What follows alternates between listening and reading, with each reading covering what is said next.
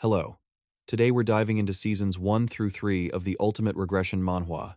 The 100th regression of the strongest player is greater than a holy angel descends upon the human world, and while everyone is mesmerized by her beauty, this man walks right through the crowd and coldly delivers a hard slap to her face. Then, he ruthlessly snaps the angel's wings in two, because he is the only one who knows that the angel before them is nothing but a deranged, murderous psychopath. In truth, this man has already been through 98 loops. In his 99th life, he became the strongest and the last one standing, wielding nothing but a scythe. But just as Ryu Min was about to enter the final challenge to end everything once and for all, the system issued a notification. The boss room requires at least 5 players to open. Since he didn't meet the requirements, he could only watch as his body began to dissolve. Yet there wasn't a hint of regret in his eyes, because Ryu Min knew exactly what would happen after his death. That familiar sound would ring out once more. Congratulations, you have successfully activated the regression badge. But he never could have anticipated what happened next. This system notification was different from all the others. His total number of regressions has finally reached its limit. This means if he doesn't succeed in this 100th attempt, he will truly die for good. What do you think, guys? Will Ryu Min complete the mission to escape this world, or will he meet his end here? Let's follow our protagonist's journey. It starts at a temple lit up with sparkling lights, with crowds of people gathered along the streets. Finally, it's time. Everyone, let's count down together when we hit 5 seconds. Amidst the bustling crowd, a young man with his hood pulled low radiates a mysterious, intense aura as he stands there, surrounded by the chanting crowd. Ryu Min looks up with an expression that shows he isn't expecting anything good to happen. Beside him, the crowd keeps chanting, 4. Seeing this, he can't help but feel tense and curses under his breath. Damn it! He looks at his own hands and realizes the truth. He's back. They are trembling with the sheer terror of his memories. He's returned to the moment right before being dragged into this hellish game. He clenches his fists. Even though he had reached the final round, the countdown continues. Ryu Min is the only one among those celebrating the new year who isn't happy at all. If he could, he'd freeze time right this second. His system interface appears and notifies him that the number of times he has used the time reversal rune is 1001. The moment has finally come where he must make a resolve. After all, this is his very last try. He doesn't need to hide himself anymore, so he pulls back his hood. I will finish this game. Ryu Min scans the crowd, searching. To do that, he needs 4 more people to reach the final round with him. Who would be the best fit to form a team? Flashback to a few minutes ago. Young Min is bored, listening to his friends cheer. We finally became adults. 2 guys in front are chatting excitedly. No more need to pretend, right? Naturally, they are as rowdy as a bunch of kids, causing the bald guy to just sigh. What should I do after graduation? Should I try delivering food? Hey, doesn't that girl look like the actress Seol Areen? Seol Areen? Where? The 2 in front keep bickering loudly, then switch to arguing about Aaron. Are you blind? The bald guy turns to ask his friend, Young Min, what are you planning to do? He suddenly speaks up. Me? He responds to the question quite lazily. Didn't I tell you? I'm going to become a gangster. His friends look at him with concern. Are you crazy? If you do that, one mistake is all it takes to get yourself killed. So, you're not going to? Hwang Young Min shrugs. Hey, I already said screw it. You only live once, right? I just want to live the way I want. On the surface, they just laugh it off. But deep down, they have the same thought. This guy is actually nuts. A total psychopath. Once I graduate, I'm cutting ties with him for good. Then, Young Min's friend asks again, so, what are you going to do about your errand boy after you graduate? He stares blankly for a moment before remembering who they mean. You mean that poor, pathetic loser who's always so gloomy? He laughs and says, I'm not letting him off the hook just because I'm graduating. The group points at him and snickers. Man, I feel bad for him. He probably thinks everything will end once he graduates. This guy is truly wicked. Young Min adds gleefully. He doesn't get to decide when this ends. I have to tease him as much as I possibly can. While they are talking, one of his friends suddenly spots someone. Wait, isn't that your errand boy? Ryu Min's figure weaves through the crowd as the voice from the speaker booms. Finally, it's time.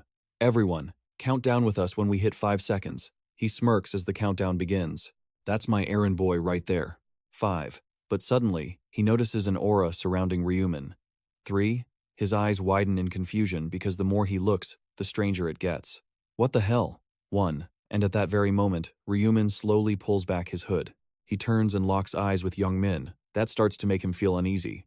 He seems different today, doesn't he? Young Min's hot-tempered nature flares up. Happy New Year. Is he crazy? Why does he keep staring at me? His friends have to jump in to intervene. Young Min, it's New Year's Eve. Just let him go. You've got plenty of time to bully him later. Because they are in a crowded place, he doesn't dare cause a scene. But he mutters, "You little jerk. I'm letting you slide today." The chubby guy in the group clutches his face, sobbing, "I'm finally an adult." People around them are calling out, "Happy New Year, wishing you the best."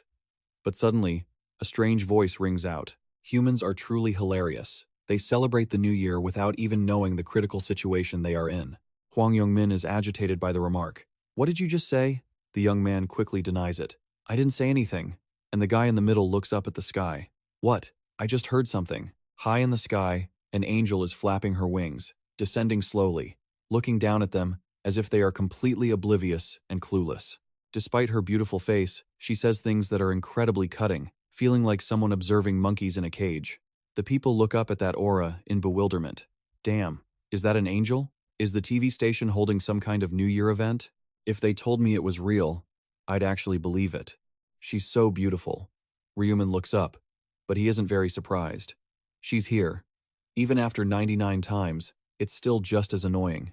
That woman gently hides her faint smile, and then she utters words filled with contempt. "You trashy humans. It seems you've all fallen for my beauty, haven't you? But don't get any strange ideas. I have no intention of associating with you, vermin." The angel looks down at them with amusement. "Since you're all reacting like that, I guess you can hear my voice." Suddenly, a middle-aged man pointed up and shouted, "Hey, what's wrong with you?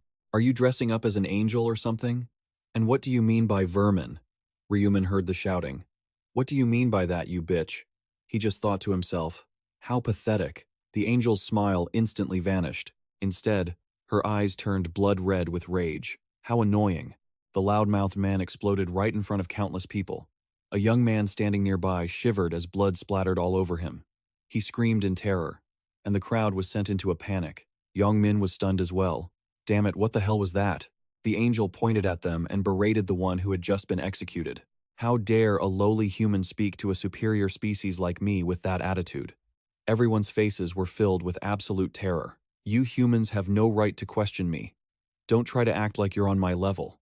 What was that sound?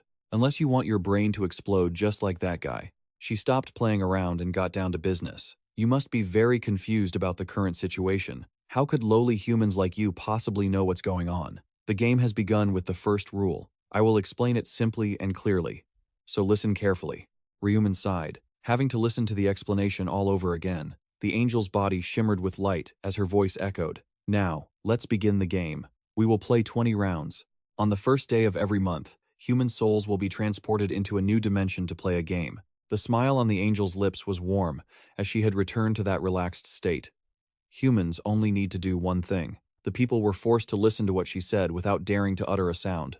That was the mission. If you complete the mission, you will be able to return to reality with a reward.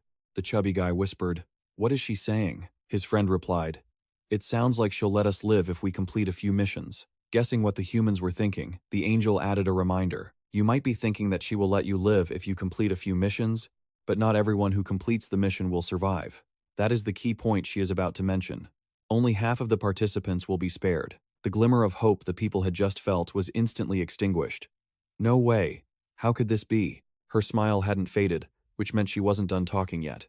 "But don't worry too much. I won't take everyone away." The crowd was noisy and chaotic, making Ryu Min sigh in frustration. "What do you mean? Hey, keep it down over there." He looked at her again, lost in his own thoughts. "Only those between 15 and 29 years old have to participate. When I got dragged into this game at the start of the year, I never thought I'd encounter it 100 times like this." A middle-aged man next to him clenched his fists in joy. "So, I'm going to live. I'm going to survive." The young man next to him clicked his tongue. Damn it. He grabbed the middle-aged man's shirt, agitated. "You're happy about surviving like that? Why are you mocking us?"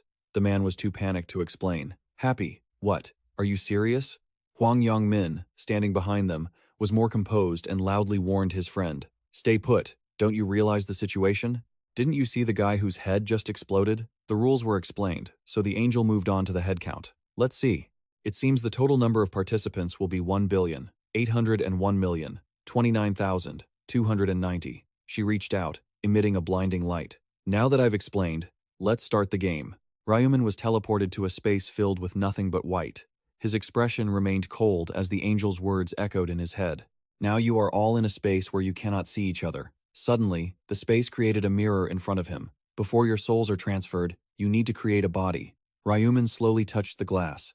Customize it however you like. You only have one chance, so choose carefully. He didn't want to waste time, so he finished quickly, doing what he always did. The reflection in the mirror gradually transformed. His nickname would be, his hair blew slightly as he chose that familiar name again. The space for the first game was created. A green, empty meadow appeared. Ryu Min's new body slowly entered the area. With a more mature face, he had the name Ryu Min above his head and thought to himself, this is the 100th time. He even flexed his arm muscles to test his capabilities. I used the same appearance. Since this is the 12th attempt, it feels like this is my actual body. Shortly after, the players were released onto the empty land one by one. Where is this place? Is this a plane? Huh? My body really changed.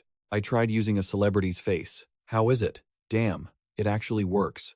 Ryu Min watched as a few guys deliberately gave themselves flashy appearances. Everyone was trying their best to look their best this time. But if you had a brain, you wouldn't do that. That girl was enjoying her glowing face, even though it was very dangerous. This world belongs to those with the strongest survival instincts. If you're too eye-catching, you become an easy target. If you die in this world, you die in the real world too. Ryu Min stopped paying attention to the others and just searched for a name. It's almost time. Yong Min stepped out with an incredibly powerful presence. There he is, Hwang Yong Min. He wasn't surprised by this choice. This time, he chose a muscular body again. It didn't take long for the angel to return. Looking at you all like this, I guess you really like your new interfaces, right? I love seeing your terrified expressions. Let's see. There are 1,802,910 people in Thotlord. That's the head count in Gang Sokyun. The people looked around, confused. 1.8 million? That doesn't seem like that many. The woman held her head and mocked them. Such lowly humans. She suddenly got angry and shouted, "You think this is the only space? Humans will be divided into different planes with different angels to proceed with the rounds. Focus on yourselves. Before we truly begin, I'll explain it simply." While she was still instructing, Ryu Min already knew how it worked. First, think of the words status window in your mind. Status window. It immediately appeared with information. Status window. Name, Ryu Min. Nickname, Ryu Min. Apprentice, level 1. Occupation, 0. Title, 0. Stats, strength +3, intelligence +3, agility +3, luck +3 points. Statistics, no skills, standard skills, special skills, none. Ancient language, additional mysterious skills, unlock at level 10, level 20, level 40, level 60, and locked at level 99. He sighed, feeling dejected just looking at it. The angel high above called down, "Have you all finished looking at your status windows?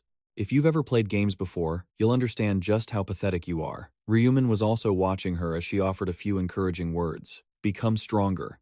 If you can survive until the end and conquer the 20th round. The angel's face darkened behind the veil covering her eyes. Not only will you be set free, but you will also be granted a single wish. And the way she teased that prospect shook countless people. A wish, really? Impossible. The angel continued. However, you must be the first to obtain it. She curled her lips into a smile. Finally, let's open your inventory and take a look inside. I have prepared a gift for you. Ryu Min thought of the keyword she pointed out and was startled as the system interface changed accordingly. Inventory. He touched the screen and read the line of information on it. One random ancient language stone fragment. A red ruby was placed in his inventory as a starting gift. As you can see, the random ancient language stone fragment is a one-time use item. You can only use it at level 1, and it is the only item you are given at the start. You can use it by holding it in your hand and thinking use. Ryu Min reached out his palm and followed her instructions. Use. The true power manifested, causing his eyes to widen in surprise. Having finished her task, the angel quickly wrapped things up. Judging by those expressions, you don't seem very happy. Whatever the result, you must accept it, as that is your fortune. She raised her hand. The ancient language imprint is complete. Now, shall we begin? The sound of her clapping echoed, signaling the nightmare to begin. The first mission was immediately distributed to the players. Round 1 mission. Each person must defeat 100 goblins in the safe zone. Participants: 1,800,000, 1,029,290. Eliminated: 900,514,645. Sector S, 45.5. Participants: 10,286. Eliminated: 5,143. The goblins were spawned and equipped with crude weapons. Only one had appeared, so the crowd was still complacent, huddled together asking each other, "Is that a goblin? It feels just like playing a game. Are we really in a virtual reality world? Were we kidnapped without knowing why to be test subjects?" The angel gently created countless other lights. "It's still too early to get excited. I haven't even summoned all the goblins yet." At this, the players grimaced in fear. Wait. Why are there so many of them? An unfair number was announced by her. 10,000 people versus 50,000 goblins fighting to the death. The moment she finished speaking, those low-level goblins opened their mouths and lunged. The newcomers were completely flustered, only able to scream, "It's running towards us! Stay away!" Amidst the chaos, the footsteps of one man approached calmly. Ryu Min walked past those who were still terrified to head toward the monsters. They tried to warn him. "What is wrong with that guy? He's walking straight toward the monster." "Wait, hold on, it's dangerous to get that close." Ignoring the meaningless chatter, his eyes glowed red, and he moved his body with precision. Ryu Min swung his leg, landing a direct kick to the goblin's head. The ordinary players gasped in shock. Whether in a group or an organization, first impressions, his actions actually had a hidden motive. It is always incredibly important. I need to leave a deep impression of myself in their minds. The goblin's face was twisted from the kick, and it flew backward. It hit the ground hard, dropping the small knife it carried as a weapon. Ryu Min immediately picked up the knife and proceeded with his planned strategy. To keep these annoying flies from bothering me, I need to show my strength. He didn't attack immediately, but paused to look up. And most importantly, the angel woman let out a delighted sound. I need to grab her attention.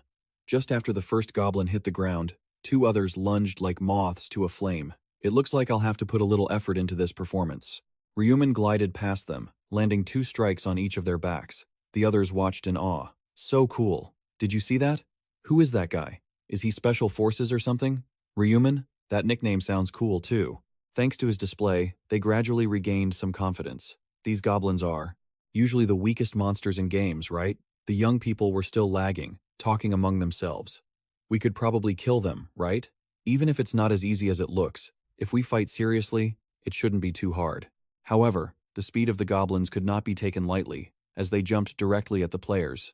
Smiling craftily while stabbing a young man, the person beside him turned pale and groaned. They had just been talking big, but now they lost their courage and scrambled away. "Help! Save me!" Behind Ryu Min, everything started falling into disarray. "They're coming again!" The slaughter continued, but the goblins were the ones with the upper hand. In this situation, no one could mistake this for just a game anymore. A woman watched in terror as a goblin plunged its blade into a restrained person. Now, only one thought could occupy their minds. Just as he had predicted, she was gasping for air, having lost all reason to the 2 words, survival. Ryu Min was too familiar with this, having predicted the players' actions. Their survival instincts surged, dominating their minds, and they all ran for their lives. He swung his arm, cutting down a goblin. I also chose that method the first time. His eyes were still on that girl, as if reminiscing about his own past. Only after the second time did he realize that running away in this barren wilderness was impossible. She suddenly crashed into a yellow barrier. When she regained her composure, she realized she couldn't pass through. What is this? Nearby, someone else was trembling, holding up a blade.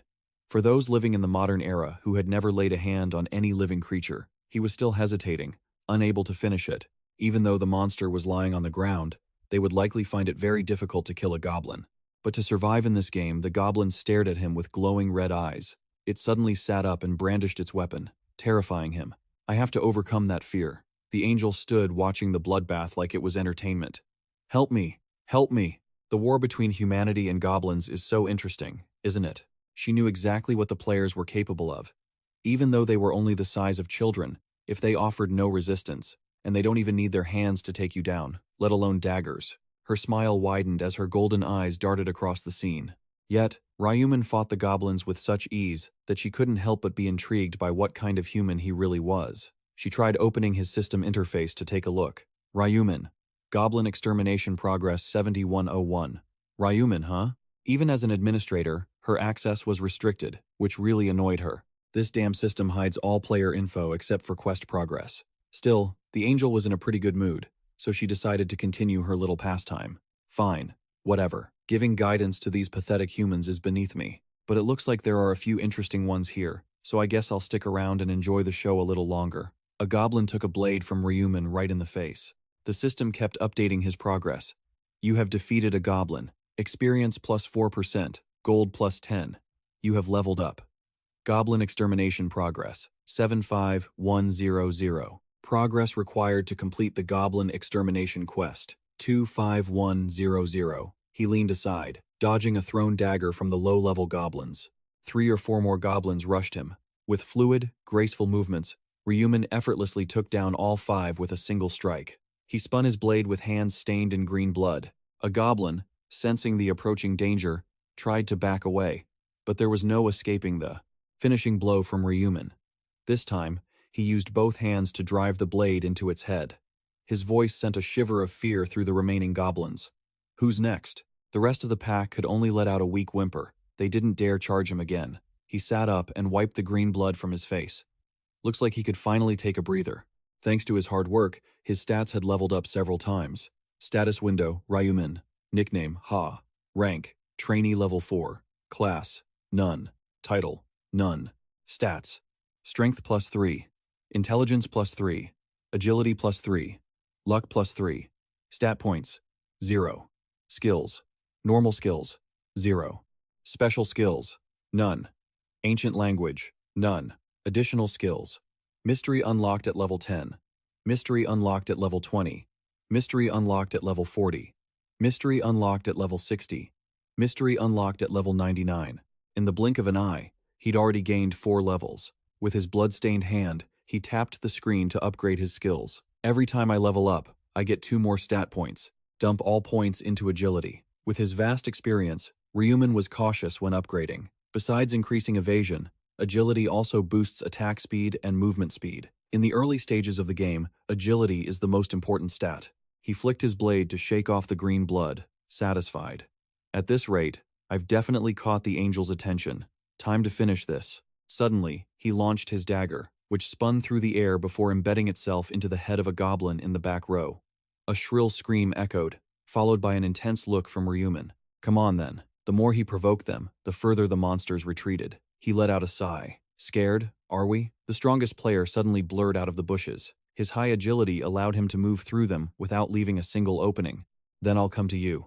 The goblin turned around in a panic, but before it could even attack, it was caught in a whirlwind strike from Ryu Min and went down. The system announced, experience plus 4%, gold plus 10.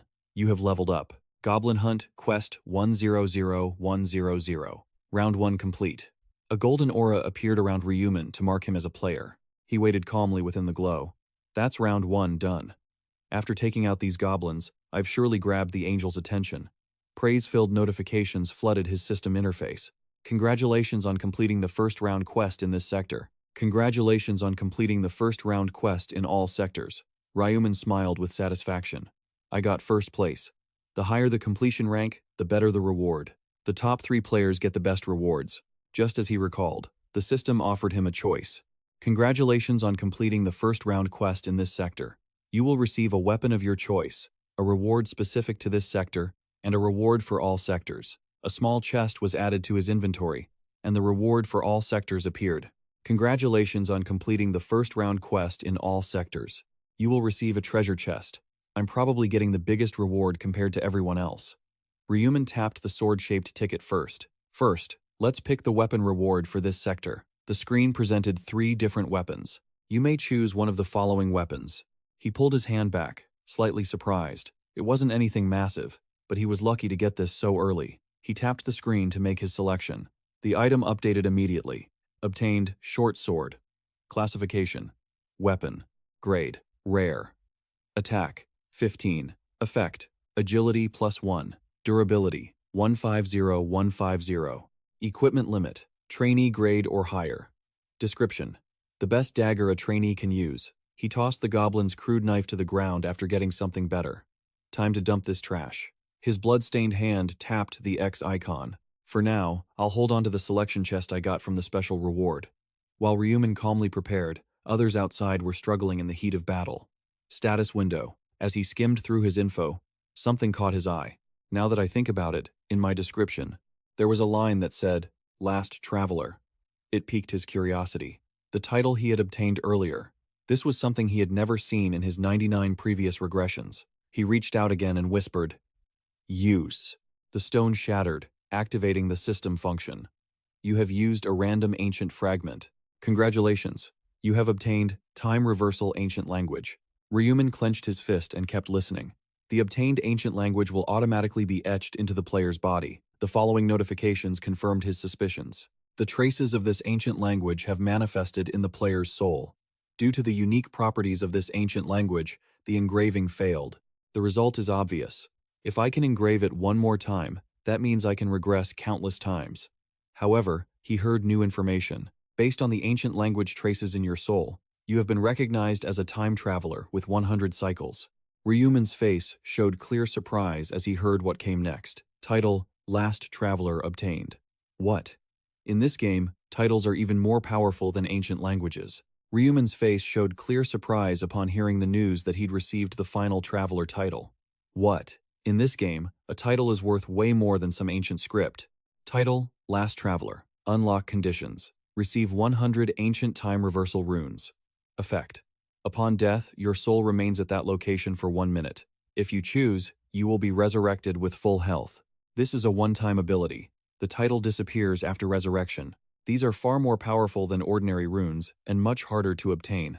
What's bothering him right now is related to the skill he just received. Besides, resurrection is an exclusive skill for priests, and even that only restores 30% of your maximum health. But rather than worrying, it only makes him more intrigued.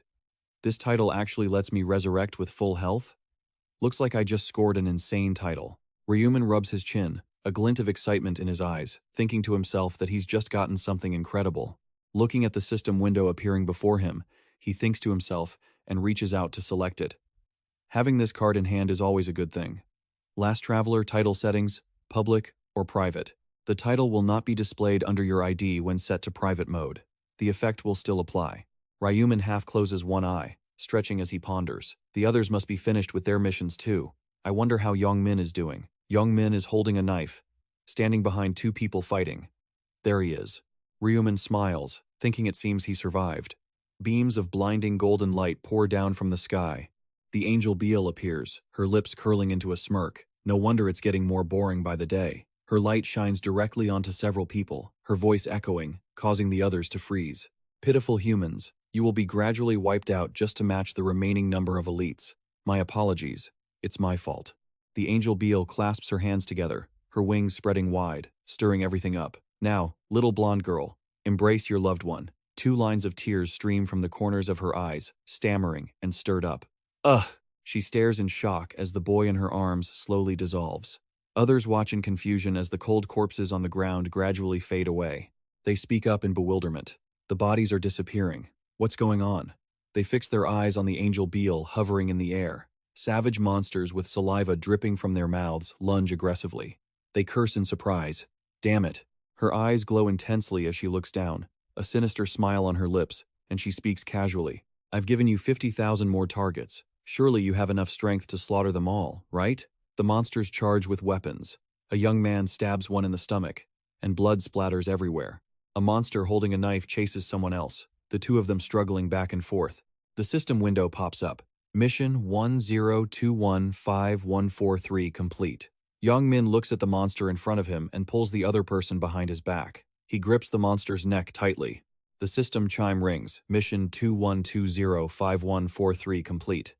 Ryu Min sits on the grass. Someone trapped inside a beam of light reaches out for help but can't get out.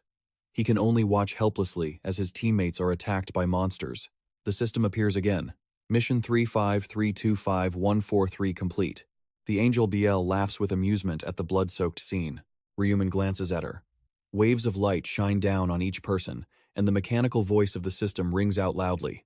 Mission 51435143 complete.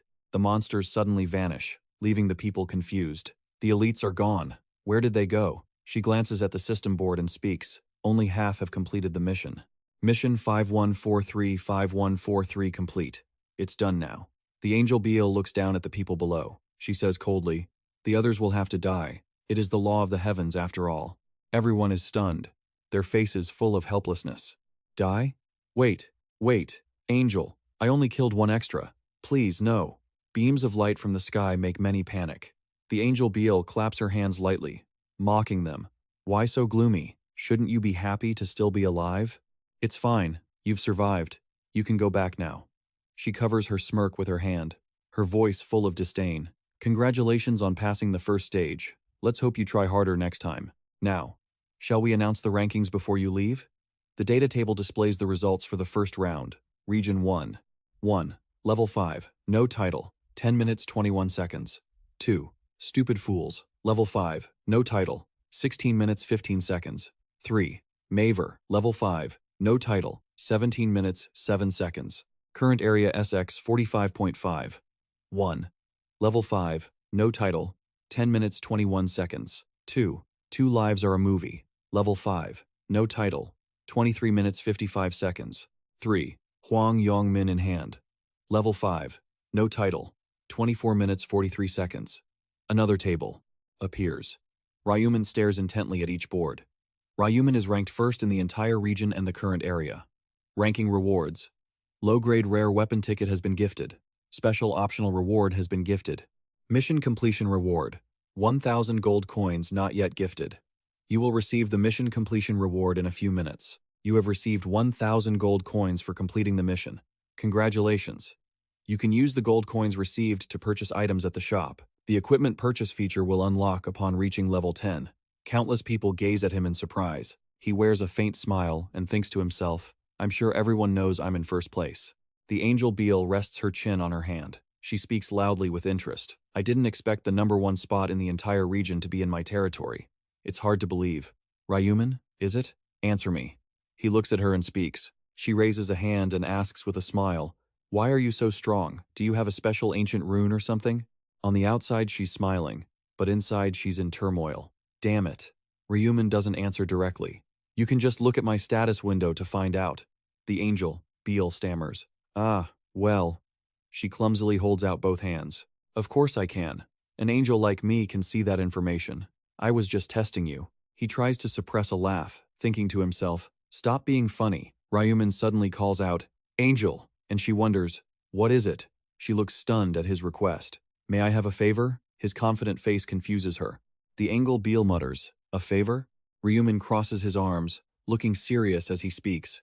It seems the reward for first place is a bit lackluster. Young Min and everyone else look at him in shock, everyone looking at Ryu Min in disbelief. The Angel Biel's face is full of rage, and she barks, What? What did you just say? He stands within the beam of light, speaking arrogantly, I hope you can give something better. She grinds her teeth in a threatening tone. Say that again. Ryu Min, completely unafraid, repeats it. I don't like my reward, so I want you to grant me something better. The space suddenly went silent, and all eyes were glued to him. The Biel's eyes lit up, and she flashed a sinister smile. A lowly human dares to make demands of me? I kept an eye on him because he was energetic at first, but now that he's killed a few goblins, he thinks he can look down on me? She reached out her hand. I'll make your head explode. Suddenly remembering that power had already been used, she angrily retracted her hand and clenched her fist. Damn it. I already used that one-time ability to kill someone. You arrogant human. Do you think I can't kill you? The Biel saw something. Wait a minute. She spoke mysteriously. Right. I know what I should give him. The Biel looked down at Ryu Min, who was standing below, and retorted. You want a better reward, huh? She descended, her feet touching the grass. I usually turn down such requests immediately, but the Biel took a step toward Ryu Min.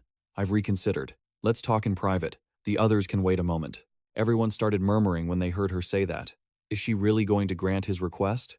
I didn't expect anyone could bargain with an angel. Should I give it a shot? I want a different reward too. It must be because he ranked first, right? Whispers echoed all around. Young Min eyed Ryu Min. He's sending me away? Just how valuable must this reward be? I'm so jealous. He looked at him with cold eyes. He was confused by that look. Ryu Min didn't explain and walked ahead to Young Min's surprise. He followed behind the Biel. She turned her head back to look at him, irritably asking, Why aren't you coming closer? Do you expect me to keep turning my head? Walk next to me, he replied. Yes. Her eyes narrowed. Her lips curled in disgust, and she thought to herself, stupid humans, they only obey when ordered. Such an unruly yet overly greedy species. The Biel turned and kept walking. And besides, why should I change what the system granted him? Meaning, even if it were possible, he shouldn't be the only exception.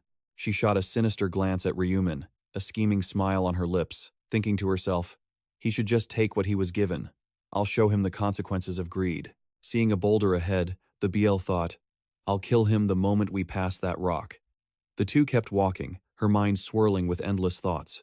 Of course, there was a high chance of trouble. If I kill a player out of personal vendetta without using the one-time ability, what if the players complain about unfairness later and start a rebellion? If that happens, the higher-ups will hold me responsible for breaking the game's rules. The Biel's feet gradually neared the boulder, so I need a place where no one is around. She wore a cunning smile, thinking without a shred of empathy, you stupid bastard. If you had just kept your mouth shut, no one would ever know what happened. The Biel turned around, looking at Ryu Min with a strange, playful demeanor, her voice dripping with seduction. You want a reward, right? Tell me, what do you want? A fist flew toward her face, leaving her stunned before she could finish her sentence. Ryu Min's strike landed squarely on the Biel's face without a hint of hesitation. Her face swelled up before she could even process it, and her eyes filled with shock. She fell to the ground, resentment boiling within her. A golden fluid trickled down the Biel's face. She reached up to touch it, utterly bewildered. What is this? Did that damn human just hit me? She jumped to her feet, her face twisted in a terrifying scowl as she glared at Ryu Min. You damn human! He suddenly vanished without a trace. The Biel was startled. Little did she know, he had appeared behind her. He's gone. Ryu Min grabbed her wings. The Biel panicked and looked back. He reached up and squeezed her throat. She screamed in terror. Wait, wait, what are you doing? Stop it. His movements were incredibly decisive. A shrill scream erupted from the Biel. She slumped to the ground, eyes vacant, mouth hanging open. Ryu Min seemed to feel nothing. He used his hands to snap off one of the Biel's wings. Coldly looking down at her, he said, Don't be such a crybaby. Ryu Min grabbed the other wing, making her shriek in agony. The torn-off wing bled golden fluid. He said indifferently, Now you can't run away anymore. The Biel gritted her teeth, staring at him. Ryu Min asked offhandedly, How is it? Does it hurt? She barked back. It hurts. Of course it hurts. A smile spread across his lips as he casually remarked, If I had waited another 5 minutes, you would have been the one asking that obvious question. Followed by that pathetic laugh of yours. The Biel sat up abruptly, glared at him, and shouted, Are you crazy, human? What are you talking about? Ryu Min lifted the two wings. A knife was hidden within one of them. He asked coldly, You were planning to use the knife hidden in your wing to kill me, weren't you? Realizing he had guessed correctly, he tossed the wings aside and answered naturally, I knew it all along. The Biel winced in pain, one hand clutching her shoulder, and shouted, You! What do you mean by kill? She retorted, stumbling over her words. I never intended to do that. Ryu Min frowned, his blood-red eyes fixed on her with an icy chill. There's no point in lying. I can tell everything just by looking at your face. Fear crept onto Biel's face, and she stammered, How? How does a human know my name? He pulled a knife from the system, his voice growing cold. Even if you knew, it wouldn't matter anyway. The Biel backed away in fear. What are you doing? Why did you suddenly pull out a weapon? Ryu Min examined the knife and countered. Still don't get it? She pointed her index finger at his face and threatened him. Are you so obsessed with having your head explode that you've gone mad? With just a flick of my finger, I could. He cut her off as if he held all the cards. What ability do you have left to kill anyone? The Biel bit her lip, silent. She still raised her voice. You. Do you think you can escape punishment? My companions certainly won't sit idly by. Ryu Min was bored by her words. Companions? My ass. Angels are nothing but a bunch of selfish brats. They don't give a damn about anyone else's problems. Whether you live or die, they won't even bat an eye. She couldn't believe it, stammering, nonsense. He stepped closer and raised the knife. Enough. Let me send you on your way. Just as the Biel stood up, she hurriedly backed away, waving her hands. Wait a second. You won't gain anything from this. He replied, I will, but you wouldn't know that anyway. She threatened him. If you kill me, you'll regret it. You won't be able to return. Ryu Min, as if he knew everything, calmly said, The system will automatically send me back once I've resolved everything. She was stunned and helpless. How? How do you even know that? The Biel made a proposal. All right, I'll give you any information you want. Give me a chance. He flatly refused. Don't bother, Ryu Min continued. If I really needed information, I would have just tortured it out of you. In this game environment, you've got to look out for your own kind. Besides, the truth is, you're nothing more than a pawn acting as a guide. Her eyes widened in shock. A pawn? The Biel raised her hands, stunned. Since when? Ryu Min lunged forward and struck her down without hesitation. A piercing scream echoed through the forest. He looked down at the Biel, who lay cold on the forest floor. She was completely gone. The system's mechanical voice chimed in. You have defeated one. The angels have confirmed that you are the first player to defeat an angel. You have been awarded the title. First Angel Slayer. The system voice echoed again. You have been awarded angel blood. And, for the first angel kill, a glass vial and a gemstone appeared in Ryu Min's hand. Just as I thought, I'm the first this time, the system announced. You have been awarded the slaughter rune for the first angel kill. The items in his hand glowed, and a golden light enveloped his body. That mechanical voice spoke again. The newly acquired rune has automatically been etched into the player's body. The system window displayed the rewards currently granted to the first player to kill an angel. Title: First Angel Slayer. Requirement: be the first to kill an angel. Effect: when fighting divine beings, all stats are doubled. The first time I knew about this reward was when I took revenge on an angel in the 13th loop. I guess this reward is limited to a single player only. Slaughter rune effect: every time you kill a target, all stats increase by 1%, up to a maximum of 100%. This effect lasts until the relevant round ends. Each reward can be compared to a unique item. Ryu Min smiled at the system board in front of him, thinking to himself that if the angels found out he had obtained a rune, they would be shocked. His eyes turned red as he lifted the glass vial, his mind full of calculations. The biggest reason I killed that angel is because of what the system displays for the angel blood. A unique grade consumable item. Effect: it can change your class to Grim Reaper. Minimum level required 10. Explanation: an item awarded to the first player to kill an angel. Only the first player to kill an angel has the right to change their class to the natural enemy of the angels, the Grim Reaper. Badges began to appear one by one. Starting at level 10, all players can obtain a class. There are 30 different classes in total, and changing them is quite easy. A blue glowing shield lay on the ground, emitting a source of spiritual power. You must obtain an item to change your class. Usually, you get these items through hunting or by completing simple conditions. The glass vial shone brightly, along with a red class icon appearing above it. But there are exceptions. That is when changing to a special class, a class given to players only under special circumstances. The red class stands above all others. And of course, those with these special classes are on a completely different level compared to normal classes. Added stats, rune leveling, skill systems, and so on. Everything is so good it's almost perfect. Ryu Min opened his system inventory. He thought to himself, I didn't even finish the first round before I came back. He continued thinking, in that case, I'll use the reward I got for finishing first in every region. The system displayed the selectable rewards. You can choose one of the following rewards. Please touch the reward you want. 1. Triple experience effect. Lasts for 2 rounds. 2. 2,000 gold. 3. Information about the second round. Ryu Min set his goal, thinking the important thing now was to reach level 10 quickly and change his class. He reached out to select a reward. The system immediately announced, you have selected the triple experience effect for the second round. It has been automatically applied. Ryu Min looked over at where the Biel was lying and fell into deep thought. This is the last time, so I have no other choice. At any cost, I must get stronger. He approached her body. A notification popped up. Round 1 finished. Total number of survivors across all regions, 900,514,645. Current region SX45. Number of survivors, 5,143. Souls will be transferred to bodies in the current dimension. May 1st, 2023. Round 2 is beginning. We will see you in the next round. Congratulations on surviving. Yang Min roared in anger. He looked at the skyscrapers in front of him, then suddenly froze.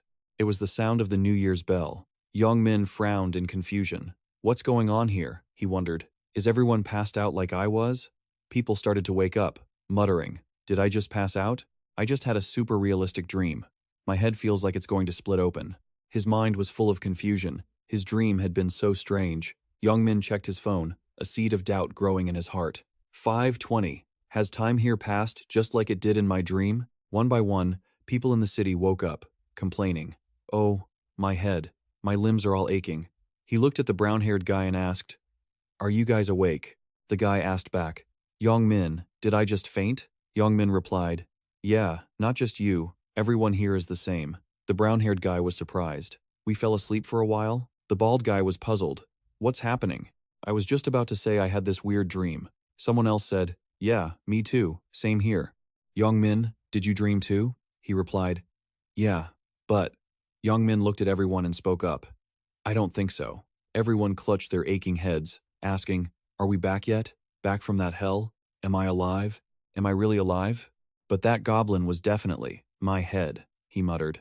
It was just a dream, people said, confused. So, was all of that real? The goblins, the first round, all of it? The brown-haired guy suddenly asked, So, are we going to be transported back there at the start of next month? The bald guy replied angrily, Damn it all. Looking at the guy opposite who hadn't woken up, Young Min wondered, Hey, why isn't this guy waking up? The bald guy was confused. I'm wondering the same thing. The brown-haired guy called out, Hey, Kim Tae-sik, wake up. He reached out and touched the person lying still. Hey, wake up. As Kim Tae-sik was turned over, his face had turned completely blue. The brown-haired guy panicked and held his hand to his nose. No way. His hand started to tremble even more. The brown-haired guy panicked. Damn it. He's not breathing anymore. I can't feel a pulse either. Young Min was stunned. Kim Tae-sik. Is he dead? The brown-haired guy went pale. It can't be, right? Did he die because he couldn't survive in the game? The bald guy went pale too. How could this be? He looked at the other people still lying motionless. So, all these people who didn't wake up. Hwang Young-min scanned the chaos in front of him, wondering to himself, Are they all just corpses now? The bald guy struggled to his feet, speaking in disbelief. This is absurd. Only half of them survived. Will the next round be like this too? Hwang Young-min's face darkened. His hands trembled as he thought, This is absolute madness. Watching this string of events, Hwang Young-min's mind began to spiral. Doesn't this mean that even if we were born at different starting lines, everyone is now on equal ground?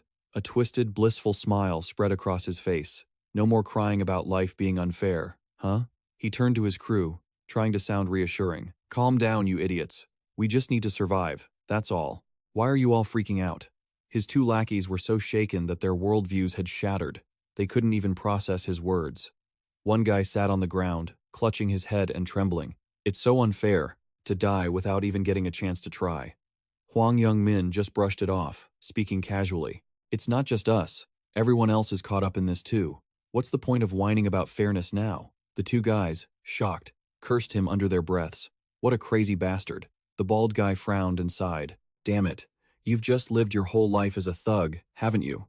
So, naturally, you wouldn't feel like you're losing anything, even if you kicked the bucket here. Hwang Young-min ignored him, eyes sweeping the area. I'm different. I've still got plenty I want to do. Seeing this, the guy asked, Looking for someone? Hwang Young-min answered nonchalantly, I don't see that damn brat anywhere. The bald guy asked, You mean your errand boy? Hwang Young-min wondered to himself, Why can't I see him? Where the hell did that little brat go? He was sure he saw him in that direction before passing out. Don't tell me he couldn't even clear the first round and died in some ditch?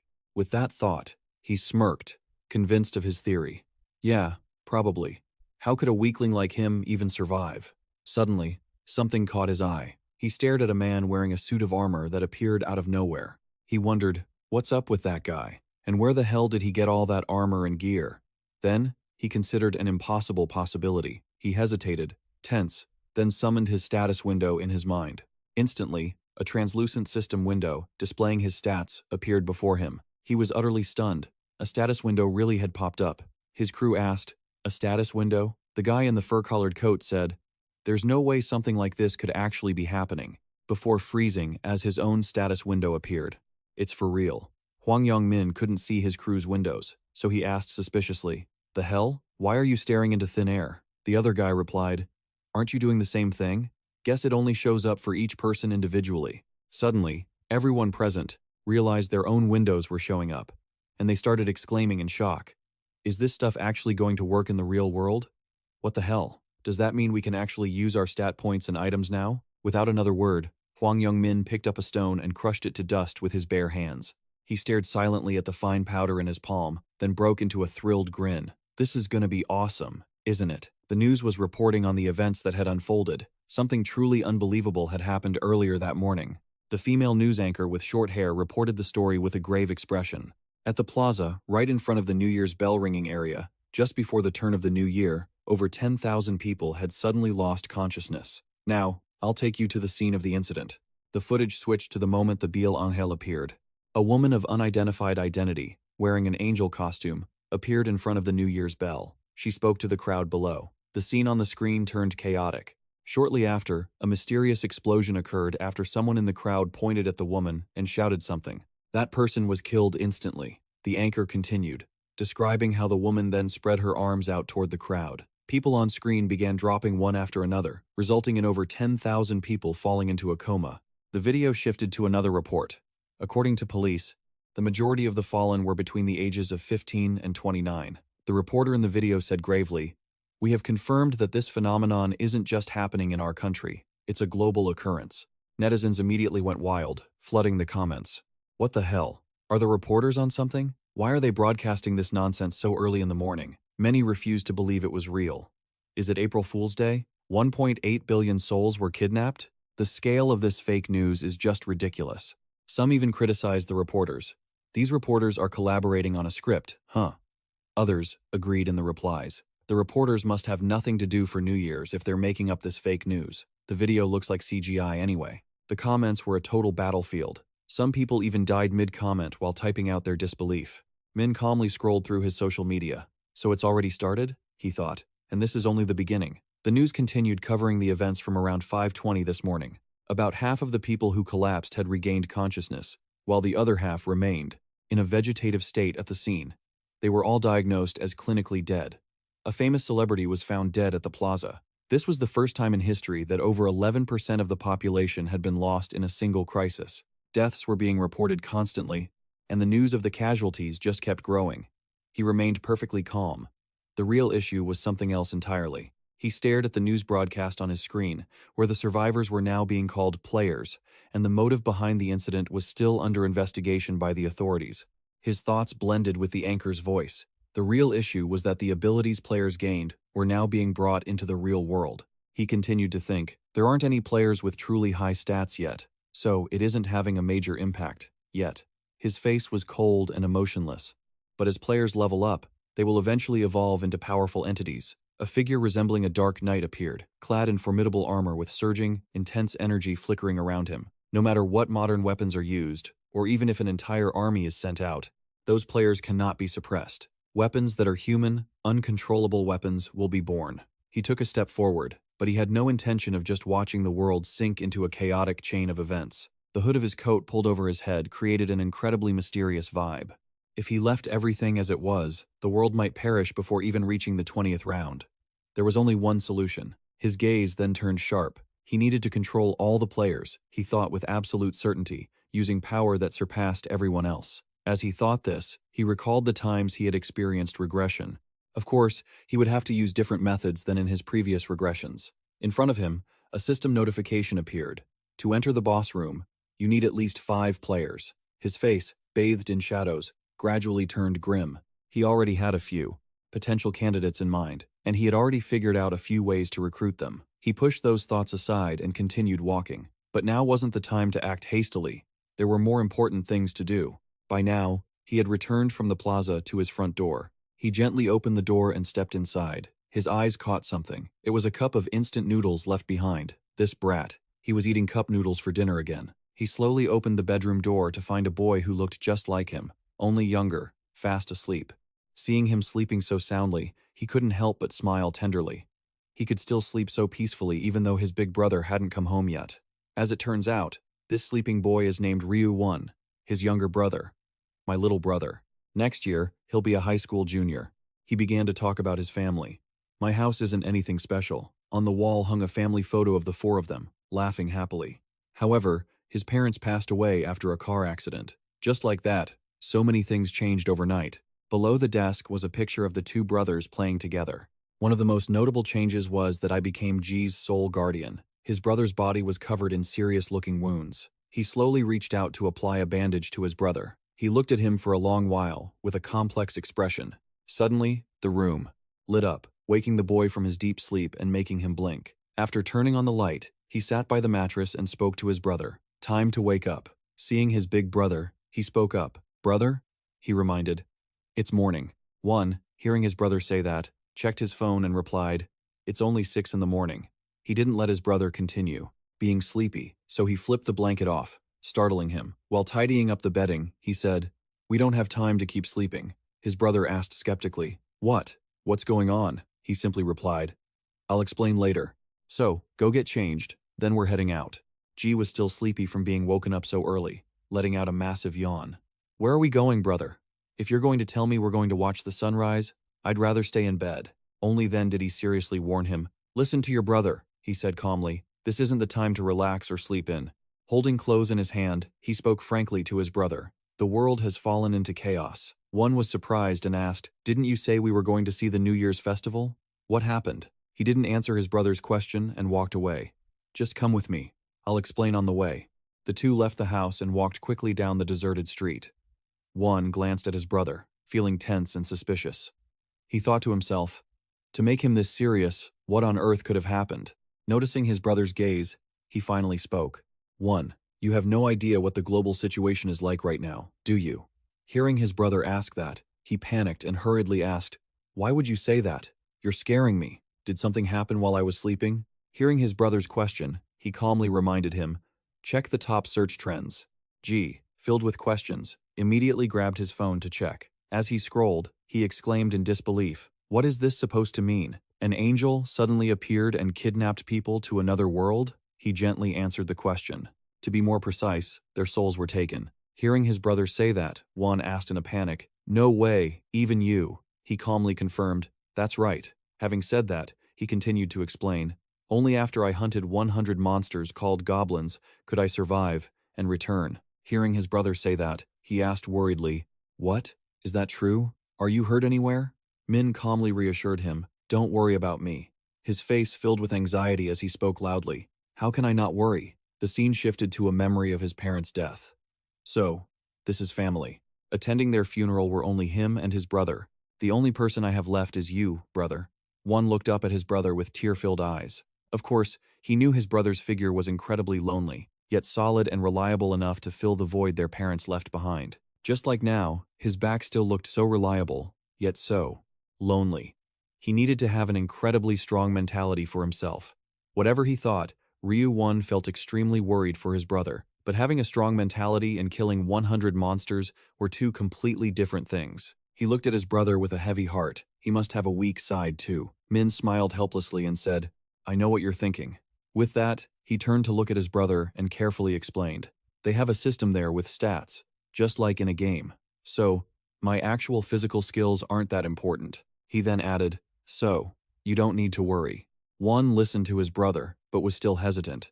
If that's the case, then, but he still spoke very patiently. If you saw me in the future, you probably wouldn't think like this anymore. Hearing his brother say that, he asked confusedly, What do you mean? He didn't answer his brother's question immediately, but smiled and said, If you want to know, just follow me. At this point, Ryu Min, wanting to understand everything clearly, became stubborn and uncompromising. I don't want to. Unless you tell me where we're going, I'm not taking another step. Hearing his younger brother, he stopped in his tracks. Perhaps it was just out of concern for his big brother.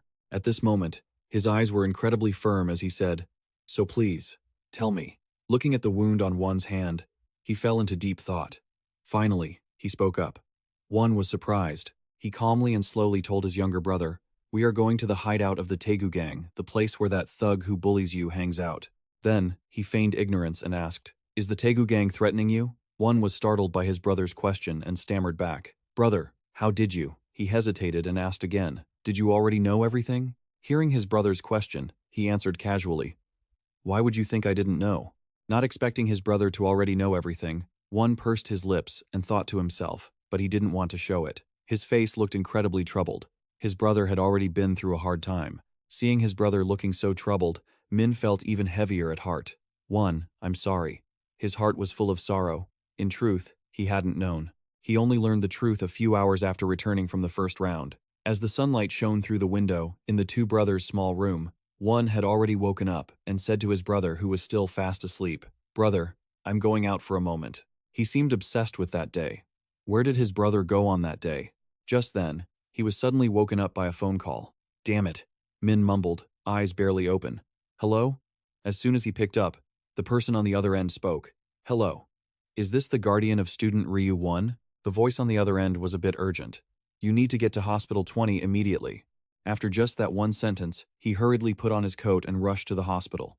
The result of that dark day was that his brother had been blinded after the Taegu gang beat him. One, his body covered in wounds, sat leaning against the wall in pain, feeling foolish and weak. Blaming himself, he clenched his fists tightly. "I couldn't protect my brother." He was filled with regret and kept apologizing in his heart. "I'm sorry, brother, I'm sorry." Finishing his painful memory, one now stood in front of his younger brother, vowing to himself, "No one will ever bully you again, no one." The scene shifted to another place that looked rather run down. A foot appeared out of nowhere and kicked a man in the chest, making him cry out in pain. The blonde guy, who seemed to be the boss of this place, shouted, "Are you guys trying to die?" He pointed at the three guys groaning opposite him. "Didn't I tell every one of you to bring 200,000 here?" Not getting the answer he wanted, he continued to yell.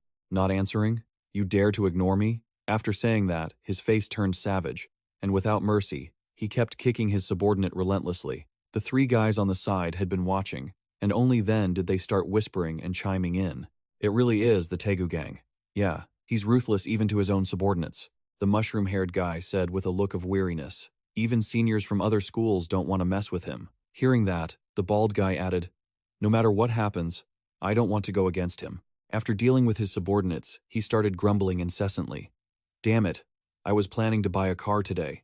These useless losers make it impossible to get anything done." His eyes glared as he asked the three guys, "Hey, do you know anywhere to make some money?" The mushroom-haired guy was caught off guard and hesitated. "A place to make money?" Taegu replied, "Yeah, think fast." His underlings started to think tensely under his pressure. Finally, the bald guy came up with an idea. He was nervous but tried to look calm as he smiled and said, "There's a guy, the errand boy you use." Taegu had him describe the guy carefully. "That tall guy with short hair, why haven't you called him yet?" Hearing that, Taegu broke into a sinister smile. "That Ryu 1 guy? I was planning to call him today."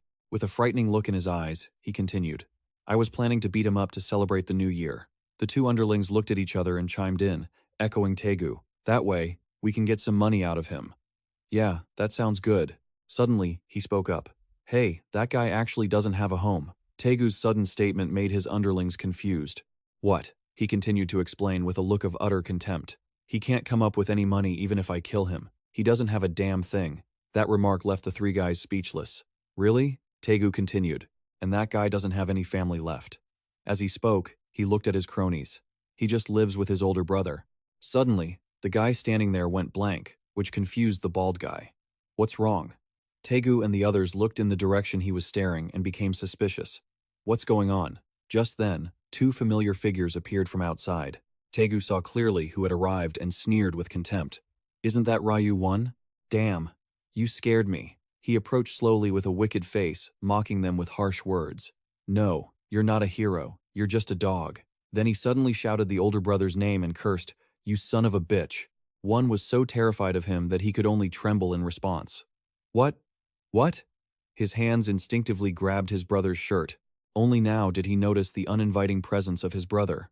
"What? Who's that? His face is really annoying," he asked arrogantly without a shred of courtesy. "Hey, who's this dog with you? Did you bring another errand boy because you were lonely?" One hesitated when he heard him ask. He didn't wait for his younger brother to introduce him. Instead, he laughed provokingly and said, "I'm Juan's older brother." He asked suspiciously, "You?" Even then, he didn't fear death as he threatened Juan. "Didn't I tell you to keep your mouth shut, and now you're disobeying me?" He cracked his knuckles and said confidently, "You're dead today, and your brother too." Then he glanced at his underlings and signaled them. The bald underling among them rolled up his sleeves and said like a thug, "The sun is rising in the west." "Now even an errand boy dares to go against the Taegu gang," the lead underling asked smugly. "Hey, is your brother good at fighting?" He waved his hand back and forth, intending to insult the older brother's height, and smiled crookedly. "You dog, wanna run?" Without another word, his brother swung a direct punch straight into the guy's face. The guy took the punch head-on and collapsed to the ground, which stunned the underling behind him. He didn't learn a single lesson from his predecessor and angrily swung a punch, rushing forward. "You son of a bitch." His punch was fast, but it was easily dodged. Immediately after, he landed a punch that knocked the second guy out. This punch sent him flying backward. The rest of them rushed forward together, but he swung 2 punches with incredible speed into their faces. "You dog! You dare! Die!" Seeing his underlings get taken down so easily, Taegu was shaking with anger. He gritted his teeth and wore a cruel smile, but inside, he was cursing them as trash. He assumed, looks like he learned boxing somewhere, and ultimately felt extremely smug about his own fighting abilities. He gritted his teeth in a cruel smirk, though in his heart, he thought, what trash. He made a self-righteous assumption. Looks like he learned to box somewhere, and now he's all high and mighty about his fighting skills. "You really think you can take me on with just that little bit of skill?" he asked, keeping his calm, mocking smile while calling out to Ryu. He shoved his hands into his pockets and strolled toward him. "Guess you think you're pretty tough just because you know a few moves, huh?" He loomed over him, a head taller, his eyes full of malice. "But did you never learn that physical conditioning is key in boxing?" Ignoring his taunt, Ryu countered with a question of his own. "Haven't you been watching the news?" The guy's face twisted in confusion. "What news?" Seeing Tegu's reaction, Ryu sighed, frustrated that the guy was completely out of the loop. That annoyed Taegu so much he snapped and threw a wild punch. "What news, you son of a bee?"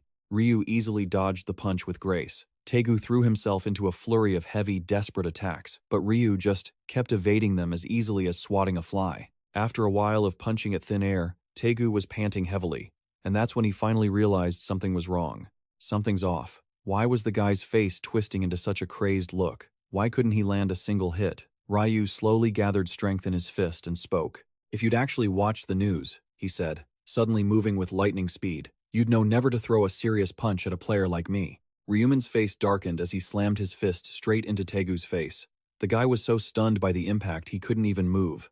It took him a long second just to process what happened. "You!" Taegu roared, lunging forward again in a blind rage. But there was nothing in front of him. No one was there. Where did he go? Taegu spun around, panicking. No way. Suddenly, he took another punch square to the face. He clutched his jaw, shouting in fury, You dare hit me!" He stared in shock as a tooth rattled out of his mouth. Taegu screamed, pure hatred in his eyes. "I'm going to kill you!"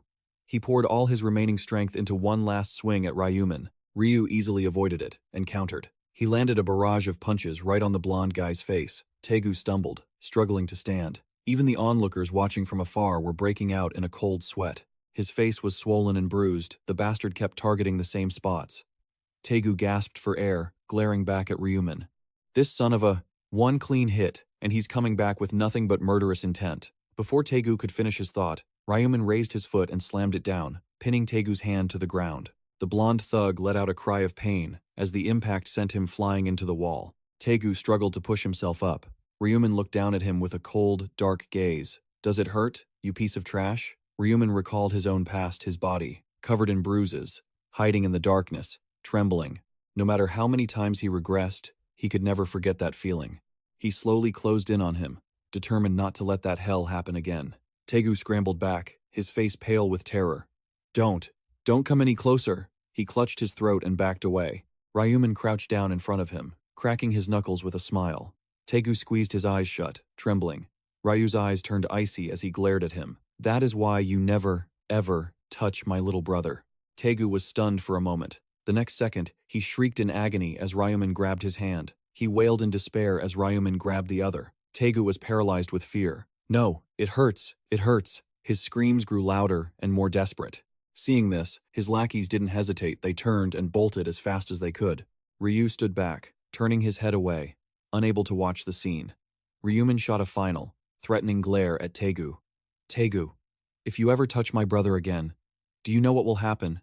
"Yes," Taegu whimpered, kneeling on the ground. I know. I won't do it again." Ryu Min's expression softened back into a friendly smile. Good, but his actions were the exact opposite of that angelic mask. He snapped the guy's remaining hand. "I'm just teaching you a lesson so you don't repeat your mistakes." Taegu begged, sobbing. "No, please, stop." Inside the abandoned warehouse, the sound of bones snapping echoed along with the pained screams. Ryu followed behind Ryu Min, calling out to him. "Brother, You're usually so kind and gentle. You shouldn't be doing things like this. How could you do that? Since when did you learn to fight? Ryu Min smiled at his brother. Didn't you notice? Players can use their skills in the real world too. Ryu looked confused. How? Ryu Min focused, and a golden light flickered from his hand. Pop. A small knife appeared out of thin air. Ryu's jaw dropped. He shouted in pure excitement. A knife just appeared out of thin air. Ryu Min beamed at him. Cool, right? You'll be able to summon weapons you've acquired just like this eventually. Ryu asked. So that's how you moved so fast earlier too? That guy couldn't land a single hit on you. Ryu Min replied. Exactly. My agility stat is 11. Ryu was still puzzled. Agility? You mean like the stats in a game? Ryu Min nodded. Yeah. An average person usually only has 3 points. A professional athlete might get up to 10 in agility. Ryu had a million questions. What would happen if he leveled up? Ryu Min couldn't say for sure. How would I know? I haven't reached that point yet. He lied, his expression turning dark. He remembered the past his little brother locked in that pitch-black room. I can't reveal that I'm a regressor. Back in his 11th regression, Ryu had been kidnapped by another player. He thought bitterly, I've settled the score, but I never want him to be humiliated because of me again. Ryu Min looked back at Ryu, his resolve hardening. I have to be ready to protect him no matter what comes our way. I have to. Suddenly, his brother's stomach growled. Ryu looked embarrassed. Ryu Min offered with a smile. Let's go eat. You're hungry, right? Ryu nodded. Yeah. They walked to a nearby convenience store. Inside, the two brothers started picking out some food. Ryu called out to him. Where are you going? The instant noodles are here. Ryu Min waved him off as he headed toward the ATM. Just a second. Wait for me. He inserted his card into the machine. Ryu Min looked at the screen. This is all the money I've managed to save up until now. The balance on the screen showed 133,201. Ryu Min held the cash he withdrew, showing it to his brother. Ryu looked at the money in shock. You withdrew that much? Ryu Min pocketed the cash, saying, I need to pick up a few things. He pointed at the instant noodles and sausages. From now on, we're going to eat properly. Ryu hesitated. These things? He looked at the price tags on the shelf, sweating a little. Brother, everything here is over 5,001. Ryu Min didn't care. It's fine. Pick whatever you want. He smiled and looked at him. It's the new year. Are you really planning on eating nothing but ramen? Ryu was hesitant, hating to spend the money. I know, but that costs so much money. Brother, Ryu Min urged him on. It's okay, just pick something quickly. Ryu happily grabbed a snack. Then I'll have this. Spicy beef jerky, brother. Ryu Min looked at him, his eyes sparkling with excitement. I want to eat this, too. Looks delicious. Doesn't it? Ryu Min pointed at the high-end restaurant sign and said, Let's treat ourselves to a nice meal every once in a while. How about some Hanwoo beef? Ryu Won felt it was more than enough and didn't want to waste money. Why do you have to do that, brother? This is already too much for me. Ryu Min looked at his younger brother with a gentle gaze. Just wait a few more days, and I'll make sure you get so much meat, you'll get sick of it. Hot steam rose from the meat container. Ryu shoved a spoonful of rice and a piece of meat into his mouth. Ryu's eyes sparkled in amazement as he covered his mouth, mesmerized by the taste. This is so good. Ryu Min watched his brother happily from the side. Really? Eat up then. Ryu looked at him, curious. Brother, thank you so much. Where are you going? Ryu Min stood up. Wait a sec. He walked away, and Ryu watched him leave. Suddenly, Ryu Min returned, holding a black pen, and slammed it down on the table. Ryu stared blankly at the pile of lottery tickets on the table, speechless. Hold on. You spent all that money just to bet on these? Ryu Min answered confidently. Exactly. Ryu sat there, looking anxious. Wait. How many tickets did you buy? But Ryu Min remained calm and happy, looking at his pile of tickets. 20. Ryu screamed in panic. What? Why would you spend 100,001 on the lottery? You don't even know if you'll win anything. Ryu Min looked mysterious. Just wait and see. Ryu broke into a cold sweat over his brother. What? What are you doing? Ryu looked at the lottery tickets, growing more panicked. And why did you choose the same numbers over and over again? Ryu Min replied, You ask why. He looked at his brother with absolute confidence. These are the winning numbers. The two of them went back home and turned on their phones to watch the lottery draw. We are now beginning the draw for the 1049th lottery. Ryu turned pale and broke into a cold sweat. We're doomed. We just wasted 100,001. The drawing started. Here comes the draw. The signal rang out. Ryu felt bored and regretful about the wasted money. We could have bought something much better to eat with that cash. Ryu Min, uninterested in his brother's complaints, reminded him, "Can you stop biting your nails?" The sound of the lottery balls rattling echoed. "The first lucky number is 3. The second lucky number is 18. Ryu froze. He was stunned as the announcer said the third number was 9, the fourth was 38, and the fifth was… Finally, the winning number sequence appeared on the phone screen, matching the numbers on the lottery tickets below. "We will announce the numbers for the 1049th lottery again. 3, 18, 9, 38, 21. The bonus number is 5. Ryu shouted in complete shock. "Are we crazy? We won the first prize." He looked at his brother with teary, sparkling eyes. "Brother, pinch my cheek, please." Ryu Min teased. "Do it yourself." Ryu couldn't believe it and asked to be sure. "This isn't a dream, right?" Ryu Min smiled and teased him. "Do you prefer it to be a dream?" Ryu shook his head vigorously. "No. Why would I want that?" Ryu Min laughed happily. "Don't worry, it's not a dream." Ryu asked one more time. "It's really not a dream, is it?" Ryu Min affirmed it firmly. "I told you, it isn't." Ryu held the winning tickets in his hands, cheering with joy. Ryu Min signaled him to be quiet and lowered his voice. "The neighbors might hear us." Ryu Min stopped. Ryu Min smiled at his younger brother. "Are you that happy?" Ryu confirmed. "Of course. Aren't you happy, brother?" Ryu Min nodded. "Of course I am." He thought back to the past, remembering how he, too, had screamed like this the first time. In Ryu Min's memory, both brothers were standing there, amazed, laughing brightly. We won the lottery, brother." It felt like a dream. But after repeating it so many times, it became just a normal event. "I need to make money quickly after every regression," he thought. But the happy times didn't last long. Over 900 million people had died, and the economy had plummeted. The times were changing, and hardships were piling up. The items exchanged between players, things that would become valuable in the future, all had to be bought with cash. Ryu stared at his brother's pile of lottery tickets. "I never expected us to actually win. I wonder how much the prize is worth." Ryu Min rested his chin on his hand. Who knows? He estimated that winning this much would be enough to shake the world. The scene shifted to a beautiful, sunny day in front of the Manhwa Bank. Ryu Min walked in slowly. "I don't have to worry about anything anymore after winning the lottery so many times," he thought. He went to the bank counter and called the employee. "I'm here to redeem my winning tickets." The employee smiled and congratulated him. "I see. Congratulations, sir." He looked at Ryu Min, thinking, "Did he win the lottery? He looks like a student." He got down to business. "Could you tell me where you bought these tickets?" Ryu Min replied, "The GS-24 branch in Yonhui." The employee jumped in surprise. "What?" He thought silently. "The Yonhui GS-24 branch is?" He remembered what his coworkers had said. "Did you hear? There were 115 winning tickets this time." "What? 115? That many?" The other coworker added. "That's insane. But the craziest part is that hundreds of those tickets all came from one place." The employee stared in awe. "Don't tell me one person bought all those tickets." He remembered his coworker's warning. "Whatever, if anyone says they bought tickets from the Yonhui branch, call the bank president immediately. They're a VIP." Returning to reality, the employee was a bit distracted. Ryu Min spoke up. "Excuse me?" The employee said awkwardly. "I'm sorry, but could you wait for a moment?" Ryu Min agreed. A short time later, an older gentleman appeared and thanked him for waiting. He greeted him, shook his hand, and introduced himself. "I am Gon Junho, the president of Manhwa Bank." Ryu Min shook his hand and introduced himself in return. Gon Junho congratulated him. "So, you're the lottery winner. Congratulations." Ryu Min replied, "Thank you." The president smiled, hinting he wanted to chat. "Why don't we go somewhere quieter?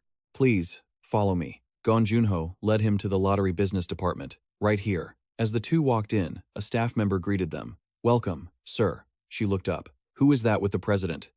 "His son?" Gon Junho gestured and introduced him. "He is a VIP customer here to claim his prize. Please ensure he is as comfortable as possible." The blonde staff member with a ponytail looked at Ryu Min in astonishment. A VIP. So he's the one who won with 100 tickets. The president turned and said, "Go ahead and look around now." He smiled. "Is that okay?" "Yes, thank you, sir." The staff member tried to calm herself down. "Stay calm." She smiled and got to work. "Welcome, sir. Please, have a seat right here." The blonde staff member leaned in and asked politely, "Would you like something to drink?" "We have coffee, tea, and juice." Ryu Min just wanted to claim his prize and go home. "I'm fine. More importantly, I'd like to claim my prize." She sat at her desk and asked, "I see. Well, first, I would like to verify the winning tickets, sir." Ryu Min produced a stack of winning tickets.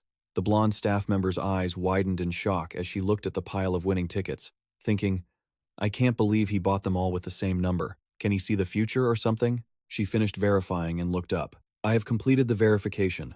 All of them are indeed first prize winning tickets. Ryu Min got straight to the point. So, how much will I receive? She broke into a cold sweat. He sat there, emotionless, listening to the total amount he would be receiving. Well, sir, the prize is approximately 22.5 billion won. Ryu Min sat there, calculating that after taxes, he would have about 15 billion won left. Everything moved quickly after he claimed his prize. With the money in hand, I started executing my plan. The first step was finding a new place to stay. After buying the house, I'd invest a chunk of the money into stocks. And that very night, I opened a brokerage account. Bitcoin is going to jump about 500% next month, assuming I choose to invest in stocks after growing my capital through Bitcoin. And today, both of us moved into our new home. Ryu Min asked, Hey, Won, what do you think of the new place? Do you like it? Ryu Won was thrilled. Of course, it's beautiful. I've never seen a house this big and nice. I have to take a picture. Ryu Min still felt it wasn't quite enough. He actually wanted something more spacious and impressive. This is the best place we could move into right away, though. The security is great, too. Ryu Won turned around, puzzled. But hey, why are you paying rent? With that much money, shouldn't we have just bought it outright? Ryu Min dropped a bombshell. I don't have that much money left. Ryu Won froze in his tracks. Ryu Min proudly added, I've already invested over 1 billion into Bitcoin. Ryu Won was dazed, unable to process it. What did you say? The two had completely different reactions. Ryu Won's face turned pale and rigid, while the reckless Ryu Min calmly went to comfort his brother. I know what you're thinking, but I didn't do anything brainless, okay? Ryu Min draped his arm over his brother's shoulder, confident. I can always make more money from the lottery. I've already seen 4 more numbers in my dreams. Hearing that, Ryu Won's eyes sparkled, thinking he'd only ever heard rumors about people dreaming of winning numbers before. He grabbed his brother, shaking him back and forth. Hey, you remember them all, right? Don't forget them. Remember, you didn't, right? Ryu Min's head was spinning from all the shaking. You're making me dizzy, Ryu Min smirked to himself, thinking there was no way he'd forget after doing it countless times. Ryu Won was getting a bit worked up. Sorry, I'm sorry. Ryu Min turned toward the door and said, Let's go grab some dinner, get ready to head out. Ryu Won was confused. Head out? Where are we going to eat, brother? Ryu Min smiled brightly at him. Didn't I tell you? We're moving today. The scene shifted. A fist smashed into a wall, shattering the brick and stone. A guy in a blue jacket, looking absolutely furious, was taking his anger out on the wall next to him. Hwang Young-min grinned deviously, thinking to himself, I knew it was the right call to dump all my points into strength. He raised his fist and struck again. Furthermore, Hwang Young-min pounded the wall repeatedly with excitement. I've also got the power rune, which doubles my strength. I really got lucky with that random rune. He laughed loudly, staring at the dents in the wall, thinking, I bet even Tyson would be jealous of this punch. Hwang Young-min's face darkened as he clenched his fist so hard his veins were bulging and shaking.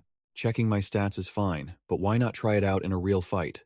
Hwang Young-min pounded on the door while screaming like a madman. He was fuming that there was no response. That jerk can't be dead yet. How is he not picking up his phone? His expression grew increasingly sour, his eyes bloodshot.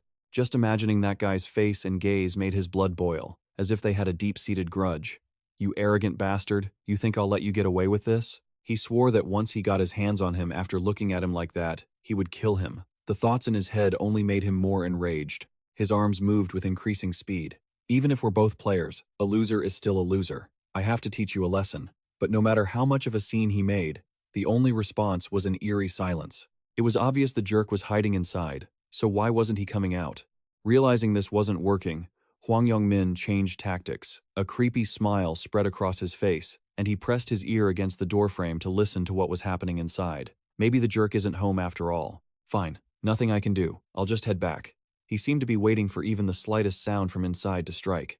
You breathe, and I'm going to tear this door down. Just then, he suddenly heard someone call out, Hey there, student. He turned to see some middle-aged man standing there. Judging by the man's expression, he was quite annoyed to have someone causing trouble so early in the morning. What are you doing in front of someone else's door? Hwang Young-min was extremely rude to his elder. Why do you care, old man? Are you the landlord or something? You guessed it. I am the landlord. The direct answer caught Hwang Young-min off guard. He got back to the point. So, what are you doing? Here to meet a friend? The definition of the relationship made him pause for a second. A friend. The thought immediately sparked an idea, and he decided to use this angle to fish for information about Ryu Min from the landlord. Yeah, a friend. Could you open the door for me? I've lost touch with my buddy. If you could just open the door. The landlord interrupted him. Oh my. He then calmly added, looks like your friend ditched you. The room is actually vacant now. The student who lived there already moved out. Hwang Young-min was stunned and hurriedly asked, what? Since when? Where did he go? The landlord didn't know either. He just moved out today. I have no idea where he went. As soon as he heard this, his hand subconsciously curled into a fist as the fire in his heart flared up. That bastard. He ran away without saying a word. Looking at the building outside, entirely covered in glass, Ryu Won couldn't help but exclaim, it's so tall. He had never been here before. Everything seemed incredibly foreign. He couldn't stop staring, especially at the revolving doors at the entrance.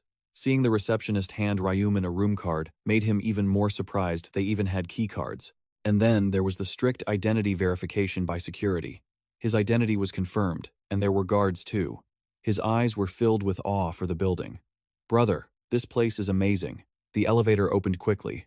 Ryu Min called to him, let's go. Coming. Stepping into the apartment he rented, Ryu Won felt even more overwhelmed. How big is this place? Ryu Min, on the other hand, acted like it was no big deal. About 330 square meters, he said, a number that truly shocked his brother. 330? That's way too wide. Isn't it a bit too big for just the two of us? Ryu Min simply thought that, since they had plenty of money, it should be at least this big. So, how much was the contract? Ryu Min thought for a moment. The deposit is 500 million, and the monthly rent is 22 million. The more he heard, the more Ryu Won felt dizzy. 22 million in monthly rent. Just a few days ago, he was worried about whether spending 5,000 at a convenience store was a waste. Thinking of that, he couldn't help but suggest, brother, I think this place is too expensive. Shouldn't we move to a cheaper house? It would be better, right? He didn't know that for Ryu Min, price wasn't the issue.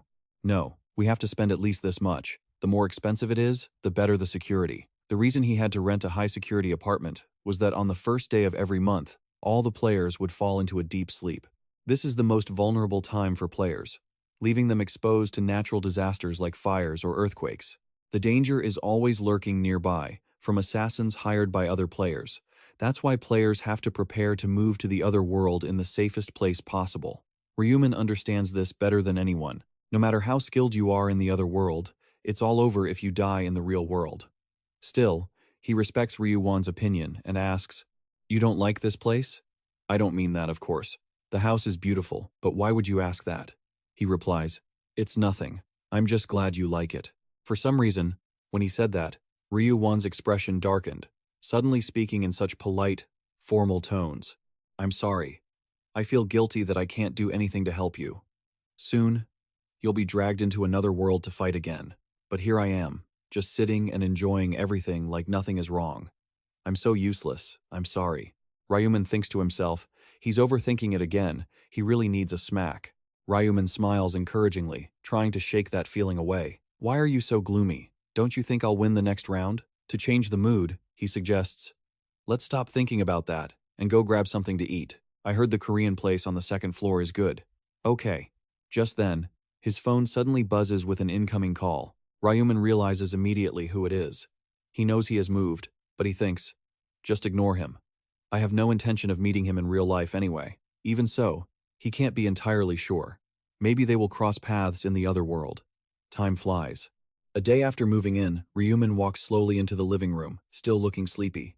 Seeing Ryu Won standing there, dressed up, he asks curiously, whoa, where are you going? Hearing his voice, Ryu Won looks up and greets him. You're up? I ordered some rice cakes, so I was planning to go pick them up. Still groggy from waking up, Ryu Min is a bit confused. Rice cakes? A second later, he realizes rice cakes? That doesn't seem like something he's done before. Of course, regressing to the past doesn't guarantee everything will stay exactly the same, but it feels like this is the first time he's gone out to buy rice cakes, right? This thought makes him curious. Why are you buying rice cakes? Ryu Won explains happily. We just moved in, so we should give them to the neighbors. Isn't that just being polite? Ryu Won's thought makes Ryu Min nod in approval. Being a good neighbor isn't such a bad idea.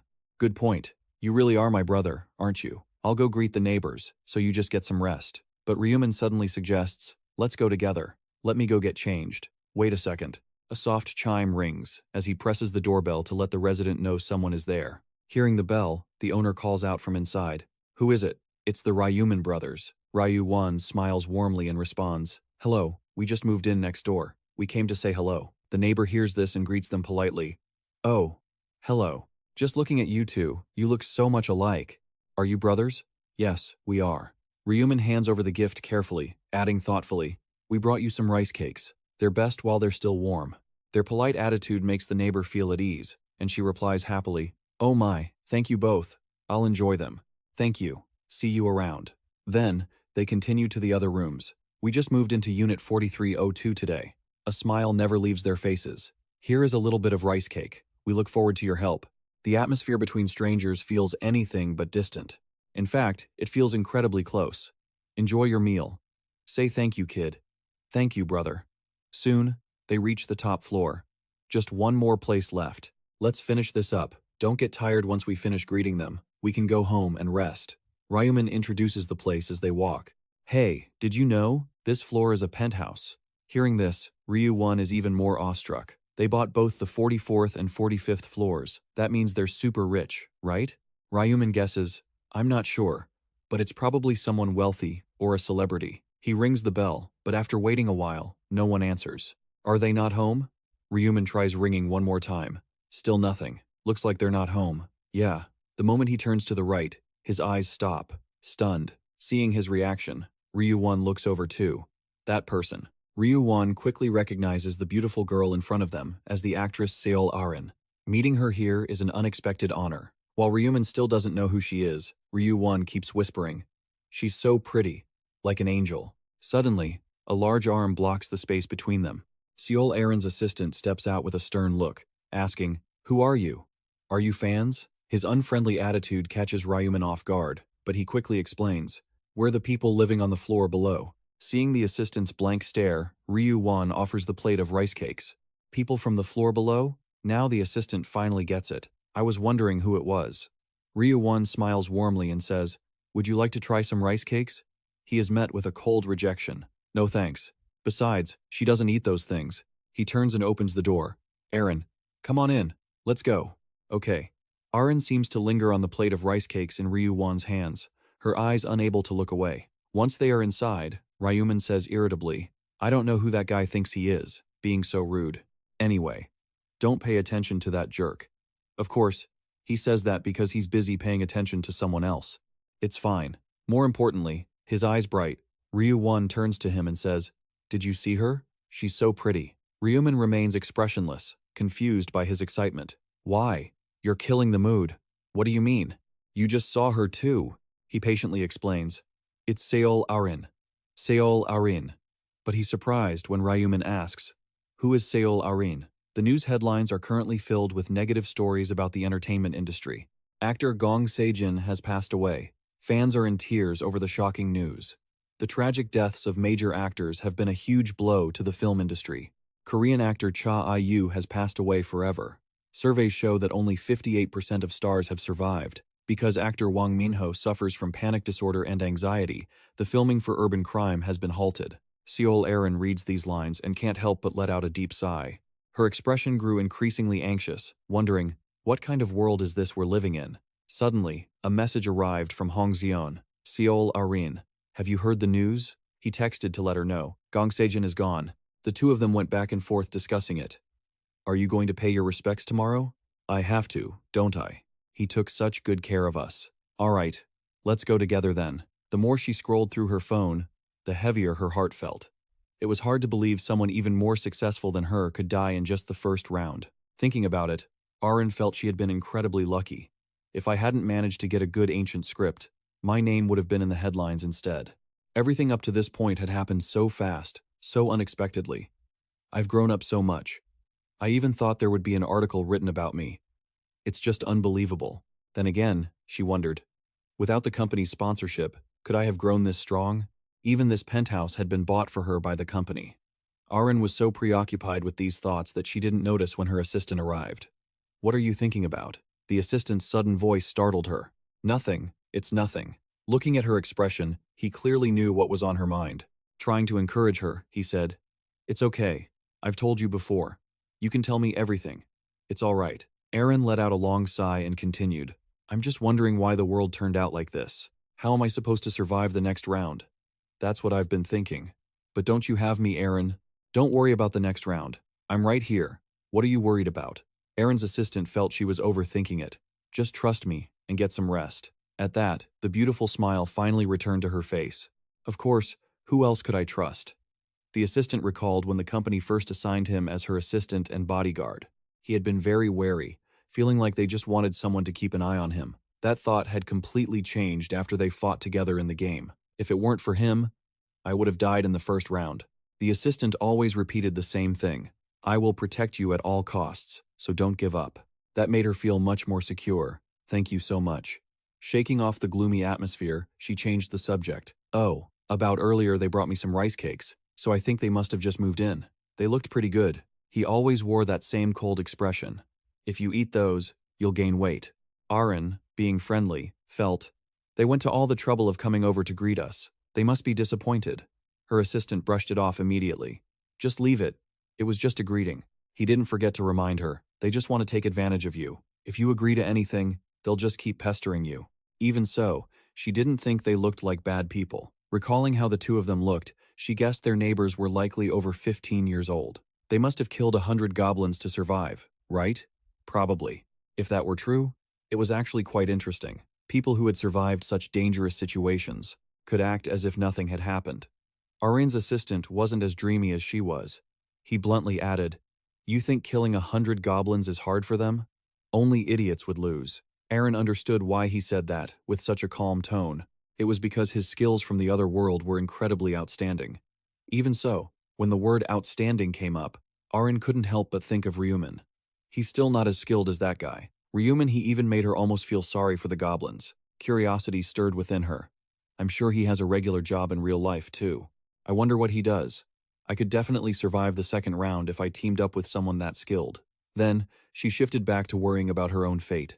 "I only survived last time because of luck. Will I be able to make it next time?" The sound of a vacuum cleaner echoed through the house, breaking the silence. Tuesday, the 31st, at 11 o'clock in the morning, Ryu Min was cleaning the house when she heard the door open and quickly turned around. She immediately saw Ryu Min walking in. "You're back. You're back." Seeing him, she asked anxiously, "Did you make a good profit this time?" Ryu Min replied calmly, "I didn't earn as much this time. Probably 15 billion last time, it was 17 billion. And you're complaining that it's not enough? Are you kidding me? Doesn't the bank say anything? This is the 4th time you've won already." Regarding that, she recalled the time at the bank when he had made Gong Joon-ho exclaim in shock. "You're back again?" the lucky customer had asked curiously. "What's your secret?" He hadn't intended to hide anything, and told him directly, "I already told you last time. I had a prophetic dream." That answer made the man incredibly jealous. "That's impressive. I wish I had prophetic dreams too." Never mind the man. Even Ryu Min didn't understand why he was like that. Regardless, she still wanted to ask. "So, are you planning to dump all the money into Bitcoin again?" That's for sure. It had already reached 150 billion. Such a huge sum made her worry. "Brother, shouldn't we pull it out now? I'm afraid we're going to lose everything." But Ryu Min didn't feel it was the right time yet. "Not yet. This is all in my calculations. So, Ryu Min, don't worry too much. I'll handle it all. Let's go get something to eat." The two of them quickly headed to a nearby restaurant. Seeing the look of enjoyment on his face, you could tell the food there was delicious. After eating, they went shopping a bit more. The life of a rich person really was nice. When night fell, what was meant to happen, happened.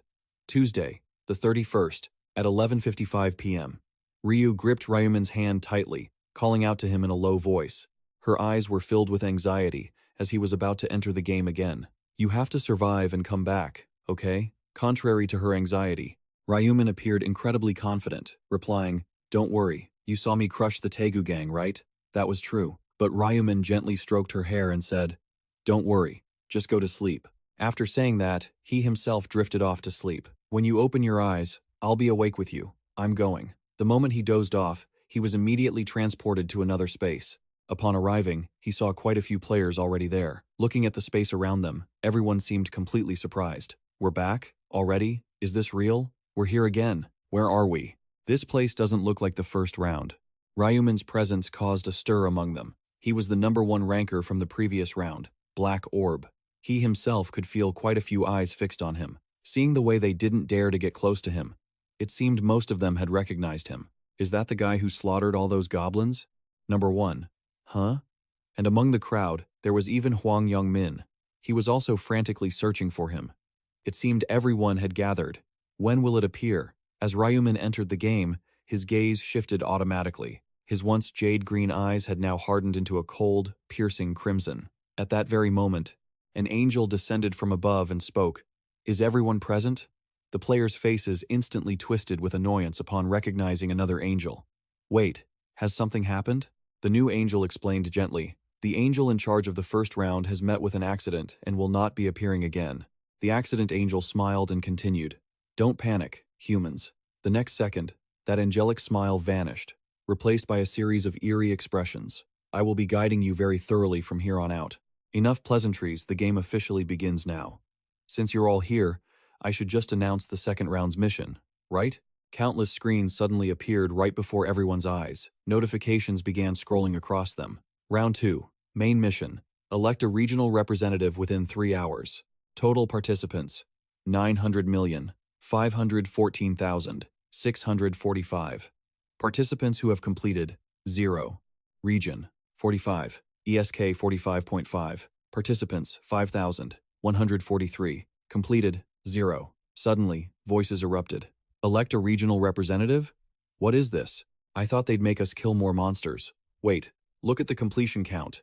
Does this mean everyone can survive this time? Yeah.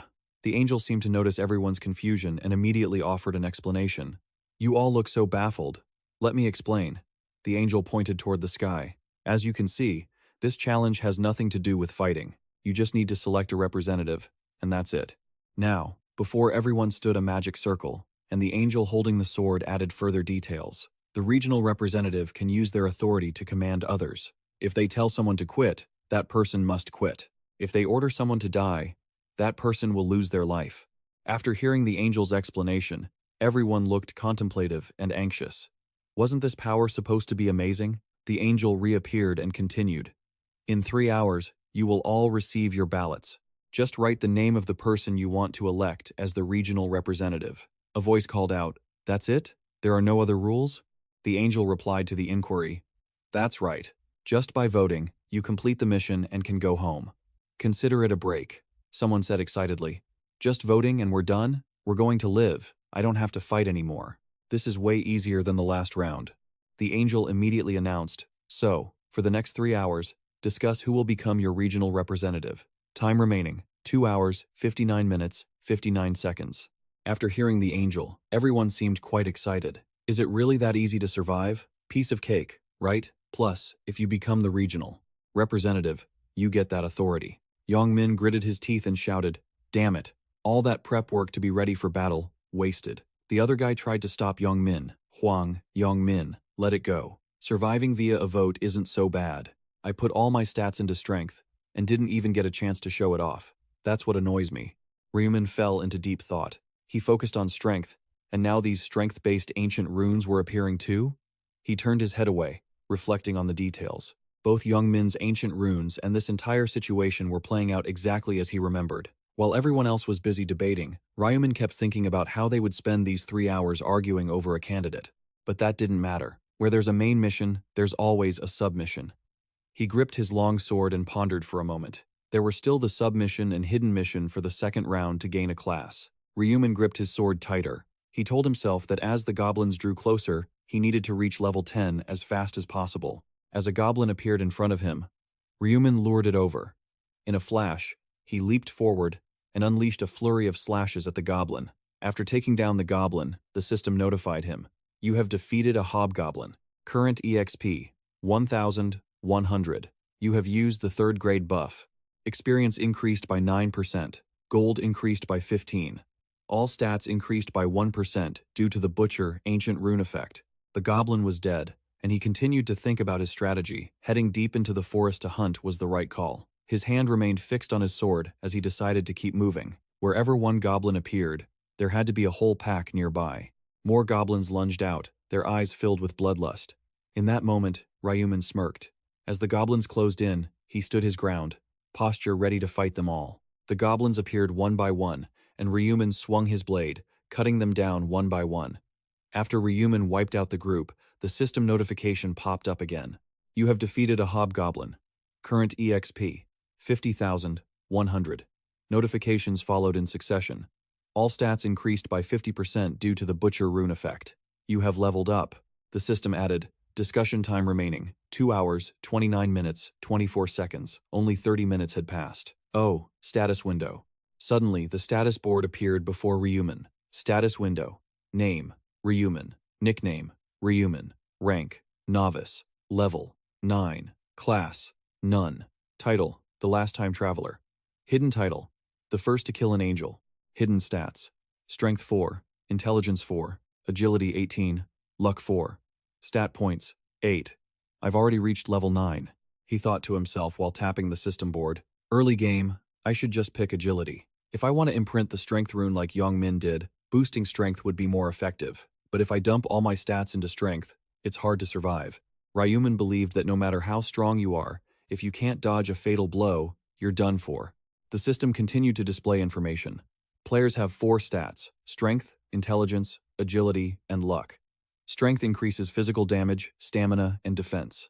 Intelligence enhances magic damage, willpower, and perception.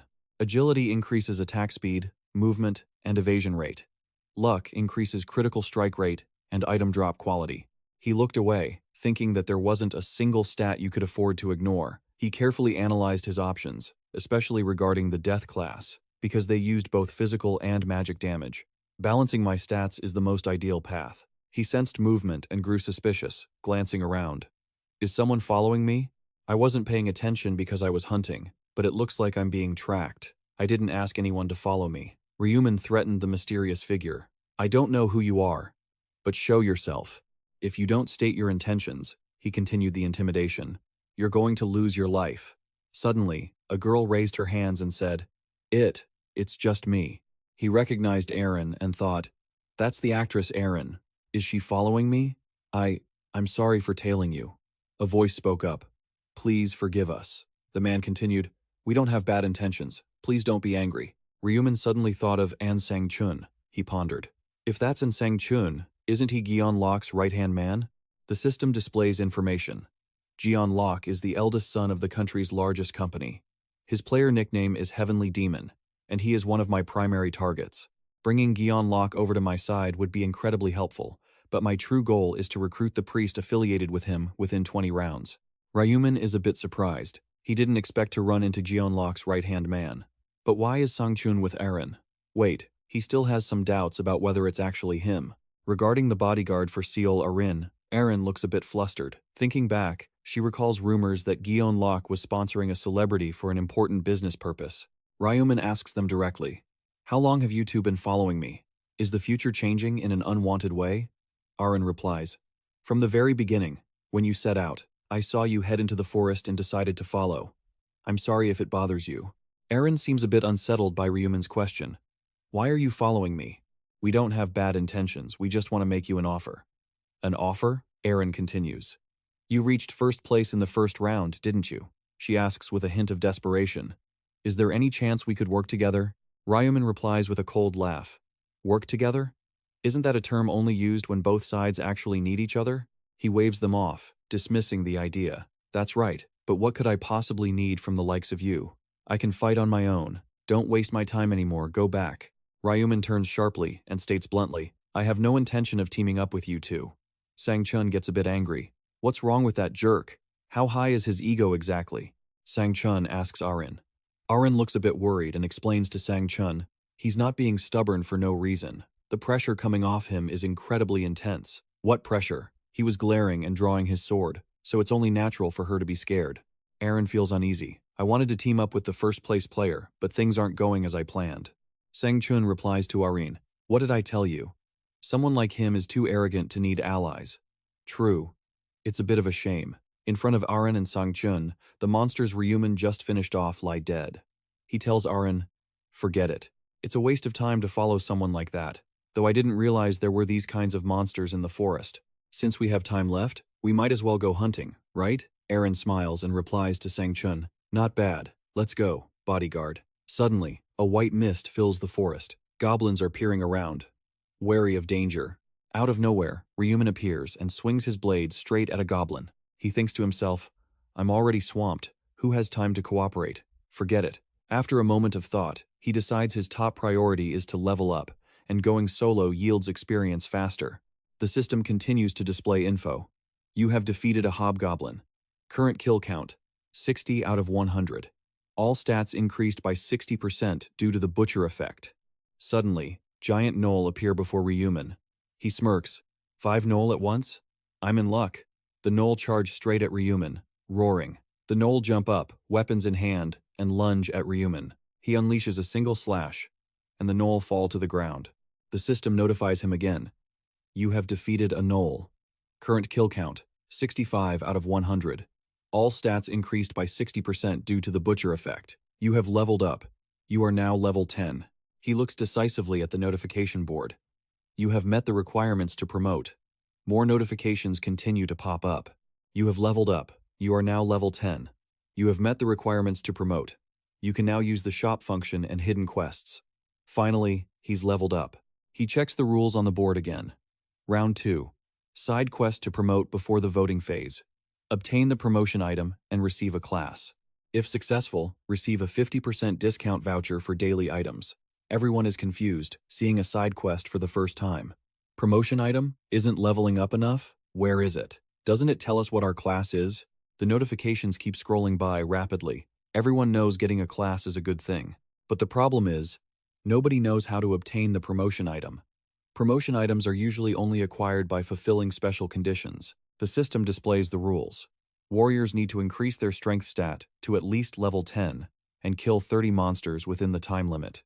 The notification appears. Only then will you receive the promotion item. The game rules remind them that berserkers must also hunt and shed blood within the designated time. Additional notes appear. Assassins need to successfully perform multiple monster assassinations. In short, everyone must complete activities related to their class to get the promotion item. Ryu Min leans against a tree, deep in thought. I kept hunting monsters and hiding in the forest, which is how I got the hunter class. He clutches the strange, glowing object in his hand, confident. But after learning about the death class, he decided to choose it immediately. The mysterious object glows in his hand. The system displays, you have used a promotion item. A notification follows. Your class cannot be changed. Therefore, choose carefully. Do you wish to promote to the death class? Yes or no? After hesitating for a moment, he decides to tap yes without further thought.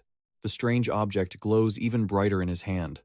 The notification displays, you have promoted to the death class. Notifications regarding the round appear. Your promotion reward is the death rune.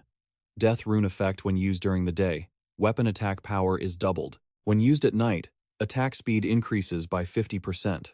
When resting at night, the chance of being detected by enemies is greatly reduced. The received rune automatically marks itself onto the player's body. The diamond in his hand turns into a stream of bright red light, enveloping the space. As the system displays information, Ryu Min thinks, my promotion reward is the Scythe of Death. I've got both the rune and the weapon now. The notifications keep appearing one after another. You have received a 50% discount voucher for daily items for completing the side quest. Your rank has increased from novice to apprentice.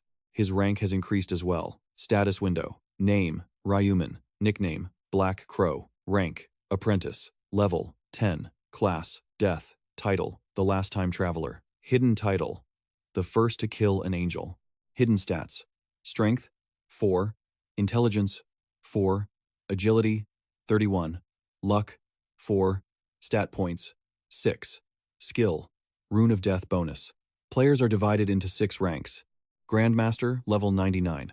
Master, level 60. Expert, level 40. Regular, level 20. Apprentice, level 10. Novice, level 1. Just like other games, when you increase your rank, rewards increase, and you gain new skills. You have learned the Death class skill, Mark of Death. Class skill, Mark of Death. Effect. Creates a mark visible only to the target and the caster. The target's remaining stamina will be displayed. The target will suffer damage. The damage bonus is 100% whenever the user attacks, but the effect only works on a single target. Plus, it allows for equipping higher tier items. Death Scythe. A rare grade weapon.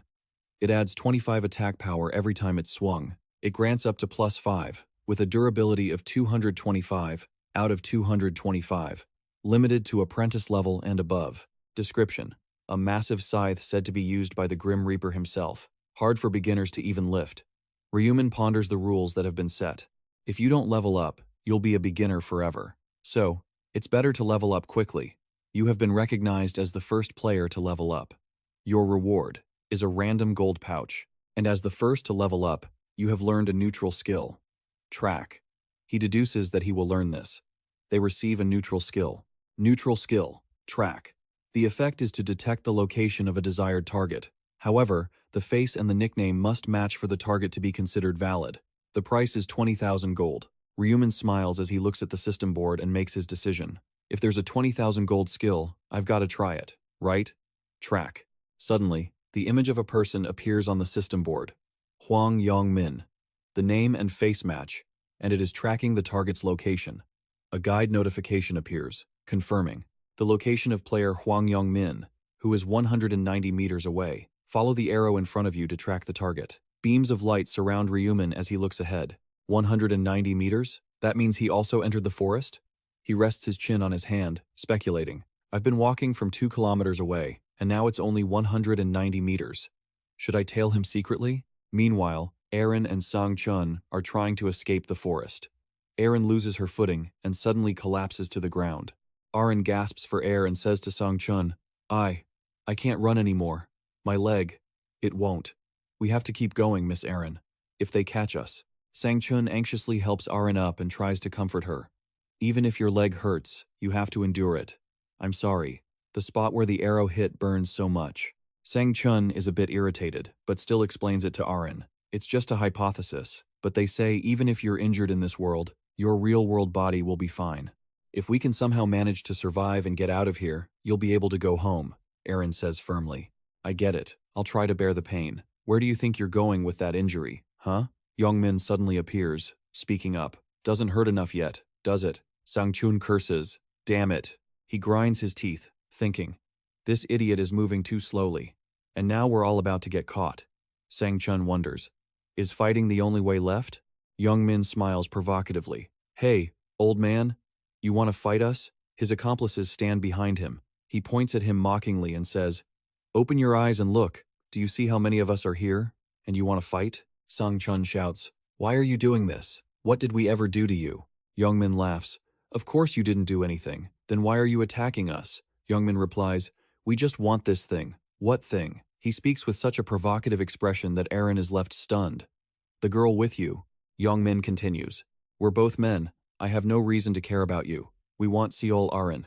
One of them asks, But is that girl actually Seol Aaron? Can't you tell just by looking? One glance at that face and you know it's definitely Seol Aaron. Or maybe someone just copied her looks because they wanted to be like her.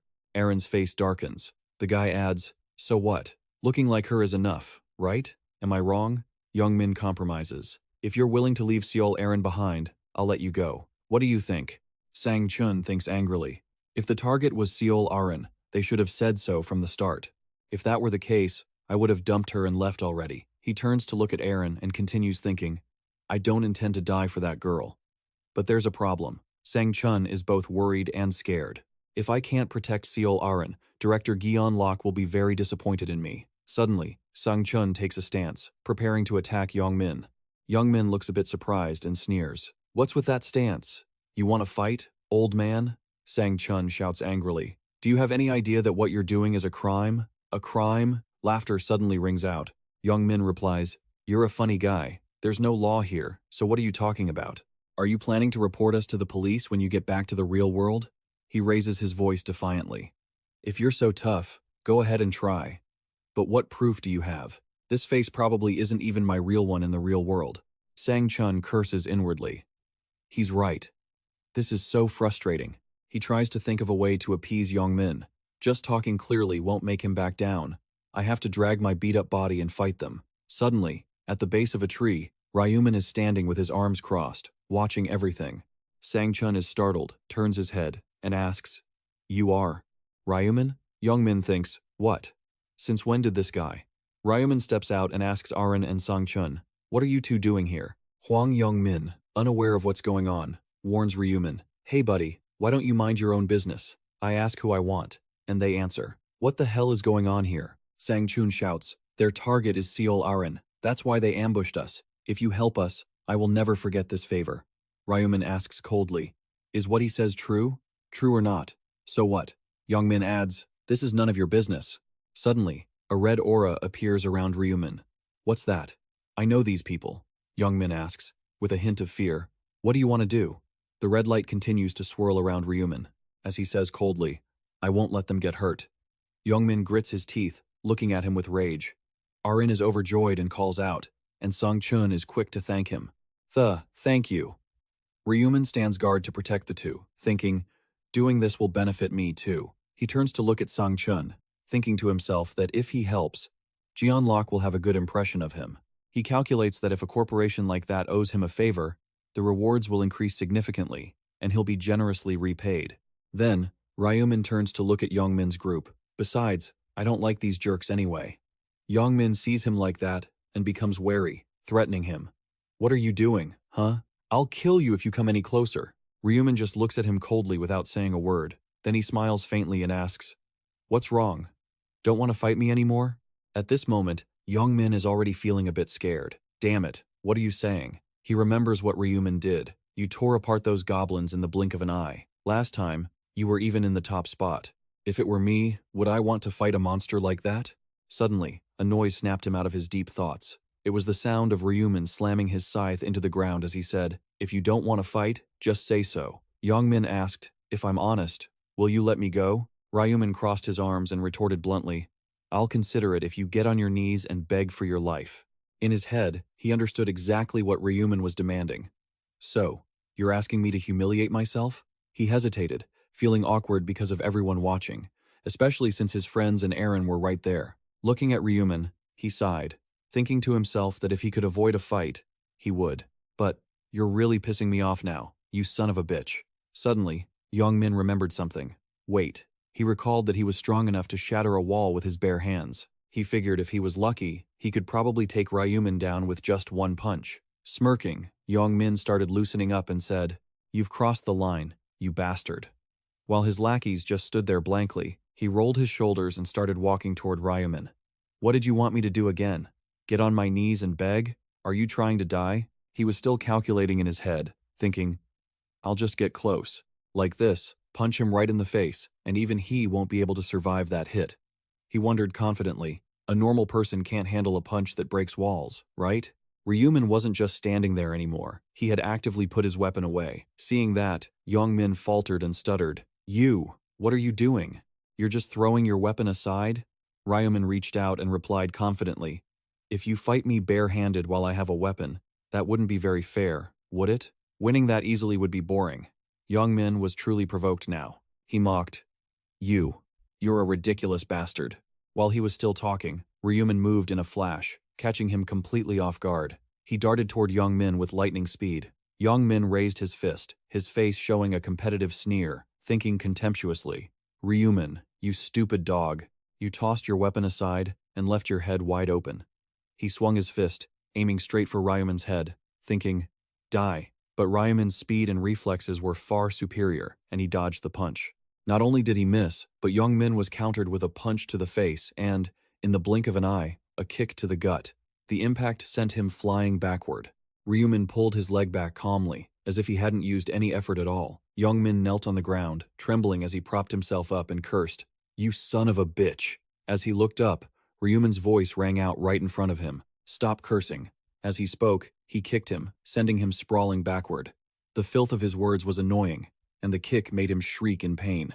Seeing Young Min struggling to get up and holding his face, Ryu Min paused, then grabbed him by the collar and rained down a barrage of punches on his face. Young Min couldn't do a thing. He just had to take the beating, feeling the agony. "This doesn't feel like punches.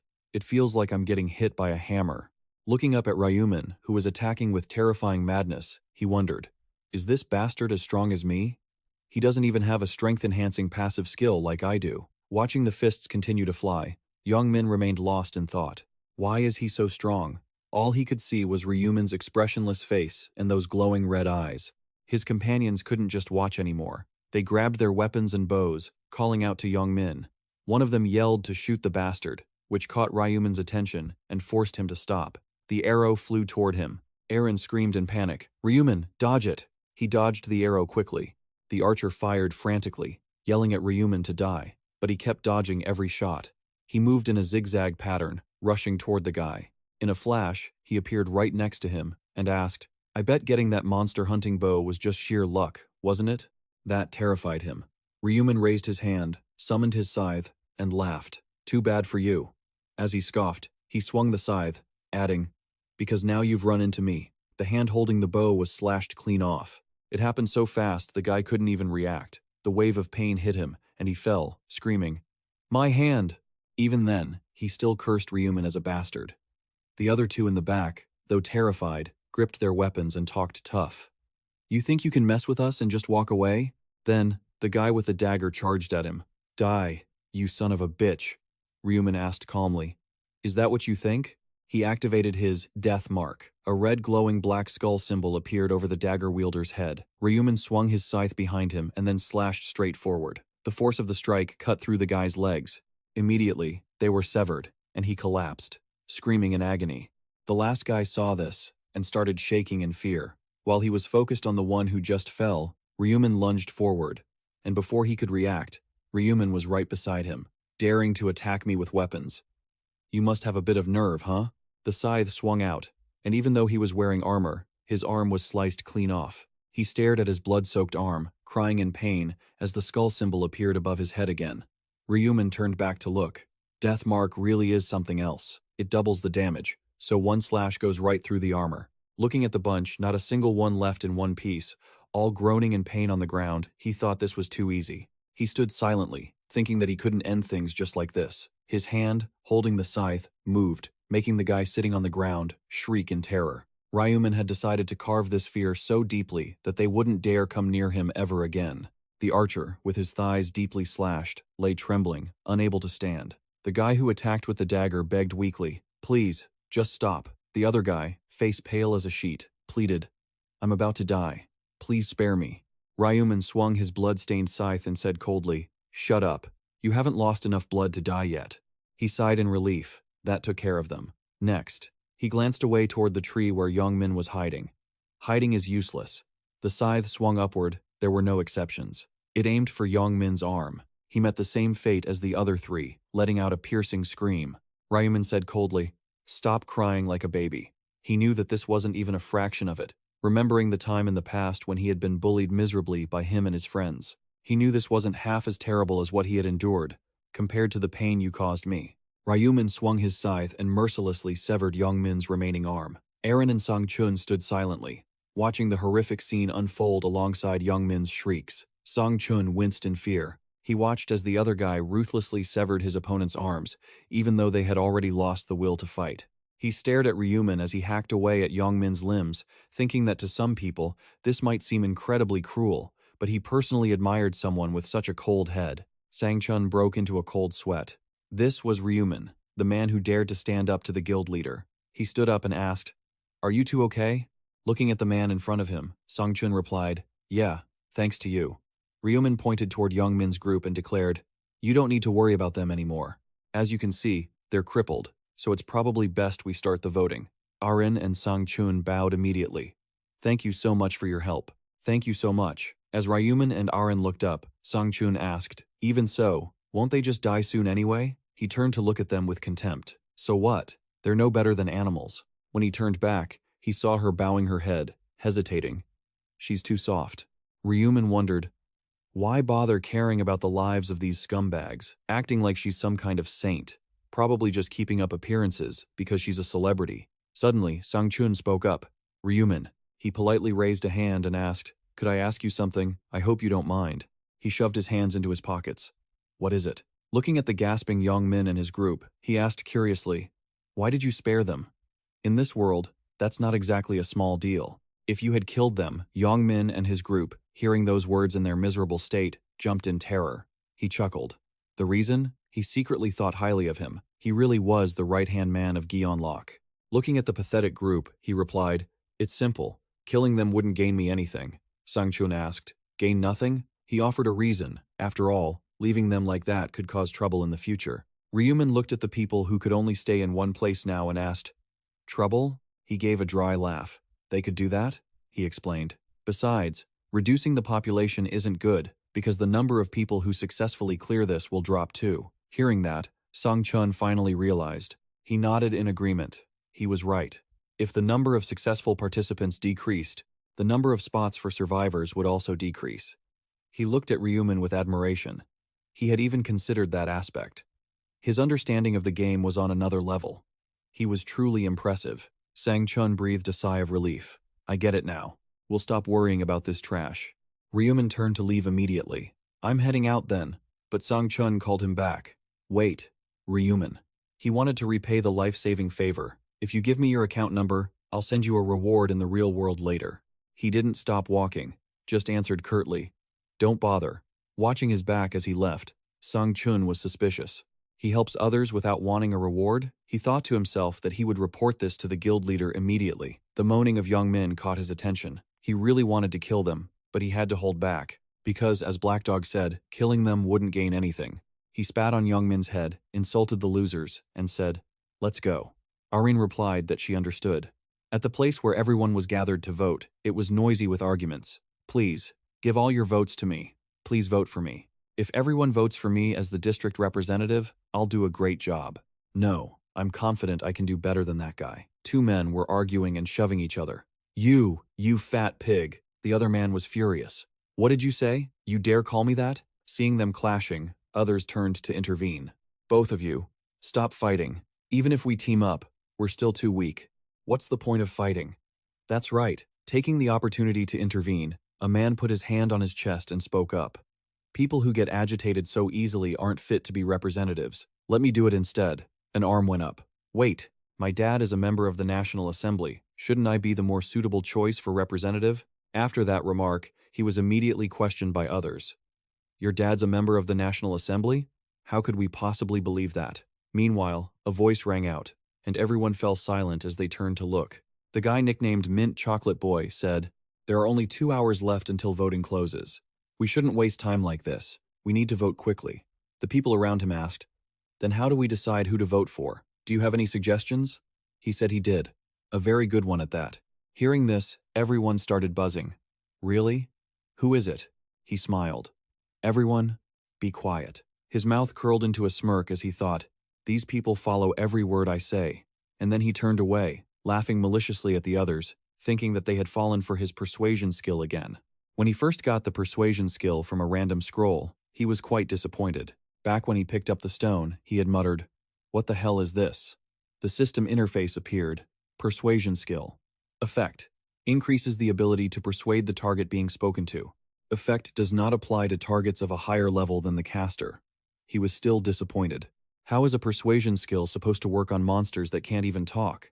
Not long after, though, he had figured out how to use it properly. Back when the men were killing delicious goblins, one goblin was pinned down to keep it from moving. He yelled, and just like that, the persuasion skill was activated. "Everyone, the woman over there is in danger. Forget those goblins and go help her." Everyone seemed to lose their own will and rushed over. "Hurry, help her first." He thought to himself that he kept repeating this method to steal the near-dead goblins and easily killed 100 of them. Back in the present, he gave a malicious smirk.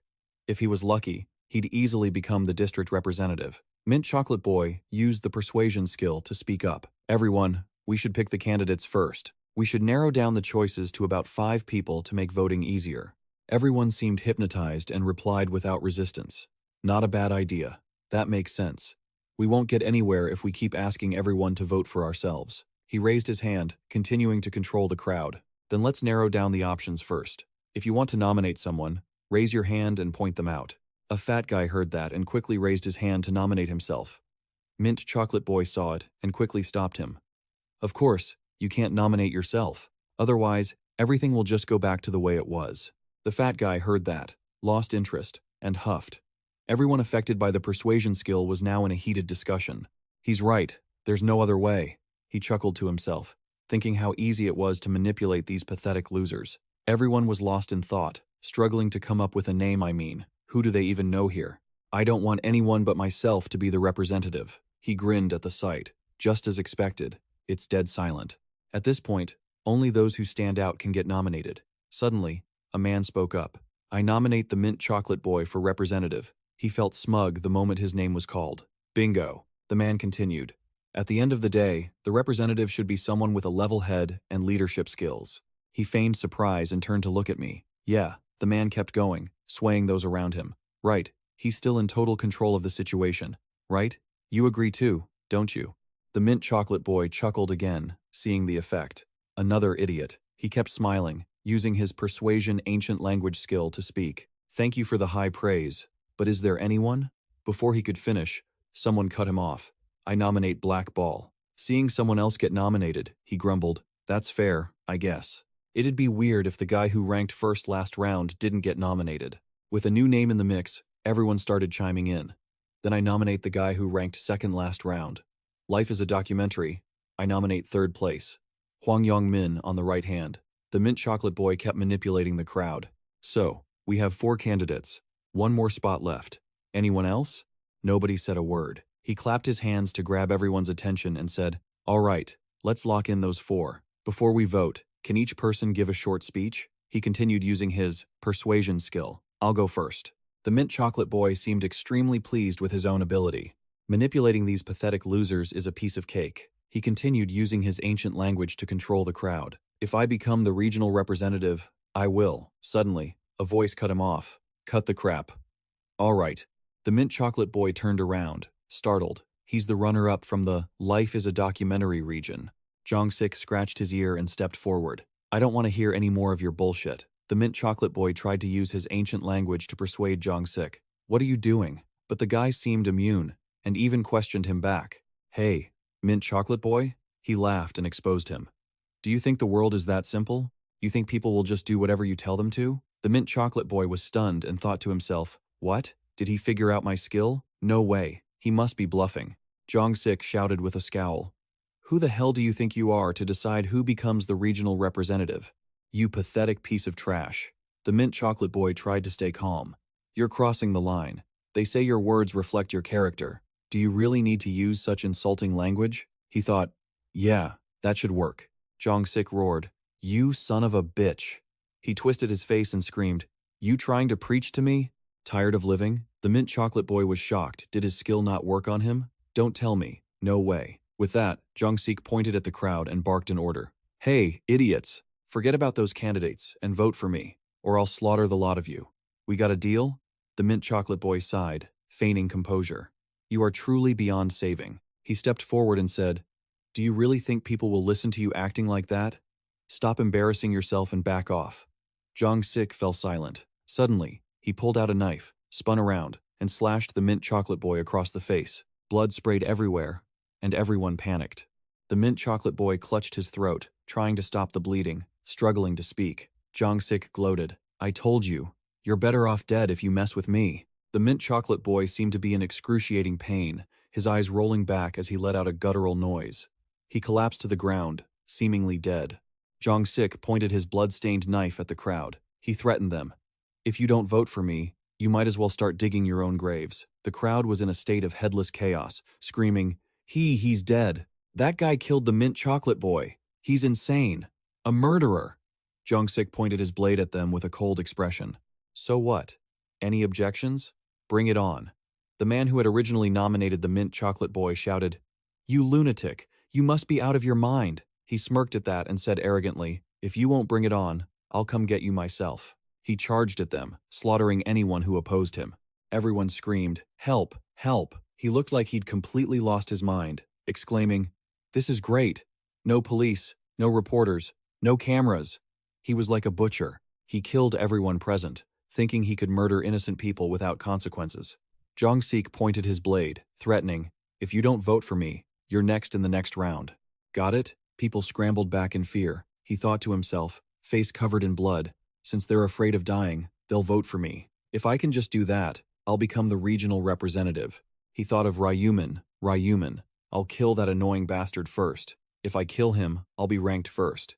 A system sound rang out. Defeated Nuon. Total kills, 265,100. The system displayed. All stats increased by 100% thanks to the Butcher's ancient language. Triple experience boost applied. You have leveled up. You are now level 16. I just hit level 16? Ryu Min stared intently at his stat board. He looked at the monsters he'd killed, thinking that the higher the level, the slower the leveling process. Even after killing over 200 monsters in 2 hours, he'd only leveled up 6 times. He closed the system menu and kept thinking. On the bright side, hunting monsters has become easier. Ryu Min thought about the 2 glowing red stones. It was clearly because he possessed both the Death's ancient language and the Butcher's ancient language. He sheathed his sword and planned his next move. Probably time. He stored his weapon in his inventory. It was time to leave. The system displayed again, and a teleportation circle appeared. Voting time remaining. 0 hours, 0 minutes, 0 seconds. Time to vote. Summoning all players in the region to the starting point. Those players who had been injured were also forcibly teleported to the open field. Some people who were in the middle of a hunt were surprised to be summoned back. Sang Chun and the others who had just returned were shocked by the scene. What is this? Surrounding that butcher were piles of blood-soaked bodies, the corpses of other players. What the hell happened here? Arine covered her mouth, horrified. Don't tell me he killed them all? Ryu Min looked silently in that direction. Looks like Jong Sik is in charge again. That bloodthirsty bastard turned to look at him, his face covered in blood. Jong Sik was the leader of the Jong Sik gang and the second strongest warrior in his district. Seriously, his personality was absolute trash. He curled his lips into a twisted, perverted grin that made Ryu Min think even harder. He had to defuse this bomb before it went off. Ryu Min gave him an icy glare in response, but this wasn't the time for a fight. Jong Sik approached him proactively and started a conversation. Hey, where have you been? I've been waiting for a long time.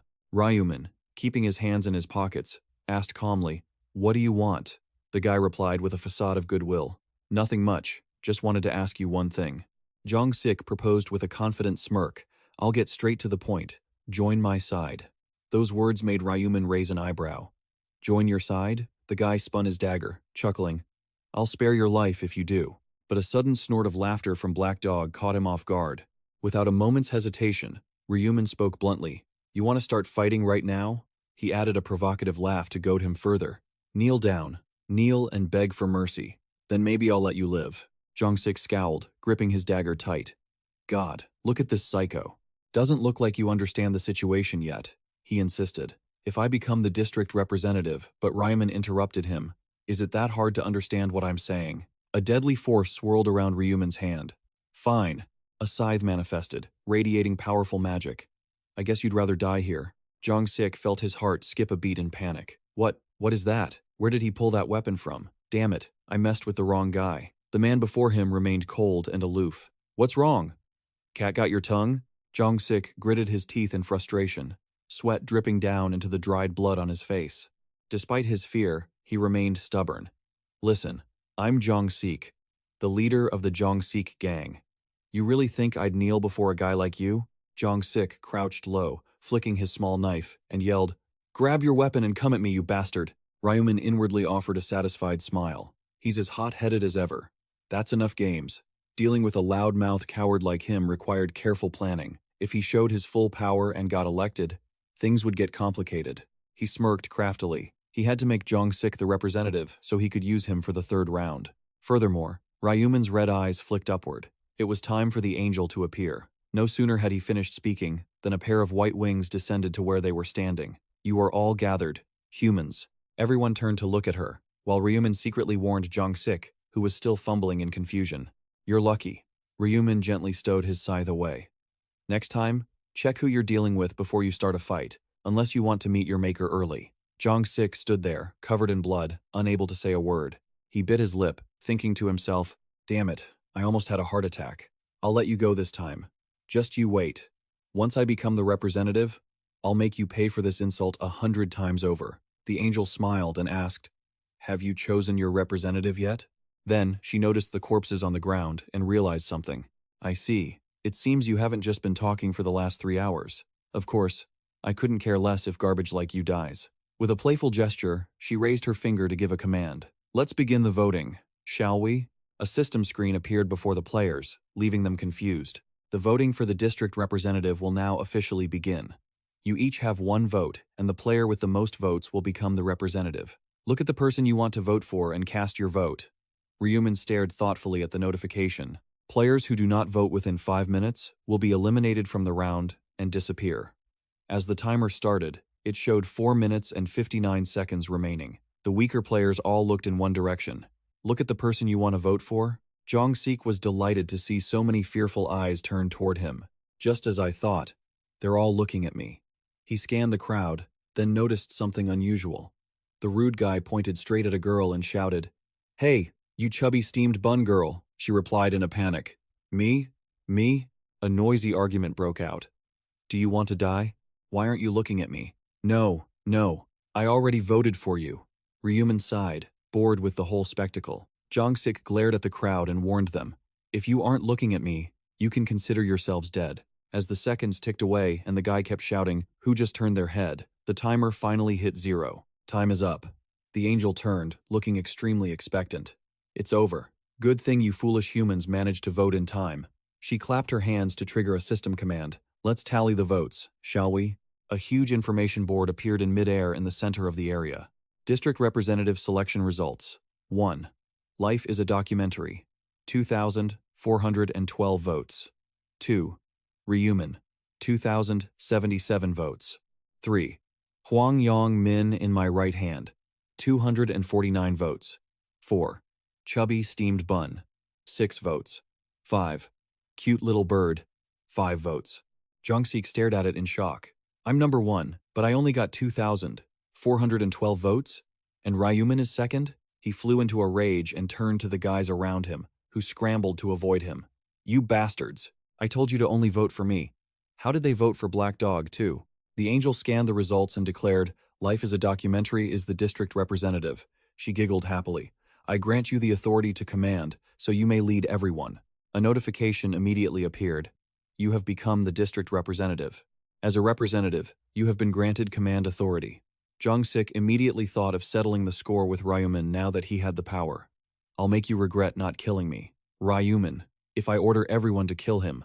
But he froze when he saw something else. In front of him was another information board. What? What is this? Temporary skill. Command authority. Effect. You can order players and control them. Players cannot defy your orders under any circumstances. Usage limit. 10 out of 10. You can only command 1 player at a time. This skill doesn't apply to A-rank players. It can only be used 10 times. His expression shifted from joy to shock in a heartbeat. It doesn't work on A-ranks? That means all the A-rank players can just ignore my orders. The angel's sharp eyes glinted behind her veil. All right, my dear humans, you probably think the voting phase ends there, right? Well, she hit them with another piece of info. That's not the case at all. There's actually a hidden mission for this round. And the crowd started murmuring. What does that mean? As the hidden mission popped up on a new board, Sang-chun looked completely shocked.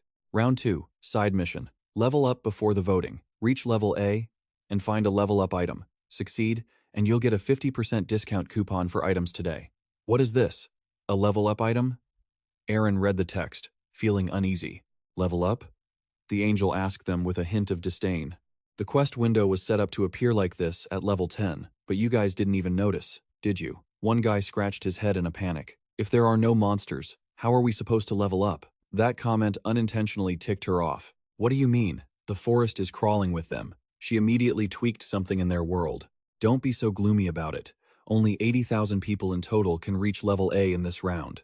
And she casually threw in another detail. By the way, someone in this area has already hit level A. This info caught the players off guard. Someone already leveled up? Who is it? The angel snapped her fingers with a playful air. Let's look at the side mission results and find out, shall we? The board immediately flickered to life. Round 2 side mission results. Overall, Area 1, Ryu Min, Reaper class, level 16, 39 minutes, 42 seconds. 2, Heavenly Demon, Dark Knight class, level 10, 2 minutes, 36 seconds, 15 milliseconds.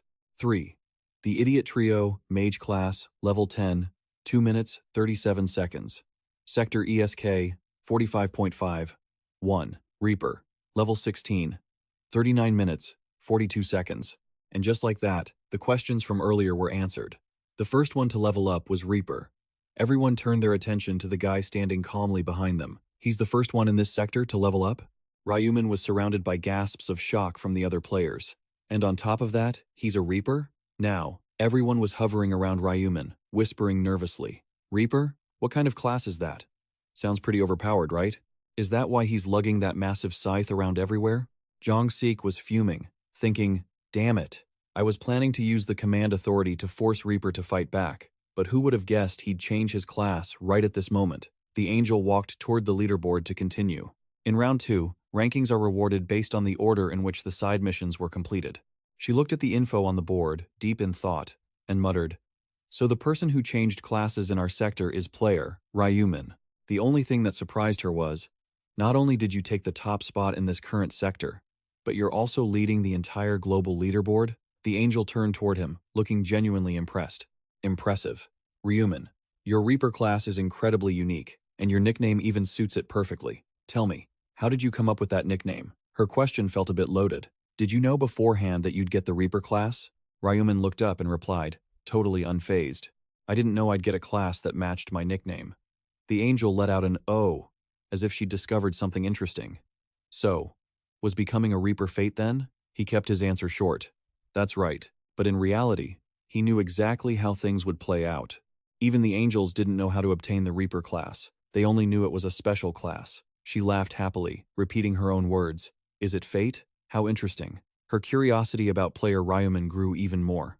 And since there's someone in this sector who changed classes, does that mean you're the only one who won't be affected by the command authority? The others hung on her every word. He won't be affected by the command authority. Wait, what does that mean? Oh, Angel. The Angel was in such a good mood she decided to spill the beans. Since we're on the subject, I might as well explain. Command authority doesn't apply to humans who have a class, so the sector representative can't force Reaper to do as he's told. That's just how it is. She exposed all the representative's weaknesses, adding that there were only 10 chances to use the command authority. So, just because someone is the sector representative doesn't mean they have unlimited power. The players were stunned again. Only 10 times?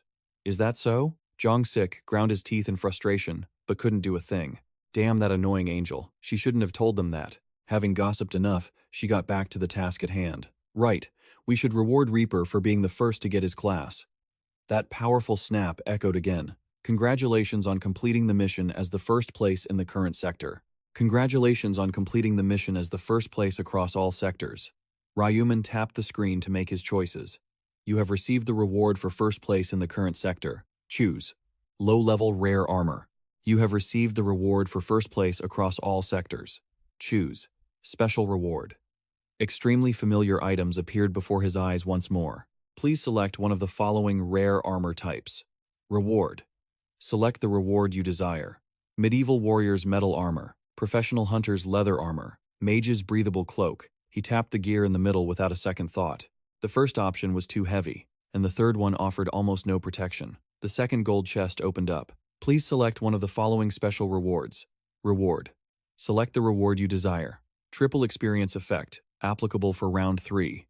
3,000 gold, information on round 3. He paused to think for a moment. Since round 3 would have tons of monsters, he definitely needed triple experience. He made his choice.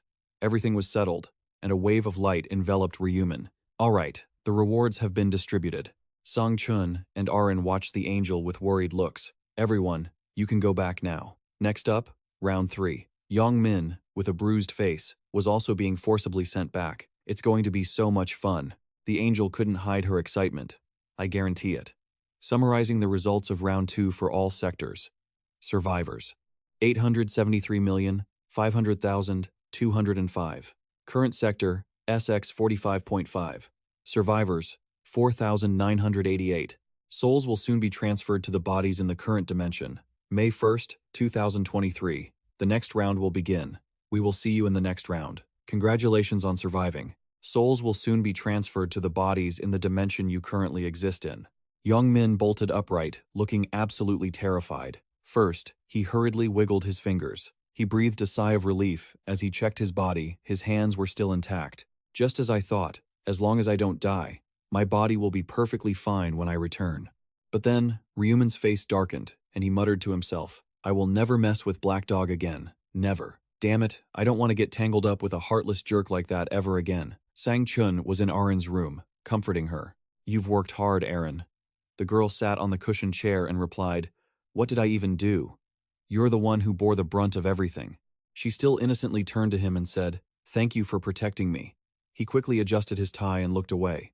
"I am your manager and bodyguard. After all, doing that is only natural." Aaron suddenly brought up the person who had saved them. "And I also want to thank Black Dog once again." "Is there any way to do that?" Song Chun explained to her. "We don't know his real appearance, so there's really no way to find him." It seemed Black Dog didn't want his identity revealed either. The girl still didn't quite get what he meant. "He doesn't want to?" her manager clarified. "I did ask him for his account number to compensate him, right?" However, seeing how he refused immediately, Sung Chun hesitated for a moment before speaking bluntly. "Black Dog knows that using an account number could trace his real identity." Erin bowed her head, looking sad. To keep her from worrying, he suggested another way. "If you want to thank him, why not wait until the next round and find him to give him an item?" Erin seemed quite in favor of that idea. "That's a great idea. I have to think of a way to properly repay him." They stopped their conversation as the room grew dark. "Well, get some rest today, and we'll see each other tomorrow." "Okay, goodbye." Sang Chun then took the elevator to head back, but suddenly realized his phone was vibrating in his pocket. He brought it to his ear and spoke cautiously. "Chairman Ma." A cold voice echoed from the other end, Division Director and Sang Chun. He asked concernedly, "Are you not asleep yet, sir?" The person on the other end replied cheerfully, "I just got back and was having a bit of whiskey." The elevator had only reached the 4th floor while they were still talking. "I've already seen the final results." "Chairman, congratulations on successfully changing your class to Shadow Knight." The chairman was modest before starting to probe. "There's nothing really to congratulate. Did anything happen on your end?" Sang Chun carefully reported the summary of events. "Seol Aran and I only managed to reach level 8. In the meantime, we got injured and couldn't continue hunting." The person on the other end was curious. "Injured?" He went down to the parking garage and started looking for his car. "Actually, I was planning to report this incident to you. Is it a convenient time, sir?" The other person kept listening but fell silent upon hearing what Sang Chun wanted to say. "It concerns Black Dog." He stood looking at the city from the window and ordered him, "Come to the hotel. I'll hear about it in person." Sang Chun professionally agreed immediately. "Understood. I'll be there in 20 minutes. He then opened the car door to get in, not noticing a figure lurking near the wall. The person with a hood covering their head watched the taillights gradually leave the garage. Ryu Min watched them go, thinking, "Just as I predicted, is he heading to Gion Locke's place?" Turning back to 10 minutes earlier, while his younger brother was slumped over the bed, he had woken up to check a few things. The system asked him, "Please think of the target you want to track, and say their name." He immediately named the person in his mind, Unsung Chun. The name and face matched, and it began tracking the target's location. The system's function allowed Ryu Min to instantly know Sang Chun's coordinates. "Target and Sang Chun's location has been found. Distance, 9 meters. He's quite close, huh? Is he still on the top floor of the penthouse?" Suddenly, the number below started increasing. It kept getting higher, drawing his attention. Is his location changing? By the time it neared the 100 mark, he became even more curious. Changing location that fast, he must be using the elevator. Where is he going so early in the morning? A thought flashed through Ryu Min's mind. Could it be to Gion Locke's place? He immediately put on his jacket to leave the room. Better confirm it. Back to the present, Ryu Min was standing in the parking garage. Good thing I investigated him the moment I got back. The moon today was almost completely hidden by dark clouds. Darkness was obscuring the moonlight. A mysterious figure stood leisurely, admiring the view from inside the building. Tonight is the perfect night to tail someone. He turned around and muttered to himself, "For now, I'll endure it and wait for the report." Gion Locke sat in his expensive chair with a myriad of questions. "Ryu Min. Which player doesn't know him? You reached first place in both the first and second rounds, didn't you?" His fingers tapped repeatedly on the chair arm. Something related to the number 1 spot. "This doesn't give me a good feeling."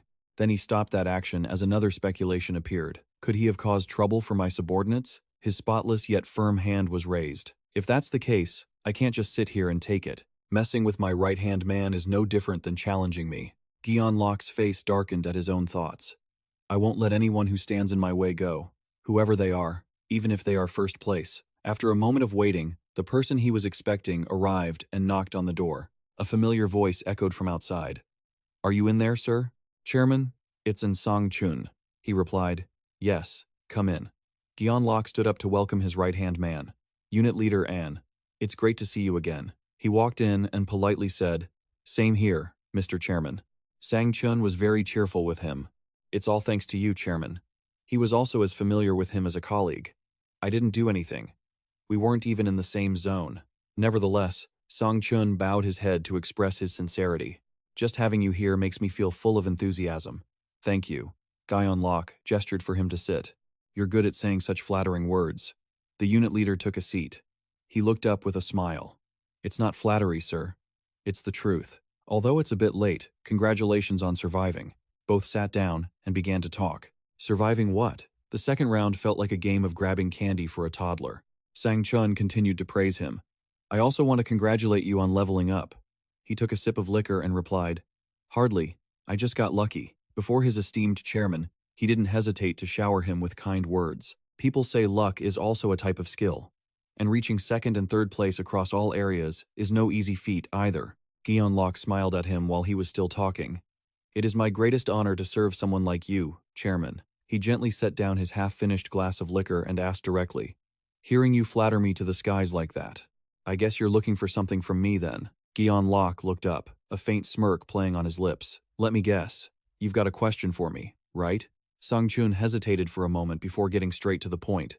If that's the case, sir, could you tell me where to find leveling up items? He leaned back in his chair and answered, Is that all? I just got them from hunting monsters. He said it so casually, but in reality, he was hiding a secret. In truth, it was all thanks to a random ancient rune. He'd obtained the Dark Knight's ancient rune. Let's rewind a bit to when he was in that other world, hearing the angel's declaration. Finally, open your inventory and take a look. I have a reward for you. As Guyon Locke mentally commanded his inventory to open, a status window appeared. The Dark Knight's ancient rune increases all stats and envelops your weapon in a dark aura.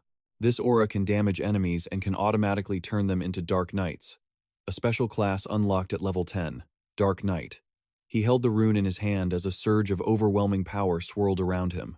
I can become a Dark Knight once I reach level 10? Guyon Locke kept those details to himself. He wanted only he himself to know that he'd gotten lucky in the first round. His random rune was practically a cheat item. Yet, his eyes remained cold and detached as he maintained his composure. Even with subordinates he trusted like family, he couldn't reveal everything.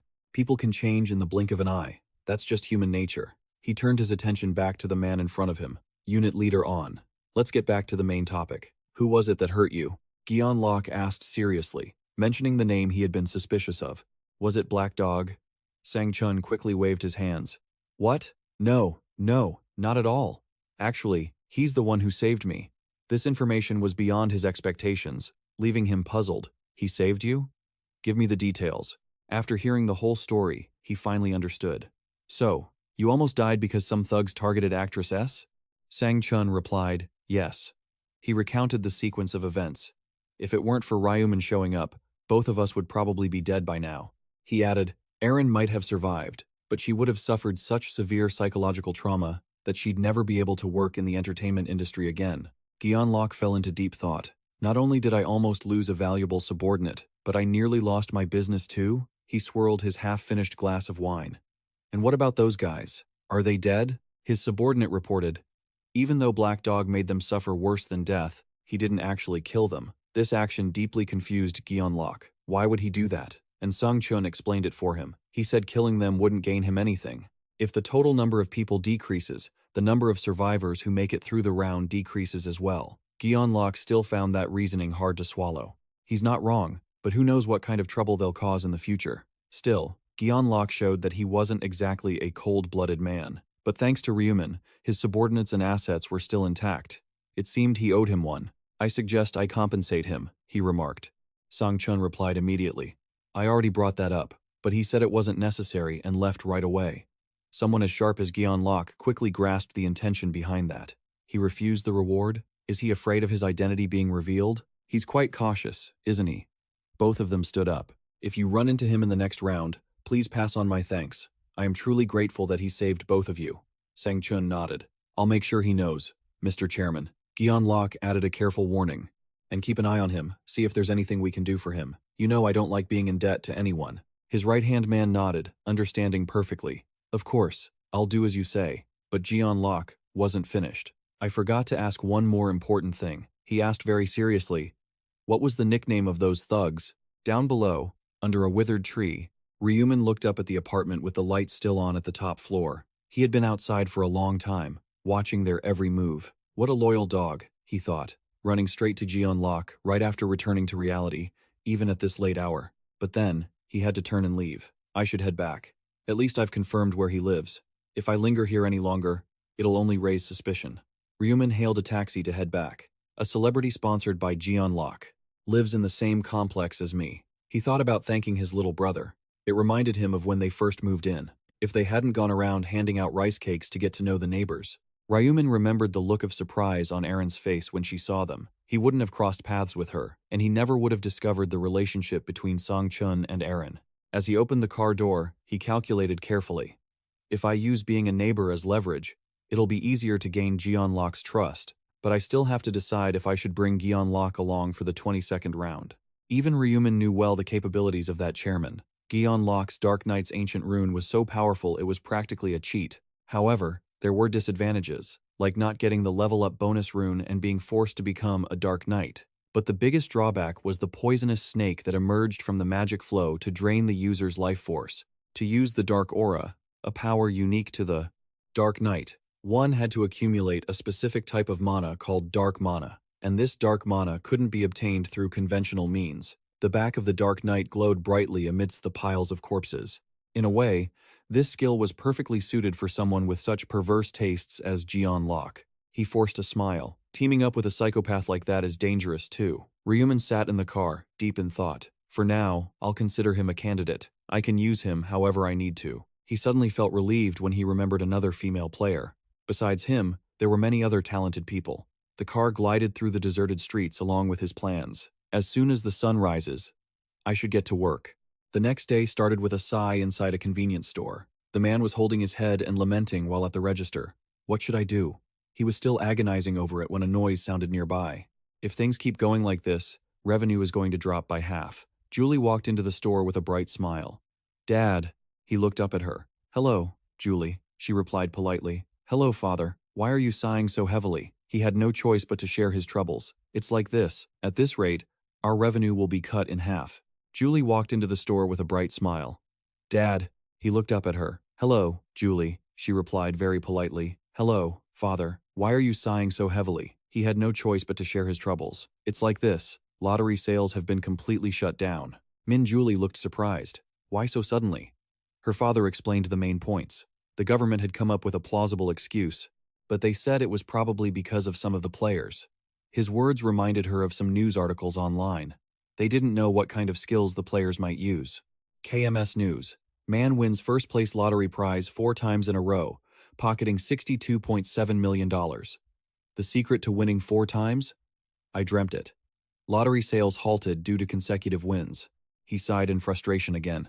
Between the rent and labor costs, things were really tough now. What am I supposed to do? His filial daughter quickly spoke up. Dad, don't worry, she said to him cheerfully. I'm about to graduate. From now on, you'll have my help.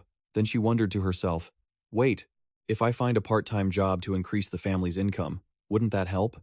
Her father waved his hand dismissively. Julie, let me handle the money. You just focus on your studies. He suddenly reminded her of her dream. Your grades are excellent. Aren't you planning to go to college? Your dream is to become a doctor, right? Julie responded very calmly. Dad, I've given up on that dream. In this situation, what does school even matter? Her father was startled, and his expression turned gloomy. You're right.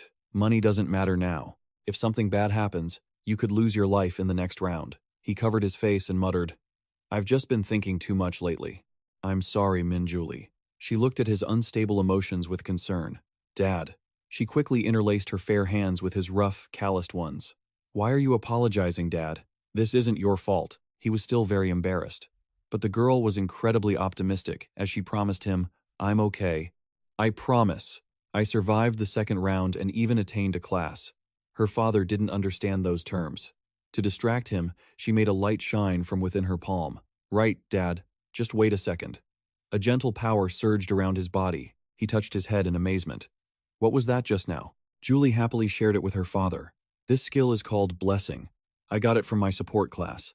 They say it slightly boosts all stats and improves vitality for ordinary people. His mood instantly brightened. This skill is amazing. I feel so energetic. This made her giggle. I'll use this skill on you often, Dad. Min, Julie didn't forget to encourage him. So, cheer up, Dad. He regained his smile and replied, all right, I will. Just then, the door opened, and he habitually welcomed the guest.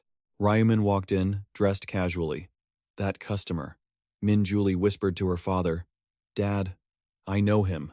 Her father stammered, He's that winner. The young man stepped inside while they were still whispering. The winner who guessed the same numbers for 100 tickets. Ryu Min walked up and spoke, hello, sir, do you remember me? I bought 1,000 gold worth of lottery tickets. Her father responded with confusion. I still remember. But why are you here? Suddenly, he bowed before him. First of all, I want to apologize. The action startled the man in front of him. Why are you suddenly apologizing?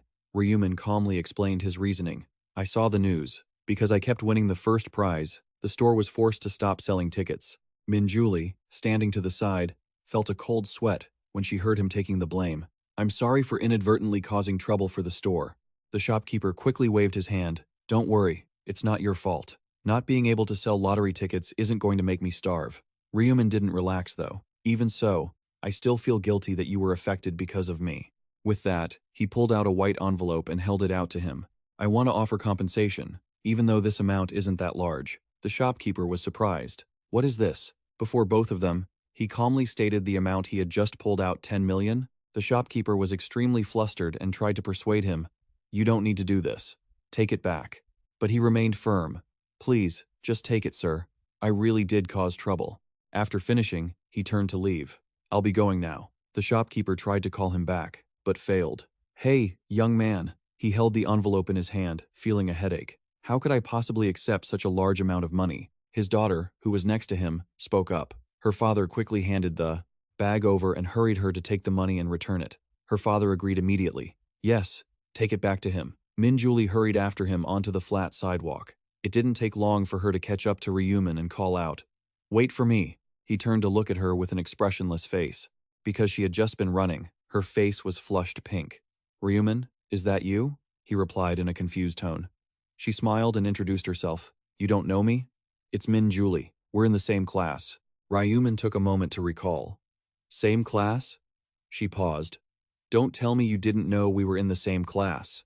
On the surface, Ryu Min just smiled and apologized, but inside, he was thinking something else. I'm sorry, I'm not good with faces.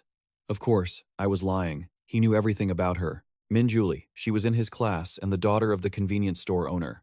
She also had a special class, a buffer, specializing in applying support effects to teammates. In his previous life, Ryu Min had swung his scythe to help her during a monster hunt. She had thanked him profusely afterwards, which made him remember her clearly. Back then, I had only just realized we were in the same class, and I was genuinely surprised that this kind of fate could exist. The reason he made up the excuse to meet Min Julie was to bring her to his side. Back in reality, Min Julie bravely invited him to talk. Let's go somewhere and talk. He nodded warmly, agreeing. Sure. They walked for a bit before sitting down on a park bench. Min Julie took out the envelope from earlier and handed it to him. Here, take this. Ryu Min looked surprised. Isn't this the money I just gave you? She firmly explained to him, we can't accept such a large amount of money, so please, take it back. Ryu Min didn't force the issue. Receiving 10 million did feel a bit heavy. He knew they wouldn't take it.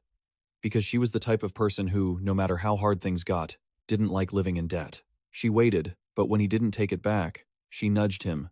Take it back already. My hand hurts. But he replied with an even more stubborn attitude. No, I already said it. This is money I want to give as compensation because I feel guilty. At least doing this will give me peace of mind. She tried to persuade him once more, but the amount was too large. This time, he interrupted her.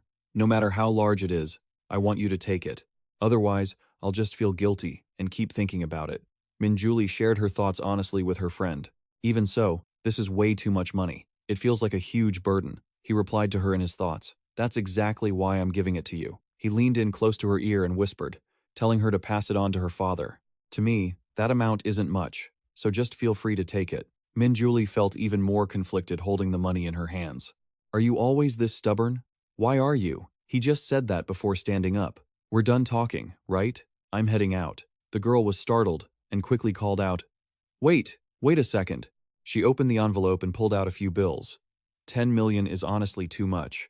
I'll only take 1 million. That's enough, right? Ryu Min replied, do you get to decide that? You should ask the shop owner. Min-Julie looked up, feeling uneasy. But, my dad definitely won't be comfortable with this much money. It was only then that he realized something. The convenience store owner is your dad? She nodded. Ryu Min exclaimed in surprise. I go there all the time. That's interesting. Min-Julie awkwardly went along with his conversation. I think it's interesting too. The person who won the lottery is actually my classmate. A flash of sadness crossed his eyes. Classmate? Then she brought up what she had asked him earlier. But do you really not know we're in the same class? I recognized you the moment you walked into the convenience store. Ryu Min stuck to his guns. Sorry, but I'm really not good at remembering faces. He smiled at her and asked. Besides, this is the first time we've actually talked like this, right? The girl met his gaze and hesitated before saying, yeah, finally. She looked so disappointed that she hung her head low. Then this is the first time you've heard my name, right? He continued to pretend very convincingly. My bad. Looking at the embarrassed face of the girl before him, he thought to himself, although he felt a bit guilty for pretending not to know her, he still held no malice.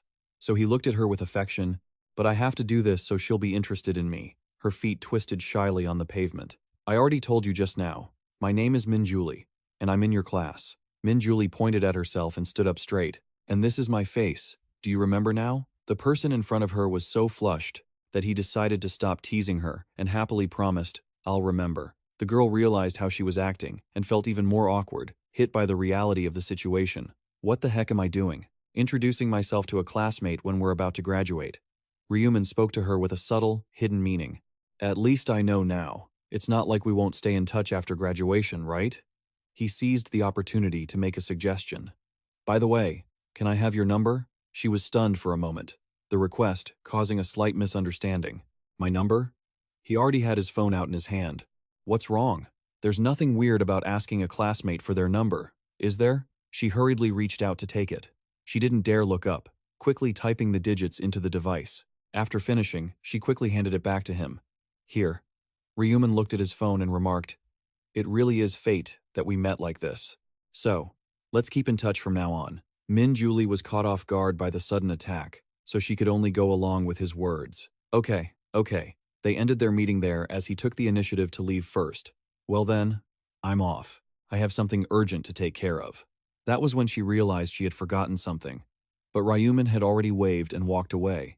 Wait, the envelope. And so, the girl was left alone, lost in her own thoughts. I still haven't given it back to him. Min-Julie placed a hand over her chest and started walking in the opposite direction. Why did he suddenly ask for my phone number? It's so weird. Oh no, my heart is beating so fast. A warm ray of sunlight shone through the girl's emotions, making her realize something. Even though I know he only sees me as a friend, I like Ryu Min. Things hadn't always been as good as they were now. They had met by chance at the beginning. Ryu Min was being beaten up by bullies behind the school, and she witnessed it. You jerk! I told you to bring the money. Do you think we were joking? No. Min-Julie whispered as she called for help on her phone. Police, please. After that, she still hid behind a pillar to watch the young man's lonely back. Was it because I felt sorry for him, or because I felt responsible since I was the one who called the police? I followed him to make sure he got home safely, but thanks to that, I also witnessed how he acted inside the store, seeing Ryu Min working part-time like nothing had ever happened. They were separated by only a pane of glass. I realized he was much stronger than he looked. Even during chore duty in class, Min-Julie's eyes would follow him. From then on, I started to become interested in him. She secretly watched Ryu Min napping at his desk. But I didn't have the courage to talk to him. Even when he went to see his younger brother, she only dared to hide and watch. After that, my feelings for him grew much stronger. I didn't even dare to approach him anymore. Who would have thought we'd meet here? Min-Julie stood still, closed her eyes, and whispered a word of gratitude. I'm brave now. This is a chance given to me by heaven. A gentle breeze blew through the short hair of the girl who had just discovered love. I can't pretend not to know him after accepting 10 million. She broke into a happy smile and thought, should I invite him to eat? At that moment, Ryu Min was sitting on his bed, having some free time and checking his phone. A text message popped up on his screen. Have you eaten yet? I have a few things I want to say. Could we meet in Area 1? I'll treat you to a meal. Seeing the message, he replied, sure, I'll pay. The person on the other end seemed very determined, insisting on treating him to a meal. Just let me pay. Seeing the other person send such a cute sticker, he happily replied, I have plenty of money. It seemed the other person was very determined to pay for their meal. But I don't like getting a free ride just like that. What do you like to eat?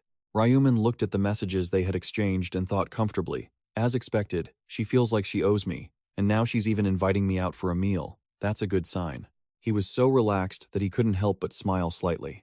If I get close to her naturally, it will be easier to turn her into an ally. After turning off his phone, he got out of bed and continued thinking about how he would help Julie and get her to round 20. Ryu Wan was sitting on the sofa when he suddenly noticed his brother dressed up and got curious. He asked, "Brother, where are you going?" Min heard this and calmly replied, "To meet a friend." Ryu was a bit hesitant but still asked, "A friend, not a girlfriend, right?" Hearing his brother's question, he chuckled and asked back, "Why? Can't your big brother go out and meet some girls?" With that, he warned his brother, "I'll be eating out. Don't you skip your meal. Got it?" Ryu Min answered, incredibly cooperative. Sure. After his brother left, he sat slumped on the sofa, lost in thought. Suddenly, he picked up an unexpected signal. "No way," he muttered, questioning reality. "Is he on a date?" The scene shifts to a fancy steakhouse. Out of the blue, a voice asked, "Do you like steak?" Julie was caught off guard by his sudden question and shyly covered her mouth, blushing. "What?" Seeing her flustered, he calmly repeated the question. "Do you like steak?" She stammered, feeling shy. "Oh yes, I love it." He acted like it was nothing, casually digging in. Then, "Eat up." After responding, she thought to herself with a sense of wonder, "I can't believe I'm having dinner alone with Ryu Min. What a lucky day." The two ate in silence, the soft music, and the chatter of other customers filling the awkward atmosphere. She suddenly realized things were a bit uncomfortable. "It's getting way too awkward. I need to say something. Come on, be brave." After a moment of thought, she found a topic and hurried to ask him, "How do you keep winning the lottery? Like, 4 times in a row?" Ryu Min was so focused on his meal that he didn't even notice the tension. Hearing her question, he finally looked up. Without a hint of shame, he made up a ridiculous excuse. "That? Oh, my ancestors told me in a dream. I'm so lucky, aren't I?"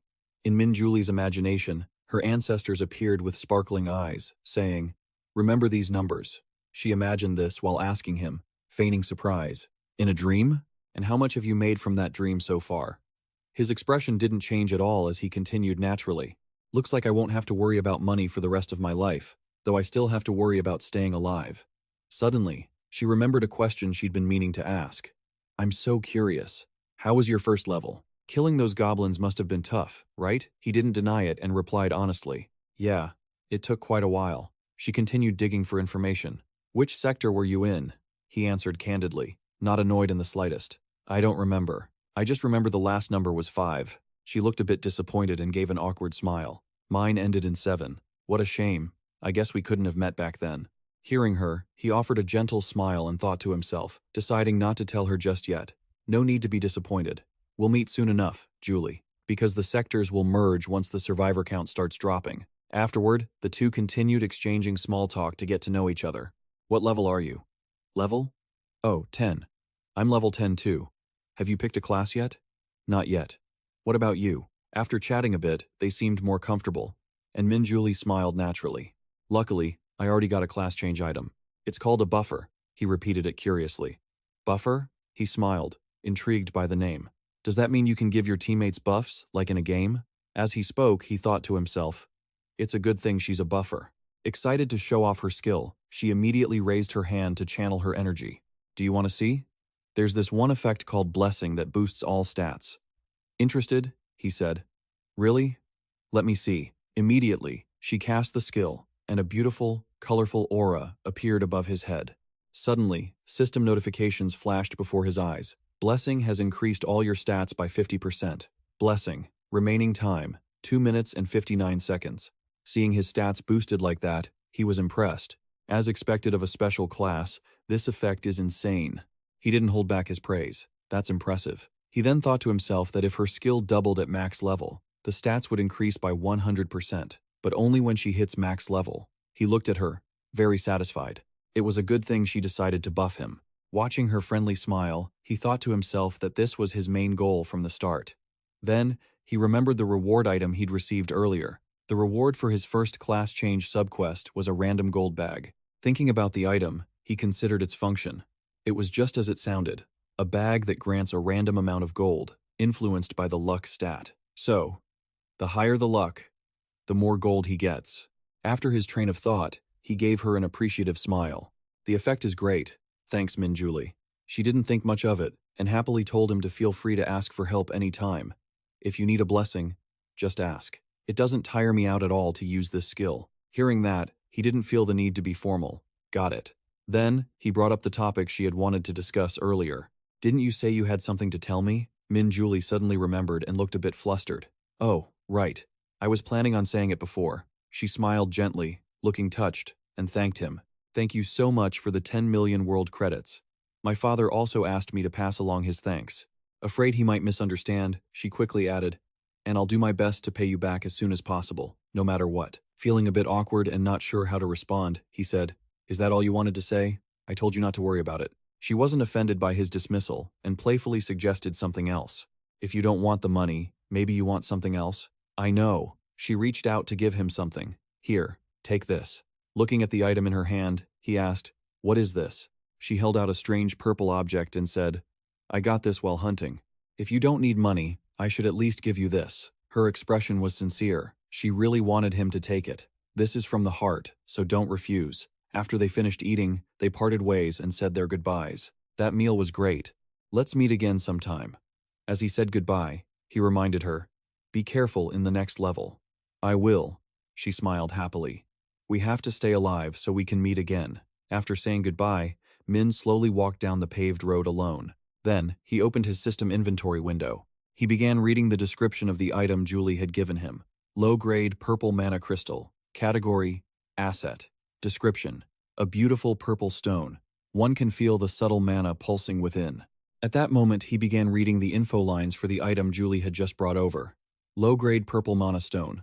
Category, asset. Description, a beautiful purple stone that allows you to sense the subtle mana within. Think of them as gems you socket into items to boost your stats. He carefully read through every line of information, marveling at his own twist of fate. Who would have thought he'd get something like this from her? He reached into his inventory, pulled out the magic crystal, and began to analyze it closely. Just by looking at the brief description, it was hard to tell exactly what it did. He held the crystal up high, lost in deep thought. But once you hit level 20, you'll realize just how rare this item really is. Turns out, reaching level 20 unlocks a fixed skill for every player. The combination feature unlocks at level 20. It sounds a bit like weapon forging, but on a much higher level. By using it, you can combine a weapon with a magic crystal. You can even upgrade this skill and customize the enhancements. At this point, he started explaining the different types of magic crystals. There are 7 colors in total: red, orange, yellow, green, blue, indigo, and violet. Each color grants different abilities. Red is for damage, orange for strength, and yellow for luck. These crystals are incredibly rare because of the superior skills they provide.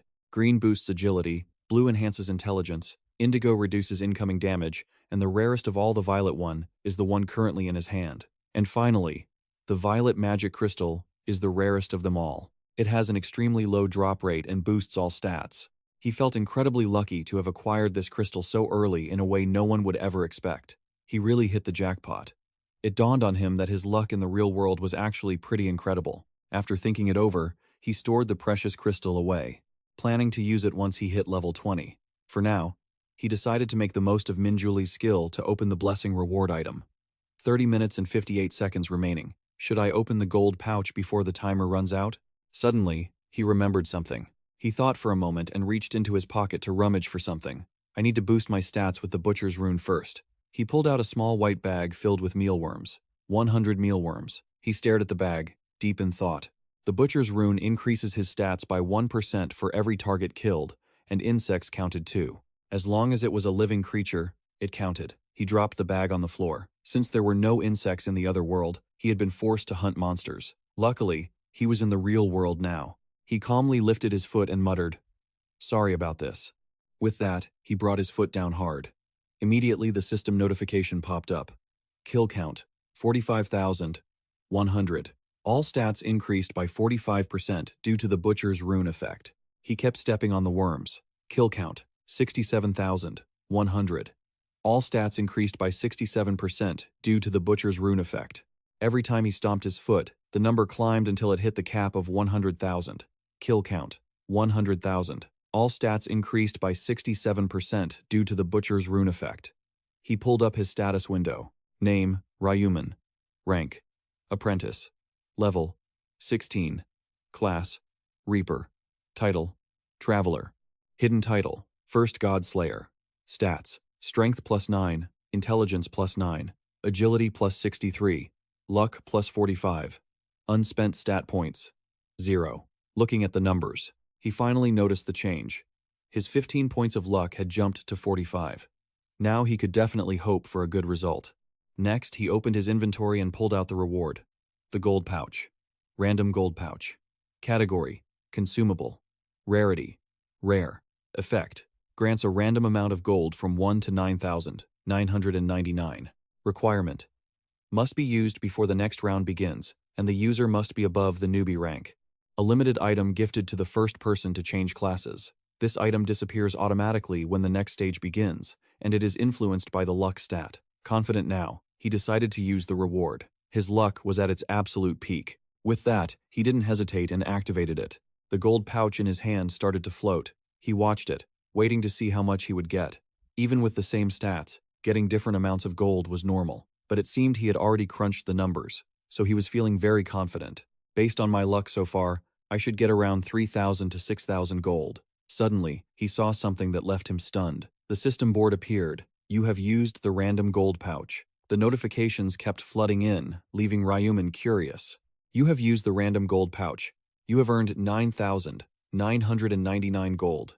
Ryu Min was stunned. 9,999 gold? He was overjoyed to have received the maximum amount. Accepting that blessing was worth it. The system summary tallied his total. So, my total gold is 16,249. This is enough to buy an epic tier item. As he thought this, the system board vanished. The item I want won't be available for another 2 weeks, so I'll hold on to this for now. Bright morning sunlight streamed into the house where the two brothers lived. Ryu Min walked in, took off his coat, and said, "I'm home." Seeing him, Ryu Min looked up from his phone and called out cheerfully. Ryu Min held his phone up to cover half his face, but you could still see his puppy-like happy expression. "How was your date?" The question caught Ryu Min off guard. Date? Seeing his brother confused, Ryu Min asked again, slightly disappointed. "Weren't you out on a date with your girlfriend?" Ryu Min sat on the chair, dodging the question. "Quit talking nonsense. Have you eaten yet?" Seeing this, Ryu Min sat down next to his brother and answered happily. "I ordered black bean noodles." Ryu Min rested his chin on his hand, looking at his brother with a judgmental tone. "You should have ordered something better." Ryu Min pouted, sounding defensive. "What's wrong with black bean noodles? Do you have any idea how much I've been craving these?" His words reminded Ryu Min of the past. It was true just last month. They had been struggling to get by. Ryu Min thought, "By the way, my Bitcoin investment has grown to $150 million. Just like last time, it'll likely drop significantly in 2 weeks. That'll be the time to pull out." Meanwhile, Ryu Min was staring at something with sparkling eyes. A car was being shown on the TV screen, and an idea flashed in Ryu Min's mind. Before that, I should get my driver's license. In the testing room, everyone was focused on their papers, including Ryu Min, who was taking the theory test for his license. The repetition seemed to be getting a bit tedious for Ryu Min, so he sighed and thought to himself, "How many times have I taken this test already? Just get it over with and get out of here."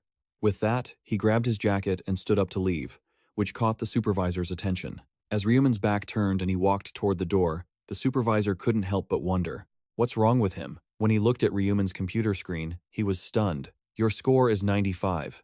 You've passed the commercial driver's license theory test." His head was spinning with questions. How did he get a 95 inches such a short amount of time? Ryu Min knew the results he'd get better than anyone else. The outcome was obvious, but it had only taken him 4 days to get his license. He handed the glowing license to his younger brother, Ryu Min, with a proud look. "It's blinding. I have more driving experience than anyone." Suddenly, Ryu Min reflected on his current reality. Wait, how many years have actually passed? How old am I now? He immediately thought about buying a supercar as soon as he got his license, a Lamborghini Aventador, a red one. It didn't take long to decide since he'd driven this same car several times before. Ryu Min asked, "How long does a direct import take?" The salesperson replied with a bright smile. "If you place the order today, you'll receive the car within a month." Holding his iPad, he said, "Perfect, let's sign the deal right now." Seeing Ryu Min seal the deal made the salesperson light up, looking as if they were glowing. "That's wonderful, sir. You have such great taste." Their excessive attitude left him speechless. Time passed, and 2 weeks later, on a beautiful day that felt just right, the time had finally come. Holding his phone with a smug look on his face, he thought, "It's time to say goodbye to my pile of Bitcoin." Ryu Min asked, noticing his brother's calculated, dangerous expression. "Did something good happen? Why are you smiling like that?" Ryu Min sat back in his chair and replied, "Little brother, I just sold all my Bitcoin." Ryu sat down in shock and asked, "Really? How high did the price go?" Ryu Min replied calmly, $300 million. Hearing such a massive number stunned him. 300 million dollars? The younger brother couldn't sit still, raising his voice in disbelief. "The total amount from your lottery win was only $60 million. How did it turn into $300 million? Meanwhile, Ryu Min just answered his brother's questions calmly, as if it were the most obvious thing in the world. Ryu was both awestruck and reminiscing about a month ago. When Ryu Min wanted to invest in Bitcoin, he had tried to stop him, but look how much he'd made. Ryu Min smiled. "I didn't know it would skyrocket that much either." He secretly thought that last time, it had only reached $280 million. By now, Ryu Min had calmed down and asked, "So, are you going to stop now?" Ryu Min kept his eyes on his phone while replying, "Of course." Ryu held his cup of water, smiling. "That's good." But before long, his brother spoke up again, causing Ryu Min to spit out his coffee. "Time to invest in the stock market." Worried about his brother, Ryu Min asked, "Brother, you don't know a damn thing about stocks. What are you planning now?" Ryu Min reassured him with a calm demeanor and a smile on his face. "Don't worry." Ryu Min made up a casual excuse to soothe his brother's anxiety. "I saw it in a dream." Ryu was startled and skeptical. "You're dreaming about the future again? Is it about what stock to buy this time?" Ryu Min replied confidently. "Yeah, in the dream, if I buy now, I'll make a huge profit later." Seeing his brother so convinced, Ryu Min sighed. "Fine, just do whatever you want." Looking at his brother, Ryu Min thought, "I can't blame one for being worried, but I know the future." Then, he looked at the screen, thinking about the company he wanted to invest in. "The company I'm investing in is..." The phone screen displayed a list of stocks. A company currently ranked 85th on the KOS stack, worth about $900 million. Chonma Consulting. Ryu Min thought, Chonma Consulting is a company owned by Gion Lok. Even though it's not that famous yet, after round 4, it will release a special system and grow rapidly. Ending his reminiscence, Ryu Min felt satisfied with his decision. If I know this company is going to become famous, there's no reason not to invest. He held the phone, thinking, if I can own a lot of shares and gain controlling interest, I can influence the company as a major shareholder and make a decent profit. With that, Ryu Min pressed the order button. First, I'll invest $280 million and secure a 31% stake. Suddenly, a voice cut through his thoughts. Please. It turned out Ryu Min was silently praying for his brother. Please make his dream come true again. That's that, he thought, looking at the screen displaying the confirmation text.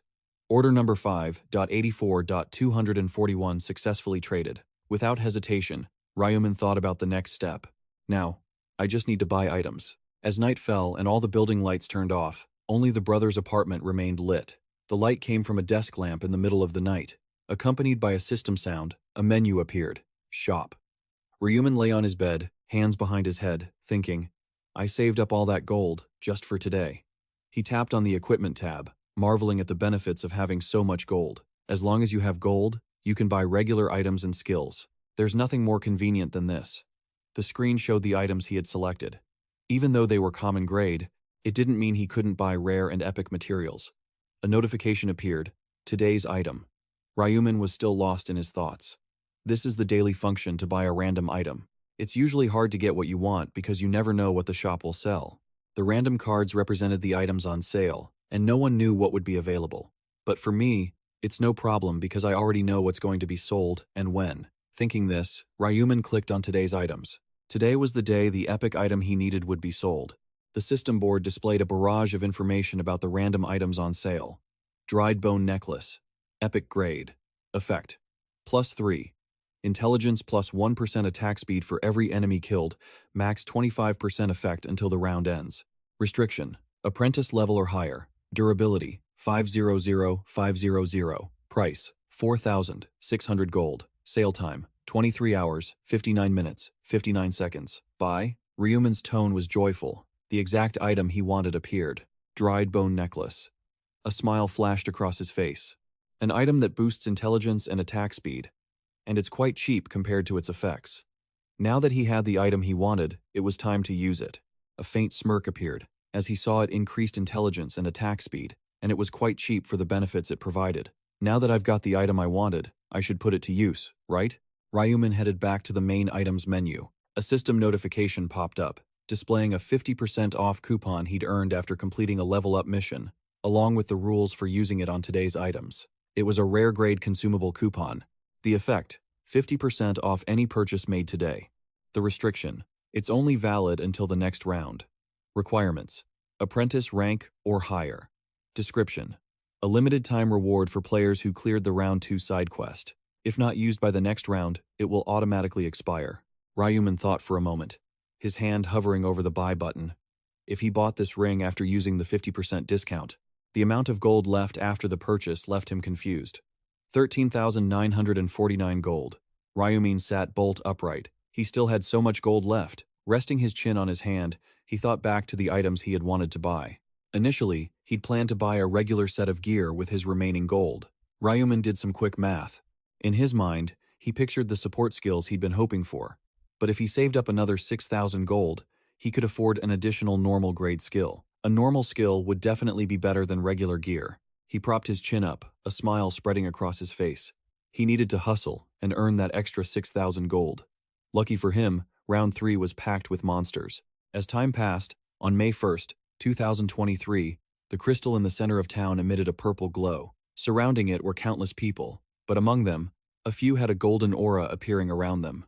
This day had come eventually. Players were constantly appearing, scattered throughout the Round 3 game area and the center. In this spot, a massive purple crystal was emitting an incredibly striking light. Damn it, I got dragged into the afterlife again. After being forced into the game, the players started asking questions. Is this not a forest this time? Where am I? A few of them carefully observed their surroundings and shared their thoughts. The buildings are all destroyed, but it looks like a village. Hearing those comments, a voice suddenly cut in to argue. It's just a dump, nothing more than a pile of ruins. They even noticed the tall castle walls surrounding the area where they were standing. Look, there are walls around the village. No way. At this moment, the players finally noticed the eye-catching, massive crystal sitting in the center. And what's with this crystal? What are we supposed to do in this place for Round 3? Ryu Min appeared in the distance, silently observing. This place is strange. Everyone looks pretty nervous. His gaze then locked onto someone who seemed calm on the opposite side. The only one standing nonchalantly was Scythe. Moving to his side, Scythe was acting indifferent when he heard someone behind him voicing a complaint. Isn't that the guy representing the Ta area? Then, more and more people started whispering behind his back. That's right, life is a documentary. I heard he's a gang boss. He even used a sword to threaten us into voting for him. The rumors and gossip even mentioned his name. Haegu should have been the representative, not that murderer. Suddenly, someone raised a hand, whispering to warn his teammate. Hey, watch it. He's got the authority right now. But it seemed like Scythe didn't pose any threat, so the other guy remained calm, acting as if the warning meant nothing. Whatever. He can only use that power 10 times. Nothing to be afraid of. As Scythe listened, he couldn't take it anymore and spun around to intimidate them. You bastards, shut your mouths. The funny thing was, those people didn't look scared at all by his threats. In fact, more people started mocking him. What is he swearing about? Like we don't know how to curse? He didn't back down, either, pointing his finger straight at them to single them out. Which one of you was mumbling? That was when those people realized it was getting dicey and backed off, not daring to gather and whisper anymore. His face twisted with rage as he muttered, Damn it, I knew this would happen. I wish that angel would just shut her trap. Right then, a pair of shiny leather shoes appeared. Ryu Min immediately stood in front of him, bowing respectfully. Hello there. Many people recognized him and started asking questions. Ryu Min, what are you doing? He didn't mind the surrounding noise, instead lifting his head to look at Scythe, saying sincerely, Sir, life is a documentary. The big boss of the Scythe gang. Senior, I've come to pay my respects. He looked at him calmly and asked, Senior, are you one of my subordinates? Ryu Min immediately replied, Not yet, sir. I'm just a 20-year-old kid with dreams of becoming a gangster. Hearing that, Scythe raised an eyebrow, thinking, he wants to be a gangster? Is this guy crazy? Ryu Min put on a look of pure admiration and said with a smile, You're my role model. I really want to join the Scythe gang. The boss heard this, but before he could even finish his question, he was stunned by the guy's next move. Why did he do that? Ryu Min knelt down on the ground and said with absolute conviction, "I will spend the rest of my life following you. Please, take me in." Scythe was so amused by this display that he couldn't help but crack a satisfied grin. He'd met his fair share of crazies in this life, but this was the first time he'd seen one this hardcore. He liked his spirit. Thinking that, he told him to get up. "Stand up." Ryu Min quickly responded, "Yes, sir." Then, the boss asked, full of curiosity, "Are you blind? Don't you know my reputation has tanked, and you still want to follow me?" Ryu Min answered shamelessly, "Whatever." He clenched his fist and pounded his chest, continuing, "You're the man I respect." He faced Scythe and said words that were incredibly moving. "As long as you take me in, I don't care what anyone else thinks." Being praised and looked up to like an idol, the boss couldn't help but smile. "I like your answer. All right. I'll take responsibility and teach you." He was deeply touched and bowed repeatedly to thank him. "Thank you, sir. It's an honor." The people around them were absolutely shocked by this insane display. Did he just join the Life as a Documentary team? Is he insane? Some couldn't help but exclaim, "I guess birds of a feather flock together." Ryu Min, observing everything from afar, was very satisfied. Him teaming up with Scythe? That was a good turn of events. Just then, the angel suddenly appeared in the sky, asking, "Is everyone gathered now?" She slowly scanned the players below and laughed. "Let's see, we're 90 people short today." A few players didn't understand what she meant and wondered about the missing people. Another person couldn't resist asking what she meant, but before he could finish his sentence, an information window automatically popped up in front of him. One after another, the other players received the same notification. Before he could finish his sentence, an info window automatically popped up in front of everyone. Other players were simultaneously receiving the same notification. The main mission is to protect the Holy Relic for 3 hours across the entire area. The total number of participants is 856,020,000, and the number who have completed it is 21,400,755. The current zone is SX 45.5, with a total of 4,900 participants, and only 1.22% have completed it. The other players were in an uproar as soon as they read the details for the third round. "Are we really short on people? How could that be?" the angel said slowly, acting as if it were nothing. "It's impossible for people to die for no reason. It seems you've been killing each other in the real world. I was worried about how far your competition would go." Just then, a player suddenly noticed something and anxiously shouted to warn the others. Wait. Everyone. Look at the number of people who can clear this round." The other players were terrified when they noticed the restricted limit for those who could pass the third round. 1,225 people. "What? That means only a quarter will survive," one guy shouted, unabashed, asking, "Hey, Angel, is there a bug or something?" The angel just cackled at his question. "A bug? You're kidding." She then nonchalantly voiced the player's thoughts. "What do you want? There is no bug. You're afraid because the number of people who can complete the mission has decreased, aren't you?" she asked, then countered, "But have you forgotten?" The players below looked on in horror. Only half the people survive each round. The angel didn't lose her smile. She explained it even more cruelly. "But everyone survived the last round, so it only makes sense for 1/4 to survive this one, right?" The players were absolutely shocked by her words. That. Her beautiful, malicious eyes watched the people below through her veil as she spoke bluntly. "It's not unfair at all. You just need to work hard to make it into the top 25%. She then moved on to the rules. "All right, let me explain the rules for round 3. The angel slowly explained the rules for this round. "Every 30 minutes, monsters from my army will appear in front of the castle gate and target the holy relic at the center of the village." Her figure hovered in the sky, looking down. "There will be 4 waves of attacks in total, and you must all cooperate to protect the relic." She explained the importance of the purple orb. "You will receive bonus rewards if you protect the relic for 3 hours. If you fail, you will face severe penalties." She didn't forget to mention the player rankings. Regardless of whether you succeed or fail, your ranking will be based on the number of monsters you kill. The players just listened to the rules while fearfully glancing toward the castle gate. Since this round involves more monsters than usual, but they possess less strength, it should be much easier, right? Of course, that also means gold and experience rewards will be cut accordingly. The sounds coming from outside the gate were terrifying. When Chu Dongshi heard the ranking rules, he smirked confidently. "I just need to kill a lot of monsters, then. Since I have the authority, this round will be a piece of cake." Suddenly, she clasped her hands. "Oh, I almost forgot," she added, sounding quite wicked. "The The representative chosen from the previous round is supposed to be a documentary, right? She continued playfully, as if it were nothing. From this round on, he can use his command authority. But I bet everyone here is curious about what will happen, she emphasized. What if the representative dies? A cruel smile appeared on her face as she brought up this stimulating topic.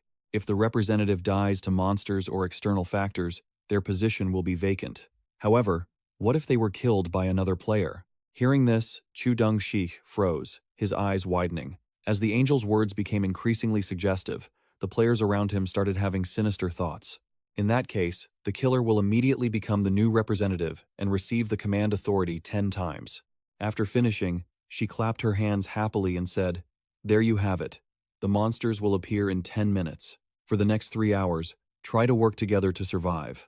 Finally, she added with utter disdain, "Though I doubt you'll be able to pull it off." Then, she dissolved into a point of light and vanished, leaving Chu Dong-shik looking like he'd just eaten something foul. He cursed furiously at the spot where she had disappeared. Then his eyes immediately caught the killing intent behind him. Instead of preparing to fight the monsters, the other players were now pointing their weapons at their own kind. Seeing this, Chu Dong-shik was enraged. He summoned his weapon and threatened them loudly. "Come on, you bastards. I'll take all of you on." One by one, the players, full of killing intent, moved toward him without fear. "You act tough, but you only have 10 uses of your command authority. The angel said it herself, whoever kills this bastard becomes the representative." One player even shamelessly added, "If I become the new representative, even better." Just then, a figure appeared. Ryu Min calmly stepped out from behind, holding his weapon. Seeing him approach, Chu Dong-shik panicked and stammered. What are you doing?" Ryu Min stood beside him and spoke. "Don't be afraid, I just want to talk." But all Chu Dong-shik heard was that he was supposedly scared, so he retorted hesitantly. "Afraid? What are you talking about?" "Say what you have to say," he added.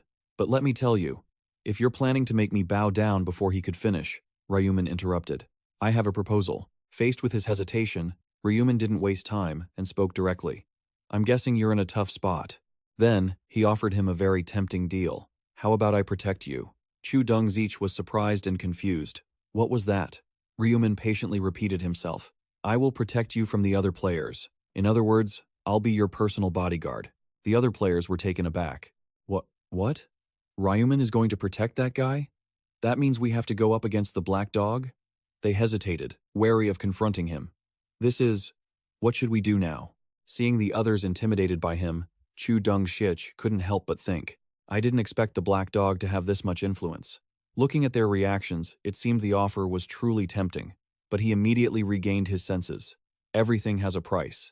Thinking this, he darkened his expression and asked, "So, what do you want in return?" He spoke softly, as if it were nothing. "It's not much." Then, his gaze turned incredibly sharp as he stated his demand. "You must follow my every command, that is the condition." Jong-sik froze upon hearing that. What? He gritted his teeth, thinking to himself, is he asking me to become his subordinate? He didn't agree immediately, probing instead. "What reason do you have to make such an offer?" He replied concisely. "I can't say." The other man didn't give up, continuing to ask, "You say I must take orders, but what kind of orders exactly?" He remained patient. "I can't say that either. You just need to obey my commands unconditionally." Seeing his nonchalant attitude, Jong-sik thought bitterly. "So you want me to follow you for the rest of my life? Damn it, does he think I'm that easy to fool?" But then he paused for a few seconds, thinking, wait, what happens if I refuse? He wouldn't attack me for no reason in broad daylight, right? While he was lost in thought, he said decisively, "Choose." Then, he added a meaningful reminder. "The others are waiting for your decision too." He hesitated for a moment. Then, ultimately, he made his choice. He would refuse the offer.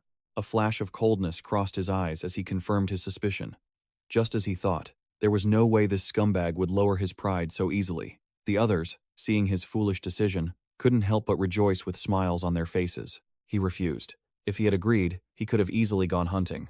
Maybe his ego is too big to take orders. The players started picking up their weapons again, aiming at Jong-sik, taking turns speaking up.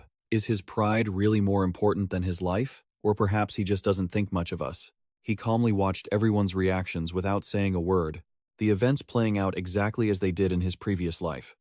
He then made his next move. Well, the thing to do now is to draw a line. Thinking this, he faced Jong-sik and, as if nothing happened, drew the boundary. Fine. If you've refused, then there's nothing more I can do. I won't concern myself with things here anymore. He then turned around decisively and walked away. Whether you live or die has nothing to do with me. The others, hearing him say that, stepped forward, ready to attack. Did you hear that? Ryu Min doesn't care about you anymore. So, shall we deal with this guy now? Jong-sik gritted his teeth in frustration, but unable to do anything else, he simply picked up his weapon. Damn it, do I really have to choose to accept that offer? Just then, the system announced the start of the game. The first wave is about to begin. Prepare for the monsters and defend the relic. The people who were about to gang up on Jong-sik were interrupted by the system's announcement it had begun. The system gave a brief announcement of the rules. In 30 minutes, regardless of how many monsters have been handled, the second wave will begin. The other players panicked, calling out to their teammates to cooperate and protect the large purple jewel. Everyone, protect the relic. Immediately after, the system started the countdown. Time remaining until the gate closes. 2 hours, 59 minutes, 59 seconds. Taking advantage of the others. Focusing on the city gate, Jong-sik suddenly thought that he couldn't fight alongside people he held grudges against. He turned to find somewhere else to act. After all, it was an individual mission he had to act alone. Suddenly, he noticed his calm figure walking away to another location. Where is that guy going? Jong-sik actually snuck around to follow Ryu Min for a long distance. He hid behind a building, watching him from afar. Is he planning to fight alone too? Is he heading for the gate? Suddenly, a sound echoed, signaling that the game had officially started. The first wave, the city gate, was slowly opening.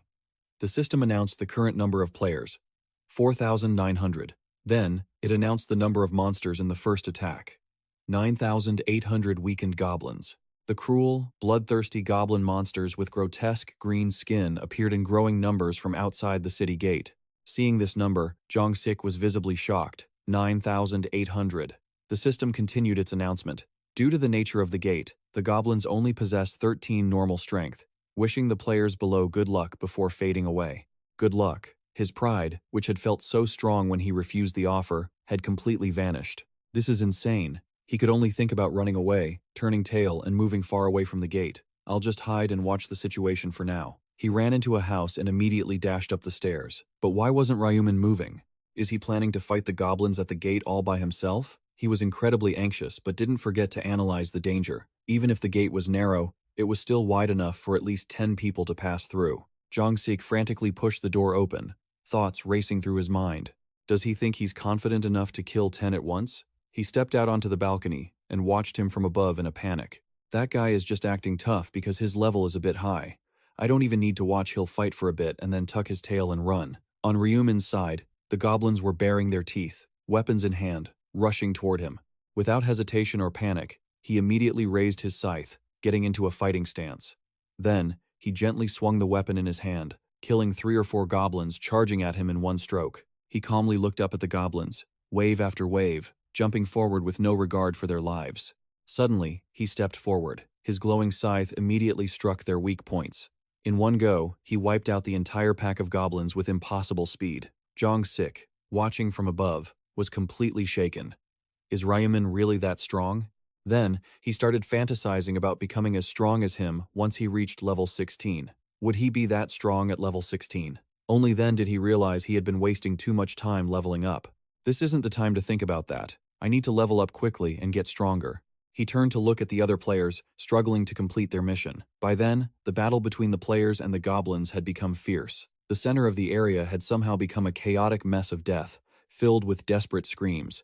Hey, stop them! The west gate is breached. Don't let them get near the relic. Die. By this point, Jong-sik stopped hiding, stepped down from the building, and prepared to hunt the monsters. I've got to get down there and kill some goblins too. He yelled loudly to lure a goblin over. Walking experience points, baby. Just like that, he sliced it down. Suddenly, a wave of danger washed over him. Without missing a beat, he drove his weapon straight into the head of the approaching goblin. As he pulled his weapon out, he smirked with smug satisfaction. Thanks to the runic detection skill, I can predict their movements. This is too easy. Suddenly, something whistled through the air, grazing his face and carving a chunk out of his ear. Chu Dong-shich looked back at the projectile, realization dawning on him. An arrow? I've never seen a goblin use a bow before. Thinking this, he immediately concluded that another player was trying to assassinate him. Damn it, who the hell was that? He cursed venomously in his mind. I don't know who you are, but the second I catch you, I'm gonna tear you into 100 pieces. Out of nowhere, someone slammed a spear into his lower abdomen. Gotcha. Chu Dong-shish, blinded by rage, grabbed the spear and roared. You bastard! He lunged forward with all his might, pulling the attacker right toward his dagger, and drove it deep into the guy's chest. As he yanked the blade out, he spat. Die, you piece of trash. Suddenly, another arrow zipped past his face. He glanced in the direction of the shot, and spotted someone with a bow.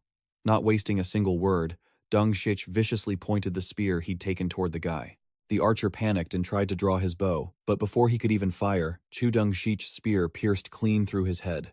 After clearing the immediate area, he clutched his stomach, struggling, and thought, damn it. I never expected the real threat to be other players, not the monsters. If he weren't the area representative, he'd be drowning in regret right now for ever wanting this position. Area representative, my ass. If I could choose, I'd have dumped this role on someone else already. On top of that, he started reconsidering that offer from earlier. Should I actually accept help from Hakko? But his pride got the better of him. No way. A man has to have his own pride. I can't just become his subordinate. He started scanning his surroundings, desperate for another solution. There has to be a way to hunt in peace without these other players getting in my way. Just then, his eyes locked onto a player carving through goblins on the other side. He recognized him. That guy had a pretty high rank in this area. Rank 3. And that Ryu Min on his right hand. A devious, shameless grin spread across his face. That's it. That's the one. He called out to him from behind. The man turned around, confused. What? Who's there? Before the guy could even react, he activated his command authority to take control of him. With the Ryu Min glowing on the target's right hand, he gave a wicked order. From now on, you're my bodyguard. Ryu Min just kept on cutting down monsters. A system chime echoed. Skeleton necklace effect activated. Attack speed increased by 25%. You defeated a goblin. Current EXP, 502,100. Triple EXP bonus applied. All stats increased by 100% due to the effect. Gold Butcher Rune plus 3.3. Gold Reward plus 1.66. He stared intensely at the system window, deep in thought. Ryu Min checked his inventory and beamed. I've already made nearly 2,000 gold. A bright smile tugged at the corner of his lips. With this pace, I should easily hit 20,000 gold by the second wave, right? A group of monsters in the distance began to edge toward Ryu Min, but he remained calm and lost in thought. Not good enough. I need to stack as much gold as possible this round to buy 2 more passive skills. If I pull that off, I'll unlock the Heart of Gold rune. His cold, sharp red eyes swept over them. Ryu Min swung his scythe, delivering a fatal blow to the monsters. The ones behind growled, hesitant to move, and he scoffed. What? You're not going to attack? Ryu Min raised his scythe high and charged straight at them. If you're not coming, I'll go first. A blinding wave of magic crashed down, causing total chaos. What was that? What's going on with that sound? The monster pinning down a nearby boy suddenly dissolved, and the rest vanished right along with it. A system message flashed. You have successfully blocked the first wave. Everyone let out a collective sigh of relief. I'm alive, the system announced. Players remaining, 3,933. Player casualties, 967. All survivors will receive a reward of 500 gold. One guy slumped to the ground, panting. I need to rest before the second wave starts. Ryu Min stared at the bodies littering the ground, his expression somber. 967 dead. Even if they weakened the goblins, you can never underestimate them. He scanned the crowd, looking for someone. Wait, where is he? Ryu Min spotted Dong-shich, who was gritting his teeth in stress, and narrowed his eyes. Found you. Dong-shich wasn't looking great. He was barely hanging on. Gasping for air, he gripped his dagger, looked around, and screamed, Damn it all! Dong-shich frowned, lost in thought, completely unaware of an enemy creeping up behind him. These bastards. They aren't even hunting goblins. They're just targeting me. The guy lunged, blade aimed at his back. Die, you trash! But before he could land a hit on Dong-shich, 2 other players tackled him, and he collapsed in agony. The command icon glowed brightly over his head, and he let out a smug chuckle. Good thing I have these guys. The command authority is amazing. Using them as meat shields is the only reason I survived the first wave. Young Min stood in front of Dong-shich and asked, Are you okay? Dong-shich looked at him, bewildered. This crazy guy is still following me, even though I didn't even use the command on him. Blood oozed from his stomach wound, and he let out a pained gasp. As the blood dripped onto his hand, Anxiety welled up inside him. I've lost so much blood. In this condition, can I even survive the next round? He gritted his teeth and cursed, damn it. Sweat soaked his forehead, stinging with every pulse of pain. He gritted his teeth, determined. I'll survive this. I'll make it through this round like it's nothing. Suddenly, Deng Ziche and Ryu Min both looked behind them. Monsters came flooding in. The system displayed, Wave 2. Players, 3,933. Enemies, weakened goblins and hobgoblins. Due to the stage conditions, goblins only have standard strength. The monsters, blades in hand, charged straight toward Ryu Min. A system greeting appeared. We hope you emerge victorious. He moved gracefully, his sharp scythe slicing through the monsters like paper. Ryu Min leaped into the air, landing a decisive strike. His blade flashed, cutting them down one by one until the monsters were piled high on the ground. Ryu Min spun his scythe, the blade whistling through the air. A moment later, he looked up at the system window. You have reached level 20. Your rank has increased from apprentices to commoner. Now you can use the synthesis function. Ryu Min gently wiped the sweat from his face, thinking with satisfaction that he'd finally done it. He finally hit level 20. Now I can use the synthesis function to create unique items that can't be bought in the store. The system displayed a level up notification. Death's Mark has been enhanced.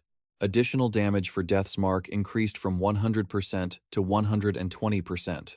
Furthermore, you have learned the unique skill, Midnight. Unique skill, Midnight. Effects apply within a 500-meter radius. Uses dark energy to create an artificial night. The caster can toggle this skill off at will. The next skill will be unlocked at level 40. He read the system notification and mused. The additional damage for Death's Mark is up to 120% now, and I've even learned a new skill. And Midnight fits perfectly with the Death's Rune.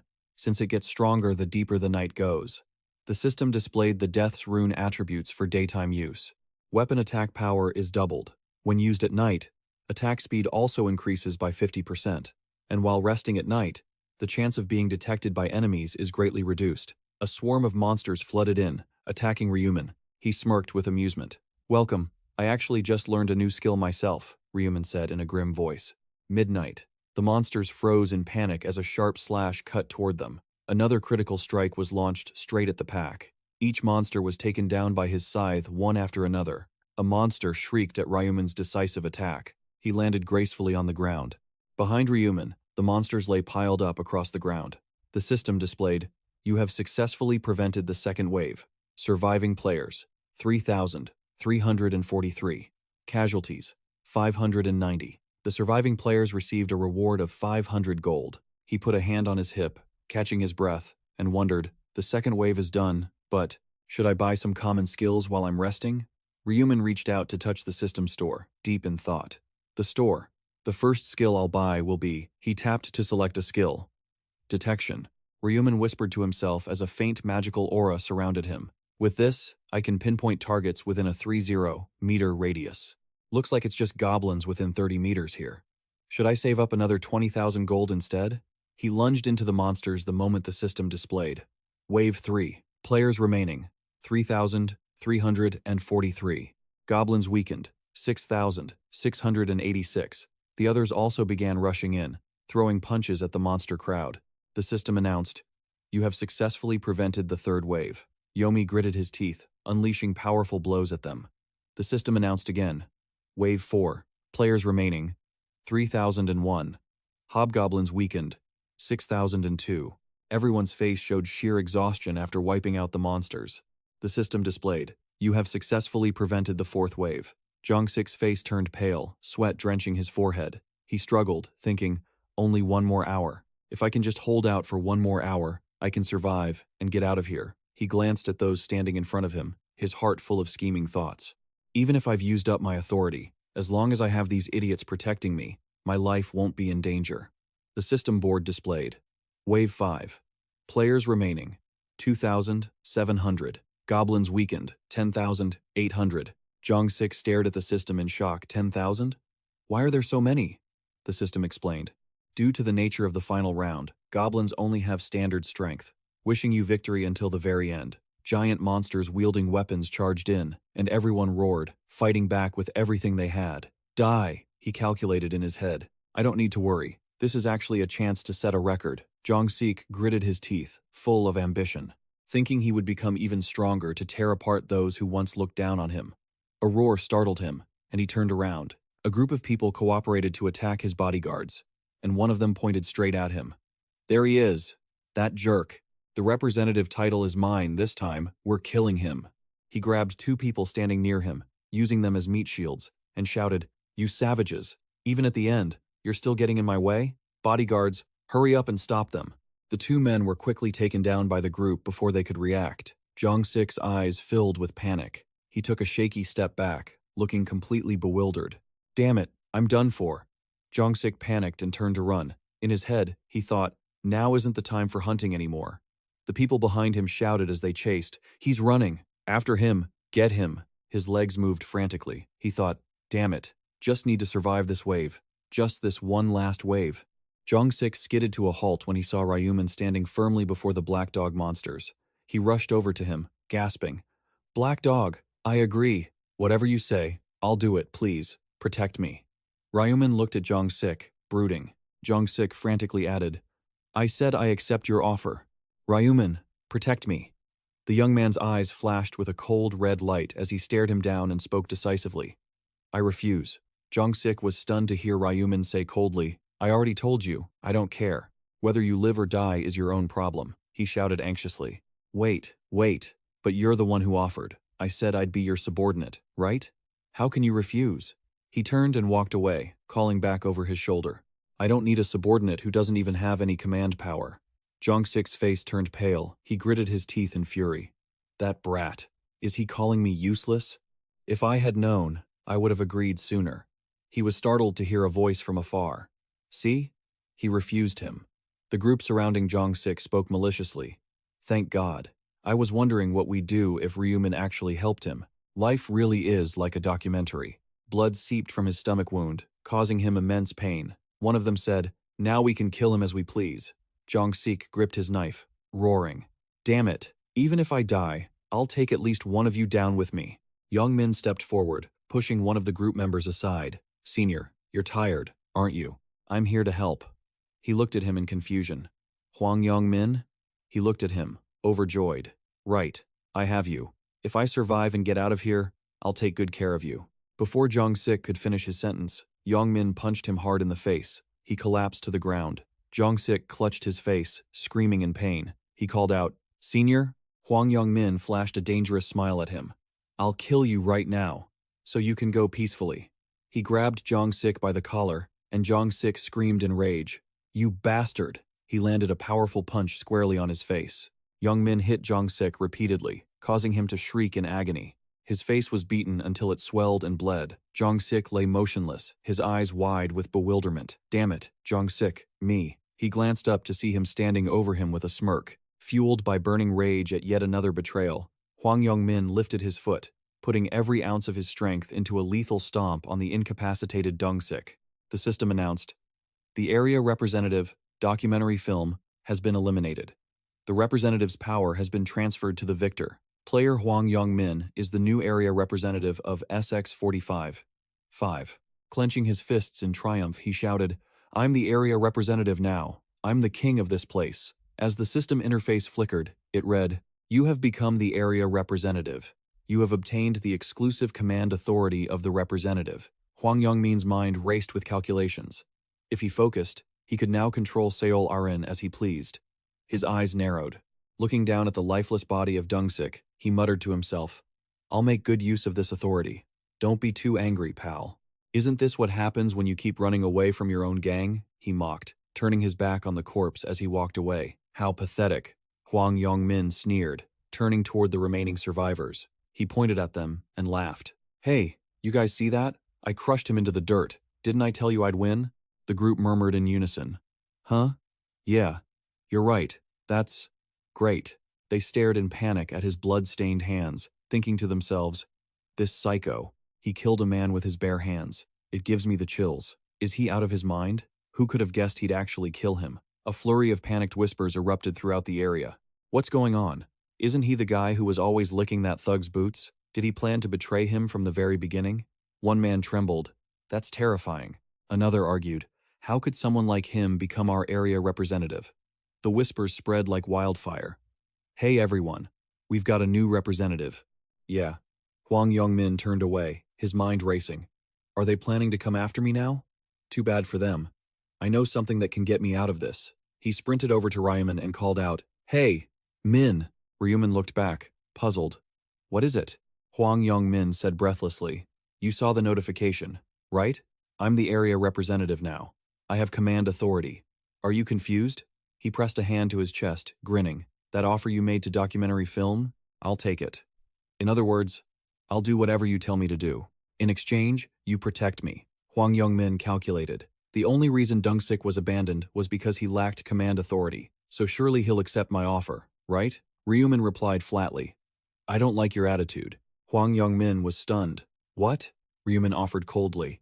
If you get on your knees and beg, maybe I'll consider it. Hwang Yong-min dropped to his knees, gesturing at himself. Wait, you didn't hear me? I have the command authority. Ryu Min stared down at him indifferently. So what? What do you want me to do? You seem to have misunderstood something. You're the one who's losing out here, not me.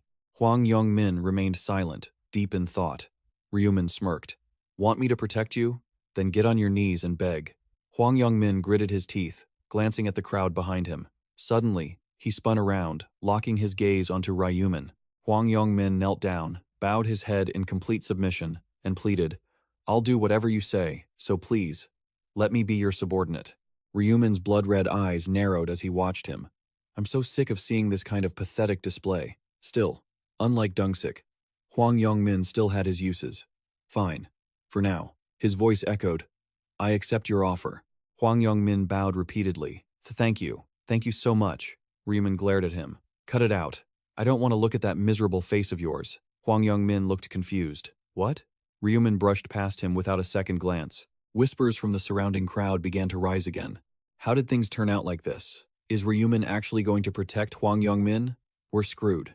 Should we all just attack him at once? One guy holding a spear nervously pushed back. Haven't you seen Ryu Min fight? He can take on all of us at once. How are we supposed to beat a monster like that? Ryu Min spoke up coldly, making the crowd freeze. Let me help you all make a decision. His sharp eyes scanned each person as he continued. You have two choices. You can give up your area representative title, go back the way you came, and go hunt some monsters. Ryu Min swung his scythe in front of them, threatening. Or, you can die by my hand. His expression darkened, his voice dropping into a chilling, somber tone. If you ask me, I recommend the first option, but the second one is fine too. Because in my eyes, anyone who dares to raise a sword against me is no longer human. A man frantically hid the knife he was holding behind his back, staring at Ryu Min. The others were just as terrified and scrambled to turn away. I'm leaving. Me too. Hwang Yong-min stayed on his knees, his eyes fixed on the horrific scene in front of him, thinking, that's incredible. I never expected the Black King could make them back down with just a few words. He stood up, watching Ryu Min's back in contemplation. As an enemy, he's terrifying, but as an ally, there's no one more reliable. Ryu Min's face remained calm, guessing to himself. With this kind of atmosphere, it looks like things are almost wrapped up. He glanced at the connection, people still struggling to fend off the monsters, thinking, so, we've cleared the fifth wave safely, but he curled his lips into a sinister smirk. If it just ends like this, wouldn't that be a bit boring? He called out to Hwang Yong-min. Hwang Yong-min hurried over and replied, Yes, Ryu Min? Ryu Min ordered coldly, do as you promised. Follow my instructions. Hwang Yong-min asked, What should I do? Just give the order. Ryu Min turned, his red eyes piercing through him as he commanded, Use your command authority 10 times and destroy the relics. Hwang Yong-min looked confused. What? The relics? He panicked. If the relics are destroyed, Hwang Yong-min suddenly remembered the angel's warning. If you fail to protect it, you will face severe punishment. He gritted his teeth, his mind filled with hesitation. But wait, if I use the command authority 10 times, won't I be able to turn Seol Arin into my slave? Hwang Yong-min wondered. May I ask why? Ryu Min didn't offer an explanation, only ordering, shut your mouth and do as I say. Hwang Yong-min tried to negotiate. Instead of 10, can I use it 9 times? Ryu Min replied indifferently. I won't say it again. If you don't want to die, choose. Hwang Yong-min stammered. I understand. I'll follow your orders. With an air of absolute authority, Ryu Min commanded. Also, I'll be the one to decide who you use your command authority on. Ryu Min mused. Shim Sang-yu, the little chili pepper. Don't bother me. Spring, summer, autumn, you guys, go destroy the relics. Hwang Yong-min was stunned. What? What did you say? He stared at the group in front of him, completely shocked. I was wondering if my friend was in on it too. Did you do that on purpose? Glancing at Yong-min, he looked completely helpless. Sorry guys, it was Black Dog's order. Hope you understand. His eyes gleamed as he muttered, Don't bother me. Suddenly, the name Jim S. appeared above the heads of the group, leaving them stunned. Yong-min whispered, Little chilly, spring, summer, autumn, destroy the relic. The system warned that the relic was under attack, and someone panicked. What the? A massive explosion echoed as a group of people raised their weapons, intent on shattering the relic. People watching from afar screamed, Hey, what are you doing? Stop it now. They stared in shock and roared. What the hell are you guys doing?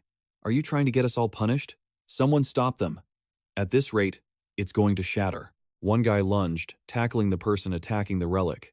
Stop destroying it. Cut it out. Someone, help me stop them. Another guy, without a second thought, swung his blade. Just kill them all. The relic began to crack all over its surface. Before long, the relic shattered completely. The system announced the relic was destroyed, and the main quest had failed. The system added that, as a penalty for failure, the avatar of the God of Punishment would be summoned within 30 minutes. The crowd panicked. What? The avatar of the God of Punishment? What is that? The system displayed a new message. Survive against the avatar of the God of Punishment. The round won't end until the timer runs out. A man asked nervously, Is that a boss? Ryu Min smirked, looking excitedly at the text on the hidden side quest board. Side quest round 3. Fight against the avatar of the God of Punishment and survive. Reward, 3,000 gold. Time remaining, 29 minutes and 59 seconds. The system displayed the hidden side quest. Side quest round 3. Fight against the avatar of the God of Punishment and survive for 30 minutes. Upon completion, you will be rewarded with 3,000 gold. Time remaining, 29 minutes and 59 seconds. The crowd started chatting excitedly. The system says if we survive, we get 3,000 gold. I told you, protecting the relic only gave 2,000 gold, so this is way more profitable. Yeah, I think so too. Ryu Min watched the cheering crowd thoughtfully. The quest reward is even bigger than the payout after clearing the 5th wave. That's exactly why I goaded Hwang Yong-min into breaking the relic, but the reason I didn't break it myself is because the crowd gasped as the system suddenly issued an announcement, confirming that the players who attacked the relic would be punished. The system stated that all stats would be permanently reduced by 50%. The attackers turned pale and frantically argued back. What? Our stats? We were just following orders. Damn it. The brown-haired guy wielding a bow pointed angrily at Yong-min. Hwang Yong-min, you bastard. Yong-min looked flustered. Sorry. Who knew there would be a penalty like that? He froze as the system continued the announcement. As the regional representative failed to protect the relic, they will also be penalized. Yong-min was devastated as the system message landed. All stats permanently reduced by 50%. He kicked the wall in a fit of rage. Damn it all. Ryu Min, standing back and watching the chaos, thought to himself, permanent stat reduction is directly tied to survival. This is a fatal blow. Now, time to get ready to hunt the avatar of the God of Punishment. He called out, and the system shop appeared. Ryu Min scrolled through the items, muttering, I'll buy some common items with my remaining gold. The system displayed the stats. Assassin's Hood, common grade headgear. Defense, 20, agility, +3. Durability, 250 out of 250. Restricted to common grade and above. The hood used by assassins always smells like blood, like it was never washed. Stealthy long boots. Common grade. Defense, 15.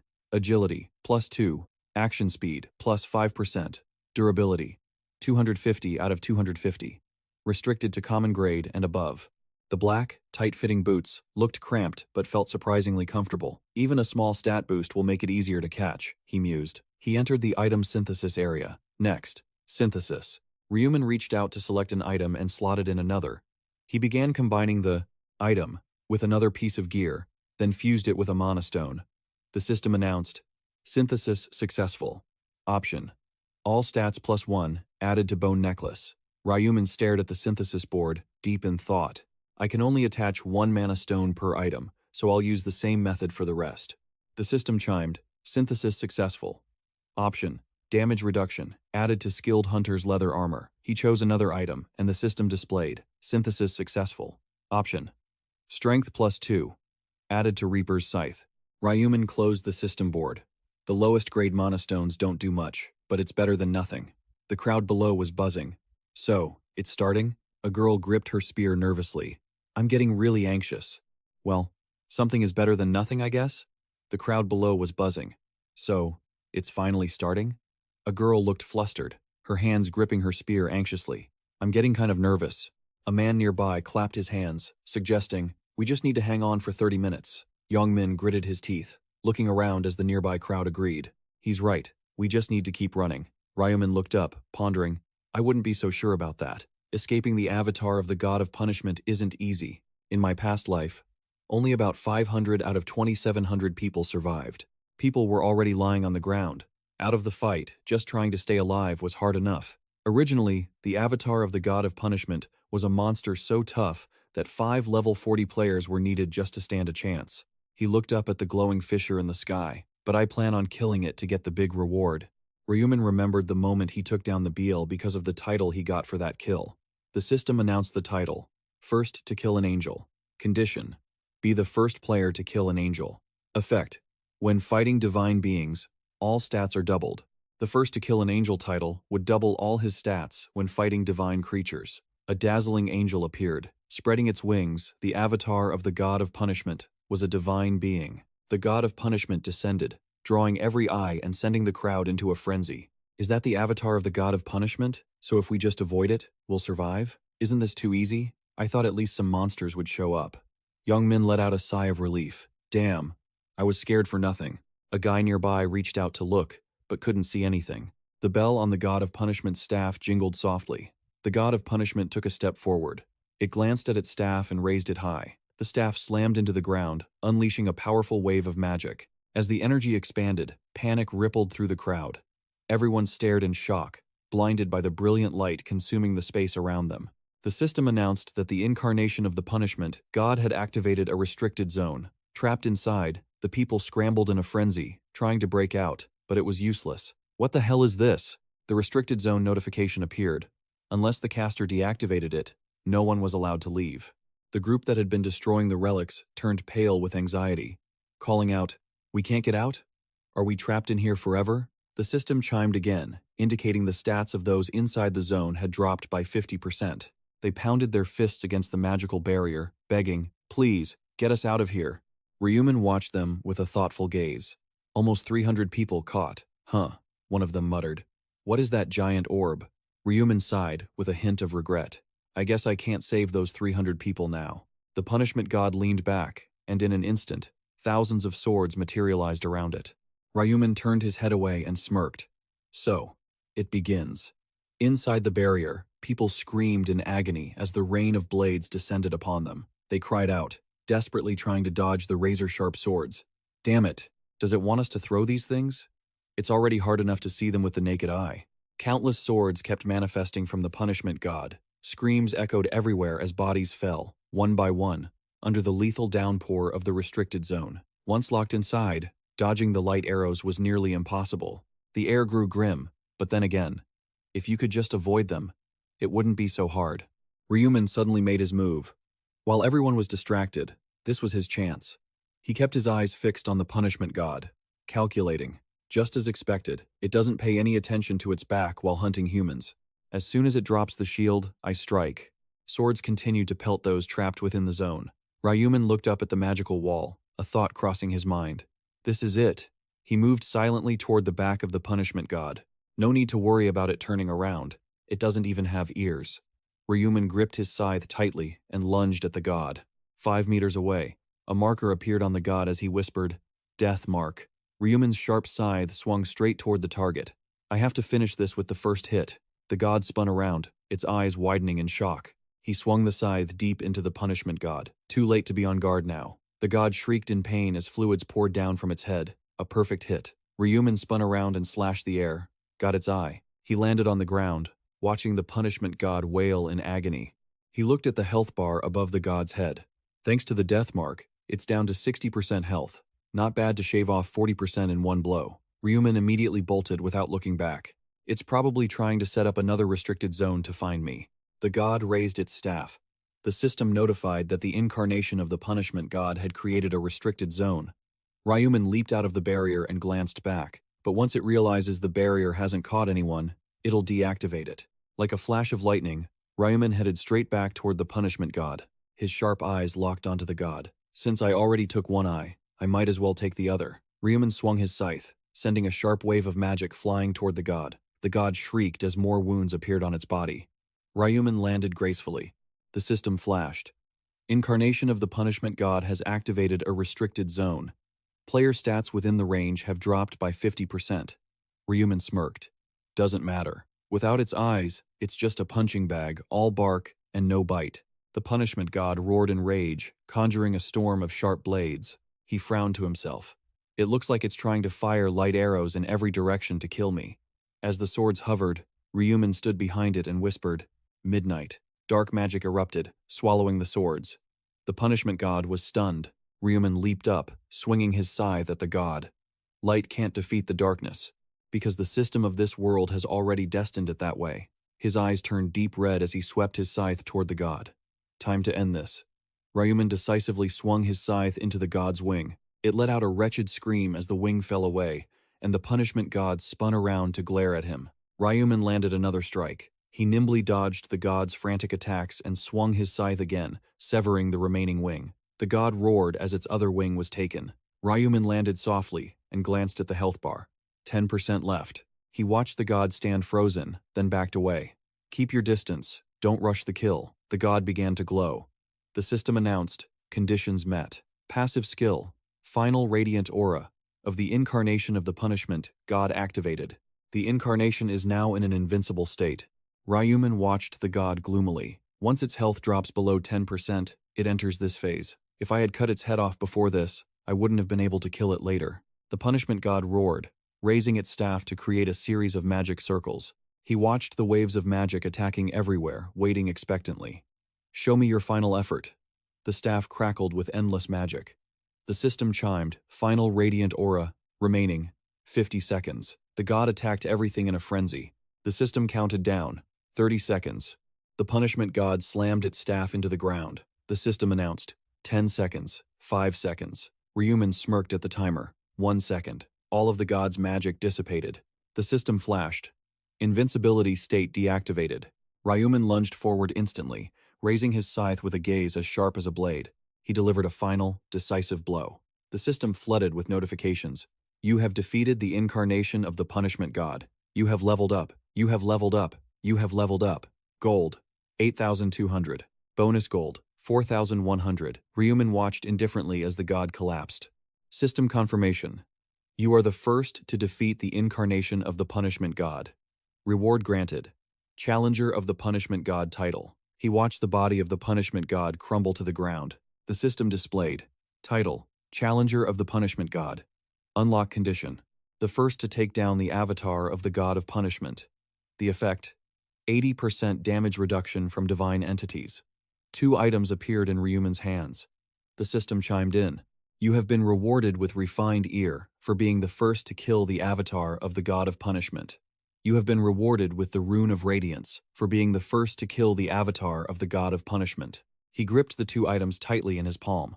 The system announced that the newly acquired rune had automatically been imprinted onto the player's body. Ryu Min checked his stats on the system screen, thinking, just as I predicted, I got the refined ear. The system displayed, refined ear, type, item. The high-grade ear had been refined many times, showing a 7-colored rainbow glow depending on the angle. He pondered, this is the primary reason I killed that avatar. He glanced at the items in his inventory, musing, I need refining materials to craft god-tier gear. Ryu Min focused on the items he just received. I also got the Rune of Radiance. The system displayed, Rune of Radiance effect. Intelligence will increase by 1, and the effectiveness of divine attribute skills will increase by 1% per level. He calculated, I'm at level 30, so my intelligence goes up by 30, and skill effectiveness by 30%. A faint smirk touched his lips. I won't have to worry about intelligence for a while now. The system announced that the hidden side quest was complete, rewarding him with 3,000 gold. Everyone looked at Ryu Min with excitement. It's over. I actually survived. My God. They buzzed with confusion, their eyes fixated on Ryu Min. Ryu Min had taken down the avatar of the god of punishment all by himself. What a monster. A voice rang out, causing everyone to turn back in surprise. It was unbelievable. Another angel hovered in the air, hands clasped, watching Ryu Min as she spoke. Defeating the avatar of the god of punishment all by yourself. This is the first time I, Oliver, have acknowledged a human's strength. Angel Oliver flew closer to him, curiously asking, "Should I interview you for a moment, player Ryu Min? Why did you want to kill the avatar of the god of punishment?" Ryu Min let out a sigh, thinking, "What a pointless question." He replied indifferently, "Because I felt like it." Angel Oliver frowned, confused, staring at him intently. "You would have received the reward just by surviving, but you risked everything just because you felt like it?" Ryu Min answered, "I couldn't just stand there and watch it slaughter all these players. Could I?" Everyone was stunned to hear his words. He stood up to help us? I thought someone that strong would be arrogant. But is he actually a kind person? He's actually a decent guy. Angel Oliver brought a hand to her chin, pondering, standing up to save others in the same situation. "I'd heard you humans were strange, but it turns out to be true. You can ignore all conflicts and choose to unite." She waved her hand slightly, her voice full of boredom. "I can't understand it." Ryu Min sneered inwardly. "What would you selfish angels know about anything?" Angel Oliver swept her gaze over the players and spoke coldly. "You all tried very hard to survive, but it's not time to relax just yet." She curled her lip into a dangerous smile. "Remember this. Whether you get eliminated or not depends on your overall performance. Let's take a look at the results." The system displayed the results for the third round in all regions. Ryu Min, from Body, level 30, has eliminated 3,631 fools. Level 13, Mage has eliminated 982. Dark Knight, level 13, has eliminated 963. Current region, 45.5. Ryu Min, from Body, level 30, has eliminated 3,631. And Song Chun, level 11 Knight, has eliminated 687. Aaron, level 11 Summoner, has eliminated 576. Everyone was amazed and whispered to each other. They couldn't take their eyes off the system board. Ryu Min killed over 3,600 monsters alone. The second place didn't even hit 1,000. Is it true that he's level 30? This is insane. Does he get bonus experience points or something? Ryu Min mused. "I did get a bonus, but I only found out about it because I topped the rankings in all regions." The system announced, "Congratulations, you have completed the mission by placing first in all regions. Congratulations, you have completed the mission by placing first in the current region. Your reward for placing first in all regions is Special Reward Selection." The system rang out. The reward for placing first in the current region is Mid-Grade Rare Ring Selection Ticket. He tapped the system screen repeatedly, thinking, Mid-Grade Ring Selection Ticket. There it is, the system announced. You can choose one of the rings below. Please touch the reward you wish to select. Gale Ring, Blue Magic Ring, Resistance Ring. Ryu Min tapped to select one. Judging by the name, it seems to be the weakest, but I'll choose the Resistance Ring. The system displayed the Resistance Ring's stats. Rare Grade Ring. Effect: Luck +4, Resistance +35, Durability 450 out of 450. Requirement: Level Normal or higher. Description: Provides resistance against negative status effects. Ryu Min stared at the item, thinking, "It doesn't matter how high my stats are. If I get hit by a status effect, I'm a dead man. Resistance doesn't increase with stats, so this is the best choice right now. Although, I don't really need it yet, as the monsters mostly focus on raw damage rather than negative effects." He continued thinking, "Now for the next system announcement. You can choose one of the rewards below. Reward: Please touch the reward you wish to select. 50% stat boost, 4,000 gold. Information regarding the fourth round. Ryu Min carefully examined each reward. There really isn't a 3x experience buff. Anyway, the goal of the fourth round isn't killing monsters. He reached out and tapped. In that case, I'll pick the second one. Gold. Angel Oliver clasped her hands together and spoke cunningly. "So, how is it? Oh humans, have you checked your rankings yet? Those below rank 1,225 will be cut." Everyone panicked and begged. "Angel, please, wait. I think the system calculated it wrong. Please check it again. I killed a ton of monsters. How could my rank be this low?" Her eyes flashed with contempt as she spoke. Any vermin that couldn't make it into the top 1,225? Oliver smirked, then snapped her fingers. You will be eliminated right now. They shrieked in pain as a magical current swept them away. No, save me, the system announced. Round 3 has ended. Total survivors across all regions, 214,007,550. Current region SX-45. 5. Number of survivors, 1,225. Souls will be transferred back to their bodies in the current dimension. The next round will begin on the 21st of November, 2023. We will see you again in the next round. Congratulations on surviving. Arin jolted awake in bed, gasping for air. She looked down at her hands and touched her face, thinking, I'm back. I actually survived the 3rd round. Arin hurriedly climbed out of bed. No, that's not all. I even unlocked the summoner class. She smiled, looking up at the winged creature that had just appeared, a summoned fairy. Arin smiled tenderly as the creature perched on her shoulder. It had been by her side through every round. She was only able to complete round 3 safely because these cute fairies created a shield for her. And, of course, because her bodyguard had drawn the enemy's attention away. There was one more thing. Arin focused on the system board in front of her, thinking to herself that she must be in the top 3. She reached out to take an item from the system interface. Arin held the magic stone in her hand, wondering to herself if Ryu Min would like the magic stone she had just received as a reward. Ryu Min grabbed his bedside lamp. He hurled it against the wall, smashing it to pieces, and roared in anger. Ryu Min gritted his teeth, growling with resentment. Damn it! Ryu Min, the system announced that the penalty has been applied. All my stats have been permanently reduced by 50%. He spun around and marched toward his bed, muttering, Damn it, to hell with this. If I had known it would turn out like this, I never would have ordered those guys to destroy the relic. The sound of his phone ringing made him jump. Ryu Min picked it up, his face turning pale as he looked at the screen. I'm finished. Ryu Min looked at his phone in a panic. Seeing that So-Khan was calling, he thought he was doomed. He answered the call. So-Khan? From the other end of the line, a voice barked, Are you out of your mind? So-Khan gritted his teeth as he listened to Ryu Min. What is wrong with you guys? He shouted furiously. Don't you dare play dumb with me. Don't you realize that because of you, we're all ruined? How could you use your rank to order your own friends around, and then have the audacity to call yourself a human being? Ryu Min raised his voice to defend himself. Hey, I didn't have any other choice. If I hadn't followed orders, Ryu Min would have killed me. Hearing this, So-Khan replied, Then you should have just dropped dead instead. That left him stunned. So-Khan, burning with rage, continued to spit out venomous words. Instead of hurting your friends, you should have just stayed asleep forever. Ryu Min retorted loudly, feeling wronged. You bastard. This isn't fair to me either. Don't you see my stats dropped because I was forced to be the regional representative? So-Khan didn't hold back, immediately scolding him. As if you're the only one who got hit with a penalty. We got used by our own friend. If you hadn't been so greedy for the regional representative position from the start, none of this would have happened. You backstabbing dog. His voice over the phone seemed to be losing control, leaving Ryu Min speechless. He frantically called out, Hey, Kim So-Khan, but So-Khan wouldn't listen, and stated firmly, Don't you ever call me again. Whether it's in reality or in that other world, pretend you don't even know me.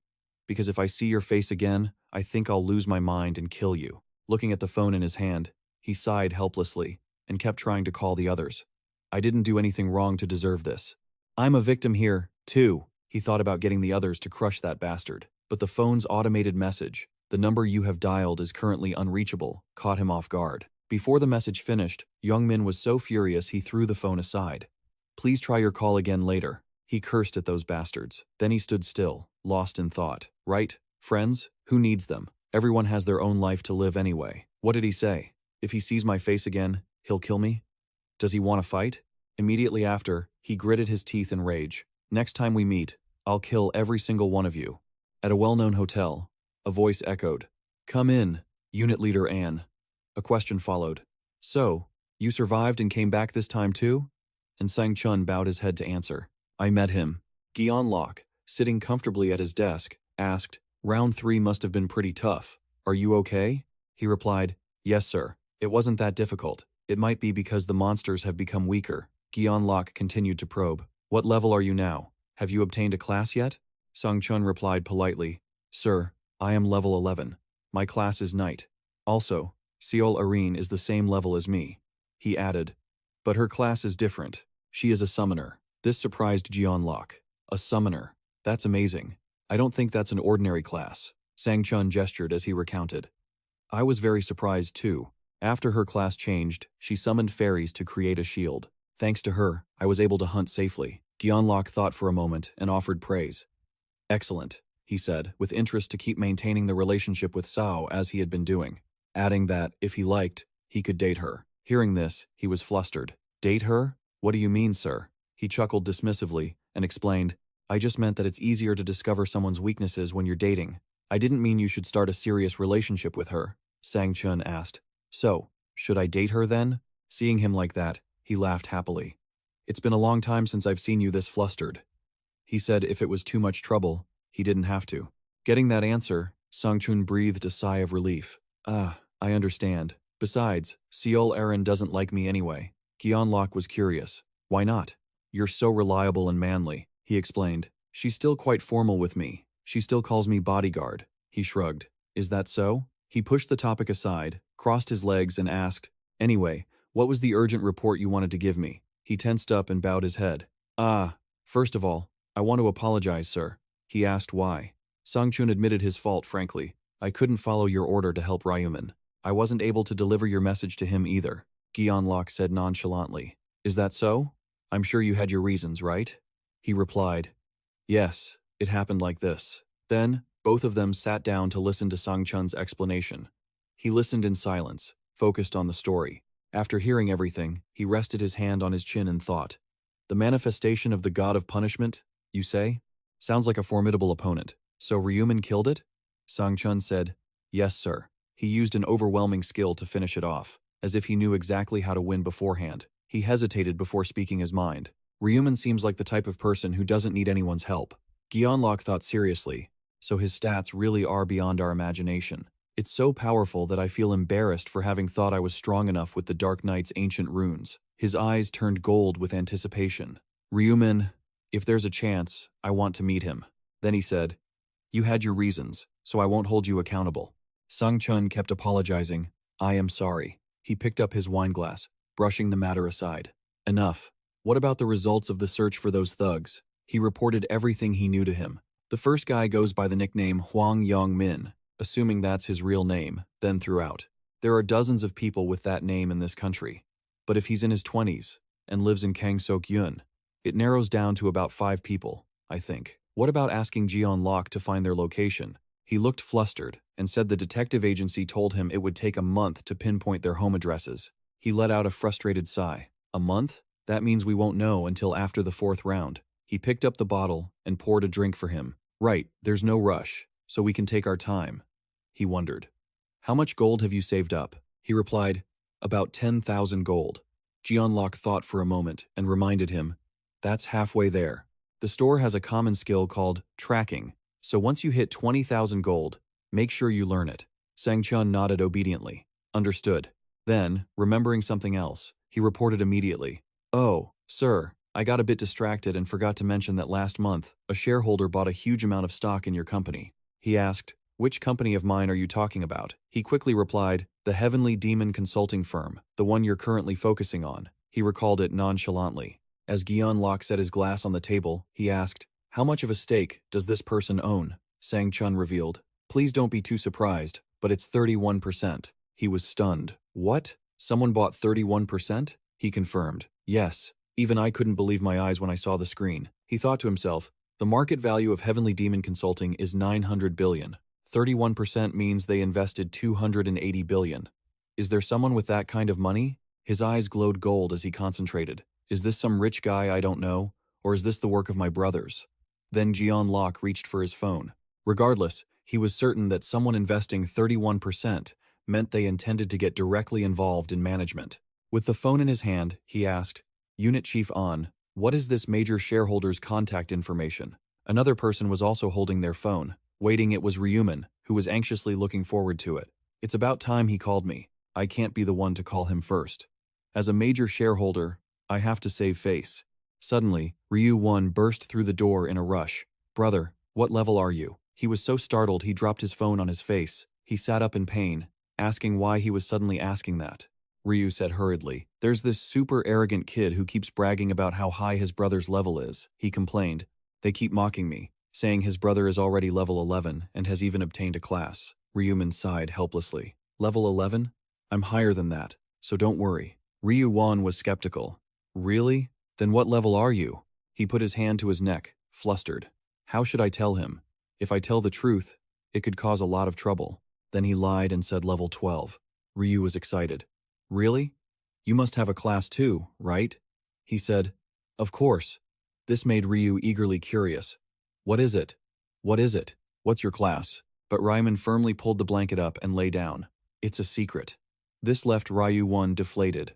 Come on, we're brothers. We shouldn't have secrets. He replied coldly, why not? Get out. I need to get some more sleep. Ryu walked out, grumbling. Fine. He slammed the door shut. Just then, Ryu Min's phone rang. He picked it up. It's here. He sat up to answer. Hello. A voice came through the phone. Is this Ryu Min? He replied. That's right. Who is this? The other end introduced. Hello. I'm Jian Locke, the CEO of Heavenly Demon Consulting. Hearing this, he smiled, calculating. At first, I should play dumb. The more I look like a pushover, the more I can make him lower his guard. Ryu Min said. Oh, hello. Jian Locke asked happily. You invested a fortune in our company last month, right? He pretended not to know what he was talking about. Yes. What about it? Does he want to meet me? Well, since you've become the largest shareholder of Heavenly Demon Consulting, I'd like to meet you. I'd like to treat you to a meal, he said. Oh, sure. He was delighted. That's great, he suggested. How about this Friday?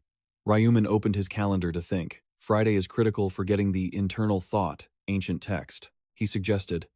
I have plans on Friday, so that won't work. How about Saturday? He immediately agreed. Done. See you then. He rested his chin on his hand, feeling a bit curious. Great. I knew Jian Locke would call. After all, he founded Heavenly Demon Consulting just to get his father's approval. There's no way he'd treat a major shareholder badly. Ryu Min was excited. Before I meet Jian Locke, I should go get the ancient texts I need. In the other dimension, there are many ways to get ancient texts. They can be found in certain places during certain rounds, or they might be special rewards. They can also drop from boss monsters after you defeat them, or even from regular monsters, in extremely rare cases, but it can still happen. But Ryu Min had realized something that not many people knew. You could also get ancient texts in the real world. He walked to a large warehouse and headed up the stairs. He knew, of course, that the conditions for an ancient text to appear were a bit complicated. He hid in a corner, thinking that it wouldn't be long before Kang Seok-yoon showed up. Ryu Min remembered with disgust that Kang Seok-yoon was actually his real name. I will never forget this name. Because he's the criminal who kidnapped my younger brother. He still clearly remembered the guy's voice. When he kidnapped Ryu Won, he asked him if he wanted to see him, then held a knife to his throat and threatened Ryu Min. Then you have to pay a price. Give me some hidden information that no one else knows. At that time, he tried to explain, what kind of nonsense is this? How would I know something like that? The guy laughed when he heard that. Then he turned and glared at Ryu Min. Don't lie to me. You're a regressor. He was stunned. How? How did he know? While he was flustered, Kang Seok-yoon stepped closer and said, wondering how I know? I have the internal thought ancient text. I used it to scan your brother's thoughts. Of course, I know what you're thinking right now too. Afterward, he lay motionless in a pool of blood, while he helped Ryu away. Since that incident, he had been looking for a way to take revenge on Kang Seok-yoon, from the 11th regression until now. That's why his goal was no longer about personal vendetta. But then, he put on a mask, his eyes filled with determination. I will get the internal thought ancient text before he does. Immediately, the warehouse door opened, and Kang Seok-yoon walked in, dragging a woman with him. It's today, right in this place. He threw her onto a mattress on the floor, then reached out to rip the tape off her mouth, saying, I'm taking the tape off, so don't scream, got it? As soon as the tape was removed, she pleaded in terror, please, let me go. I'm begging you. The guy just pointed at her, bored, and said, damn it, I let you speak? And that's all you have to say? Kang Seok-yoon clenched his tape, his face darkening. Come on, try saying something else. Please, spare me. I have a young child, I'll give you money. I don't want to hear that boring trash. The woman trembled in pure terror. I'm sorry. I'm so sorry. He threw the tape aside and asked, sorry for what? The woman knelt, clasping her hands together. You. Are you doing this because of the way I looked at you earlier? Is that it? I'm really sorry. Hearing that, He stepped forward to confront her. That's right. So, why would you do something that makes you feel sorry in the first place? He continued. I was in a bad mood that day, you know? 2 nights ago, Kang Sok-yoon was wandering the streets. As he walked, he thought, which girl should I pick tonight? I feel like just one woman is all I need to let out all my frustrations. Then, he spotted a girl with a great figure. He watched her walk away, then followed her into an alley, glancing around. Seeing no one else, Kang Sok-yoon quickened his pace toward her. He suddenly blinded her with a flash of light, leaving her stunned. She panicked, clutching her eyes. My eyes. I can't see anything. Her belongings and buttons scattered to the ground, accompanied by her screams. Who are you? Help! After satisfying his twisted urge, he left her there, feeling pleased with himself. That felt so good. The way things are now, I can do whatever I want. It's amazing. Before all this, he had been in a reformatory. My life back then was freaking boring. I wouldn't have cared if I just dropped dead. Then, he found the ancient text. It glows and can blind anyone it strikes. For him, this was a new source of fun. This ancient text is perfect for finding some excitement. He walked into a shop, and the woman greeted him warmly. Welcome. Kang Sok-yoon flashed a sinister smile. She was pretty. He walked to the counter to order. Give me a large iced Americano, she replied politely. Of course. That will be 5,000 gold. He paid and started probing. Hey, are you a part-timer here? I'm a regular at this shop, but I haven't seen you here before. She gave a forced smile. Oh, a regular? I'm so sorry. I didn't know. All the part-timers quit. You know? The world has become a really strange place lately. Kang Sok-yoon thought about it. That made sense. They could die at any moment. So why would anyone waste time working a part-time job? Kang Sok-yoon kept the conversation going while she made his drink. Are you the owner? She replied. Yes, I am. He asked, how old are you? You look pretty young. She answered, I'm 32. Hearing her age, he grinned with delight. So, you're not a player, huh? She replied, yeah. I'm actually happy about that. He didn't hesitate. Give me your number. I like you. This left her looking quite confused. Seeing her awkward expression, he stayed silent for a moment before asking, what's wrong? Then, his attitude shifted to irritation. Why are you making that face? Do you hate my face that much? She stammered. What? He shouted. Do you find the spots on my face disgusting? Kang Sok-yoon smashed the table in a rage. Damn it. This is so annoying. I don't want that coffee anymore. Give me my money back.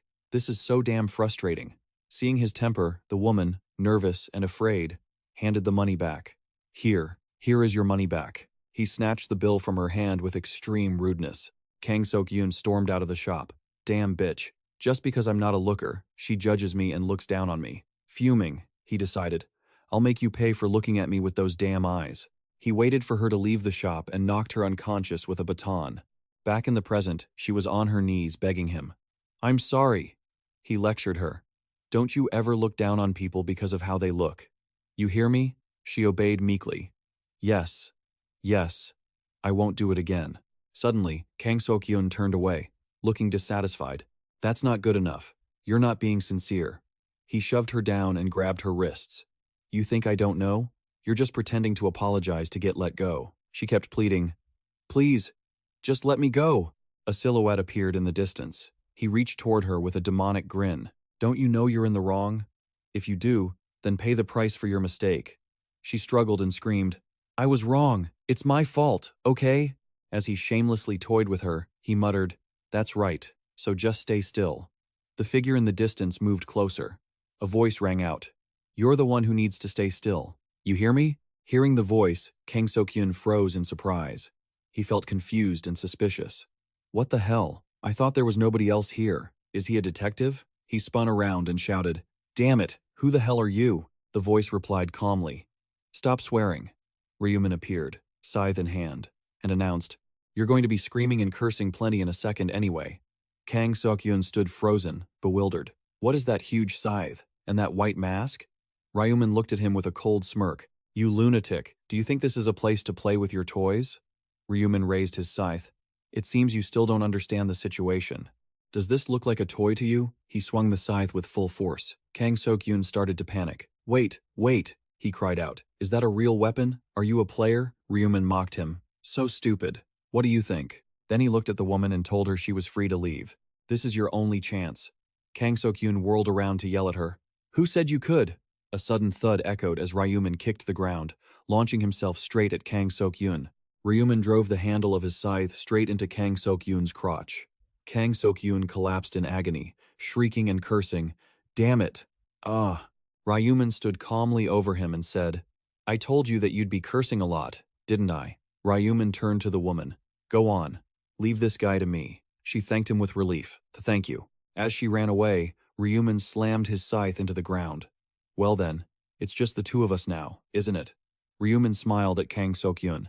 "Now, let's start the real game." Kang Sok-yoon, in a blind rage, grabbed a dagger from the ground and stood up, cursing, "Damn you. I'm going to kill you, you son of a bitch." Ryu Min stood still, taunting him. "I like your attitude. It wouldn't be any fun if you gave up so soon." Kang Sok-yoon roared, "You bastard! How dare you laugh at me?" Kang Sok-yoon swung his dagger wildly, but Ryu Min dodged every strike. Attacking so frantically, Kang Sok-yoon began to lose his breath, confusion setting in. "What the hell? He's dodging all of my attacks?" While dodging, Ryu Min glanced at the dagger. "I didn't expect you to have a go-play dagger on you." Then, with a swift motion, he swung his scythe, slicing through his arm. As his arm was severed, Kang Sok-yoon screamed in agony. Seeing him like this, Ryu Min shoved one hand into his pocket and asked, "Does it hurt?" Looking at him trembling while clutching his arm, he said, "I haven't even started yet." Then he moved with blinding speed. In the blink of an eye, he flashed past him, cutting off Kang Sok-yoon's other arm. Hearing his screams, he coldly remarked, "Look at you, overreacting." At this point, he was so terrified his whole body was shaking. He thought, if this keeps up, he'll actually kill me. If I want to survive and get out of here, I have to blind his dog-like eyes. Then, he used his ability to create a blinding flash of light, shouting, "Die, you arrogant brat." But suddenly, he froze. Kang Sok-yoon was bewildered. What happened? Why didn't it work? Ryu Min watched him silently. "Go ahead, try shining as much as you want. It's useless. Midnight doesn't allow any light to exist." He had planned this beforehand. He knew the guy would try this trick, so he had already activated the midnight skill. He cracked a smile. Damn it. In his mind, he decided that even without midnight, he would have sliced off the guy's wrists and ankles anyway. Immediately, he swung his scythe, cleanly severing Kang Sok-yoon's legs. He collapsed to the ground with a piercing scream. Shaking with fear and agony, he shed tears and challenged him. "You monster! Why are you doing this to me? Why?" He replied, "Why?" At the same time, the scythe moved, stabbing straight into his thigh. Ryu Min pulled it back and countered, "Why do people exterminate pests?" Then he answered his own question, "Because letting them live only causes harm." Every word of his was like a stab into his body. But Kang Sok-yoon didn't change his attitude, continuing to curse wildly. "Damn it, you psycho." Seeing this, he said, "Let's see how long you can keep that attitude up." After that, the room was filled with blood and agonizing screams. Kang Sok-yoon lay face down on the floor, his body covered in stab wounds, wondering to himself, "What the hell? Why is this guy doing this to me? What grudge could he possibly have against me?" He felt bitter. This wasn't fair. It was just so damn unfair. He bit his lip hard, hesitating. Instead of suffering like this, should I just kill myself? Tears streamed down his face. He squeezed his eyes shut, preparing to bite his tongue to end it. Fine, I'll just die then. But then, Ryu Min's scythe pressed right against Kang Sok-yoon's throat, surprising him. He looked up at him full of questions. With cold eyes, he looked down. "What's wrong? Planning to bite your tongue and die? Do you think I'll just let you off that easily?" He declared, "You aren't allowed to die until you crawl and beg me to put you out of your misery." Saying that, the scythe swung down on him once more. Then it kept swinging, striking every part of Kang Sok-yoon's body. His face turned ghastly pale from the torture. "I have to make this pain stop." His mouth trembled as he said, "Kill, please." Ryu Min stood watching and asked, "What did you say?" He begged. "Kill me, please. I'm begging you." He wondered, "Are you being serious?" Kang Sok-yoon lay on the ground pleading, "Please, just kill me." He sighed. He rested the scythe on his shoulder and asked, "You don't know why I'm going this far, do you? After all, we're total strangers." Ryu Min revealed to him that, in fact, they weren't exactly total strangers. "Kang Sok-yoon, it's like this we've met before." Kang Sok-yoon was stunned. "He knows my name?" He was curious. "Don't tell me you're involved with that woman." He turned away and replied, "No, I have nothing to do with her." He asked, "Then why?" Ryu Min spoke up. "You kidnapped my brother and threatened me to make me give you hidden information." Kang Sok-yoon, clueless, asked, "I did that?" But I didn't, he replied nonchalantly. Of course you don't remember. After all, that's a story from a future that hasn't happened yet, he added. To me, this is all in the past. If I don't intervene now, you'll obtain the Inner Thoughts ancient text. Hearing this, he still didn't understand. The Inner Thoughts ancient text? Ryu Min told him there was an ancient text hidden here. Do you know the condition for it to appear? It's when you hear the truly sincere voice of another person. He was still clueless. A sincere voice? He explained. A voice that comes from the heart, genuine and unfeigned. He looked down at him with contempt. If I hadn't shown up here, you would have assaulted and threatened that woman. And then, she would have used her sincere voice to beg you to spare her. You would have gained the Inner Thoughts ancient text and used it to commit even more crimes. Kang Sok-yun fell silent before his accusations. This has been verified many times through my many regressions. But even if that weren't the case, your previous 12 convictions already prove you're a scumbag who deserves to die. He pleaded. If I deserve to die, then please, kill me quickly. But he refused. No, I'm not going to touch you. This left him horrified that he couldn't end the pain right then and there. He held out the handle of the scythe. Ryu Min shoved it into Kang Sok-yun's mouth so he couldn't speak. He looked at him with disgust. What do you think I've been doing this whole time? I'm waiting for you to stop breathing on your own. He was in agony but couldn't plead. I already asked him to kill me quickly. This hurts so much. Didn't you want to obtain the Inner Thoughts ancient text? Didn't you want to hear the sincere voice coming from my heart? He squeezed his eyes shut, feeling the pain. Then why are you stopping me from talking? Why am I not letting you talk? He read his mind and answered, because I wanted to test the Inner Thoughts ancient text. Kang Sok-yun's eyes widened. What? He replied indifferently. Sorry, but I already got the text. I don't remember you begging me to kill you sincerely. From the bottom of your heart, I mean. While he was in pain from having his limbs cut, he had sensed it. At that moment, the ancient text reacted to his sincere voice. At this moment, the system notified. Target has used a sincere voice. Condition for activation met. You have discovered the Inner Thoughts ancient text hidden in this location. The ancient text floated and glowed in front of him. The system notified. The ancient text will automatically imprint itself into the player's body. Inner Thoughts activated. Read the inner thoughts of the target in front of you. If you observe the target, you can even glimpse their inner intentions. Can only be read when you are within 30 meters of the target. Then it broke into pieces and merged into Ryu Min's body. He said calmly, I'll check to see how it works. And, as you can see, the text is quite effective. Hearing this, he couldn't reply, only thinking to himself, you got what you wanted, so please, just kill me. He answered the questions in his head. Nah, I can't kill you that easily. That wouldn't be fair to your victims. The last thing Kang Sok-yun could think was, you damn monster. His body had stopped moving completely. Ryu Min stood up and looked down at the lifeless corpse, thinking, he's dead, and there are no witnesses. But I need to clean up this mess. I should use that skill I just learned. So, Ryu Min activated Clear Evidence. Its effect manifested immediately. The common skill Clear Evidence would erase all traces at the scene, including the body, blood, fingerprints, and footprints. Everything was soon bathed in a faint blue light. Watching the light slowly make everything disappear, he thought, it's definitely working. Better not leave any mess behind. Once his goal was achieved, Ryu Min took off his mask and walked away, ready for his next plan. Now, I've finally got what I wanted. I should go meet Gion Locke tomorrow. The next morning downtown, Ryu Min was dressed quite sharply, which surprised his brother, Ryu. Ryu looked at him curiously. Brother, are you going on a date today? He shoved his hands into his pockets and denied it. A date? What are you talking about? Ryu was skeptical. You never dress this formally, though? He replied. Well, it's an important occasion. I'm meeting a business partner. Ryu was stunned and probed further. Wait, are you getting into business? Ryu Min didn't answer. He just nodded while tapping on his phone. Ryu scratched his head, looking worried. He just poured all our money into stocks the other day, and now he's starting a business? What if he fails? He'll be so heartbroken. Reading his younger brother's thoughts, Ryu Min sighed with relief. Instead of worrying about their finances, the kid was worried about him. How sweet. Then, he smiled confidently and said, if this meeting goes well, I'll tell you all the details. You don't need to worry. You trust your big brother, right? Ryu replied immediately, of course I do. Who else would I trust? Ryu Min reminded him, stay here and wait for me. It's dangerous outside right now because of all the other players. The brother followed Ryu Min toward the door, feeling anxious. Yeah, I saw the news. They're using their abilities to commit crimes. I even heard that overseas, criminals are using their powers to break out of prison.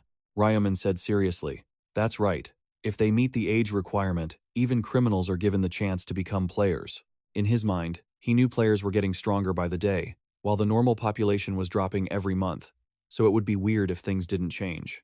He remembered that later on, there would be a period where normal people would be hunted like animals and treated as slaves. That's when the players reached the peak of their power. Because of that, Ryu Min was resolute. Before the world descends into such chaos, I need to become strong enough to overpower everyone and boost the reputation of HCK at the same time. He turned back to warn his brother. Anyway, if you do go out, remember to be careful. Ryu nodded. Got it. So, when are you going to tell me about your business? But he only said it was a secret, which left Ryu extremely curious. Come on, I'm so curious. He reached out and pinched Ryu's cheek, repeating firmly, I'll tell you soon enough, so stop nagging. Just wait here and order yourself some lunch. Get something better than black bean noodles, okay? Got it? Ryu replied. Ugh, fine, I know. Ryu Min stood in front of a grand hotel, looking around. Just as I thought, he asked to meet me here. In soccer, the home team always has the advantage, right? He walked inside the place Gion Locke had chosen for their lunch meeting. Officially, it was a hotel belonging to the O Group, but in reality, it was one of Gion Locke's own hotels. Of course, this was top secret information. He was likely the only one who knew the truth. He walked toward the reception desk. Maybe his relatives know, too. I have to try using this information to make myself more valuable in his eyes. He pretended to look around to appear naive. Before that, I need to stay in character. The more innocent I look, the better. He acted timidly. Hello, I have an appointment. I was told to come to the reception desk. The professional receptionist asked, Are you here for the appointment with the chairman of Chonma Consulting? He answered, That's right. She stepped out to guide Ryu Min. The chairman will be here shortly. You can take a seat over there while you wait. He bowed his head and smiled. Okay, thank you. Sitting down on the chair, he kept looking around as if everything was foreign to him. Perfect. Now I just need to sit there looking blank and pretend to be like some country bumpkin who just moved to the city. He looked up at the light fixture and said loudly on purpose, Wow, that chandelier is so cool. Someone walked over to him and asked, You must be Ryu, right? I thought you'd finally arrived. Ryu Min hurriedly stood up. Yes, that's me. Seeing him, An Sang-chun seemed quite surprised. He reached out his hand, wondering, Haven't we met before? At the Galleria Long-Term Hotel? He admitted, That's right. I think we met when I was handing out rice cakes after I just moved in. You were the one with the actor, Seol Arin. Sang-chun bowed politely. Yes, and I apologize for my rude behavior back then. Sang-chun was stunned. The kid doesn't even look 20 yet. This brat is the major shareholder who invested 280 billion? Seeing his expression, Ryu Min understood exactly what he was thinking. He's definitely suspicious of me. It is pretty unbelievable for someone my age to have that much money, so his reaction is normal, I guess. He scratched his neck, acting friendly. It's fine, we didn't know each other anyway. I had no idea the chairman of Chonma Consulting lived right above me. Sang-chun explained in confusion. Please don't be mistaken. I am not the chairman. He placed a hand on his chest and introduced himself. Sorry for the late introduction. I am Section Chief and Sang-chun. The chairman will be a bit late, so I came ahead of him. He pointed the way. Let's go inside and wait. He replied, All right. Upon entering the room, Sang-chun let him sit alone at the table and stepped out. Please wait here for a moment. He bowed and stepped out, then pulled out his phone to send a message. He wrote, Chairman, I've met the guy personally, and there's no way he could have invested that much money on his own. Someone must have sent him in his place, so please be careful. Ryu Min sat inside, feeling smug. I guessed right. He had Sang-chun come to scout me out first. For such an important meeting, there's no way someone as meticulous as Gion Locke would accidentally be late. Suddenly, the sound of footsteps caught his attention. Gion Locke walked in and greeted him. Hello, I am Chairman Gion Locke of Chonma Consulting. He held out his hand for a shake. Ryu Min took it and introduced himself. I'm Ryu Min. Gion Locke politely invited him to sit. Ryu Min sat down and replied, Yes, and Section Chief An, you'll be sitting next to me. Sang-chun replied, Yes. Ryu Min sat down thinking. He intended to have An Sang-chun join this meeting without even asking me. It seems he's planning to take the initiative. Gion Locke started. Before we talk business, let's have lunch first, shall we? I've prepared Korean food, and I hope it's to your liking. Then, a line of servers brought in trays of food. Looking at the gourmet feast on the table, Liu Yifei tried to act impressed. In such a luxurious hotel, everything was bound to be excellent. Ryu Min picked up some food, praising it as he ate. The food is delicious. Gyeonlok remained composed. I'm relieved to see you're enjoying it. Watching his manners, Gyeonlok thought that Unit Chief An was right. He's way too young to be investing 280 billion on his own. Even if he had that kind of money, I doubt he'd have the guts to do it. He's definitely working with someone behind the scenes. Gyeonlok grew curious. Who sent him here? Was it his own brothers or someone else's?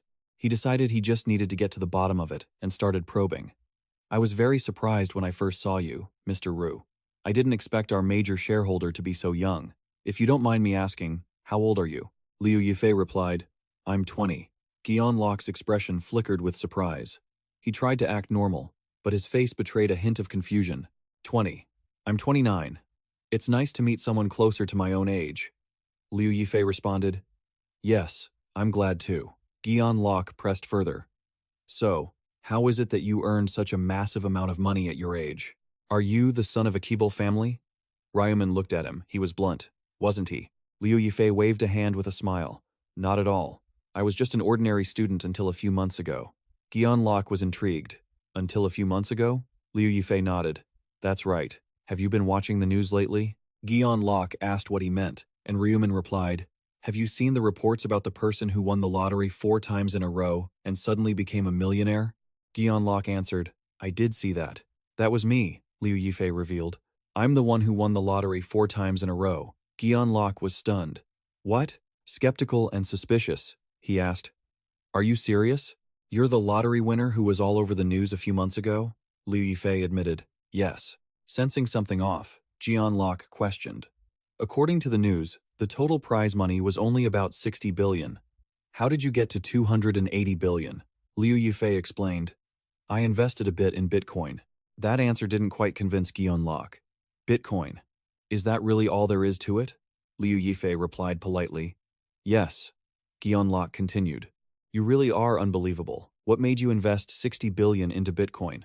I don't think I could have done something like that. Songchun looked at Ryu Min. It seems you're very lucky. Liu Yifei replied. It wasn't luck. Sangchun remembered. That's right. I remember reading an article that said you claimed you dreamed of the numbers on the lottery ticket. If it wasn't luck, he replied calmly, I didn't dream them. This only made them more curious. Then how did you do it? Liu Yifei turned to look at Gyeonlok, thinking this was the only way to gain Gyeonlok's acceptance and win him over to his side. He tried to sound mysterious. This is the first time I've revealed this to anyone, but I have a gift that allows me to see the future. This left them both utterly shocked and confused. Ryu Min continued. This gift lets me see events a few years down the line. In other words, he said nonchalantly, I'm a prophet who can foresee the future. Sangchun and Gyeonlok stared at him in disbelief. Gyeonlok thought to himself, what did I just hear? He sat there, frozen, thinking, a prophet? Is this kid spewing nonsense? Gyeonlok asked him again, are you being serious right now? Liu Yifei placed his hands on the table, his posture radiating power. Why would I lie to you? Gyeonlok immediately asked. So, you won the lottery because you used your gift to see the future? Liu Yifei explained happily. Exactly. That's also why I invested in Bitcoin to grow my wealth. Because I could see the future, I felt safe investing all my money into it. Looking at him with disbelief, Gyeonlok said, if you don't mind, could you prove it to me? If you can, predict what I'm going to do next. Liu Yifei paused to think. Predicting what he'd do next was easy since he could read his mind. But to play it safe, it was better to establish some limitations on his ability now. He placed a hand over his heart and said solemnly, I'm truly sorry, but I can't use this ability at will. It triggers automatically and unexpectedly. I have no control over it. Gyeonlok thought silently. A gift that sees the future with such limitations that actually makes sense. Gyeonlok picked up his glass to take a sip. Is that so? Suddenly, Gyeonlok remembered something and called out, Mr. Ryu Min, about you investing 280 billion into our company. Liu Yifei replied, yes, I know that the Chanma Consulting Company will grow tremendously in the future, which is why I invested in it. Gyeonlok asked, just how much growth are you talking about? Ryu Min explained, within 6 months, you'll be able to enter the Kospi list without any problems. Hearing this, Gyeonlok was thrilled, his eyes lit up. He restrained himself and started calculating silently. If that actually happens, it would be amazing. Not only would I be recognized by my father, but I could also sit in the chairman's seat. He thought, I might be getting too excited over information I haven't even verified yet. Liu Yifei picked up his food and continued, but if you want to succeed, you have to completely change your business model. Sang Chun, stunned, asked, "What? A business model change?" He slammed his hand on the table and yelled angrily, "That request is absurd. You want us to change our business at a time like this? You might as well tell us to change our company name, too." Seeing he was losing his cool, Guion Locke stopped him. Unit Chief An, despite that, remained calm and continued eating. "Because the business type is changing, of course, the name has to change too." Liu Yifei teased him, and he became even more enraged. "Are you being serious?" Liu Yifei showed a displeased expression. "At this point, do you still think I'm joking? Since both of us are players, you should understand. Revealing one's gift to others is a very damaging and disadvantageous thing for the user." His words left them speechless. They calmed down and listened as he continued.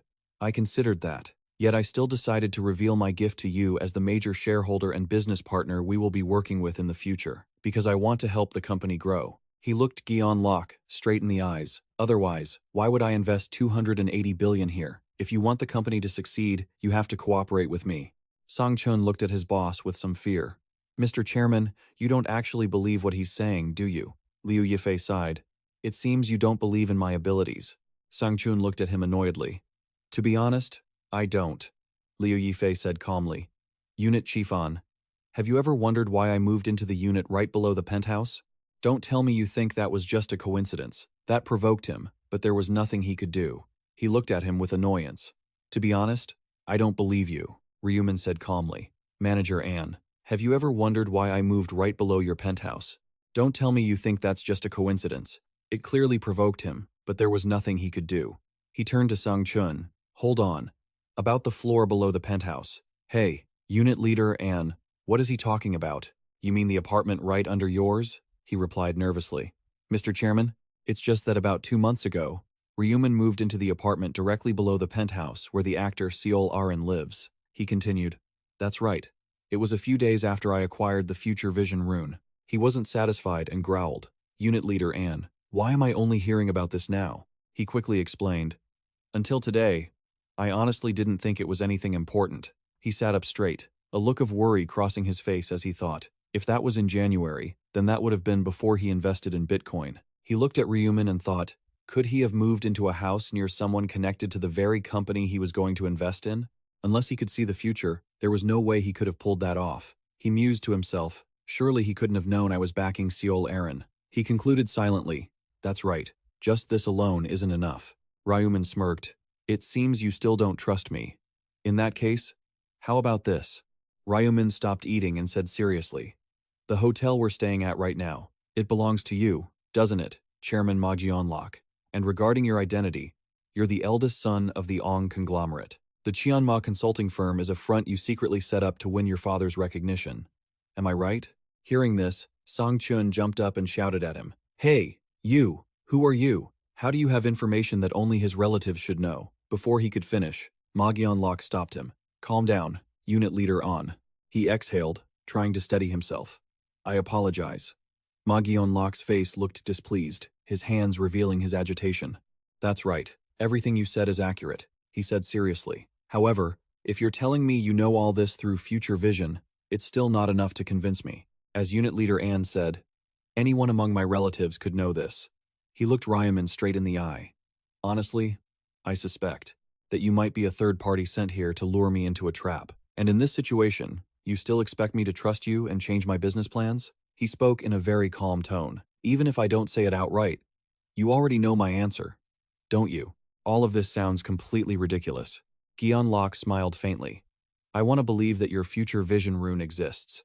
Everyone would want to believe that if it could help their company grow." He used his hands to emphasize his words so Ryu Min could understand better. "But what you're telling me is very hard to believe. Ryu Min, thank you for investing in our company, but I need to call a shareholder meeting to review this proposal," he said firmly. "Of course, you'll be the one who has to convince them." Then he stood up and bowed slightly to him. "I apologize that I can't be of any help to you. I'll take my leave now." Ryu Min's face darkened. "Wait, just a moment, Mr. Chairman." He sat back down and asked, "Do you have anything else you want to say?" Ryu Min lowered his head, thinking, "Is this really the only way?" Then he stated, "How about this then? I will give you information regarding the 4th round." Ma Jianlok asked. Puzzled, "The 4th round?" He had succeeded in piquing his interest. "You even have information on the 4th round?" Ryu Min replied cheerfully. That's right, the future vision rune has shown me everything. I know exactly what tragedy is going to happen. This information should be enough to prove my ability, right? Sung Chun bowed to the chairman. I apologize, Mr. Chairman. I was a bit overexcited and raised my voice in front of you. Ma Jian-lok, still holding his phone, waved his hand and said with a pleased expression, It's fine. You did that because you were worried about me. Sang Chun stammered. Actually, I just remembered one more thing. May I tell you? Ma Jian-lok replied. Say whatever you want. He poured out all his thoughts. Honestly, I am very suspicious of Ryu Min. If he can see the future, why not just stay quiet and enjoy a life of luxury? Why would he want to help us? Ma Jian-lok began to look dissatisfied. Didn't he say he wanted to grow alongside the company? Maybe he just wants to make even more money. Sang Chun rested his chin on his hand. What's his motive? If he has 280 billion, that's already an astronomical amount. He could just relax and never have to work a day in his life. Sang Chun was trying to persuade him. Maybe that's still not enough for him. Human greed is bottomless. Even so, it's too dangerous. And whether such an unbelievable rune actually exists is still a matter of doubt. Ma Jian-lok responded slowly. I agree with that. But, he placed a hand on his chest. If he truly is a prophet who can see the future, then we need to make him our ally. He stood up. Think about it. If we always have information on the next round and can prepare in advance, how useful would that be? And if it helps the company grow in the process, it's a win-win. Sang Chun wanted to ask more. But, is he really a prophet? Ma Jian-lok retorted. About that? He smiled happily. We'll just have to wait and see, won't we? Ryu Min had stepped outside, lost in thought. He looked around and whispered to himself. After the 4th round ends, he will know for sure that I am a prophet. He was complicating things for himself, but he hadn't revealed the really important details to the chairman, like the side quests or how to climb the rankings. He replayed the scene at the dining table in his mind. The task of the 4th round wasn't killing monsters. Instead, it was going to be a massacre among the players. He couldn't let his guard down for even a second. Ryu Min put his hands in his pockets, thinking seriously. That should be enough to prove I'm a prophet. He calculated intelligently. Then their attitude toward him would change. They would treat him well and try to protect him because he was the prophet. He gazed into the distance as he thought. Having the prophet on your side is always better than siding with someone else. Ryu Min picked up his phone. Now that I've taken on the role of the prophet, should I play it to the end? He started typing on the screen. So, first, I should contact. On the pedestrian street, Min Julie was running frantically, thinking, at this rate, I'm going to be late. The traffic light turned red. Worried about missing her appointment, she muttered, come on, turn green. She looked at the red car, confused. What's up with that car? It's blocking the shop's storefront. What kind of person is that inconsiderate? The car window slowly rolled down. He called out, Julie. She was startled when she saw him. Ryu Min? The traffic light turned green. She quickly walked over to him. She leaned in toward the car. Is this your car? He said cheerfully. Sorry for stopping right in front of the shop. Get in. Let's go for a ride while we talk. Julie was still reeling from the surprise. All right. The car started to move. It looked really cool from the outside. She shyly said to him, This is the first time I've ever ridden in a car like this. He laughed and replied, Is that so? Me too. I just bought this car, you know. So that's how it was. She looked at him and asked, How much does a car like this cost? He kept his eyes on the road and said, It wasn't too much? Maybe around 900 million? She panicked and repeated, 900 million? Not too much? Give me a break. Do you have any idea how many convenience stores I could open with 900 million? He said it like it was nothing to him. Compared to the amount I won from the lottery, this really isn't much, she thought to herself. That's right. Ryu Min is rich now. He has 60 billion. I just feel like we're living in 2 different worlds. She suddenly blushed. This feels like a date. I'm so embarrassed. Just as she was thinking that, he said something that startled her. To be honest, there's something I want to confess to you. She blushed, broke into a sweat, and stammered. Confess? He quickly explained. It's nothing weird, so don't get the wrong idea. She forced a laugh and said, Wrong idea? No way. Is it me? She thought to herself. I want to find a hole to crawl into. She waved her hand and asked, So, what do you want to confess? He spoke bluntly. I previously said that the lottery results appeared in my dreams, right? She replied. That's right. He explained. Actually, that wasn't true, catching her completely off guard. He looked at her and said, In reality, I got the information thanks to an ancient script that lets me see the future, not dreams. That script helps me know future events. That's why my class is a prophet, she asked. A prophet? She clapped her hands in excitement. That's so cool. Isn't that a special class? He rubbed the back of his neck, feeling awkward. I guess so. She looked at him with satisfaction. That's great. An ancient script that sees the future sounds amazing. Thanks for telling me the truth. Even for friends, telling someone else about this must be tough. Ryu Min smiled gently. It's nothing. You told me your class is support, so this is only fair. She looked at him happily and said, Fair? How is that fair? I didn't even tell you about my ancient script. By the way, should I tell you about my script now? He quickly replied, There's no need. But she didn't seem to care much about what he said. She pointed and said, In the first round, I obtained the protection script. Within a 10-meter radius around me, for however many people there are, that many thin layers of protection will cover me. Suppose there are 5 people. I'll be covered by 5 layers of protection. Julie laughed out loud, feeling relieved now that it was out in the open, which made him feel happy too. She asked him, But why did you suddenly decide to tell me about your script? He spoke from the heart. Keeping secrets made me feel a bit uneasy. Plus, I thought that if I didn't confess the truth, you wouldn't believe what I'm about to say. She didn't understand and asked, What do you want to say? His red car kept driving along the road. She shouted in a panic, Is that the mission for the 4th round? He said calmly, So you need to be careful. Ryu Min solemnly warned her, You must always be vigilant, because you never know what the players around you might do. She listened to him. All right, I'll remember that. She happily looked out the window and thought, Regardless, I'm still very grateful. He cares about me, that's why he told me. He even called me first. She stole a glance at him, blushing slightly, and thought, Could it be that he has a little bit of feelings for me? I hope so. Twilight was setting in. He sat on his bed in his room, thinking, I can't believe Min Julie has liked me for all this time, and I didn't know a thing. His expression showed a hint of regret. No wonder she wanted to treat me well. He glanced away and thought, Even though it's a bit awkward, this is probably for the best. He put his phone down and thought things over. It'll be easier to make her an ally, too. He tidied up his pillow. She'll also be more likely to trust my prophecies. He pulled the blanket up neatly. He closed his eyes. That's one thing taken care of. Time for a little rest. Anyway, I don't have much to do this month. The sky grew dark, and time slowly passed. Beneath the shimmering city lights, at 11:55 p.m., the simple clock hanging in his room showed the time. He sat on his bed and looked at the system. Before entering the other world, I bought an epic-grade item from today's shop. The system displayed the panel for the dark gloves, an epic-grade item. Effect: Strength +5. Agility +5. The weapon becomes semi-transparent, only effective at night. Restriction: Must be at least normal grade or higher.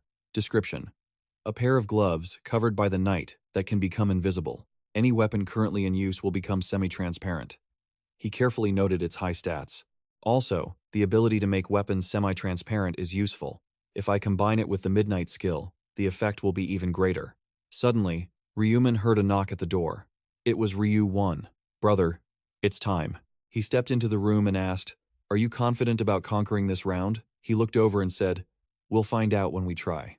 She was a bit worried. Hey, you're a prophet, aren't you? You said you have information about the 4th round. He replied, Having information is one thing, but how you act on it is another. Ryu 1 said fearfully, How could you? You have to survive and come back. You hear me? You're really something. Ryu Min felt annoyed. He pointed at his head and said, Don't you go jinxing it. Just hearing that makes me feel cursed. He lay on the bed, looking melancholic, thinking, the 4th round might be the round of death. But elsewhere, Young Min was tugging at his hair, thinking, Damn it, not again. The status window, the system panel appeared. Penalty applied. All stats will be reduced by 50% permanently. He thought angrily, Damn it, I can't believe this is the result of betraying the mirror for my fusion. I don't even have the 10 command rights left. How am I going to survive the 4th round? His team was very frustrated. He gritted his teeth as he walked, thinking, Those who want to steal the regional representative position might target me, or my old enemies might come for revenge. Suddenly, he looked up at the sky and realized something. Besides, where is this? He looked around frantically. What kind of mission requires us to start in this hellish place? All this white stuff around here makes me feel like a lab rat. He saw Ryu Min and thought, Ryu Min, that wicked demon. He definitely knew everything would turn out like this. Huang Yongmin bitterly recalled how he manipulated others to destroy the artifact. Ryu Min had said, Waste all 10 command rights and break the artifact.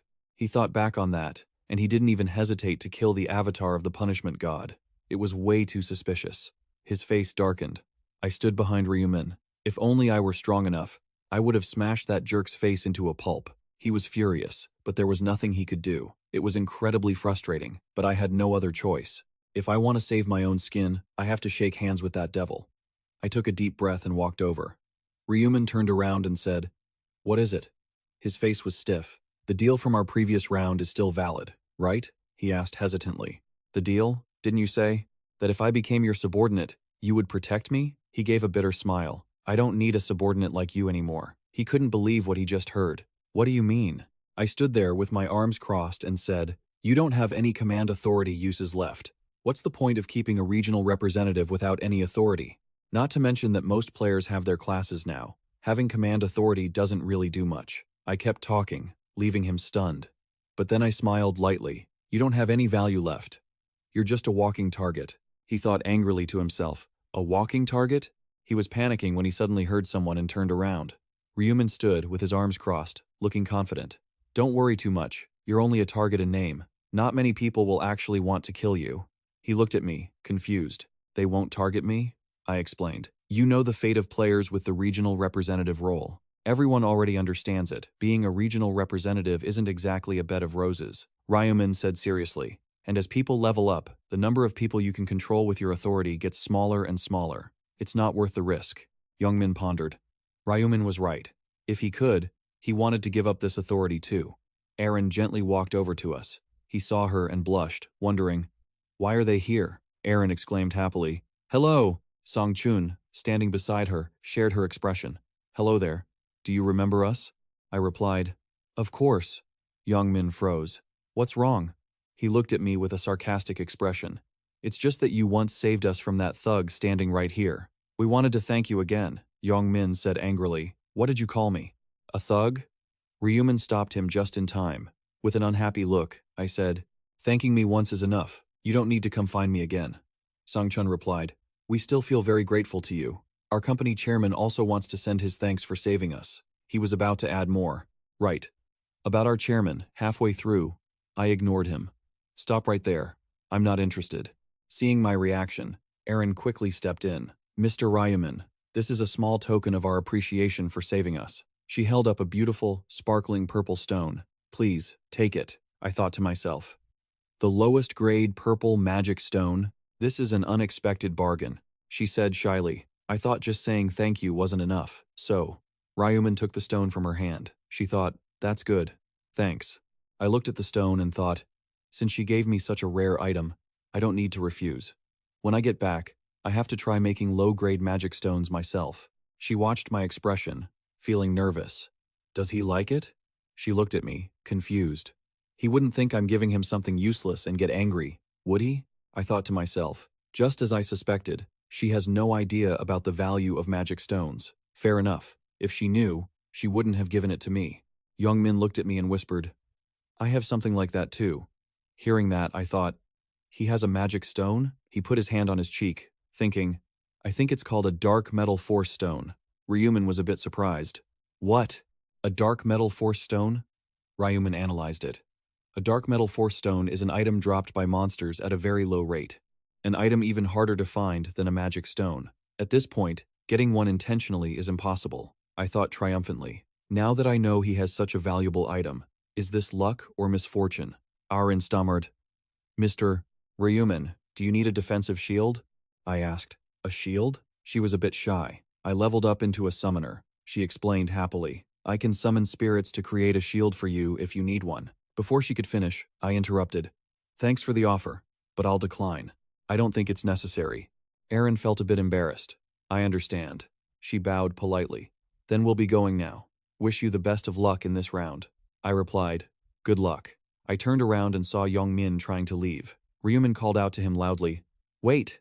Ryu Min looked at him and warned, "If you keep this up, you'll regret it." He asked, confused. "What do you mean?" I replied, "I already told you, you're a walking target." Young Min walked away, not believing me. "But you also said no one would target me." I said not many people. Not that there would be absolutely no one. The benefits of being a regional representative haven't completely disappeared yet. Ryu Min looked indifferent. Even though most people have reached level 10 and have classes, there are still some who haven't. That means there are still targets to use command authority on. Young Min looked confused. I questioned him. Just think about it. Do you really believe that out of thousands of players, not a single one will target you? He asked. Then what should I do? I said happily. I'll help you, so you don't become an easy target. He was extremely shocked. Really? Before he could finish thanking me, I cut him off. I didn't say I'd do it for free. To pay for my help, you saw the stone Aaron gave me earlier, right? If you have anything like that, just give it to me. He was a bit flustered. I do have a stone like that. He immediately handed the stone to Ryu Min. Information about it. Dark metal force stone. The item description says it's a solid black stone. It had a smooth surface and a glossy sheen. I felt satisfied. All right. Any other items? He flatly refused. No. I've already given you everything I could. Please, don't take my equipment. I sighed. Don't worry. Even if you wanted to give it to me, I wouldn't take it. He retorted immediately. I already gave you an item. Can you help me now? Ryu Min turned his back. I'll keep my promise. An angel appeared and said warmly, Oh, humanity, you have gathered here again today, but your numbers have dwindled. People below asked in confusion, Our numbers decreased? Does that mean someone was fighting in the real world? I stood there with my arms crossed and thought, it would be more surprising if not a single player got into trouble in an entire month. The angel enthusiastically announced, Now, it seems everyone is here, so I will announce the mission for the 4th round. The information this time concerns the 4th round. The main task, slaughter each other within 3 hours. All sectors combined. Total participants, 181,006,418. Total players who finished, 906,418. Current sector S45.5. Total participants, 1,042. Players who finished, 521. Everyone cried out, What the hell? Slaughter each other? The angel's tone shifted to one of pure contempt. You humans are really slow, aren't you? Like I just said. She gave a sly, twisted smile. You just need to stab, slash, and kill the players standing next to you. It's simple, isn't it? Everyone couldn't help but panic. Kill them? Players killing each other? The angel raised a finger, explaining with fake confidence. Let me break it down for you. The goal of this round is to thin out the player population by making you kill each other. Unlike previous rounds, there won't be any monsters this time. Everyone grew suspicious and started firing off questions. No monsters? But I need to level up and get stronger. A tall young man spoke up. Lord Angel, if half of us are supposed to survive, then each of us only needs to kill one person, right? The angel placed a finger on her lips, smiling. That's a secret. If I told you everything, where would the fun be?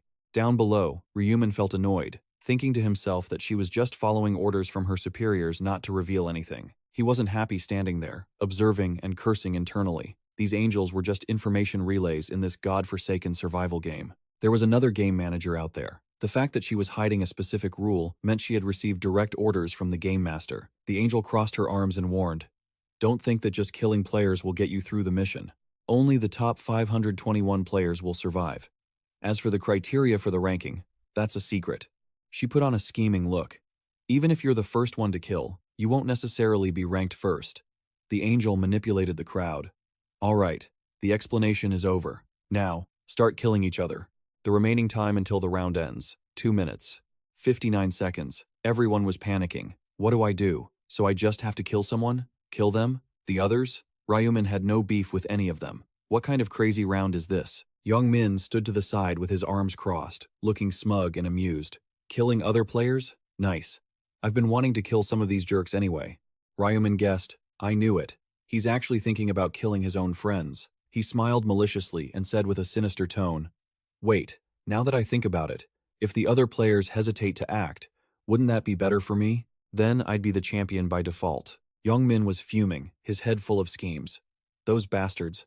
I don't know where you are, but I'll kill you all. He turned around and was startled to see Ryu Min standing right next to him. You scared the hell out of me. He looked guilty. Ryu Min, is something wrong? He walked away saying, I told you I'd make sure you didn't become a target, didn't I? So, I'm keeping my promise. He immediately reached out, channeling his power. Young Min didn't even have time to think. He started backing away, but it was too late before Ryu Min could act. Ryu Min shoved him, and he lost his balance and fell. Sudden notification. New side quest. Round 4 side quest. Eliminate the sector representative within a certain time limit. Completion reward, 1 lowest grade monostone draw ticket. System notification. You have completed the side quest. You have been rewarded with 1 lowest grade monostone draw ticket. Lowest grade monostone draw ticket. A rare grade item that randomly provides between 1 and 5 lowest grade monostones. Restricted to users from apprentice level and up until the next round. Description. A time-limited item that provides random stones. Once you reach the next round, this item will automatically disappear. It is influenced by the luck stat. He thought happily. Good, I got the reward I wanted.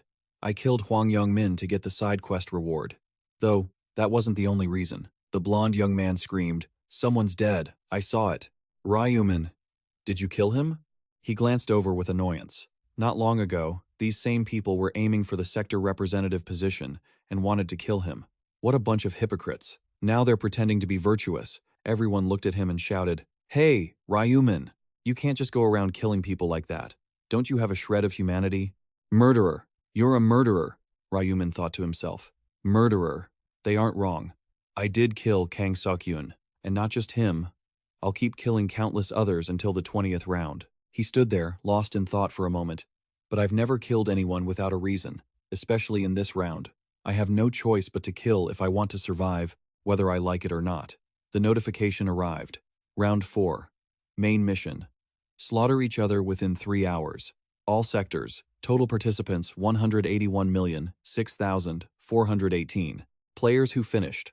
Over 90,953,209. Your sector. S45. Total participants 1,042. Players who finished. Over 521. He secretly guessed that even though he knew this would happen, they were still criticizing him. The young man with black hair said, "If things go well, maybe we can incite everyone to kill Black Dog." The hooded guy thought the same thing. I have to use this opportunity to ruin Black Dog's reputation. The big, tall man was determined. If we attack as a group, Black Dog won't be able to do anything.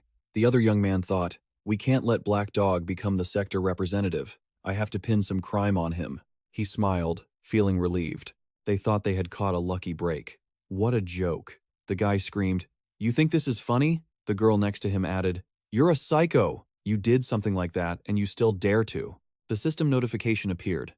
Player Ryu Min has become the new sector representative for Sector SX45. The guy was stunned. Black Dog is the representative now? The black-haired boy next to him was terrified. If that happens, isn't it like giving a tiger wings? What are we supposed to do? Ryu Min spoke up confidently. What's wrong? Why did you stop shouting? Or are you scared now that I'm the representative? He crossed his arms, looking even more arrogant. If you're afraid of the command authority, I guess you haven't changed your class yet, have you? The blonde man exclaimed. What are you talking about? The tall guy yelled. Look over there, he shouted. Black Dog's name changed color. Everyone was in an uproar. He was right, the name really changed color. Why is it only his name that changed? Ryu Min thought calmly. It probably changed from bright yellow to red. Ryu Min had already partly figured it out. In rounds like this, once you kill someone, your nickname turns red. The more you kill, the deeper that red becomes. The man looked absolutely savage. The changing nickname is to distinguish who has taken someone else's life. Everyone around began to crowd together, moving to attack Ryu Min. They killed a murderer with a primitive shotgun. The killer is dead. He felt a bit of empathy. Instead of targeting innocent players, people prefer to kill the murderers. At least that way, their consciences won't feel as guilty. He understood it to some extent. But those who kill murderers eventually become murderers themselves. He knew that better than anyone, and as a result, they were encouraging each other to kill everyone around them. Ryu Min secretly thought that while they might still be hesitating to kill anyone right now, this would eventually be the reason for the deaths of so many. He sternly asked, "What are you people doing? I'm sure you don't have time to be standing around wasting it." Two of them retorted, "Hey, you, stay right there." "That's right, you murderer." He held out his hands to explain. "You're acting like I'm the only one who wanted to kill the district representative. But what about the people who swarmed toward Jong-sik in the last round? Were you planning on giving him a kiss or something?" The man stammered. As he continued, "Kill or be killed. Don't tell me you've survived this long without knowing this simple rule." He asserted to everyone around, "Stop being hypocrites. Face reality. If your own life is in danger, there's no way you wouldn't turn your blade toward the person threatening you." He glared fiercely. "This isn't the time to sit around doing nothing. If you're that worried, keep arguing, just like we did when we voted last time," he thought to himself, and walked away. Even if I didn't say these things, they would start fighting anyway. Ryu Min realized it would be too late by then. If only I hadn't said that, they would have continued to waste time. He turned back to look at everyone, thinking that if that happened, the number of people who passed this round might not be 521. Even if it forces them to fight, encouraging them to complete the mission is a way for more people to survive. A woman with a strong appearance tried to persuade them. I think we shouldn't just stand here, like Ryu Min said. Shouldn't we be doing something? The man next to her raised an issue. So do you have any suggestions on what we should do? Chatting? She retorted. Why are you being so sarcastic with me? I'm just discussing what we should do. The guy challenged her to a one-on-one duel to make it fair. The platinum-haired boy saw this and tried to stop them. How is fighting to the death fair? And a duel? Do you think this is a game? He urged. We don't even have enough time left. The other man shouted angrily. What did you just say? Everyone started arguing incessantly. Arin was flustered and asked, Bodyguard, what should we do? Is it true that we have to kill people like Ryu Min said? Sang Chun looked at her kindly and replied, Of course we do. Otherwise we'll be killed ourselves. Why care about the lives of strangers we don't even know? He secretly advised. I completely agree with what Hin said. You should make up your mind too, because killing isn't a fun experience. She looked at him and said worriedly, You talk as if you've killed someone before. He made an uncomfortable expression. No way. I was just guessing. She looked at everyone around, feeling awkward. So, who should we kill? He replied, Just go with the flow. Everyone is arguing loudly right now. Stop acting like this. Let's just decide who to kill. So tell me, who are you going to kill? Those who have already killed are the perfect targets. Focus on those whose nicknames have turned red. Who gave you the right to decide that? The long-haired man stated his opinion. You mean we should kill Black Dog? The black-haired man triumphantly said Ryu Min was clearly crazy. How could you kill someone who has reached level 30? The blonde boy pondered. I bet even if we all attacked at once, we still couldn't kill him. The brown-haired man was more cautious. Be quiet. What if he hears us? Ryu Min felt extremely annoyed and helpless, thinking, I can hear everything. They were arguing when they suddenly froze. The gray-haired man shouted, What the hell are you talking about? Life is precious. Even if that person is a murderer, we shouldn't kill anyone. The man wearing a hat added, This guy is right. If you kill, you will become a murderer just like him. The other boy argued back. Then, what do you want us to do? Someone has to die for me to keep living, right? A man nearby stopped them. Stop arguing. Let's just agree to kill the criminals, okay? The assertive girl spoke up. How can you distinguish who the criminals are? Do you expect people with a criminal record to raise their hands? They aren't just going to hand themselves over. The long-haired man shouted angrily. What kind of jerk are you to act so condescending toward others? Why don't you offer your own opinion, you brat? She cursed at him. Why are you yelling at me, you damn dog? Or should I just kill you? He wasn't afraid at all. What's that? You scum. Try it if you're so tough. A young man in the group tried to add fuel to the fire. You two, stop talking and just fight. He became even more annoyed. Who the hell are you to provoke us? She pointed directly at him. People who hide behind others to incite them are the worst. You pathetic coward. He used his magic. What did you say? Damn it. You bastards. I'll kill all of you. She also prepared her attack. If you're so confident, then come and get me. You fool. Ryu Min shook his head in frustration. It was absolute chaos. They just kept talking but couldn't do anything. But he calmly observed, there was nothing to worry about. Before long, they would be killing each other anyway. A mature-looking boy expressed his opinion. Hey everyone, stop yelling and think logically for a second. His expression immediately turned to panic. Young Min was sitting there, yawning. He wondered, isn't that... holy crap? No way. Ryu Min stood with his arms crossed, knowing everything about the rules. This was the hidden rule of this round. 10 minutes after death, players would respawn. Hwang Young-min realized in a daze that everyone was staring at him. Why was everyone staring at him? And not just looking, it was as if they were seeing a zombie. He stood up, looking at everyone in confusion. That's strange. I was clearly just talking to Black Dog. What's going on? The dark-haired man shouted. He's back. It's like he's been resurrected by a god. What on earth are you talking about? The long-haired man reasoned. It's the system that resurrected him. So, that means anyone who dies in this round just comes back to life? The woman beside him asked, looking resentful. In that case, it doesn't matter if we kill them, right? The young man picked up a knife with a dangerous look in his eyes. If they're just going to revive, then it should be fine, the other man added. A woman with her hair in a high bun stepped in to stop them. Everyone, calm down. she pleaded. We aren't even sure if resurrection is guaranteed, so don't be so reckless. Suddenly, she was attacked from behind. The man used a sharp wolf claw weapon to stab her repeatedly and yelled, "How about you just go to sleep, you bitch? Die." He paused, staring at his blood-stained dagger, panting heavily. He didn't stop for long before shouting again, "Come on, respawn. You and I still have another round to fight." The onlookers felt a chill down their spines, watching him with disgust. Before the crowd lay a disheveled head, motionless on the ground, leaving everyone drenched in cold sweat. People in the back started whispering, "But she hasn't come back to life yet. We should wait a bit. She probably doesn't revive instantly." A brown-haired man and a mossy green-haired guy shouted. Thinking about it now, it took 10 minutes for that guy to revive earlier. "Hey everyone, why don't we just wait for her to respawn?" The crowd agreed. "I agree. Me too." 10 minutes passed, and the girl lying on the ground began to glow. Her deep, severe wounds began to shine as they showed signs of healing. Soon, the gashes knit themselves back together. She was now completely healed, without a single scratch, and stood up. The brown-haired girl woke up, stretched comfortably, and felt completely refreshed. She suddenly realized what happened and let out a loud cry. Pointing at the people surrounding her, she screamed, "Which one of you bastards was it? Who sucker punched me?" The guy with the fake wolf claw weapon suddenly appeared behind her, smiling menacingly. "It was me, bitch." This time, however, was different. In a flash, a large, muscular man behind him slashed him in half. He collapsed, motionless on the ground, and the big guy pointed at him, mimicking the man's earlier actions. "So, they do come back to life after 10 minutes, huh?" The crowd standing nearby turned pale. Some clutched their heads, others covered their mouths. No one dared to make a sound.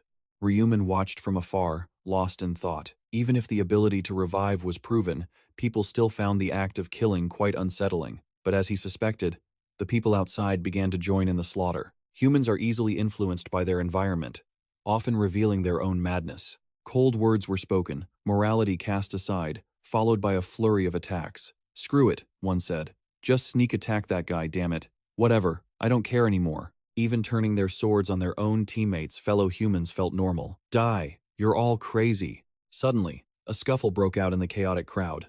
"Hey, you dog! Look, I'm sorry, I have no grudge against you." The silver-haired man swung his sword at the brown-haired man beside him, furious.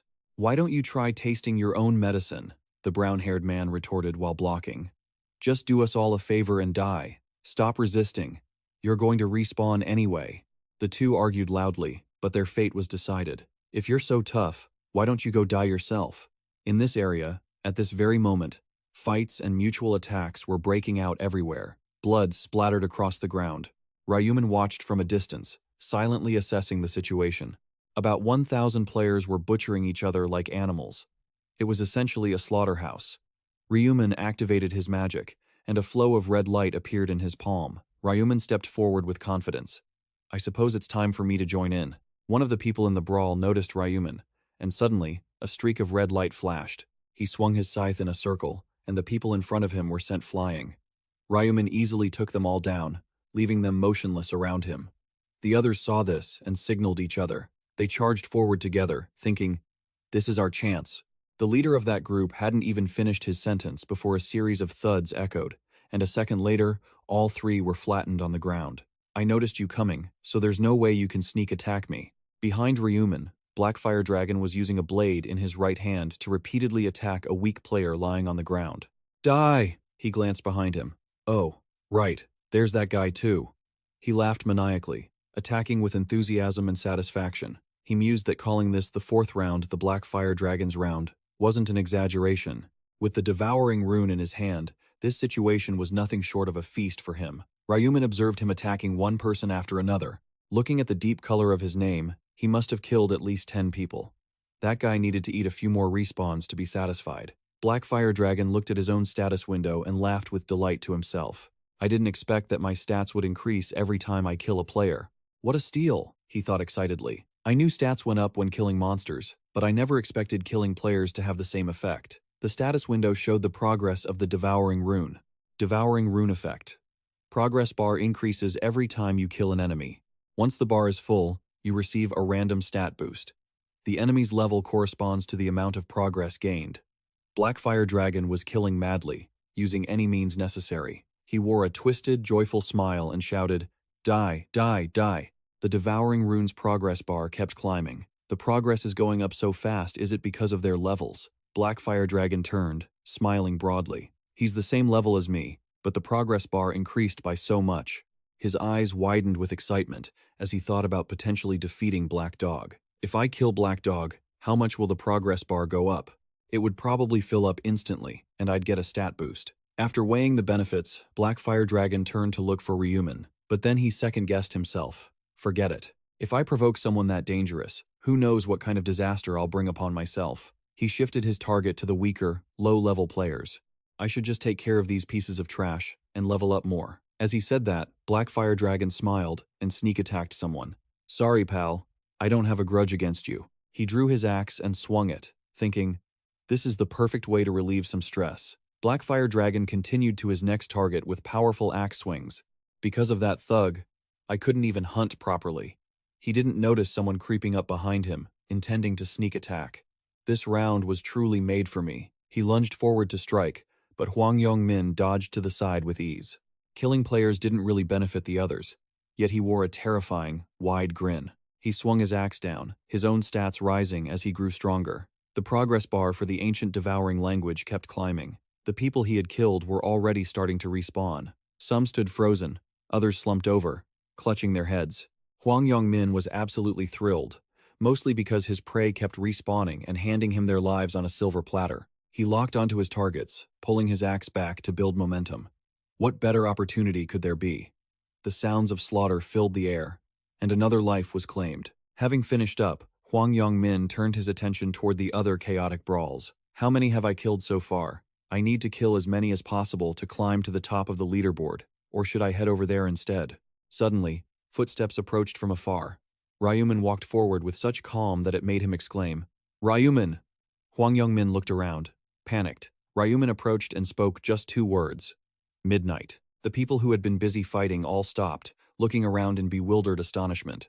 What is this? What's going on? Why did it suddenly get so dark? Hwang Yong-min broke into a cold sweat, staring at Ryu Min in silence. His scythe had become semi-transparent. Whatever this is, I have to be extremely careful. A familiar red slash appeared. From Hwang Yong-min's perspective, he felt like he could see himself from above, with Ryu Min looking down at him. A moment later, he realized his head had been severed by a single slash from Ryu Min. So, he was dead. As expected of Ryu Min, indeed. I really should have avoided crossing paths with him. The scene shifted slightly, and the sound of swords clashing echoed. The chaotic battle showed no signs of ending. Every player was still trying to kill one another. Die, die, you bastard, just die already. Yong Min, who had just respawned, looked to his side in a daze. He saw a girl who had respawned alongside him, yawning with sleepiness. She respawned? Is it true that everyone comes back to life after 10 minutes? Hwang Yong-min had a wicked thought, his bright grin returning just as it had before. Perfect. He clenched his fist, thinking, they built this arena just to make us slaughter each other. This is my chance to get revenge on the bastards who stabbed me in the back. I'm going to kill every last one of you. Yong Min stepped into the center of the fighting, looking around. Kim Chung-han. Where are you? Where is that bastard? He grinned with excitement. There you are. Before Yong Min's eyes, Kim Chung-han was trembling as he pulled his bow back to shoot. What an idiot. He's scared out of his wits just because of a minor stat reduction penalty. He grinned and ran toward him. Kim Chung-han turned around, panicked. Hwang Yong-min greeted him with a punch straight to the face. So glad to see you again, you son of a bitch. Kim Chung-han was sent flying, his arrows scattering on the ground. He trembled in pain, clutching his face as Hwang Yong-min's voice rang out. Hey, Kim Chung-han, you cursed bastard. Kim Chung-han's face was bruised and bloody, his nose bleeding. Yong Min grabbed him by the collar and said, You said if we met again, you'd kill me, right? Yong Min let out a terrifying laugh and raised his fist to the sound of screaming. So, why don't you try to kill me now? He dropped Seo Kyung-han. Finally done. That feels great. Hwang Yong-min glanced behind him and said, Where are the rest of you scumbags? The chaos now seemed to be only just beginning, growing more intense and cruel by the minute. If hell existed, would it look like this? The strong bullying the weak, people taking powerful weapons to slaughter those without proper gear. Die. Sail Aran stood huddled in a small corner, gripping her sword tightly. It was a place overflowing with violence, where people did nothing but hate one another. Sang Chun, standing nearby, asked with concern, Are you all right, Miss Aran? Seol Arin tried to steady herself, offering a forced smile. I'm fine. I'm not tired, but my nerves are still a bit shaken. He turned his head and thought, I can handle this, but Seol Arin will probably struggle. If this affects her mental state and hinders her work, I won't be able to show my face to the chairman again. Suddenly, as Sang Chun watched her, a hand reached out from nowhere towards Seol Arin. The hand didn't belong to anyone kind. It grabbed her hair tightly. The man raised a knife and held Seol Arin fast, shouting, Go to hell. Sang Chun lunged forward from a distance, agilely rushing to the rescue. Don't you dare. He swung his sword, knocking the weapon out of the man's hand. Sang Chun switched hands with practiced fluid motions. He drove his sword into the man's shoulder. Sang Chun easily incapacitated him in a single move. Seol Arin, meanwhile, was still trembling, staring at the bloody sword in front of her, breaking into a sweat. She gritted her teeth with determination and glared at the sword. Seol Arin lunged forward. She ran straight at the guy who was trembling on the ground and stabbed him. The scene changed, the sky looking gloomier than before. Seol Arin was on the ground, trembling and covering her mouth. Sang Chun stood beside her, glancing over and thinking, if I tell her to do it, she'll listen. She stood up and turned to him, asking, Guard, how much longer do we have to keep fighting like this? Sang Chun replied, At least another hour until it's over. Seol Arin turned pale, her face falling. I can't even stand to watch them die. I don't understand how everyone can just kill each other like this. Sang Chun gritted his teeth, glaring at Seol Arin with a hint of irritation. Too weak. She's too soft. It seems she's been sheltered far too much. He tried to hide his true feelings and asked with feigned concern, If you're tired, please, take a rest. Haven't you already killed about 50 people? Seol Arin wasn't entirely sure, but I think so. Sang Chun turned away and said, That should be enough to make it onto the leaderboard. Leave the rest to me. Seol Arin looked up at him, immensely grateful. Thank you so much. He turned away with a smirk, feeling as if a burden had been lifted. I'm the one who should be thanking you. Now I don't have to keep handing them over for you to kill. Sang Chun began his own hunt. He charged at anyone he encountered. Now I can focus on my own score. The notification board for the round appeared. Time remaining until the round ends. 10 minutes and 21 seconds. We see that familiar scythe and that red slash again. Ryu Min calmly struck down everyone in his path. Anyone who approached, he struck down. About 10 minutes left. Round 4 is always so exhausting. He sensed someone behind him, spun around with a cold gaze, and swung his scythe. He looked at his opponent like a predator hunting prey, swinging his scythe toward him. I can't let the first place reward for all regions slip through my fingers. I have to do whatever it takes to get stronger and reach round 20. After finishing that one off, Ryu Min rushed to find more people. Everyone who met him turned pale and ran for their lives. There's no way of knowing how strong the final boss will be. Ryu Min easily caught up to everyone, so he had to become as strong as he possibly could. He stood in a constant state of readiness, his scythe raised, staring fixedly at his prey. The guy Ryu Min was chasing was panicked, tears streaming down his face in pure terror. Ryu Min sprinted past him, circled around to his front, and kept on charging. The guy collapsed to the ground, barely believing he'd escaped death. I'm alive. Ryu Min kept running, his mind already calculating his next targets. No point killing the same person twice. He didn't just kill anyone in his path, he specifically targeted people he hadn't killed yet. After all, the ranking for the 4th round wasn't just about the total kill count. You need to kill as many different people as possible. Killing the same person twice only counts as one kill. Ryu Min glanced behind him. He spotted a familiar face, Hwang Yong-min, ruthlessly beating someone to a pulp. Ryu Min felt a twinge of annoyance. It meant he couldn't add that guy to his tally. Hwang Yong-min was still in a frenzy, hammering his opponent's face. Die! Just die, you bastard! Hwang Yong-min was wearing a twisted, satisfied grin, and Ryu Min watched him, quietly sizing him up. He's been killing the same 3 friends over and over again, Ryu Min thought. Those guys aren't going to survive this round. Suddenly, someone respawned behind Hwang Yong-min. He noticed, spun around, and smacked the guy, Sung Han, right across the face. Hello? Hurry up and respawn faster, would ya? Ryu Min mused to himself that if they kept dying the moment they respawned, they wouldn't have any chance to score points for themselves. A system notification popped up, starting the final countdown. 1 minute remaining until the end of the round. Ryu Min bolted, eyes scanning the area. Only 1 minute left. Not much time. I need to squeeze out the highest score I can.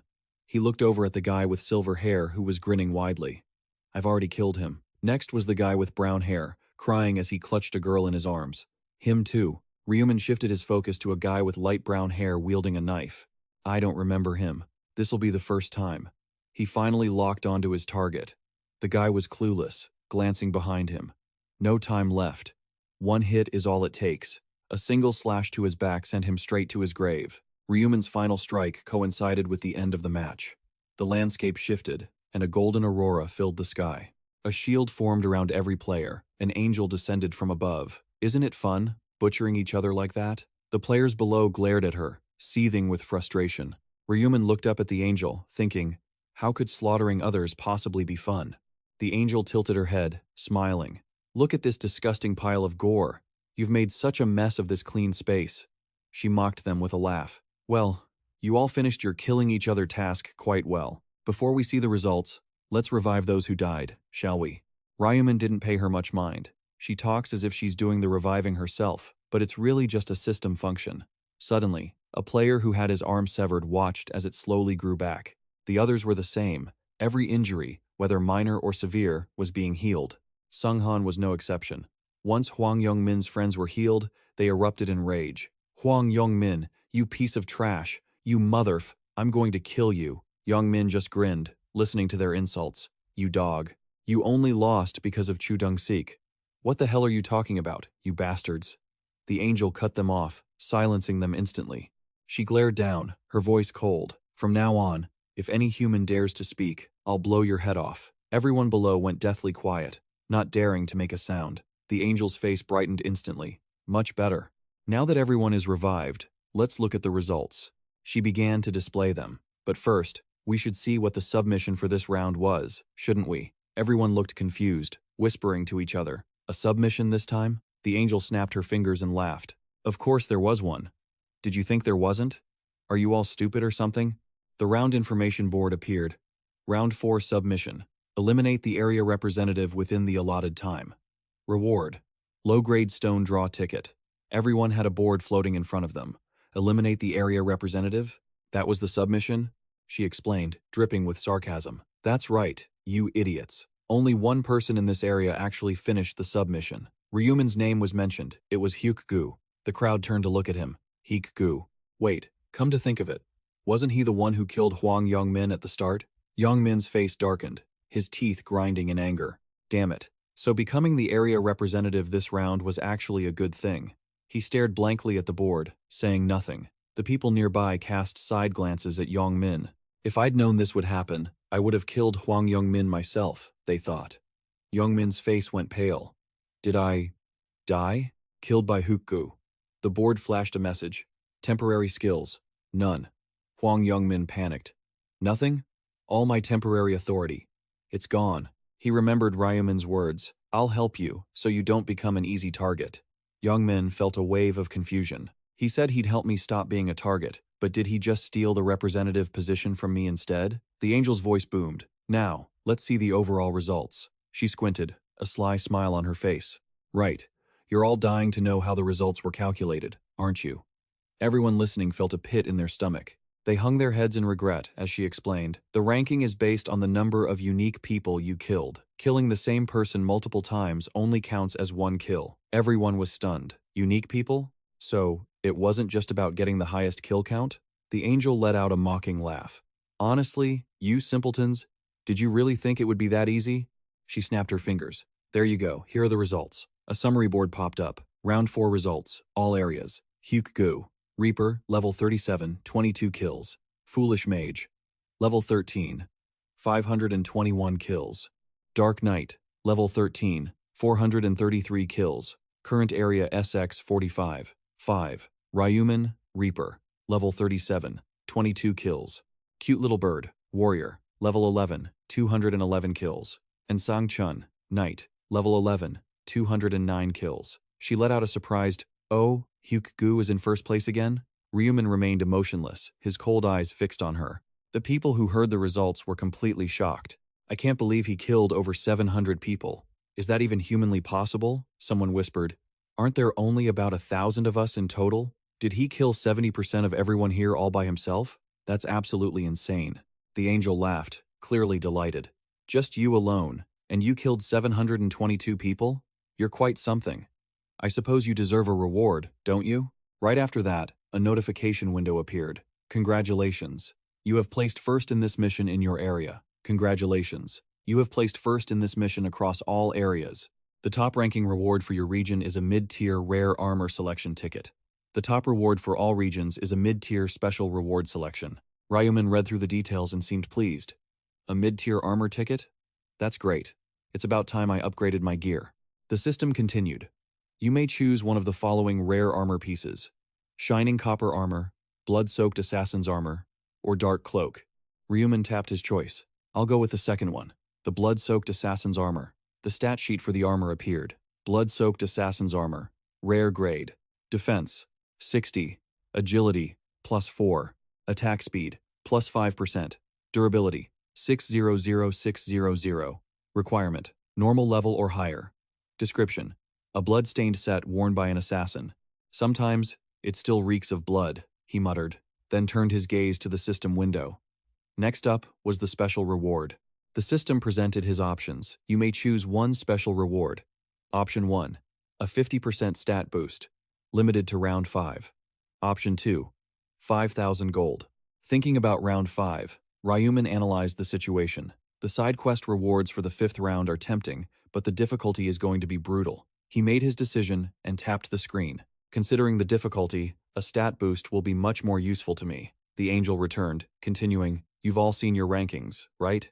She smirked. Just so you know, there are 30 people tied for 521st place in our region. Everyone ranked lower than that is getting eliminated. She smiled craftily. Now, let the purge begin. Those who didn't make the cut are starting to fade away. Panic erupted as people started screaming. Wait, Angel, please, are we really dying this time? One by one, people began to vanish, including some of Hwang Yongmin's friends. I don't want to die. Please, Angel, give me a chance. Help me. Ryu Min watched with a cold, mocking smirk. I made it. Though it was a close call. On the side, Seol Arin was trembling, covering her ears tightly. Song Chun watched with a stony expression as they vanished. Please help me. I don't want to die. Ryu Min closed his eyes, his expression dark as he listened to their cries. Once the elimination ended, silence returned, and he looked up as the Round 4 summary appeared. Round 4, complete. Total survivors across all regions, 998,320. Your region, S. 45.5 survivors. Rank 521. In a few moments, your soul will be transferred back to your body in the current dimension. Round 5 will begin at midnight on the 24th of May 2024. See you in the next round. Congratulations on surviving. The scenery shifted to a hotel at night.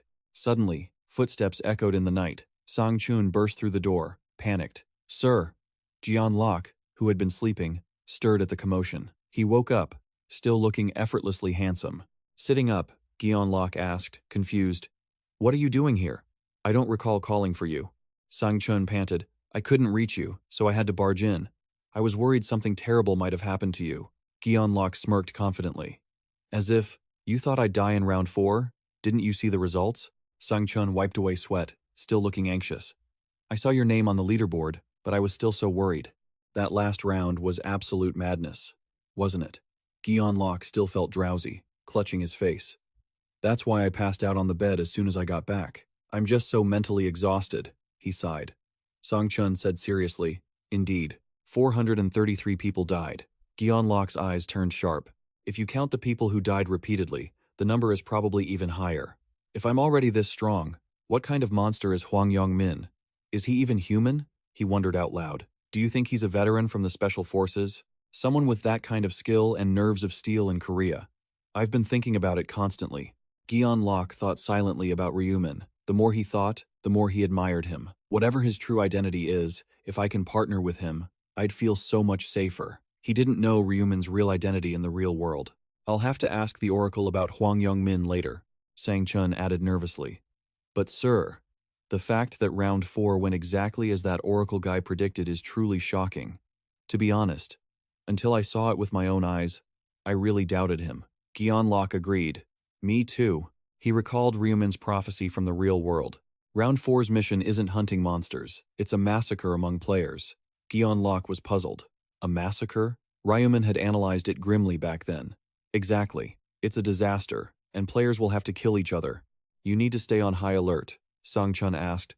What should we do now, sir? Gyeon-lak was still processing it. What do you mean? He asked. About the oracle. Do you really want to make him a business partner? Gyeon-lak firmly grabbed his jacket. Of course. He's a major shareholder with 31% of the company. What right do I have to refuse? In reality, the company is already in Ryu Min's hands. And Song-chun raised a hand, confused. So you're going to follow his advice and switch industries? Gyeon-lak walked out onto the balcony. Talking about it won't change anything. If we do this, the company could grow even further. He spoke as he walked out. Besides that, we need to pull him onto our side. Don't look down on him or get arrogant just because he's young. Gyeon-lak stared at the view, lost in thought. Even if you don't like his attitude, just flatter him and do whatever he says. That's the only way. He turned back and smiled at Song-chun. We can reap all the sweet benefits from this pot of honey called the oracle. Understood? He bowed, showing he understood. Yes, sir. I will be much more careful when dealing with Ryu Min from now on.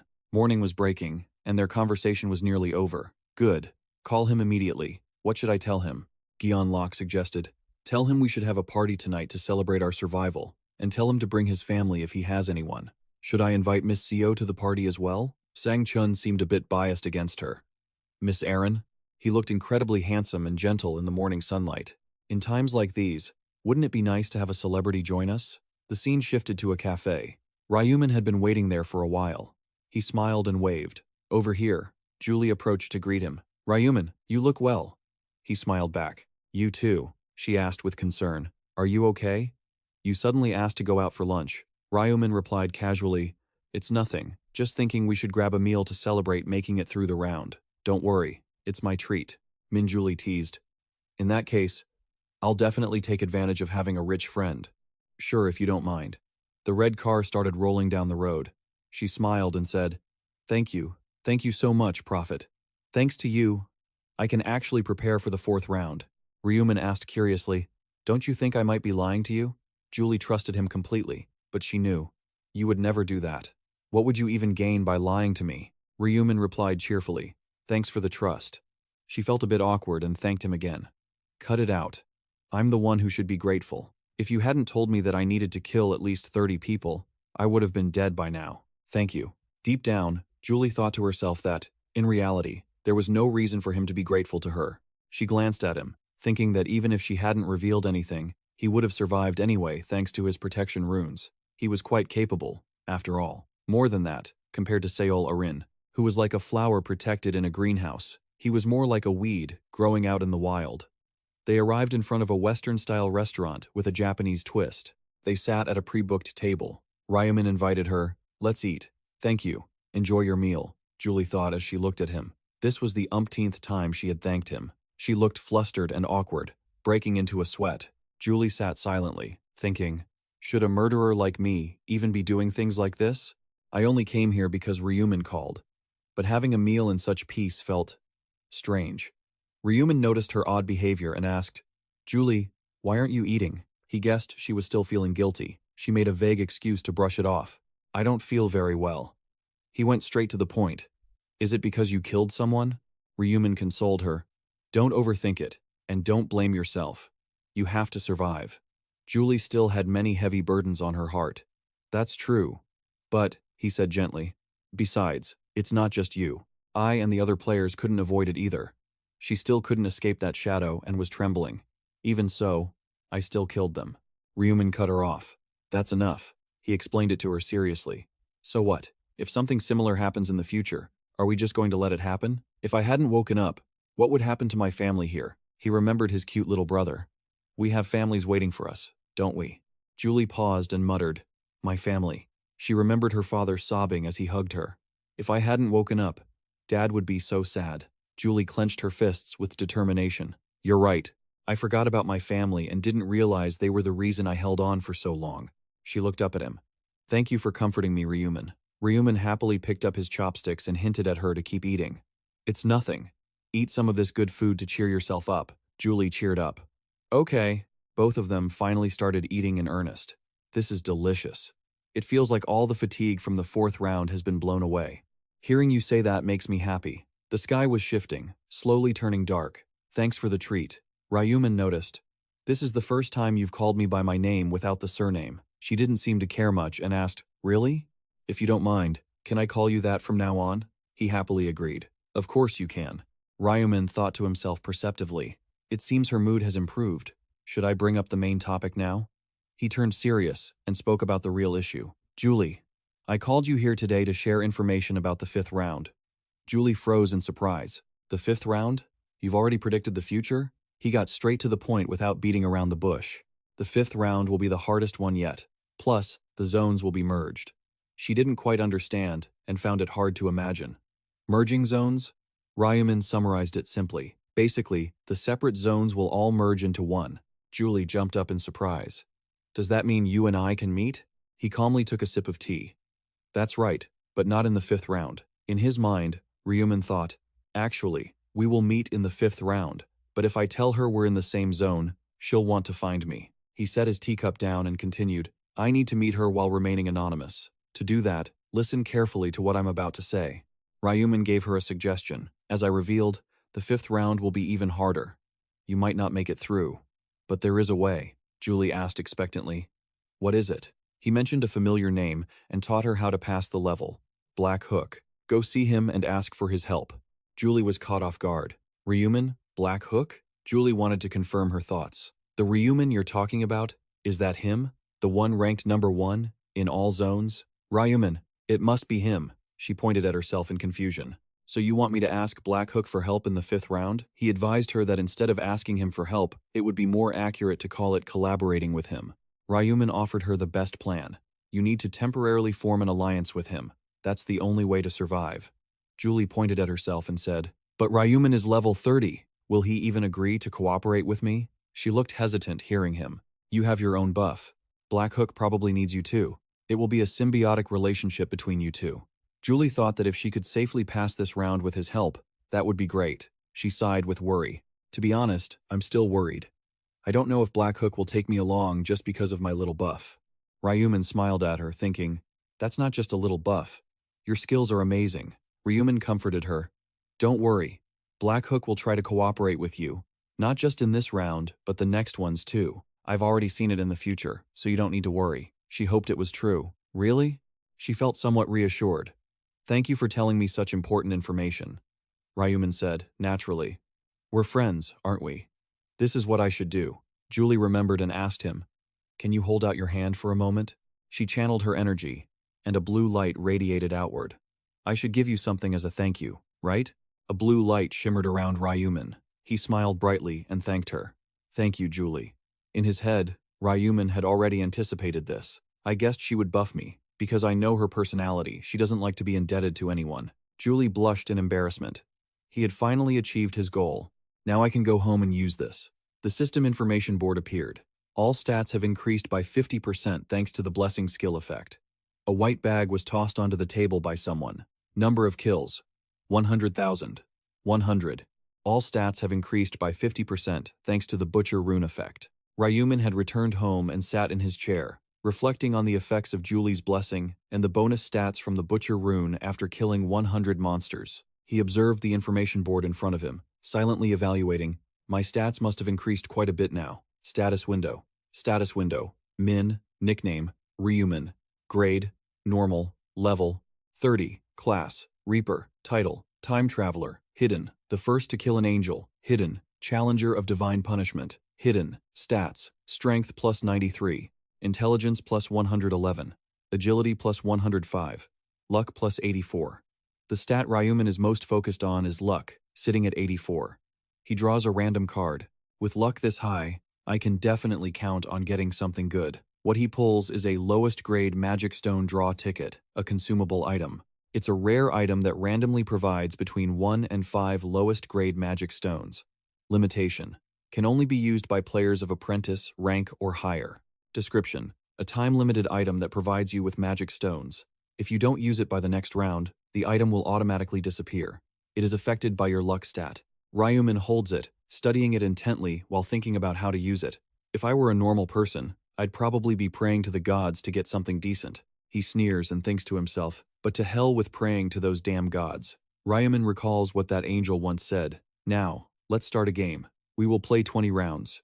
On the first day of every month, Human souls will be transported to another dimension to play a game. He imagines God hurling swords at people. He doesn't know who is behind it, but he knows for sure it's the work of some deity. Who else could snatch 1.8 billion people and throw them into a death game? The mastermind behind all of this has to be a god playing games with humanity. Ryu Min scowls, his expression serious. If he can make a wish come true after clearing the final round, he would wish for that bastard god who created this disgusting game to be torn to pieces. The ticket in his hand vanishes, replaced by a rectangular object. He has used the lowest grade magic stone draw ticket. The system chimes with a congratulatory message. Congratulations. You have drawn 5 lowest grade magic stones. No extra text. Merging with previous. The items obtained are 1 lowest grade red magic stone, 2 lowest grade yellow magic stones, 1 lowest grade green magic stone, and 1 lowest grade purple magic stone. He looks a bit surprised. 5? 5 is the maximum amount. Ryu Min grins happily. I got the best result because I cursed the gods instead of praying to them. I guess I'm pretty lucky after all. Now, for the main event. He hits the button. Alright, time to start combining. First, he puts 2 lowest grade red magic stones together and hits Combine. The system pops up. Combination successful. You have created a low-grade red magic stone. No extra text. Merging with previous, Ryu Min takes the result in his hand. Combining magic stones of the same color and grade allows you to obtain a higher-grade magic stone, along with the ones he got from the seller and the draw ticket. Notification sounds play repeatedly. Combination successful. You have created a low-grade purple magic stone. No extra text. Merging with previous, he starts thinking of a new direction. Next, if I combine a magic stone with an item, the success rate is extremely high. Combination successful. The assassin's hood has gained plus 2% damage. Good. Now, let's combine the rest. Ryu Min feeds in the different items one by one. Shadow gloves. Stats increased by plus 2%. Resistance ring. Luck has been increased by plus 2. Next, he switches to the wise long boots. Agility increased by plus 2. He looks at the disassembly panel and thinks, I'll extract the blue magic stone from the hunter's leather armor. The system notifies, Bloody Assassin's armor has gained damage reduction of plus 1%. Ryu Min smiles, ready to reap the rewards. So, I've used up all the magic stones I had. Trading information for that harvest was totally worth it. The sun sets, and it's getting dark outside the large apartment complex. Now, time to go meet Jeon Locke. Ryu Won appears with a dazed, shocked expression. He's clearly flustered and anxious. The president of the company he invested in is an heir to the Osung Group. Ryu Min confirms that he was invited to the party as their business partner and that they will be collaborating in the future. Ryu Won trembles, his face pale, eyes shining as he looks at his brother. Can I really go to a place like that? Ryu Min intently ties his brother's tie. They said I could bring a family member, so don't worry about it. Your tie is crooked. A doorbell rings. Ryu Won jumps, freezing up. They're here, Ryu Min says. Let's go. The two open the door. Ryu Min is calm as usual, while Ryu Won is tense and uneasy. Ryu Won's eyes widen in surprise. Sang Chun is standing at the door, bowing. Greetings. I've come to escort. Ryu Won breaks into a cold sweat, clutching onto his brother. It's that person we met before, Sang Chun asks. This is? Ryu Min raises a hand to introduce him. My younger brother. He hands an invitation to Ryu Won. Forgive me for not introducing myself to you sooner. I am Unit Leader An Sang Chun. We've met before, haven't we? Here is my business card. He reaches out to take it. Yes. And Sang Chun looks apologetic. Although I've already apologized to your brother, I am deeply sorry for my rude behavior toward you before. Ryu Won sees this and doesn't hold too much of a grudge. Sang Chun gestures for them to follow. Please consider this dinner an apology, so I hope you won't feel uncomfortable. Now, let's get going. The limousine is waiting for you both. The sky has turned completely dark. The lights of Jeon Locke's hotel brighten up a dark corner of the city. The two brothers are led in by Sang Chun. Suddenly, a voice grabs their attention. Jeon Locke smiles as he walks down the stairs to greet them. I'm glad to see you're still alive. Ryu Min smiles and replies, Same here. Jeon Locke notices the person standing next to him. And this must be your family member? He introduces him. That's right. This is my younger brother, Ryu Won. The man smiles and shakes his hand. Very nice to meet you. I am the chairman of Jeon Locke of the TM consulting firm. Oh, you have to use your right hand to shake hands. Ryu Won stiffens and reaches out his hand. Nice to meet you. Jeon Locke asks, Is your brother a player too? Ryu Won shakes his head. No, I'm not a player. Ryu Min looks at his brother and smiles. He's only 14 right now. Jian-lok looks at Ryu Min and says, "That's truly lucky. If you were even 1 year older, you wouldn't have been able to avoid this death game. I'm quite jealous of you." Ryu Min shows no expression, but inside he feels nothing but contempt. Jealous, huh? He leads them inside. "Please, follow me this way." Although it's a bit simple, we've put a lot of effort into preparing this dinner. In a room, the banquet table is fully set. Food is being served, and 2 attendants are standing by. The food is beautifully presented and looks absolutely delicious. Standing by the table are the attendant and a private chef ready to perform and prepare the dishes. Ryu Min looks at everything in front of him, his eyes sparkling with amazement. Jian-lok gestures for them to help themselves. "I'm sure you're hungry. We couldn't prepare that much, but it's certainly enough for you to have a full meal." Ryu Min turns around, confused, thinking, is he joking? Not much? Like this. This is a feast. He flashed a friendly smile to start the meal. "Please, go ahead and eat." Suddenly, the door moved. Ryu Min, ever the sharp one, turned around to look. He was surprised, staring blankly as Erin walked in, dressed elegantly and radiating charisma. "Erin? Wait, Erin was invited too?" He glanced over as Jian-lok stood up from his seat and spoke. "You're finally here." Erin immediately rushed to apologize to him. "I'm so sorry, sir. I had to attend a colleague's funeral, so I'm late." He put on a friendly face to forgive her. "Don't worry about it at all. We understand. More importantly, this is the major shareholder of our company I told you about." Out of habit, she tucked her hair behind her ear to introduce herself. "Hello, I'm the actress, Erin." Ryu Min gently pulled his brother Ryu's jaw up, as he had been gaping in awe. "Aren't you two the ones who dropped off the rice cakes when you first moved in?" Ryu Min replied for his brother. "That's right." She acted delighted, but in her heart, she was suspicious. "So I'm neighbors with the major shareholder? That's amazing," she thought. "He looks younger than me, yet he's already a major shareholder in the company. Is the chairman playing a prank on me?" Ryu nudged his brother and stammered, "Hey, big brother. Is that actually Erin?" His brother's reaction made Ryu Min realize something. He didn't know yet about the relationship between Jian-lok and Erin. Seeing her appear so suddenly must have been a huge shock for his brother. He looked at his brother's flushed face and thought, well, more importantly, it's natural for anyone to react like this after seeing how beautiful she is in person. To avoid suspicion, he told himself he should act a bit interested too. Jian-lok noticed them and smirked to himself. He really is just a kid. So even a prophet is just like everyone else. Huh. Calling Erin here was the right move. He flashed his signature smile and gestured for them to eat. "You must be hungry, so please, enjoy the meal. Don't worry about a thing." Everyone sat down at the table to enjoy the lavish feast. Ryu was incredibly excited every time he tasted something new. "Big brother, the meat is so tender it just melts in my mouth." Ryu Min was pleased and said with a smile, "Really? Then eat up." Jian-lok waited for them to eat for a while before starting to probe. "So, our major shareholder, is the food to your liking? I told the chef to pay special attention to these dishes." Ryu Min, who was busy picking food for his brother, turned to reply, "It's delicious." Jian-lok then shifted the conversation to someone else. "How about you? Gee, is the food okay?" he stammered. "Yes, this is my first time eating something like this." Jian-lok was satisfied. "Hearing you say that makes me glad. It's a good thing I set such high standards for the chef." They continued the meal at a slow pace while Jian-lok kept asking questions. "I noticed you didn't bring any other family members. Why is it just your younger brother?" The expression on Ryu Min's face turned sour instantly. "My brother is my only family. My parents have passed away." Jian-lok was flustered by that reaction. "I see, my apologies." He gritted his teeth inwardly. "Why did I ask that? The harmony between us is completely ruined now." Only then did he clearly see the teary-eyed expression on Ryu's face, and cursed under his breath. "Damn it, I should have kept my mouth shut until the mood improved." Not long after, the dishes were cleared away to make room for dessert. Jian-lok sipped his tea in extreme irritation. Someone needed to fix this atmosphere. He tried looking at the person next to him, signaling her. "Erin, look over here. Erin." But his attempts failed, and the new chairman lost his patience and set his teacup down. He stood up in the middle of the meal and proposed to Erin. "Erin, can we talk for a moment?" She looked on, blankly.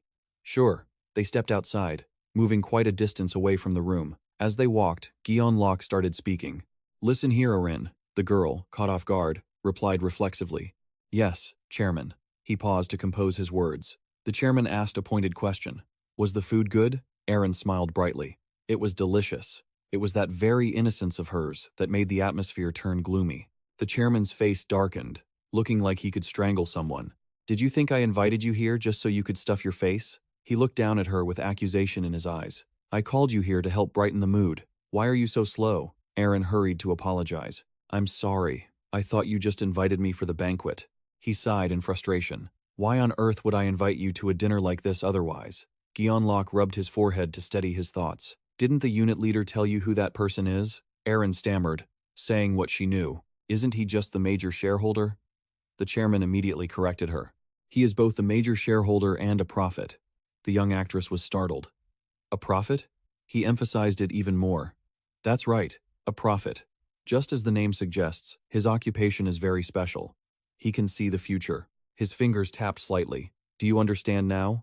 We have to keep him happy. Think about how much of an advantage it would be if we knew the information for the next game rooms. Gyeonlok's words terrified Aaron. So, you need to use that pretty face of yours to agree with everything he says and smile at him. Then, he clenched his fist with ambition and a sly smile. Gyeonlok pressured her with an invisible weight, determined to find any way to capture the prophet's heart. Aaron broke into a cold sweat. If I may be blunt, I don't think doing that will. He didn't let her finish, cutting her off. As chairman, I have provided the opportunities for you to succeed in your acting career. Shouldn't you pay back that debt? Aaron listened to his demands with anxiety. Don't hesitate to use whatever tricks you have.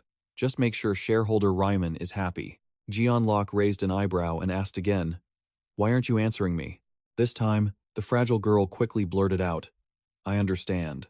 They stopped their discussion as he decided to return to the party. I'll be watching to see if you're putting in a serious effort. Now, let's go. Aaron replied with a dejected tone. Yes.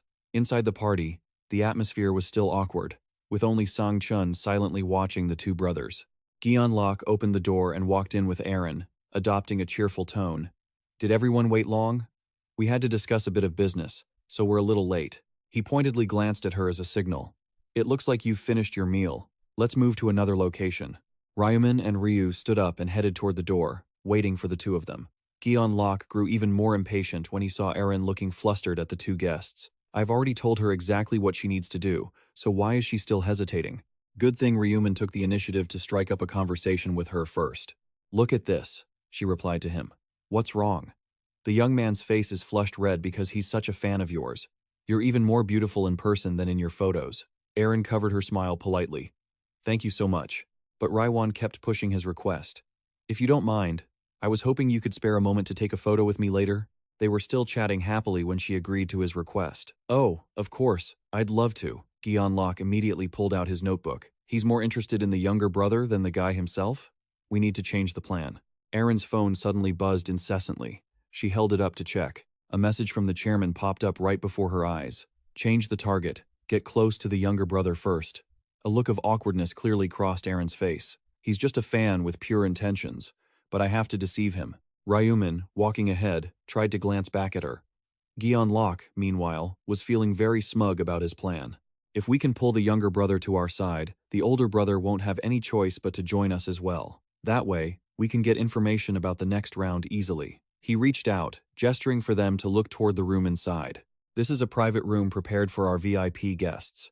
Of course, you can order as many drinks and snacks as you like, and we have music too. The room was bathed in red light, with simple yet luxurious furniture fit for an honored guest. Ryu Min suddenly questioned, Oh, drinks? If it's alcoholic, I'm only a high school student, you know.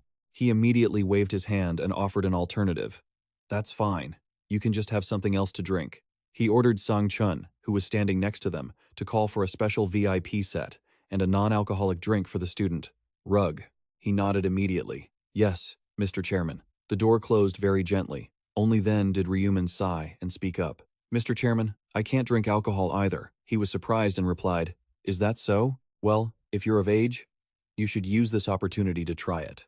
After hearing his answer, he turned to Aaron and said, Hey Aaron, could you go outside and take some photos with my brother? The gentlewoman naturally obliged. Oh, sure, why not? Both of them nodded, greeted the others, and headed out. Once he confirmed everyone had left, Ryu Min clenched his fists and called out to Gyeonlok. Mr. Chairman, he asked, puzzled. What is it? The calm expression from earlier completely changed into one of intense anger. Did you think I was easy to push around? Gyeonlok still didn't understand his intentions. What do you mean? Ryu Min crossed his arms and spelled it out for him. Did you forget my profession is a prophet? I can see the future, you know. Do you really think I don't know about the conversation between you and the actress Seol Arin? The chairman was so shocked by his words that he was speechless. How are we supposed to do business like this? He looked him straight in the eyes, solemn and direct. Mr. Chairman, don't you ever hide anything from me again. Gyeon Lok was utterly astonished. He knows about the talk between me and Seol Arin? How is that possible? Can he see the future of pairs like that too? They were alone in the private room, face to face. You told Seol Arin to win me over. The chairman hurried to apologize. If that made you uncomfortable, I am deeply sorry. I just wanted her to be your friend. Ryu Min didn't care about that at all, because what made him furious was something else. But you even wanted to use my younger brother. That crossed the line. He flinched, hit right in the heart. He even knows about that? Even with his massive ego, he lowered his head and said, I am truly sorry. I made a stupid decision. Prophet, I will fix everything that displeased you. Ryu Min didn't make things difficult and accepted it right away. Since you apologized so sincerely, I'll let it slide this time. As for the things you said to Seol Arin, I'll pretend I never heard them. The chairman looked up. Thank you for giving me another chance. Just then, Sang Chun walked back in. Mr. Chairman, I've returned. But this time, Gyeon Lok looked awkward and ordered him, get out. The assistant was surprised. Sir? Gyeon Lok coughed to signal him. I have matters to discuss with this VIP guest. Unit leader Anne, go guide those two to the next room. Sang Chun understood the subtext and left. I understand. He gently closed the door. Now, with only the two of them looking at each other, the tension mounted. Damn it. I tried to use Seol Arin to ease the tension, but I just made it worse. Ryu Min suddenly asked him, do you want information about the next round? Gyeon Lok started.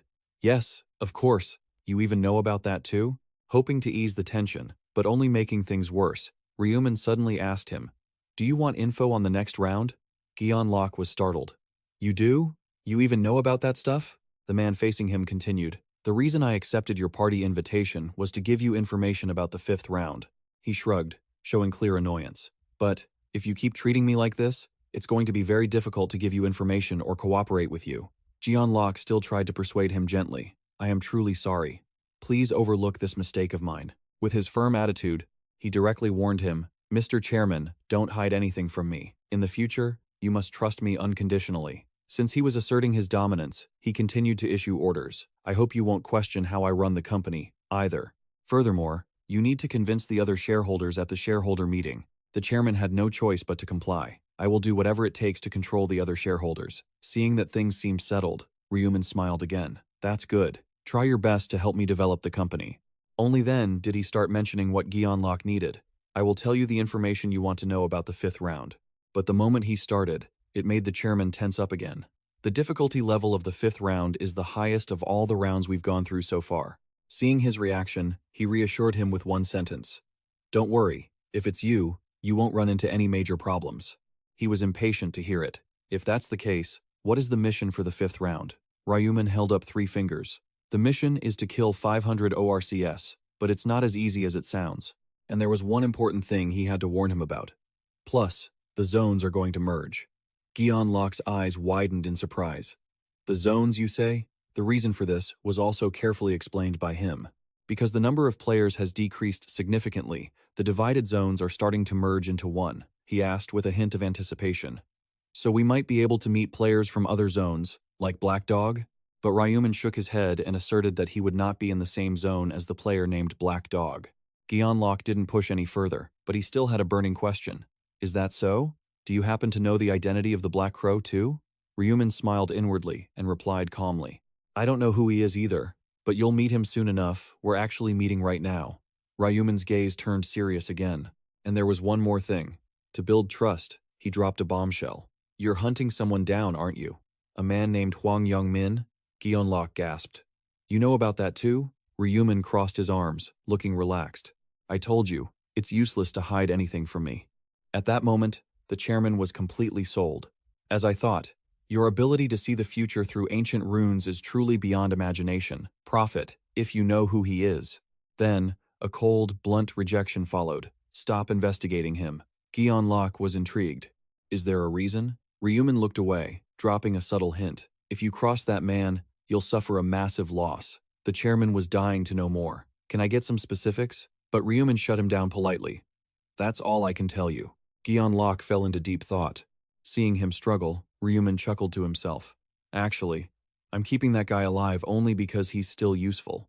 Gion Locke, clear-headed as ever, agreed immediately. I understand. We'll stop the investigation into Hwang Young-min. He left first. Shall we head back to the party? Let's skip the alcohol this time. To keep things civil, I'll go bring the others back. Ryu Min nodded. Sounds good. After stepping away from the conversation, Gion Locke let out a long sigh, his eyes turning ice cold. Phew, I need to blow off some steam tonight. Outside, a heavy rain made the road slick. A strange man rushed out of a dark alley, his clothes soaked in blood, still desperately trying to run through the downpour.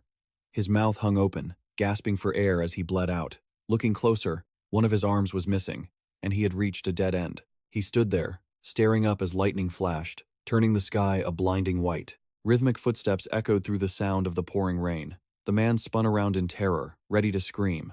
A cold blade swung upward, slicing 2 deep gashes into his legs. Now, even his feet were severed, and he collapsed, trembling. His body shook as he slumped to the ground. A shrill scream died in his throat as someone clamped a hand over his mouth. Gion Locke, drenched, gave him a cold order. Unless you want your tongue cut out. The man crawled on the ground in pure terror. Why? Why are you doing this to me? What did I ever do wrong? The chairman coldly twisted his blade and retorted. You're a child predator. Do you really have the nerve to play innocent? The man sobbed, raising one hand to shield himself. Wait, that happened so long ago. Why are you attacking me now? My time in prison is done. I'm a free man. I'm just an old guy now. Without waiting for any more of his excuses, the sword came crashing down. Gion Locke showed no mercy, driving the blade straight into his shoulder. His face darkened as he issued a final warning. If you don't want a slow, painful death, shut your mouth. If you draw any more attention, the body count is just going to keep going up. The man, paralyzed by pain and fear, quickly went silent. A dark, sinister aura began to seep out of Gion Locke's body. That's better, isn't it? You're old, but your ears aren't broken yet, right? The world is better off without trash like you, don't you think? The aura coiled around the blade, which was buried deep in the man's flesh. The dark energy intensified, pooling around the wound. The man wept in horror. What is this? Then, the magic clamped down on his mouth and face, silencing him completely. Slowly, the dark essence began to consume every part of the unfortunate man's body. His remaining hand clawed at the air for help. Countless dark tendrils gnawed at his soul, leaving him groaning in agony. Gion Locke watched with a frown. If I didn't need to replenish my dark mana, I would have finished off garbage like you in an instant. He gently lowered his sword, allowing the mana to feed back into it. There's no other way. To use the Dark Halo, I need a steady supply of dark mana. Gion Locke raised his sword high again. To replenish his reserves, he had to take lives. With just a flick of his wrist, the blade slashed through the mess on the ground. You can die now. The blood-soaked arm went limp, the last bit of life fading away. Killing someone like this, where the body is torn to shreds, actually yields much more dark mana than killing monsters. Gion Locke thought to himself, a thrill running through him. As someone who enjoyed hunting criminals, he slicked his wet hair back and let out a refreshing laugh. Isn't Dark Knight the perfect class for me? He brought the sword close to the corpse again. Cleaning up this trash really helps relieve some stress. He mentally issued a command for the Dark Halo to finish consuming the remains. But after a moment, the magic just swirled around the body without doing anything else. He felt a bit disappointed. Just as I thought. It can't devour a dead body. The Dark Halo only feeds on the vitality of living targets. A trash can behind him suddenly rattled. His eyes widened, and he whipped his head around. A calico cat darted through the rain. That must have been what made the noise. Gion Locke breathed a sigh of relief. There couldn't possibly be any witnesses. He had carefully planned this, dragging the man into a dead end, hidden from prying eyes. And it was nearly dawn, too. Unless. There is one person. He suddenly remembered the prophet, Ryu Min. He could see scenes like this through his ancient runes. Rain continued to pour down on him, but Gion Locke had only one thought on his mind. If that's the case, it means he already knows I'm a serial killer, and yet he still approaches me. He smirked to himself. Interesting. Out of habit, he picked up his phone and called his right-hand man, Chief Ann. Come here and help me dispose of some trash. 2 weeks passed since the party with Gion Locke. Ryu Min sat on his bed, lazily scrolling through his phone. I don't have anything specific to do, so I've mostly been staying home. After constantly worrying about the future, I really need a break like this. The screen displayed a news feed about how players were going to change the world and all that, but as of today, the rest period is officially over. He pressed the red button on the screen. It was time to take action. A gleam of light flashed in Hwang Yong-min's eyes. Time to go grab one of the 5 ancient runes that can be found in the real world. The replication rune. The breaking news headline featured tragic stories about the game. 1.8 billion people were dragged into the other world, with that number plummeting to 90 million in just 3 months. The economy was in danger due to the loss of the younger generation. Schools across the country were closing. It was endless suffering. Parents and siblings all over the world were drowning in grief. The fat guy sat in his chair and clicked his tongue. Only at the 4th round, and there are already a pile of dead bodies? What a bunch of losers. Then, he smirked with amusement as he kept scrolling through the news. The number of deaths caused by players had suddenly spiked after the 4th round. 45 minutes ago, thousands of surveillance cameras were destroyed. The city had become lawless at night. 55 minutes ago, players opposing the government formed an online community. 2 hours ago, public anxiety continued to rise. The emergency solution from 3 hours ago was that criminal psychology experts claimed people had lost the motivation to work because it was just one big, chaotic mess. If they were players, they would do the exact same thing. He picked up his axe and muttered, "What's wrong with wanting to do whatever you want before you die? Damned old fools. That's exactly why they shouldn't keep trying to force us into a mold. Can't do this, can't do that. It's all just restrictions and rules." Hwang Yong-min swung his axe, shouting angrily as he slammed it down onto the floor with immense force. "That's why we're all exploding now." Then, his expression went blank as he looked up. "Whatever, it doesn't matter anymore. No one can stop me now." He curled his lip into a twisted, ugly grin. "I'm a player anyway. I'm superior to all of them." He was surrounded by corpses scattered in pools of blood. Now, who should I kill next? Hwang Yong-min looked at his own hands and wondered why he felt nothing after killing people in real life. Was it because he had lived through hell in the 4th round? He complained casually after causing all this mess. But only 1 point each? How stingy. Is it because they're just civilians? Recalling himself from the previous round only made him more excited. The 4th round was truly amazing. It was even more fun than killing monsters. On his system board, it listed the Devour Ancient Rune. Stats stack up when you kill an enemy. When the points are full, you receive a random stat. The number of stacks you get is proportional to the enemy's level. Thinking this, he pushed open the classroom door to look for someone else. "I want to kill players instead of civilians, because I get more points from them." While scrolling through his phone, Hwang Yong-min accidentally caught sight of a noteworthy piece of information. Is there an online player community forum? Players opposing the government had established an online community 2 hours ago. This was exactly what he had been hoping for, so an idea popped into his head. Can I join the forum and meet other players to kill? That way, I'll get way more points. When he tapped on it, countless questions appeared. Join the forum. Introducing the country's first online forum to help players. Players who change the world. Welcome to BCW. Yes or no? The BCW guide was conducting interviews to accept new members to ensure only players joined the community. Yes or no? Question. Please answer all the following questions honestly. There will be consequences if you do not comply. 1. Please enter your name, address, and phone number. Answer. 2. Please enter your class level in the other world and your username. Answer. 3. Please enter your region. Answer. 4. Please enter the rounds you have completed. Answer. 5. Please type, "I agree." If you agree to be interviewed, answer. Hwang Yong-min clicked his tongue. What? They want all my personal information and an interview? What a hassle. Even so, he quickly filled in his information. I have to get in here to be able to meet other players. As he turned on the keyboard to type, his twisted thoughts grew even more triumphant. Other players will definitely never think that there's a player out there killing other players. After completing the procedures, he headed to a shop located in the middle of a lush green area. Is this the right place? Inside the screen, a message from the interviewer was clearly written. Please come to Welcome Cafe in Wabu, Namai, before noon. You can wear whatever you want. Looking at the sign in front of him, he realized he had arrived at the right place. This was it. But Hwang Yong-min felt a spike of irritation. Damn it. They called me out to the middle of nowhere. There isn't even a bus passing through here. In such a foul mood, he opened the door to walk inside. I'm going to kill that damned interviewer if he pisses me off. The clean, formal interior caught him off guard. What? The interior is more modern than I thought. The guy named 30-year-old, sitting at a table, quickly spotted the guest who had just arrived. Are those two the only guests? He stood up quickly to ask. "Are you the person we have an interview appointment with?" Ryu Min stopped in his tracks and replied, "That's right." The guy walked up to him proactively and said in a friendly manner, "What's your username?" He replied, "Ryu Min, 30-year-old." Shook his hand. "Nice to meet you. I'm the interviewer. My username is 30-year-old." Ryu Min's jaw dropped in surprise. "You're a player?" His reaction was exactly what the other man expected. "I know I don't look like one, but I'm 30 this year. This way, please." He pointed at a person wearing a pink coat sitting in a chair and introduced, "This is little Coco. He's here for an interview too. Coco, this is Ryu Min. You guys might become teammates, so say hello." He pulled out a chair with a contemptuous thought.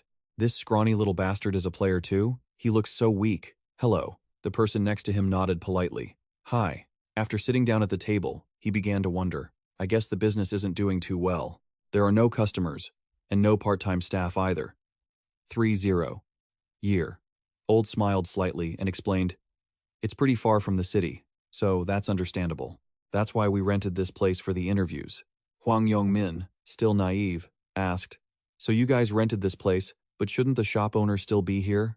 "I don't see anyone." The man enthusiastically replied, "The owner is in the kitchen preparing food. It's a coffee shop, but they serve meals too." He kept glancing around this strange cafe.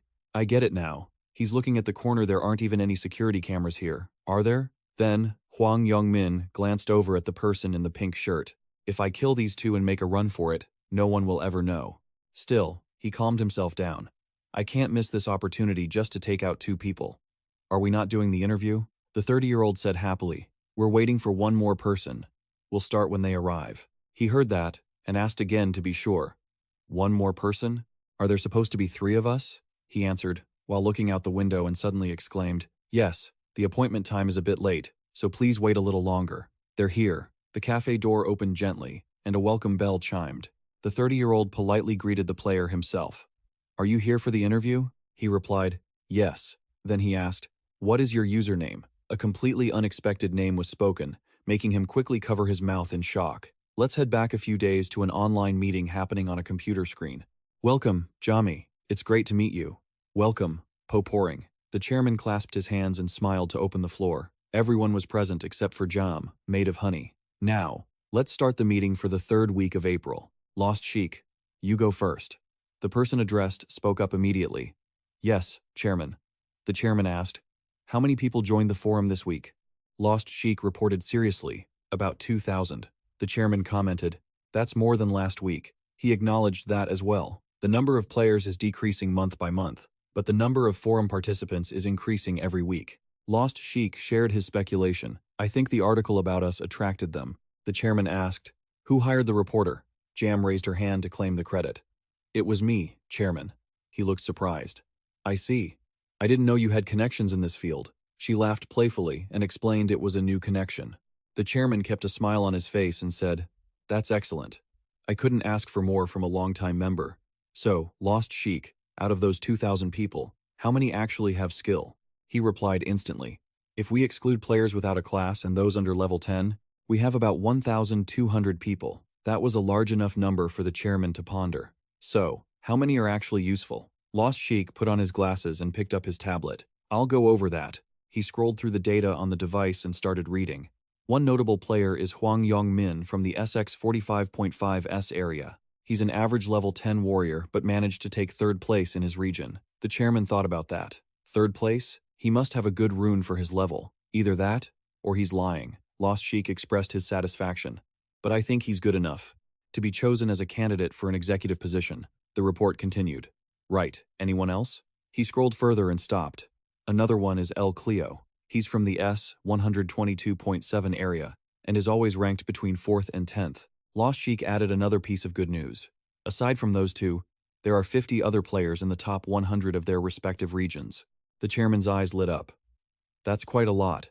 Looks like I'm going to be busy interviewing everyone." Suddenly, the conversation shifted to someone else. "Isn't that right? My 30-year-old friend." He quickly woke up from his dozing. "I'm sorry." The chairman's face immediately tightened. "Are you dozing off? What were you doing last night that you're sleepy now?" The 30-year-old wanted to say something but couldn't. His superior cut him off. "I don't want to hear excuses. Finish those 50 interviews before the next meeting." If you don't finish in time, another senior candidate might replace you. Because of his mistake, he had to nod in compliance. I understand. Please leave it to me. The chairman turned to ask about another issue. By the way, has Lost How contacted us? He checked his phone and replied, if they had, I would have reported it immediately. Hearing that, he sighed, I suppose so. I would have given him an executive position right away if he had joined. What a shame. Then he continued to direct the executives. Jamie, could you get that reporter to write another article? We probably need more promotional strategies to attract Ryu Min. She beamed and made a hand gesture. Of course. As long as there's money, he's quite generous and will agree right away. Don't worry about that. I'll reward you for your dedication. Yami laughed happily. Thank you, Chairman. He started to say something else. So, let's move to the next topic. But Lost Sheik suddenly exclaimed, wait. Chairman. A famous name had just requested to join the forum. The chairman stopped immediately, looking curious. Who is it? His subordinate's hands trembled as he blurted out the name. Black Ryu Min. All the executives snapped to attention upon hearing the presence of a top-tier player. Back in the present, the 30-year-old awkwardly shook hands with the person in front of him. It's great to meet you. It wasn't too hard to get here, was it? He coldly brushed off the comment. It was hard. He quickly rubbed the back of his neck and gave a forced smile. My apologies for that. This is the best place for us to maintain our privacy. Then they walked inside the meeting place together. Anyway, you're really handsome. I bet the girls love you. Right, this way. The guest sat down in the chair next to the 30-year-old, as he gestured for him to sit. These two are here for an interview just like you. Hwang Young-min's eyes widened in shock. Hi. The introverted guy also spoke up softly. Hi. Sitting in front of them was a strange face who introduced himself. I'm Black Cow. Ryu Min revealed a sinister smile from under his hoodie. I'm Little Coco. That bastard is really funny. Hwang Young-min broke into a cold sweat. Is that guy Black Cow? The one who killed me 5 times? I really want to ask him, if we've ever met in real life, why is he so obsessed with killing me? The 30-year-old nudged him. Hwang Young-min, what's wrong? Aren't you going to introduce yourself? He hung his head low and whispered, Hello, I'm Hwang Young-min. The fake Ryu Min nodded as if he'd heard him. That reaction made Hwang Young-min grit his teeth in fear. What the hell? He didn't even respond? I thought he'd recognize me if I said my player name. Or does he not even remember my name despite killing me 5 times? Ryu Min, sitting to the side, sipped his drink while silently observing their every move. Have I been acting that arrogant? I'm an imposter too, but this guy is a real fraud. Ryu Min already knew exactly who the guy in front of him was. His player name is Kukuru Bing Bong. He's a professional scammer who pulls every trick in the book to make a buck. This imposter actually gains the ability to create a clone in the future. Right now, he's not exactly a huge problem, but later on, he'll acquire the clone rune and become famous or, more accurately, infamous, because he uses it to commit all sorts of crimes. Ryu Min calculated everything carefully. It's the harsh reality that even criminals can gain power from the other side. But it's a good thing I ran into him just as I planned. I'm going to use him to get that clone rune. The 30-year-old pulled out his laptop and spoke up. Everyone's finished introducing themselves, right? Then I'll start by verifying your personal information. Let's start with Little Coco. Ryu Min put on a perfect act of being shy and bashful. My name is Kim Seum Lion Hun. I'm 20 years old, and I just graduated from grad school, so I don't have a job yet. The 30-year-old interviewer took down the notes very carefully. It says here you're a level 13 assassin. Is that correct? Ryu Min replied, That's right. The man asked again. And you're ranked 4th in your regional leaderboard, right? Yep, that's me. He put on an awkward face, but inside, Ryu Min was cursing. Like hell it is. Everything was fake, of course, except for the player name. He'd seen a player with that handle in a gathering once, so he'd swiped it. Little Coco is actually a name that really exists. In other words, I'm impersonating someone else too, but I have to do it to meet the requirements to obtain the clone rune. As far as he remembered, In Hong had stabbed a girl with his own hands. The clone rune requires the recipient to kill someone at the location where the rune is hidden while impersonating another person. That guy over there was still keeping his cool, trying to make himself look as cold as Ryu Min. In the past, this bastard had murdered someone while pretending to be him and walked away with the clone rune. Then, the 30-year-old looked at Hwang Young-min. Alright, next up is you, Black Fire Dragon. He replied immediately. My name is Sim Hwang Young-min. I'm 16 and currently in middle school. The man exclaimed in surprise, but his inner thoughts were the complete opposite. You're the youngest one here. This chubby, pig-like brat is a middle schooler? He reeks. The year old, looked at the person in front of him, wondering if he'd still be able to look down on him if he knew that Ryu Min had already killed his own classmate. That's not something a normal middle schooler could pull off. He also double-checked with Chung. You're a level 10 warrior and ranked 3rd in your region. Is that true? Blackfire Dragon slammed his hand on the table. What's that supposed to mean? Do you think I'm lying? The man shrugged and explained. It's just part of the process. My apologies if you felt insulted. Then, the 30-year-old moved on to interview the last person. You're up. In Hong. In Hong shot him a glance and said, Kim In Hong, 28 years old, I'm a fund manager. I've never dropped out of the top rankings in my region. And I'm level 30. Surely you know my class is Reaper, right? Is there anything else you want me to verify? The interviewer certainly didn't dare to push back, just giving a stiff, nervous smile. No, not at all. Thank you. Ryu Min kept eating the grapes in his cup, but he was feeling pretty annoyed. Fund manager, my foot. More like a manager of scammers. Later, this guy would use Ryu Min's name to borrow money from other players. The 30-year-old set his laptop down and turned serious again.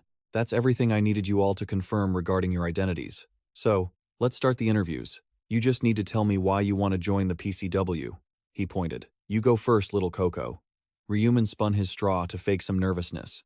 Well, the world is really dangerous right now. It's scary to go out alone. And there are many other reasons. I just thought it would be better to stick with other players. The man turned to the person next to him. Good. Next up, Blackfire Dragon. Ryu Min thought carefully. He couldn't exactly say he was here to murder other players.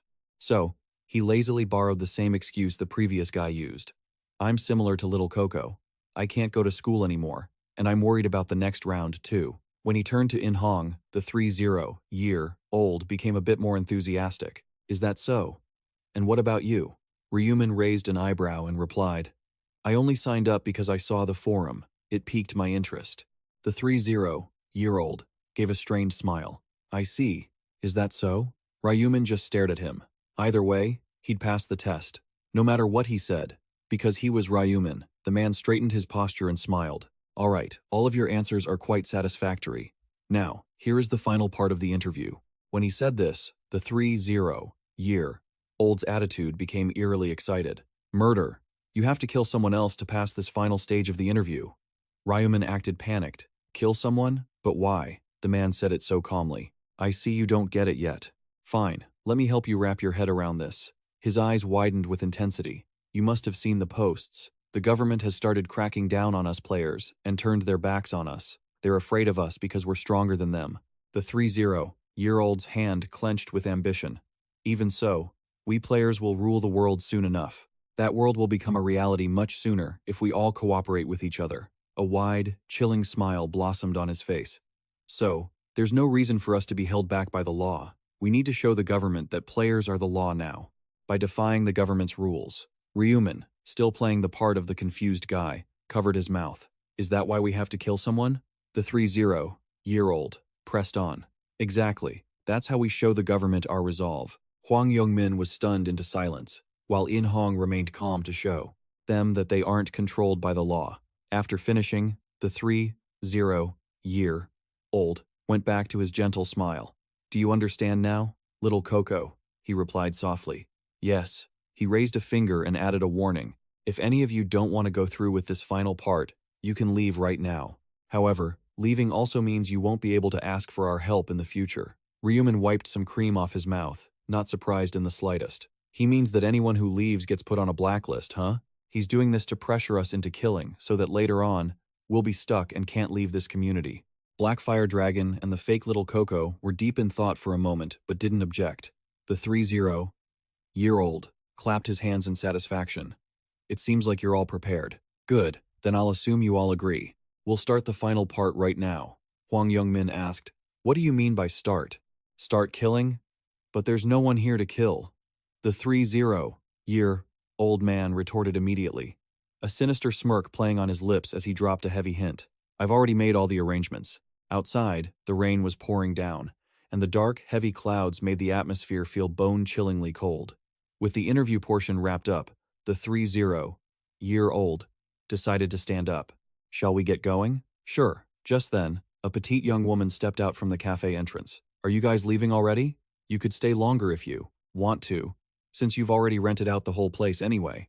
The man chatted with her cheerfully. No, we're in a hurry. By the way, is there a restroom around here? The girl pointed the way enthusiastically.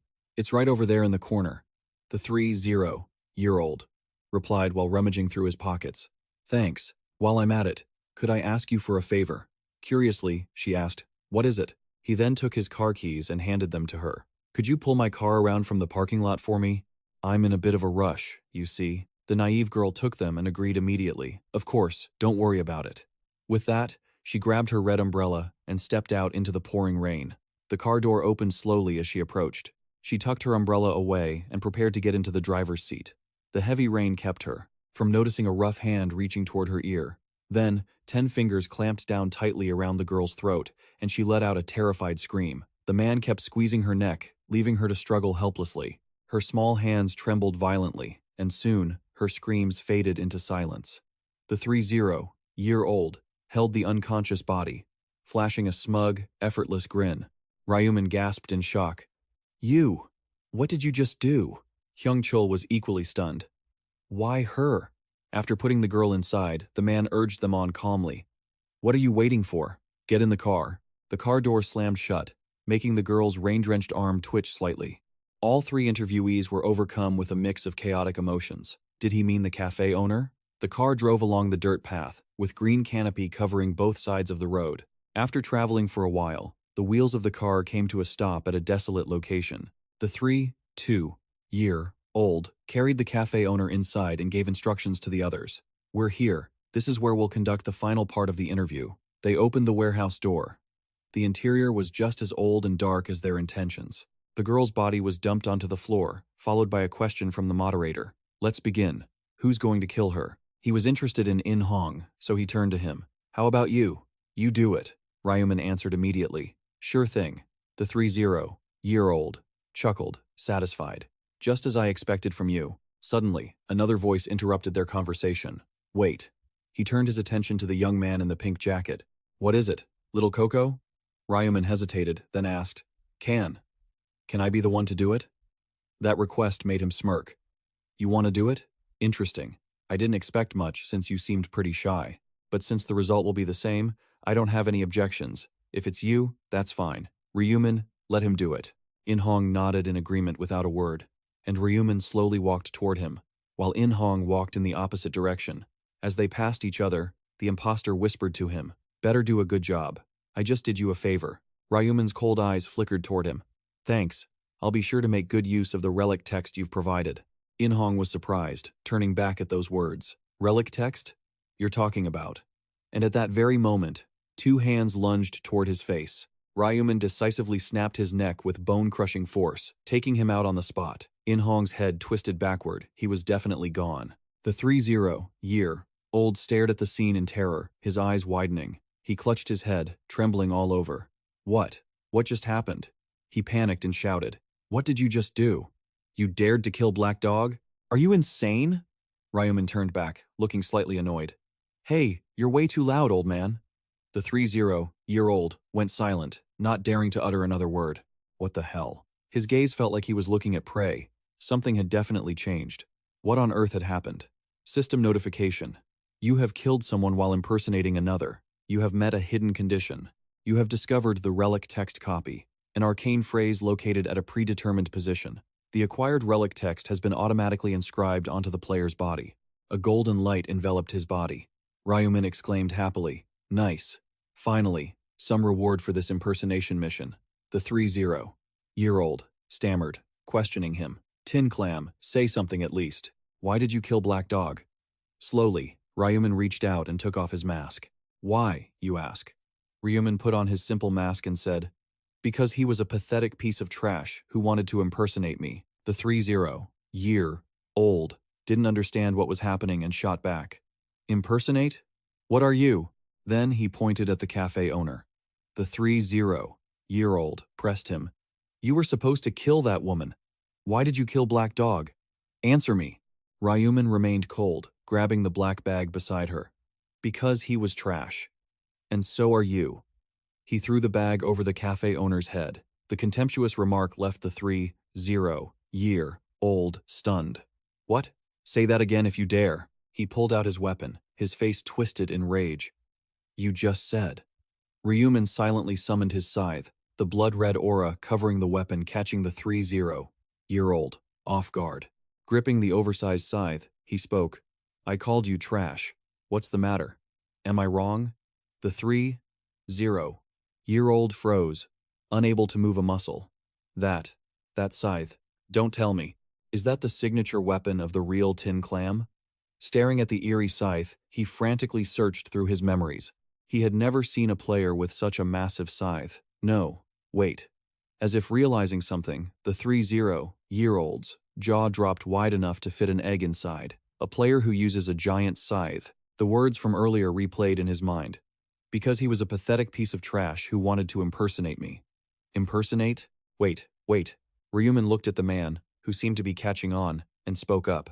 Do you understand who Ryu Min is now? The man stuttered in response. You are the real black dog. Ryu Min looked at the man's pale face and added, sorry for lying. The 30-year-old's hands shook uncontrollably. So it was true. This person isn't the Tin Clam I knew. He is the real black dog. He fell to his knees, begging, my lord, Lord Black Dog, I am so sorry for misidentifying you. You were just acting too well. Please, have mercy. With a single slash, the 30-year-old's head flew off before he even realized what happened. His head rolled across the floor until it stopped at Hyung Chul's feet. The 30-year-old died without even closing his eyes, his pupils dilated before shrinking. Hyung Chul, despite having acted against his classmates, couldn't shake off the goosebumps. Looking at Ryu Min, he realized, this is the real black dog. He was on an entirely different level. Cold sweat broke out all over Hyung Chul's body. He couldn't even see the movement of the scythe. Suddenly, Ryu Min pointed his scythe directly at Hyung Chul's face. Now, it's just you and me. What do you think my next move will be? If you have any last words, say them now. Chu Dong-shich trembled, his voice stuttering, whether from habit or pure terror. I won't beg for my life like some pathetic coward. I only have one question I've wanted to ask if I ever ran into you. Ryu Min knew exactly what that question was. You're wondering why I killed you 5 times in the 4th round, right? Stunned for a moment, he stammered a reply. Yeah, that's it. Ryu Min didn't hesitate, his tone cold and detached. It's simple. I just wanted to keep you under control. Chu Dong-shich looked bewildered. Keep me under control? Why me? Ryu Min replied calmly. You seemed like the most skilled person I had met at that point. I just needed to eliminate the competition. Seeing the other man fall silent, he asked, anything else? Seeing the man still frozen in silence, Ryu Min began to lose patience. Now you can finally close your eyes for good. After a long pause, Chu Dong-shich finally spoke up. Can I ask one last thing? What is it? He stuttered, clearly trying to stall for time. Why? Why did you want to kill me? Ryu Min didn't hide his disdain. Because you're trash. Me? What did I even do? Didn't you come here to kill this girl? Chu Dong-shich tried to deny it. But I haven't done anything yet, Ryu Min retorted with a sneer. Haven't done anything? You've been standing there watching the whole time. The air grew heavy, filled only by Ryu Min's chilling, scornful huff. Finally, Ryu Min said, fine, unlike those other scumbags, your only sin was standing by and watching. I'll give you a chance to live. The man's face lit up with desperate joy. Really? Ryu Min slammed his scythe into the floor, the blade hitting the ground with a piercing metallic clang. He laid out the terms for Chu Dong-shi's survival. He had to hand over everything he owned. For all his arrogance earlier, he emptied his entire inventory onto the floor the moment he was threatened. Ryu Min couldn't help but note that the guy actually had some useful gear. Looking at the loot, a money-making idea crossed Ryu Min's mind. If he sold all the items the man had bought from the shop, he could net about 2,000 gold coins. Chu Dong-shich scratched the back of his neck and offered, I'm even giving you my food and equipment. This is really all I have. I've got nothing left. Ryu Min picked up 2 amber gems. Did I say I wanted anything else? Seeing Ryu Min stop, Chu Dong-shich stood awkwardly to the side and asked, Are you not taking anything else? I don't need it. You can keep those. The man nodded frantically. Yes, sir. Watching Chu Dong-shich scramble to pack his things, Ryu Min thought to himself that he couldn't have sold those items back to the shop anyway. Stowing everything into his inventory, Chu Dong-shich turned back, cautious. So, you'll really spare my life like you promised, right? Ryu Min nodded. Of course, I'll let you live. A man of his word. Chu Dong-zich looked surprised for a split second before bowing deeply and sincerely. Thank you so much. Cut it out. You're making me cringe. Ryu Min kicked the bodies of the other two men, telling him to live a decent life from now on, and that he could dispose of the corpses if he wanted to. Yes. Turning his attention to the shopkeeper, Ryu Min said, I'm taking this girl with me. Chu Dong-zich stepped forward, offering, let me help. Ryu Min flatly refused. Forget it.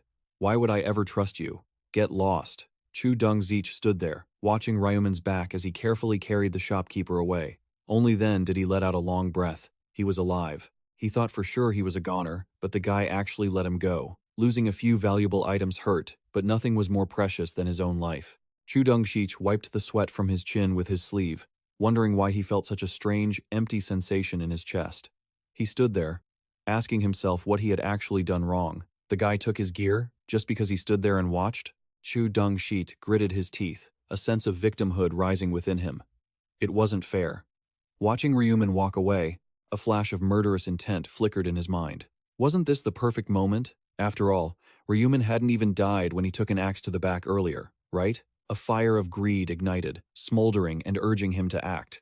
What should he do? If he killed a high-ranked player like Ryu Min, his own stats would multiply.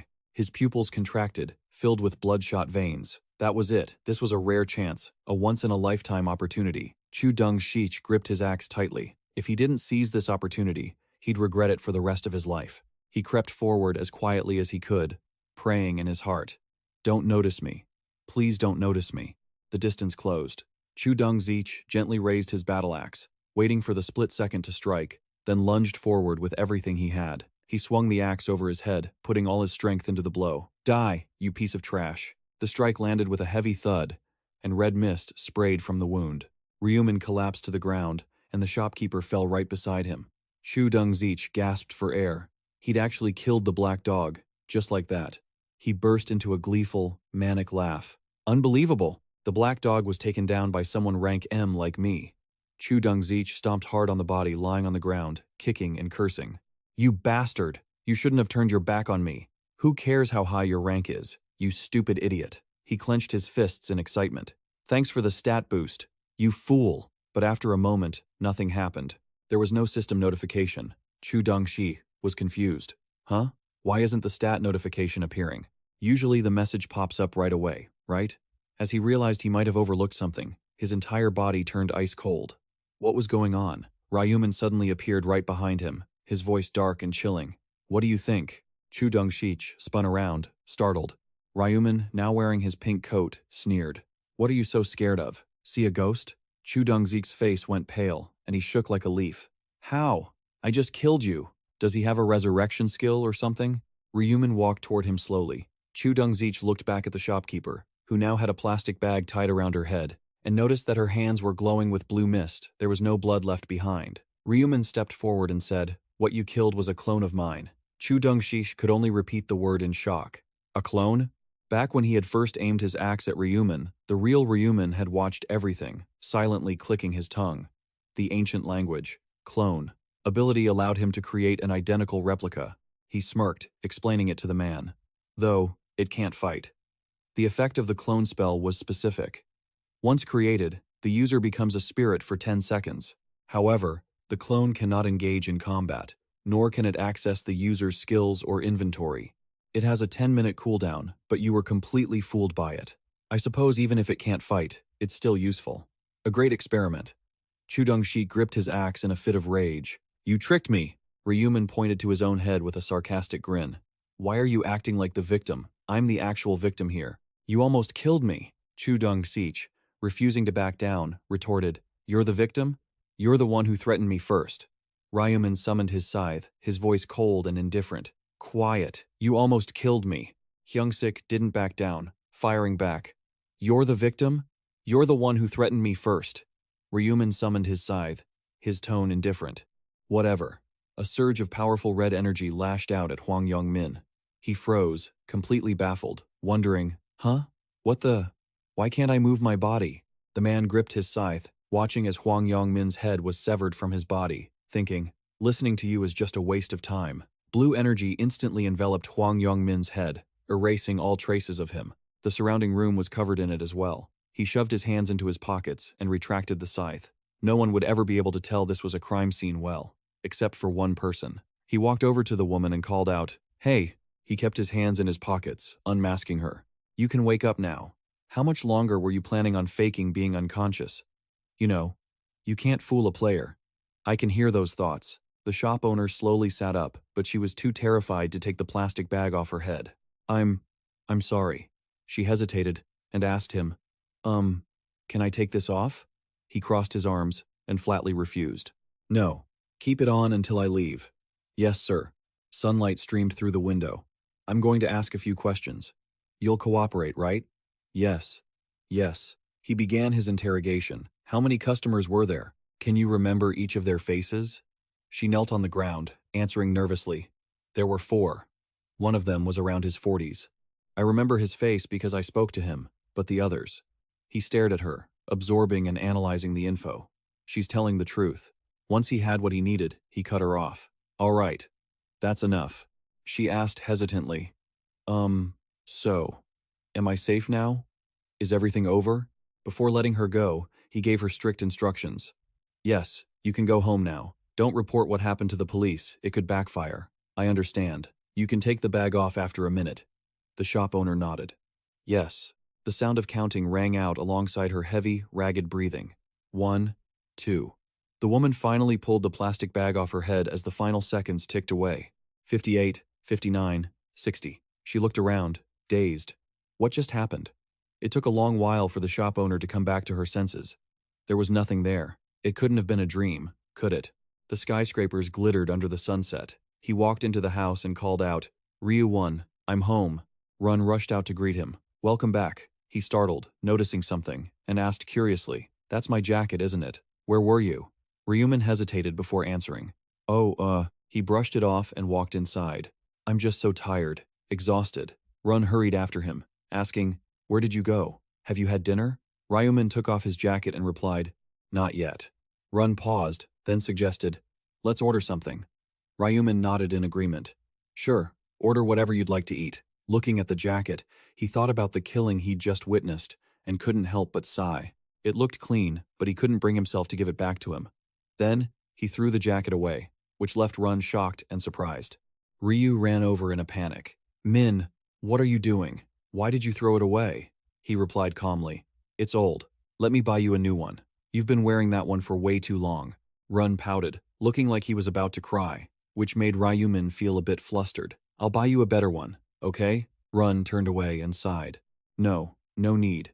School is closed anyway, and I can't really go outside." Ryu Min looked at him, a trace of sadness in his eyes. It must be so boring being stuck inside, unable to go to school because of things like the Hwang Min incident. He offered, "Ryu Min, do you want to go out with me tomorrow?" Hearing that, his expression brightened up immediately. He jumped up, overjoyed, and asked to make sure he heard right. "Really? Are you serious?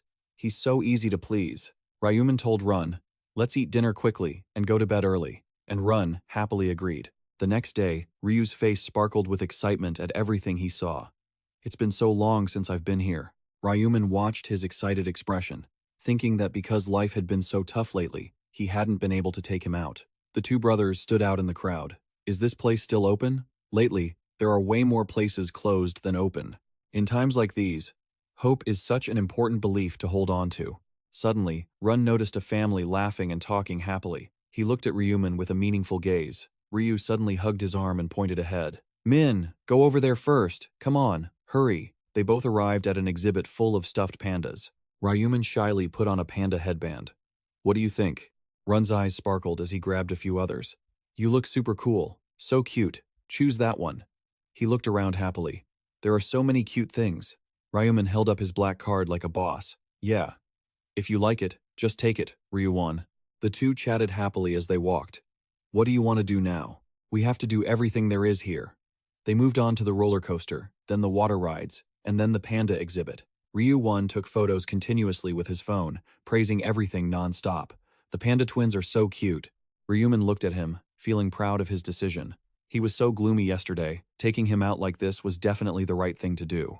Suddenly, Run turned back, looking worried. "But Min, tomorrow is May 1st. Is it okay for you to be out hanging with me like this?" "Of course, I'm happy, but..." Ryu Min quickly reassured him.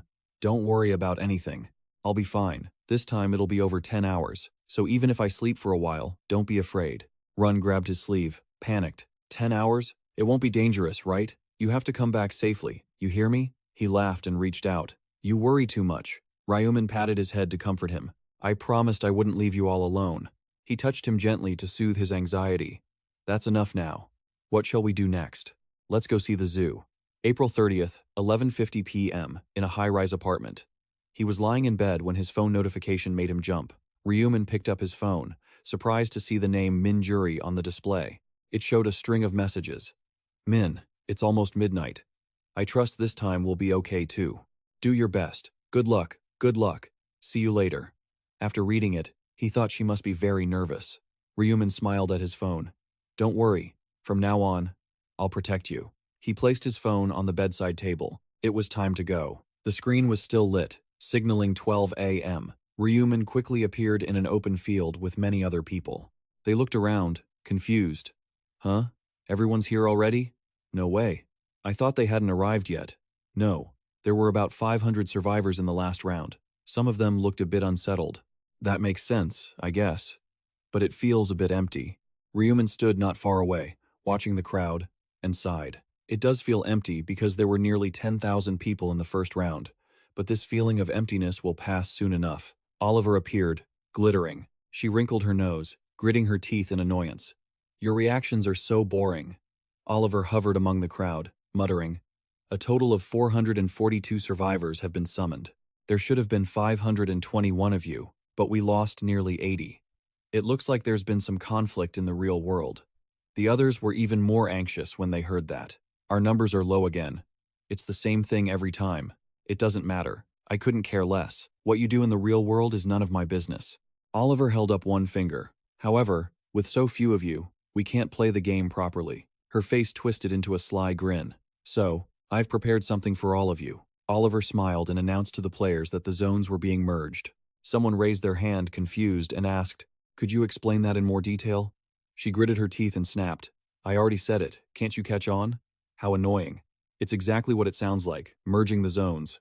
Oliver was losing her patience, but still seemed amused as she explained. I don't know if you realize this, but in the country you're currently in, there are hundreds of other zones. 875 zones, to be exact. The people below were stunned. 875 zones? There are that many zones in just our country? She laughed loudly. What's so surprising about that? It's actually quite low compared to other countries. The people below began to ponder Oliver's words. That's right. If each zone is allocated 10,000 people, then naturally, countries with larger populations would have more zones. Exactly. Wait, hold on. If every zone has its own angel, the crowd started to murmur. Does that mean there are at least several tens of thousands of angels on this earth? That's right. There are that many angels? Oliver mocked them. Just as you guessed, every zone has a managing angel. Did you guys only just realize this now? How stupid. A player quickly seized on this information and asked, Angel, if that's the case, then this survival game wasn't created by you? Hearing that, she paused for a moment before coldly retorting, Why would you think that? The man gathered his courage and replied, Surely there's no way. Tens of thousands of angels would work together to create this survival game. Oliver flew closer to him, pointed her finger in his face, and threatened him. What if we actually did work together? Were you planning to compliment us? Stop asking useless questions. Stick your nose in too much, and you'll end up with a cracked skull. Her proximity made the man turn pale and stutter. I'm sorry. Oliver mumbled. Whatever. Typical human. Ryu Min watched in silence, as if he had expected this. Seeing her evade the question, he knew they had hit a sore spot. There must definitely be a rule requiring them to keep the identity of the creator a secret. Not just him, but everyone began to suspect, and reasoned further that if an angel could be killed by a player, they couldn't possibly be the ones who created such a massive survival game. Oliver flew up, looked down, and said irritably, From now on, I won't answer any more questions from you insects. If you're bugs, act like it. Why ask so many questions? The people below were terrified, while she continued to grumble. How annoying, you're wasting my time. Anyway, as I announced, I will begin merging the zones. You just need to know that this measure is being taken because there are too few players left, Oliver warned. Stop with your useless, wild speculation. Suddenly, the ground shook. startling everyone. What is this? An earthquake? The ground below immediately formed even squares, and from them, flames began to surge upward, creating a massive pillar of light in front of everyone. The people there were deathly pale, wondering what horrific thing in this hellscape was about to happen. Then, the spot where they were standing also turned into a deadly square. The areas next to them had turned into a sea of fire, leaving them with nowhere to run. Layer upon layer lit up, each square glowing brighter, and then their own square began to divide into smaller, individual squares. The people standing inside were slowly revealed. Every player was dazed and panic-stricken. Suddenly, the rays of light faded, causing everyone to shout in surprise. Is it over? Only then did they have time to look around. Beside their square, many new people in different outfits had appeared. Who were those people? Oliver finished her announcement. The zone merger was complete. Seeing them looking confused, she asked, what's wrong? You're all humans. Go ahead and say hello to each other. Another angel with purple hair appeared and said, That's right. How long are you going to stand there like idiots? Looking up, the people below were bewildered. Another angel? Looking at the estimated numbers, are there 10 angels? It was a different angel, but the voice, dripping with the same disdain, sounded exactly the same. Hello, are you humans? Surely you've heard the term managing angel before, haven't you? Because the number of people is low, the zones have been merged. Oh, a current update. 10 zones have been merged into one, and the total number of people here is 484. The people below panicked. 10 zones merged? That's nearly 5,000 people. No wonder it feels so crowded. Oliver continued. Other zones are also proceeding with mergers. Of course, because they've merged, the zone names will change as well. The purple-haired angel spoke up. The name of this zone is now CS-007, and it consists only of players from South Korea. The people below murmured, Oh, so we're all from the same country? At least we can still communicate. Who knows, maybe later we'll be mixed with other nations. Ryu Min looked around and thought, obviously, the zone merging wouldn't stop here. Every time the population drops below 500, it will continue to merge with other zones. He remembered the situation from his previous regression clearly. Eventually, when the number of Korean players dropped below 500, they would have to compete against players from other countries. Ryu Min looked up, deep in thought, but that wouldn't happen until the 11th round. For now, he had to focus on the task at hand. Based on the progress of his previous regression, he was certain the Angels were about to host a side game. Oliver stepped up to represent them. Before we announce the main mission, we will play a side game to commemorate today's zone merger. The group of Angels began to confer. Doesn't each zone have a representative? But now that they've merged, what should we do? Naturally, we have to elect a new zone representative. The people below asked, A new representative for this zone? Oliver pointed her finger. The rules are very simple. She smiled gleefully. The 10 former zone representatives will face each other and fight to the death. The last survivor will be promoted to the representative of this merged zone. The crowd erupted. To choose a representative for this merged zone, we have to kill each other? That's really interesting. Who's going to be the representative? If only I had some popcorn right now, one man thought angrily. Damn it, what kind of hellish nonsense is this? A girl nearby clenched her fists in anxiety. Do we really have to kill each other to choose a representative? Another man bit his finger in regret, thinking, if I had known, I never would have become a zone representative in the first place. Standing there before the gates of life and death, everyone was lost in their own thoughts, wondering if they'd actually come back if they died this time. It looked like these people were all representatives from different sectors. Even though they had different views on the situation, they all shared the same thought. Plus, was there even a way to give up this representative status? Meanwhile, Ryu Min calmly assessed the situation. Back then, being a sector representative didn't really offer any perks, but things were going to be different from this round onward. I have to win this deathmatch and become the new representative. Oliver added, You sector representatives don't need to look so worried. Even though it's a deathmatch, it doesn't mean you'll actually stay dead. Once the game ends, all the representatives who perished will be resurrected. Someone who had been putting on a brave face suddenly looked relieved they'd get resurrected too, but everyone else remained deep in thought, unsettled by the vague rules of this new round. Oliver crossed his arms and continued. Looking at those expressions, I guess you all think being a representative isn't worth much, right? What if I told you the representative gains the power of absolute command? He continued, ignoring their stunned silence. It's an authority that allows you to control players with a lower level than yourself, whether they want to or not. You can manipulate that player within your sector at will. Think of it as an upgraded version of the command power. Of course, it's limited to 10 uses. Also, if the representative dies, this authority is transferred to someone else. Oliver asked sarcastically. Still, it's pretty tempting, isn't it? Being able to control others. The people below still hadn't fully processed it. For real? I can control anyone at will, regardless of whether they want it? Oliver quickly declared. I'm sure you're all motivated now, aren't you? All right then.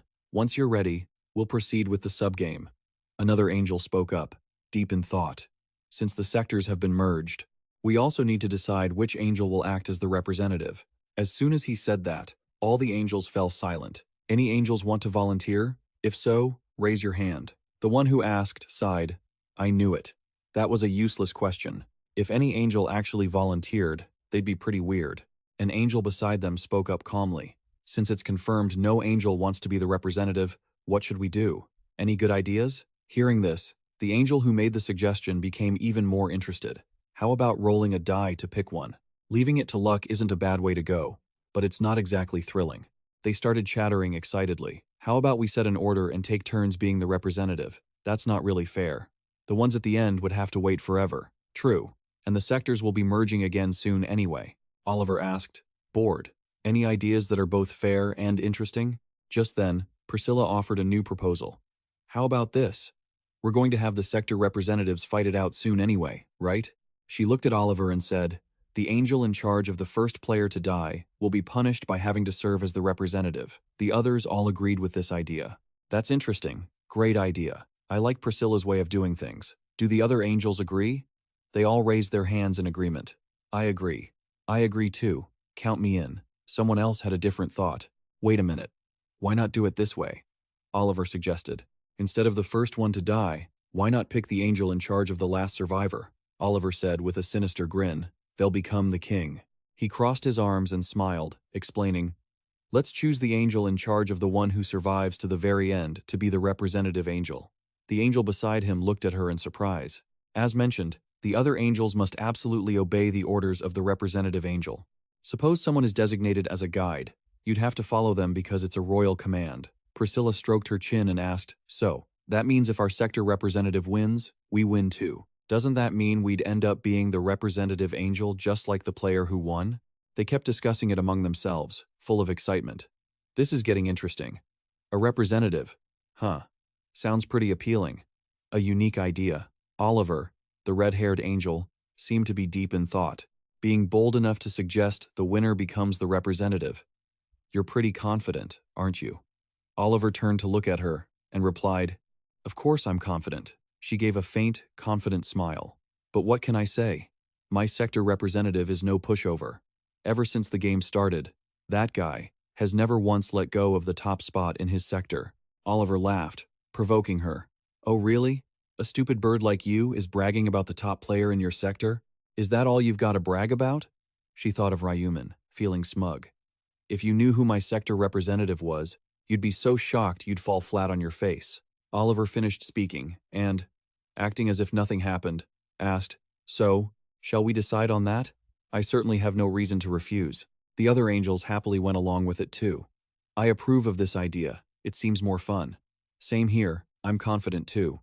My sector representative isn't a pushover either. An angel looked over at Oliver and asked, so, that's settled then? Shall we start now? Oliver, go give the word. Understood. Then, they looked down at the crowd of players standing below and spoke up. From this moment on, we will begin an extraordinary game to select the representative for the merged sector. All sector representatives, gather here and hear my command. These words immediately made some of the standouts break into a cold sweat and clench their fists. Others looked up at the angels, eyes full of caution. Ryu Min just remained calm, his face cold. A moment later, 10 representatives were separated from the crowd, including Ryu Min. Oliver smiled faintly and waved his hand. The ground beneath their feet shook violently. Fire suddenly flared up, and a circular stone platform with patterns began to emerge. Gradually, stone pillars rose up around the platform, enclosing the players. Finally, a circular arena was completely formed in the middle of the empty space. The 10 people inside were stunned, their faces a mix of shock and confusion at the sight. Oliver looked down from above and explained once more. From this moment on, within this perimeter, we will hold a battle royale. You will slaughter one another until only one remains. If you die outside the arena, you won't be resurrected. So whatever you do, don't leave this arena. While everyone's attention was focused, the signal rang out. All right then, begin. The 10 quickly stood far apart, wary of those around them. Ryu Min didn't dare to rush in, he just watched silently. One sector representative glanced around the arena. All I have to do is kill the 9 people here to become the representative of the unified sector, right? He looked at a blonde guy and 2 girls in front of him who were at a standoff. It seemed like none of them wanted to make a move just yet. They were all testing each other out. That's right. Anyone who has managed to secure a regional representative spot must be truly capable. He smirked, his face full of arrogance. Still, there's no one stronger than me. He recalled his past battles, thinking about how he'd never once let go of his regional top-ranking spot. Plus, the dissolution ancient language I possess is basically a cheat code. All I need to do is pierce their body, and it automatically activates, tearing the rest of them apart. Even when I backstabbed people, it felt like I was possessed by a demon. The sword moved on its own. That's how I managed to take out 312 people in the 4th round alone. The angels above had the same question. What are you all doing? Why aren't you fighting? Fight already, you stupid humans. He noticed their impatience and thought to himself, what's going on? Are they betting money or something? Why are they so worked up? Not that I needed telling. I was about to move anyway. He strode confidently in one direction. There's no one stronger than me, anyway.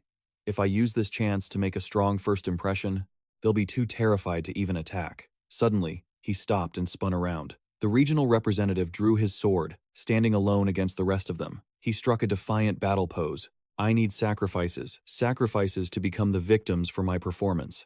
The regional representative gripped his sword tightly and sneered. The first one to crawl out here, that's who I'll take down first. Just then, Ryu Min walked out from the crowd, completely unfazed. He held a long scythe, ready to fight with a cold expression. The regional representative was still smug, thinking to himself, finally, showing yourself? My first sacrifice. He stood still, staring at Ryu Min in suspicion. A giant, crude scythe, that's not a weapon you see very often. The regional representative was busy looking down on the person before him when suddenly he froze solid. He had heard of people with scythe as their title, but seeing someone actually wielding one, he stared at the golden letters glowing above Ryu Min's head. Black sickle. Cold sweat began to pour out like a waterfall, his mouth hanging open, unable to speak. Wait, is that Ryu Min? Is his nickname Ryu Min? The regional representative's mind was in a total scramble, but he tried to reassure himself. Could it just be the same name? No, nicknames can't be duplicated, right? His sword tip slowly lowered. Then, who is that? The regional representative watched Ryu Min walking toward him, screaming frantically in his head. It's really him, Ryu Min. The top of the global rankings? Level 30? The angels flying above looked down, confused. What's wrong with that player? He was so eager to move forward. Why is he looking like a complete idiot now? Oliver looked at the red-haired woman nervously biting her nails and asked, Priscilla, isn't that your regional representative? She didn't answer, but her face was etched with deep anxiety. What is he doing, that stupid human? She watched the current standoff between the two below and wondered, why is he just standing there? Suddenly, a mocking laugh rang out, cutting through her thoughts. The red-haired angel turned around, annoyed, and asked coldly, Oliver, do you find the situation funny? Oliver laughed smugly as he looked at her. Sorry, but it is pretty funny. Oliver pointed at the guy below and explained, look at that human. Just look at him. He's trembling like a leaf, just seeing my representative. Is that really your regional representative? Priscilla finally focused on Ryu Min. That giant scythe was certainly impressive. The massive blade was indeed imposing, but to be trembling in fear the moment he saw it, she thought about it, and immediately turned to question Oliver. So, are you saying my regional representative is afraid of yours? Oliver replied as if it were obvious. Does it look any other way? The red-haired angel still couldn't accept the reality, and argued, don't talk nonsense, Oliver. You think the regional top ranker is a joke? My regional representative hasn't lost the #1 spot since the first round. Oliver lightly rubbed his cheek, his gaze full of provocation. That region's top rank? That's not something just anyone can get. My representative has never once missed the top spot in the entire region, right? The other angels heard this and looked down, shocked. Huh? Where is this global top ranker coming from? Are they lying? Do you still not get it? The angels who keep track of the rankings knew as soon as they saw the nickname. One of them recognized him and shouted, Wait, Ryu Min. I've seen that name before. Isn't that the guy who always appears whenever the final summary board comes up? The red-haired angel began to shake like a leaf. What? That Ryu Min is Oliver's representative? If that guy really is Ryu Min, our regional representative stands no chance at all. Another angel suddenly let out a startled sound, making her jump. Down below, the regional representative had just been slashed across the neck. His head fell, and the match ended in an instant. Oliver chuckled, teasing her. Priscilla had just been eliminated. A blonde guy saw the scene and broke into a cold sweat, realizing who it was. Ryu Min? Why is Black Sickle here? He looked around. The others had lost their will to fight out of sheer terror. Even if all of us charged at him, we couldn't beat the Black Sickle. I'll die just like that guy, without even being able to react. I'm only level 13, how am I supposed to win against a level 30? He panicked as he saw Ryu Min walking toward him. The blonde guy backed away, offering a forced smile, but his tone sounded more like he was begging. Oh Lord Black Sickle, it is an honor. I never expected to be in the same region as the legendary Black Sickle. I'm so happy I could cry. Ryu Min got closer, and the guy panicked even more. Wait, stop. Let's talk this out like reasonable people. A girl with a bow quickly put away her weapon, trying to show she meant no harm. See? Didn't I put my weapon away? I told you, I have no intention of clashing with the Black Sickle. The blonde guy hurriedly stashed his weapon and looked up at the sky. Sorry, oh gods, I forfeit. I forfeit, count me out. I'm quitting too.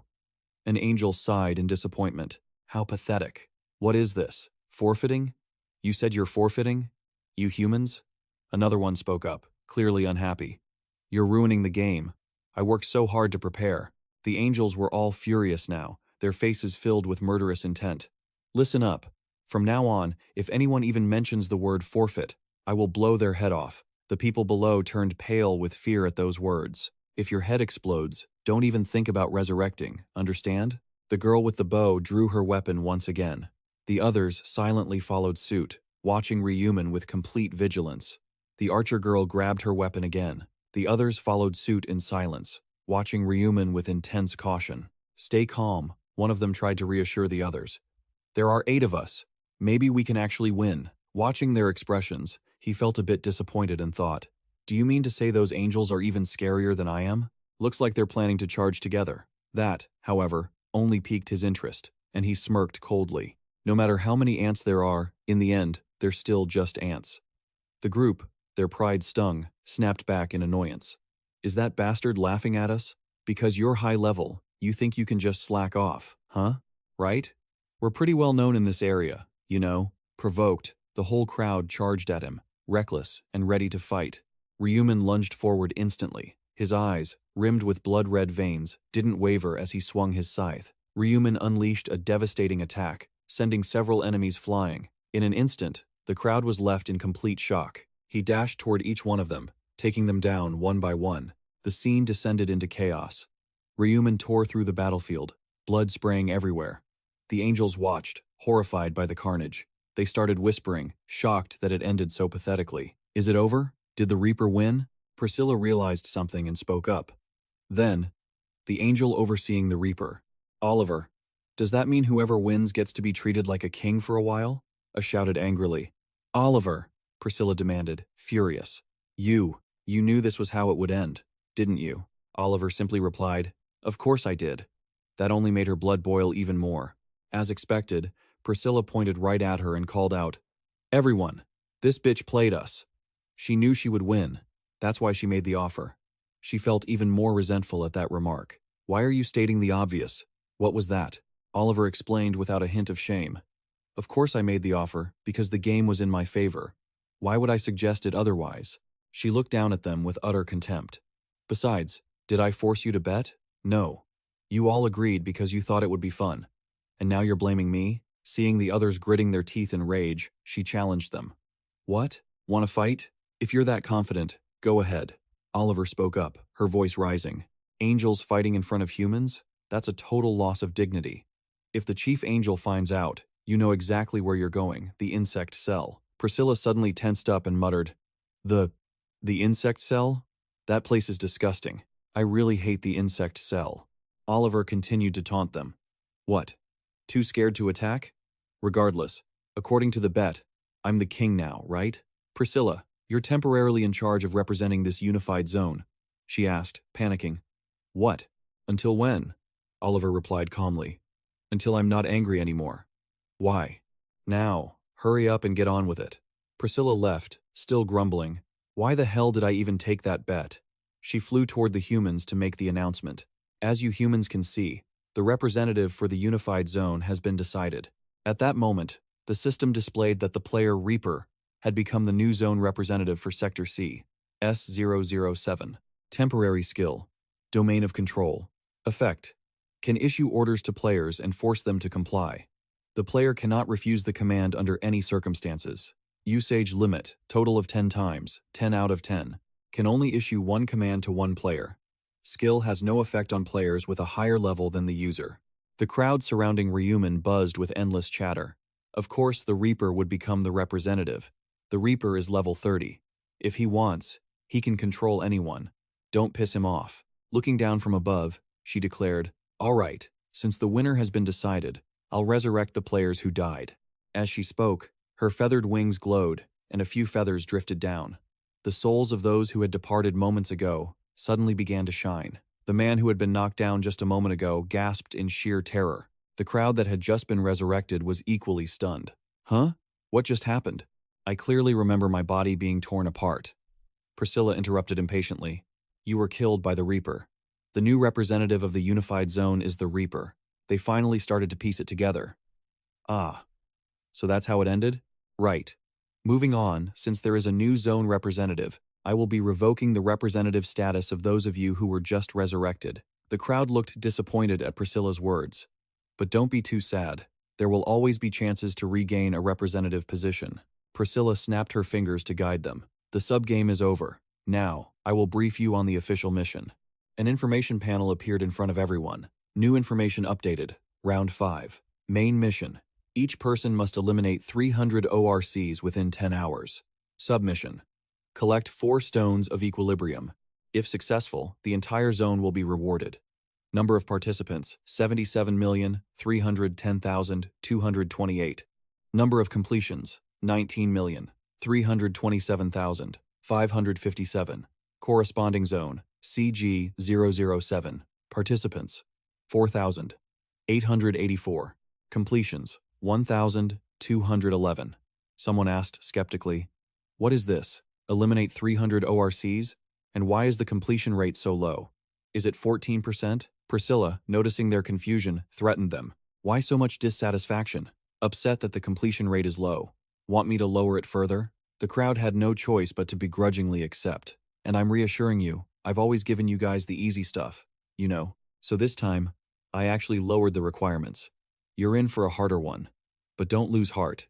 They slowly regained their spirits. But 300 ORCs shouldn't be that hard, right? Aren't ORCs just small fry in this game? Hearing this, Priscilla rubbed her temples in frustration and said, "Experience it for yourselves, and you'll see how difficult it really is." I'm not saying another word. The two people from before asked in confusion, "Angel, what is the submission? Why is the reward marked with a question mark?" She sighed, helplessly explaining.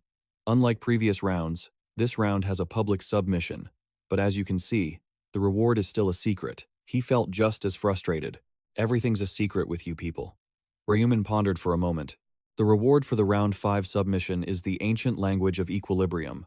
It's one of the 18 types of ancient languages that you're required to have. Only one person per zone can receive this reward. Of course, since it's per zone, other players might have a chance to obtain the ancient language of equilibrium, but the difficulty is even higher than the main mission. Ryu Min's expression hardened as he thought. Even if you managed to complete the submission, how many people would actually meet the conditions for the ancient language of equilibrium? Priscilla quickly clarified everyone's doubts. The submission for this round is to collect the stones of equilibrium. If you collect all 4, you'll receive the question mark reward immediately, but only one person can receive the reward. Their expressions turned ugly upon hearing those words, since there were only 4 stones of equilibrium in the entire zone. Someone spoke up. So what happens if no one finds all 4 of them? Then the side quest is considered void. Yeah, Priscilla wore a wicked grin. Exactly, but don't worry, because you can kill other players to steal their balance stones. They were stunned. Kill to steal? Just like that regional representative position? She turned her back to warn them. Of course, you can't steal other items. This only applies to the balance stones. And unlike the previous round, if you're killed, there's no respawning. Once you're dead, you're dead. Priscilla left her final words before the mission began. I've announced everything that needed to be said. You must all give it your all. The remaining time until the end was 9 minutes and 59 seconds. Ryu Min looked at her retreating figure with disgust. Even in the end, she vanishes in such an annoying way. He began planning. First, he had to wipe out 300 orcs as quickly as possible to set a record. With that thought, he bolted away. Ryu Min ignored the chatter around him, though everyone turned their heads to watch his figure streak past. Why are you whispering? He already passed by. Thank goodness. He got so close. He scared the life out of me. My heart almost jumped out of my chest. Someone suggested something. Where is he going, I wonder? Should we try following him? The hooded man retorted. Are you crazy? Following the Grim Reaper? Do you want to be controlled by him? He might make you his slave for life, the black-haired guy analyzed. But isn't that still better than just sitting here? No matter what happens, the Grim Reaper always acts faster than we do. That's exactly why he's always at the top. The group hesitated for a long time, not daring to follow. Someone looked skeptical. What if we get caught following him? The guy came up with an idea. We can just keep our distance as much as possible. Someone was still hesitant. The black-haired guy didn't care in the slightest and said, if you don't want to, then stay here. I'm going alone. With that, he turned and left. They struggled with the decision. In the end, they followed him anyway. Forget it. Let's just go. That's right. If it's the Grim Reaper, he'll know where to look. At a small orc village, the orcs stared in shock at Ryu Min on the tree branch. The group hiding in the bushes whispered, Hey, look. Is that a village over there? Looks like the Black Reaper is about to enter. Seeing an intruder, the orcs roared in fury, but he showed no emotion and kept charging forward. In an instant, the Grim Reaper's scythe reached the orc's throat. Ryu Min landed a decisive finishing blow. Unable to block the attack, the creature buckled at the knees. After taking down the first target, he continued into the village. Ryu Min carefully observed how the orcs lived. The orcs quickly detected him and became more aggressive upon seeing the intruder. They quickly swarmed to attack. He calmly slashed horizontally with his scythe. They swung their hammers down in a rage. Ryu Min agilely dodged the counterattack. He raised his scythe high, imbuing it with spiritual energy. Once he reached his peak power, Ryu Min dove back into the fray. He gently drifted past the orcs' corpses amidst the crimson blood. He entered one of the tents. Wails of agony echoed from within. Before long, Ryu Min had finished off the group of orcs. The players following him had been watching from start to finish. They grew excited. Turns out it's no big deal. They're just orcs. Probably around the same level as the monsters we've hunted before, right? Is it just because it's Ryu Min that it looks easier? Someone chimed in. Don't let your guard down. True, caution is better. Then instead of standing here, let's quickly wipe out an orc village like the Black Reaper did. Sure. The fully clad player calculated carefully. I might have to work with this bunch for now. Alright, let's move. Watching that group, he thought they would definitely be useful. I'll observe from behind for a bit. If things go smoothly, I'll split off. For now, the more meat shields, the better. Another pointed ahead and shouted, Look, another orc village. The group couldn't help but gasp. This one is much bigger. Looks like it's 3 times the size of the last one. A large orc stood on a watchtower, blowing a horn to signal an intruder. The shrill sound echoed through the air. In an instant, orcs poured out. The people who were just excited were now filled with fear. What? What is this? Why does that guy have a horn? That thing. Did it just call for more orcs? Could it be?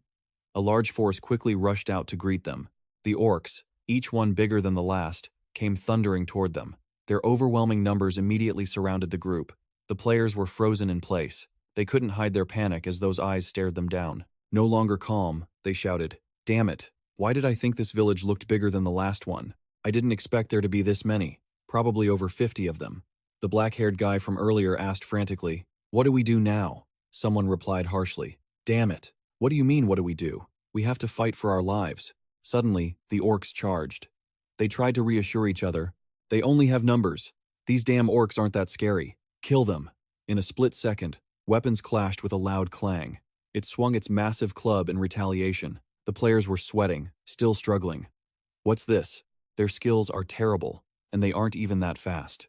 The brown-haired boy felt a surge of motivation and charged forward, acting arrogant. All right, they really aren't that tough. But he couldn't stay smug for long. He was stunned to find his sword stuck. Immediately, he took an orc's attack head-on. Just like that, the brown-haired boy fell while the others struggled to fight back. Damn it, get back, you wretched orcs. The group was quickly slaughtered by the orcs. Soon, The boy leading the group found himself under their blades, wondering how he ended up dying at the hands of orcs. Yeah. As the final blow came down, the black-haired guy screamed, "Help! Help!" Ryu Min, watching from behind, couldn't help but feel suspicious. He didn't see the players who were following him anymore. He realized something was off, but brushed it aside. With 20 people moving together, it's hard to stay quiet anyway. Whatever. With 20 people, I don't need to worry. As long as they don't stupidly run into a large village.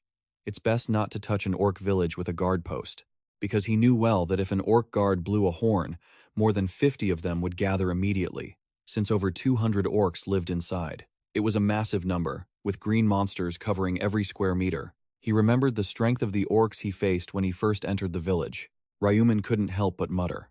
Also, their muscle density is completely different from humans. It's hard to pull a sword out once it stabs in, and they are incredibly tough. His steps accelerated as he attacked, thinking he had to aim for the throat, the orc's weakest point. He delivered a decisive strike. Just as he predicted, he finished off the orc, and fresh blood splattered everywhere. He moved past the massive orcs with a blank expression. Ryu Min muttered to himself, well, that was only true for average players. Anyway, he stepped forward, then teleported behind an orc and finished it off. As he shook the blood-stained weapon, he quietly pulled up his status window. The system displayed the time remaining until the end. 8 hours, 59 minutes, 22 seconds. Main quest progress. Orcs, 300 out of 300. Total participants, 77,310,228. Participants who completed, 119,327,557. Sector CS-007 participants, 4,844. Completed, 11,211. He began planning his next move. Finishing the main quest would take about an hour. First, I've secured first place. Now it's time to help Min Julie. Ryu Min remembered her character design and signaled to follow. Elsewhere, a battle seemed to have just ended.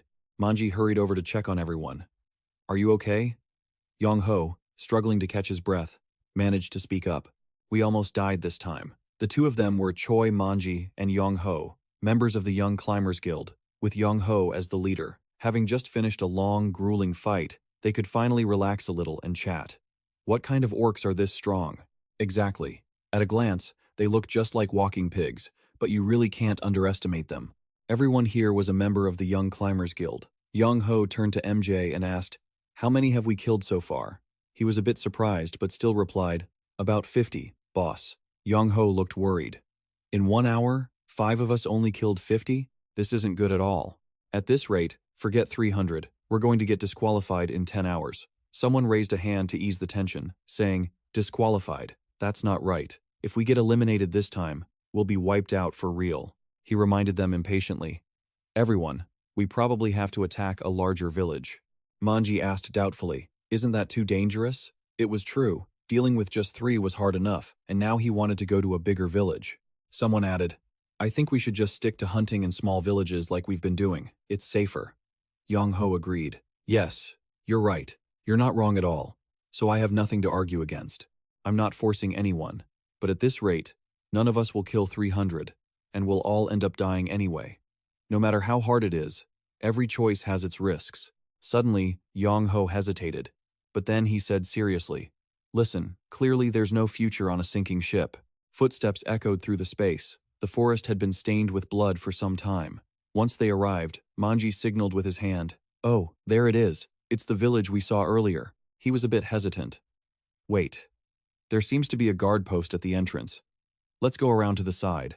Taking advantage of the distracted orcs, the group snuck in. Someone spotted a hole and spoke up. "Look over there. There's a gap in the fence." Manji went ahead to carefully scout the situation. It seemed like no one was walking around. The inside was strangely empty. Once they saw it was safe, the group moved in and quickly searched for any remaining traces. Yong Ho wondered, "Are they all inside the houses? With that size, there must be 5 in each house, right?" He replied, sounding worried. "Yeah, more than I thought." He hung his head. "Idiot. Then there's no other way." Someone suggested, "We'll have to raid each house one by one." Yong Ho agreed and gave the order urgently. "All right, since we've decided, let's go in." He nodded in agreement. "Yeah, 5 of them? If we just use the element of surprise, we can handle them easily." He carefully reminded them, "We'll start with this house. When I give the signal, everyone charge in. The group prepared. Into a fighting stance, unable to hide their tense expressions. Then, they resolutely headed in. Approaching the door, Yong-ho pressed his ear against it to listen. The group quickly kicked the door in, faces filled with panic. They shouted in surprise, 10 of them! The orcs saw the intruders and became ferocious, grabbing their weapons to counterattack. Someone screamed in fear, there are too many, what do we do? He calmly reassured them. First, let's just kill them one by one. Yong-ho commanded the group, left side first. They replied, yes. The Young Climbers Guild supported each other skillfully. Everyone quickly cleared a path for Yong-ho to advance. The orc was knocked to its knees. After distracting the orc, Manji lunged from behind. He seized the opportunity to quickly finish it off, leaving it slumped on the floor. The orcs became enraged and roared. It lunged at them. The orc stared at Manji right in front of it and instantly clawed through his shoulder. Seeing him collapse, Yong-ho shouted in panic, Manji! He immediately grabbed his sword and lunged, slicing the orc's throat. You wretched pigs, die! A sword pierced straight through its neck. The large orc was quickly taken down to everyone's amazement. Seeing their comrade fall, the others became even more aggressive. He and his teammates circled around Manji to protect him. The orcs stared at them, ready for the impending fight. Yong-ho felt a moment of tension and thought to himself, there are only 8 left now, but can we really handle them with this many people? A member advised, boss, this isn't working, let's retreat. He agreed. I was just thinking the same thing. No sooner said than done, the group scrambled to retreat. The fierce orcs chased after them, tearing the door apart. But as soon as they stepped outside, they were frozen by the sight before them. The noise inside the tent must have alerted the ones nearby. They emerged all at once, surrounding the Young Climbers Guild. A member of the guild looked at the sea of orcs, stunned. What is this? How many of them are there? At least 10 more. They began to sink into despair. It's over. It's all over. Is it really over? Yong-ho didn't give up. He calmly ordered, pick up your weapons. The group, faces pale as ghosts, looked at him awkwardly. Boss, this really is the end. It's been great being with everyone all this time. Yong-ho became more serious than ever. Hey, do you know why they haven't killed us yet? He told them, if you want to know, look at the expressions on those orcs' faces. The orcs were laughing gleefully at them, and they couldn't help but tremble at the sight. He pointed at them and said, these things are mocking us. We're shivering like mice, and that's why they find it funny. Yong-ho raised his voice in provocation. Are you angry yet?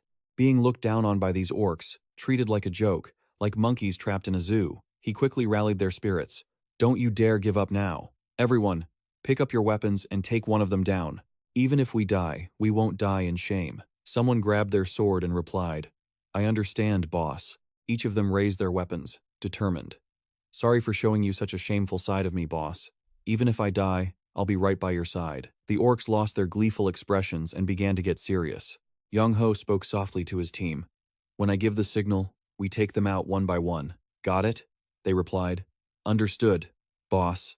After his command, the group charged in, catching their enemies completely off guard. Let's go, charge.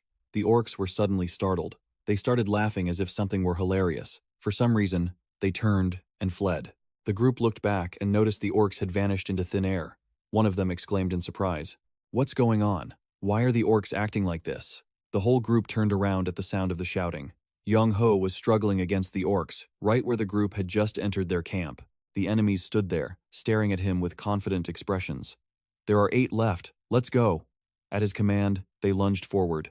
Yes, boss. After a long, exhausting battle, they won and cheered. We actually took down all 8 of them. Everyone excitedly turned to praise Yong-ho. Boss, did we actually pull that off? It was all thanks to the boss. That's right. If it weren't for you, we would have given up and been wiped out already. He answered modestly. Don't say that.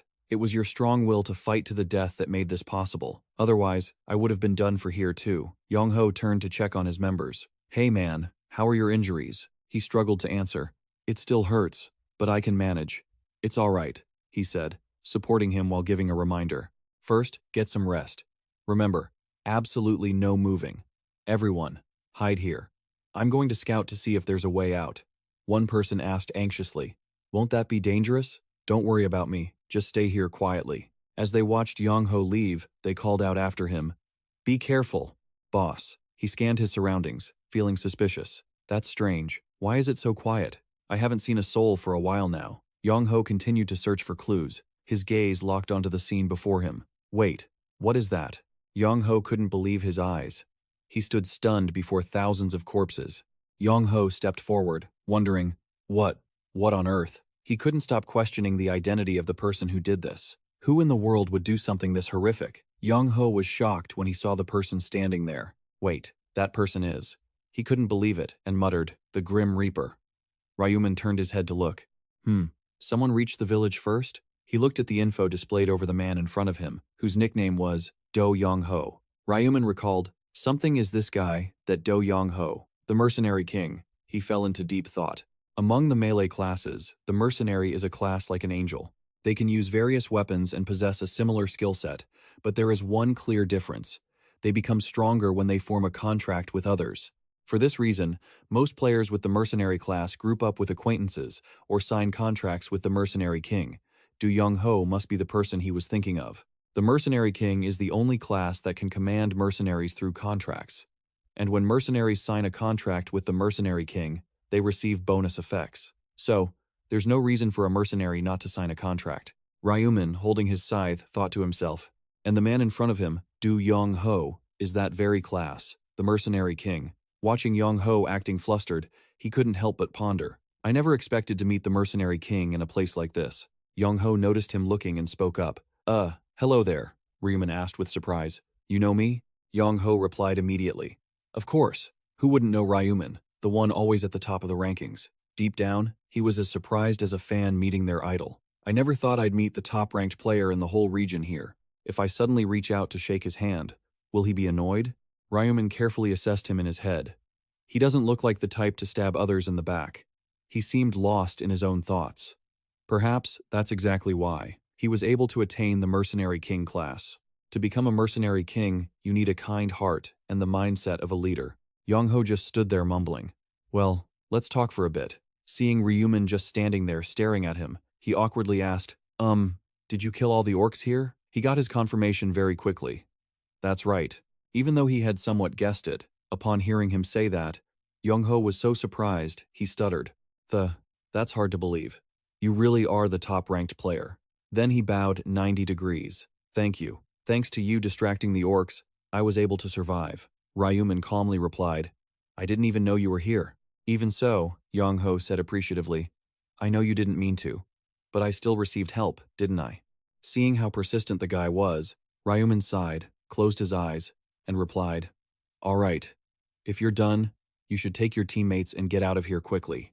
I've already wiped out everything in the village, so don't worry. Yong-ho asked suspiciously, Is that so? But how did you know I had teammates? Ryu Min gestured toward the back. Seeing that, Yong-ho turned around in the direction Ryu Min was pointing. Oh my teammates all came out. No wonder Ryu Min knew. Yong-ho was caught off guard by the sight. Why did you guys come out? I told you to wait there. A young man holding a sword nearby teased. We were worried you'd leave us behind, that's all.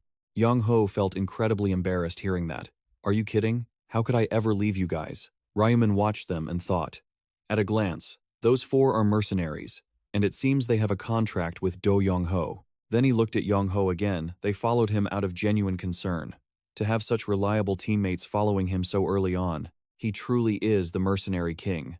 After some banter, one of the guys in the group recognized him and exclaimed in shock, Wait, Ryu Min? The guy next to him was just as surprised. Wait, what is Ryu Min doing here? Ryu Min, holding his scythe, replied calmly, Nothing much. I just came by for a light hunt. The guy who asked just laughed awkwardly. I see. Another turned pale, breaking into a cold sweat.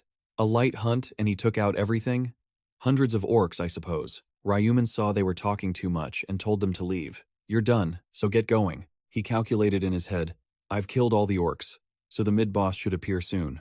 If they get dragged into this, it'll be very dangerous. His words felt like a command. Understood. Well, see you next time. It was a pleasure meeting you, Ryu Min. The bodies of the orcs began to fade, and the group hurriedly prepared to leave. But then, one of them noticed something. Huh? Don't you guys hear something? A teammate nearby replied. Hear what? The young man quickly answered. Listen closely. Yong-ho also sensed something wasn't right and asked, What is this sound? As he asked, Ryu Min replied, It's the mid-boss. Run, now. Along with the tremors growing stronger and Ryu Min's words, Young Ho broke into a cold sweat and asked back, "What did you say?" Mid-boss. Beneath the crimson moon, the boss's silhouette emerged as if answering his very question. The young swordsman, terrified, stammered, "What is that?" His teammate quickly chimed in, "It's an orc." The massive orc beast let out an ear-splitting roar, creating a shockwave everywhere it stepped, shattering the ground into rubble and kicking up a thick cloud of dust. Ryu Min, however, remained calm. He'd been waiting for it to show up. An orc warrior.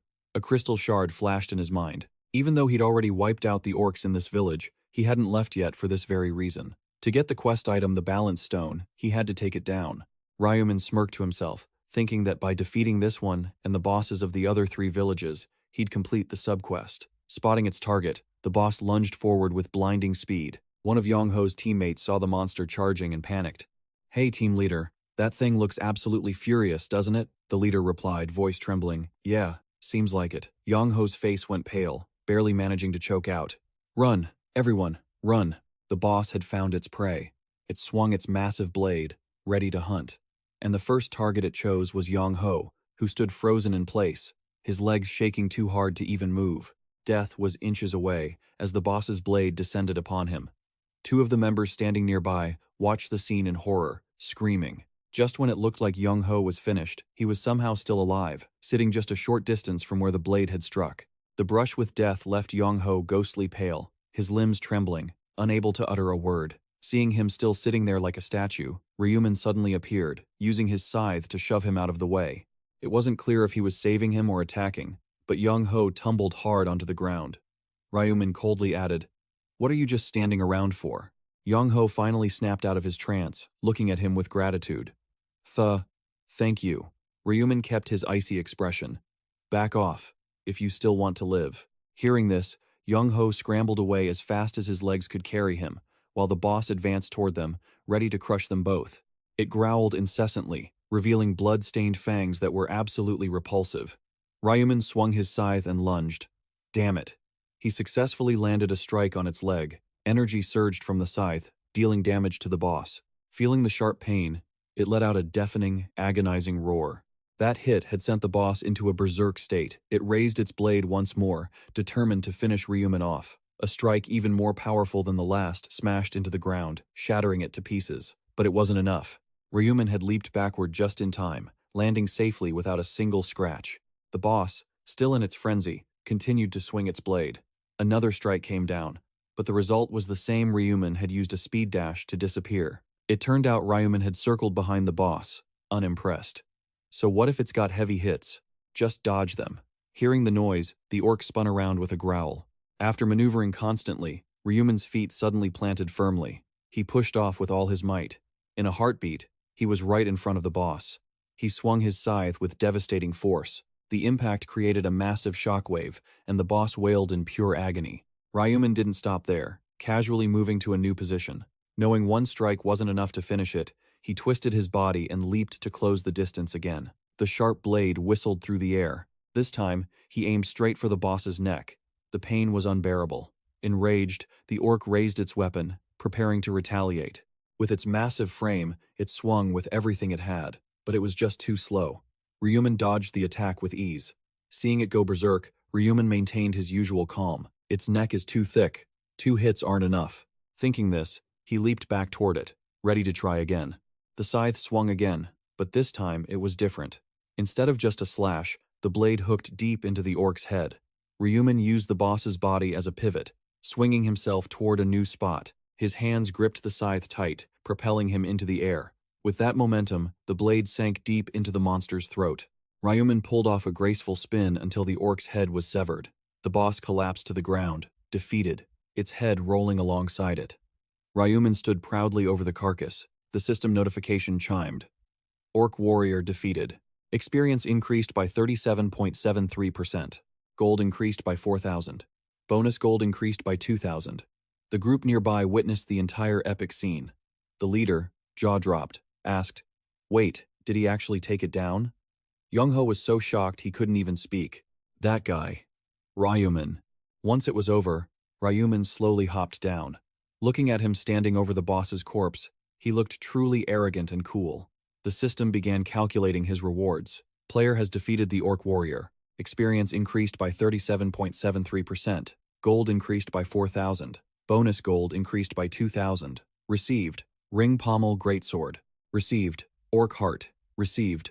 Low-grade Purple Magic Crystal. Received. Balance Stone. Subquest Progress. Balance Stone 1 of 4. Ryu Min looked at his haul, thinking, as expected, hunting small fry doesn't compare to taking down a boss. Plus, it dropped a ton of good loot. A screen appeared, showing a new piece of equipment. Ring Pommel Greatsword. Classification. Weapon. Tier. Epic. Damage. 100.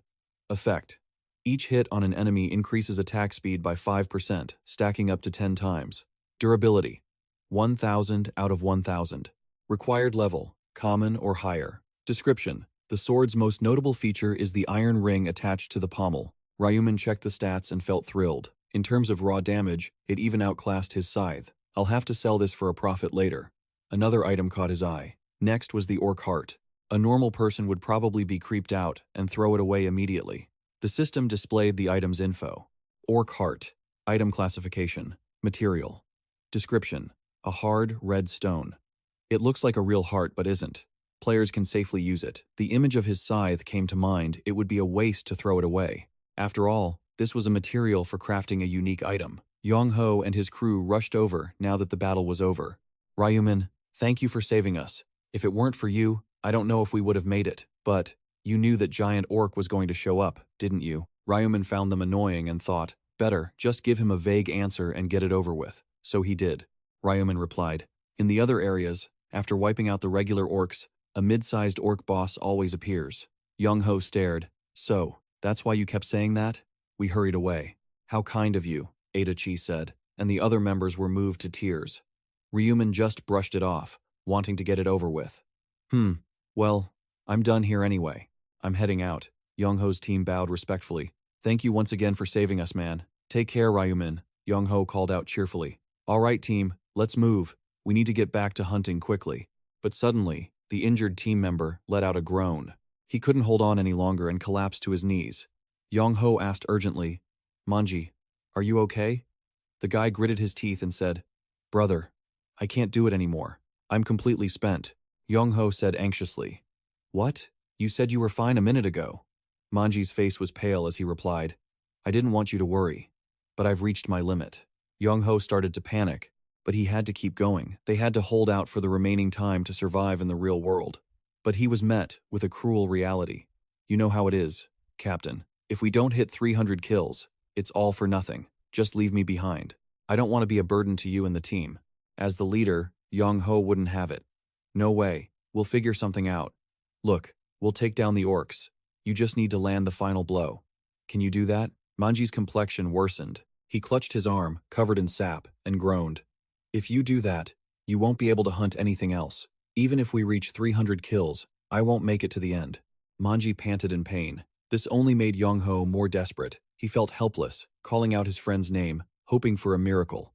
This commotion caught Ryu Min's attention. He watched them and thought, how unexpected. A guy who's destined to become the mercenary king and stand above hundreds of others is being this weak over just one teammate? Watching them struggle, Ryu Min started to think.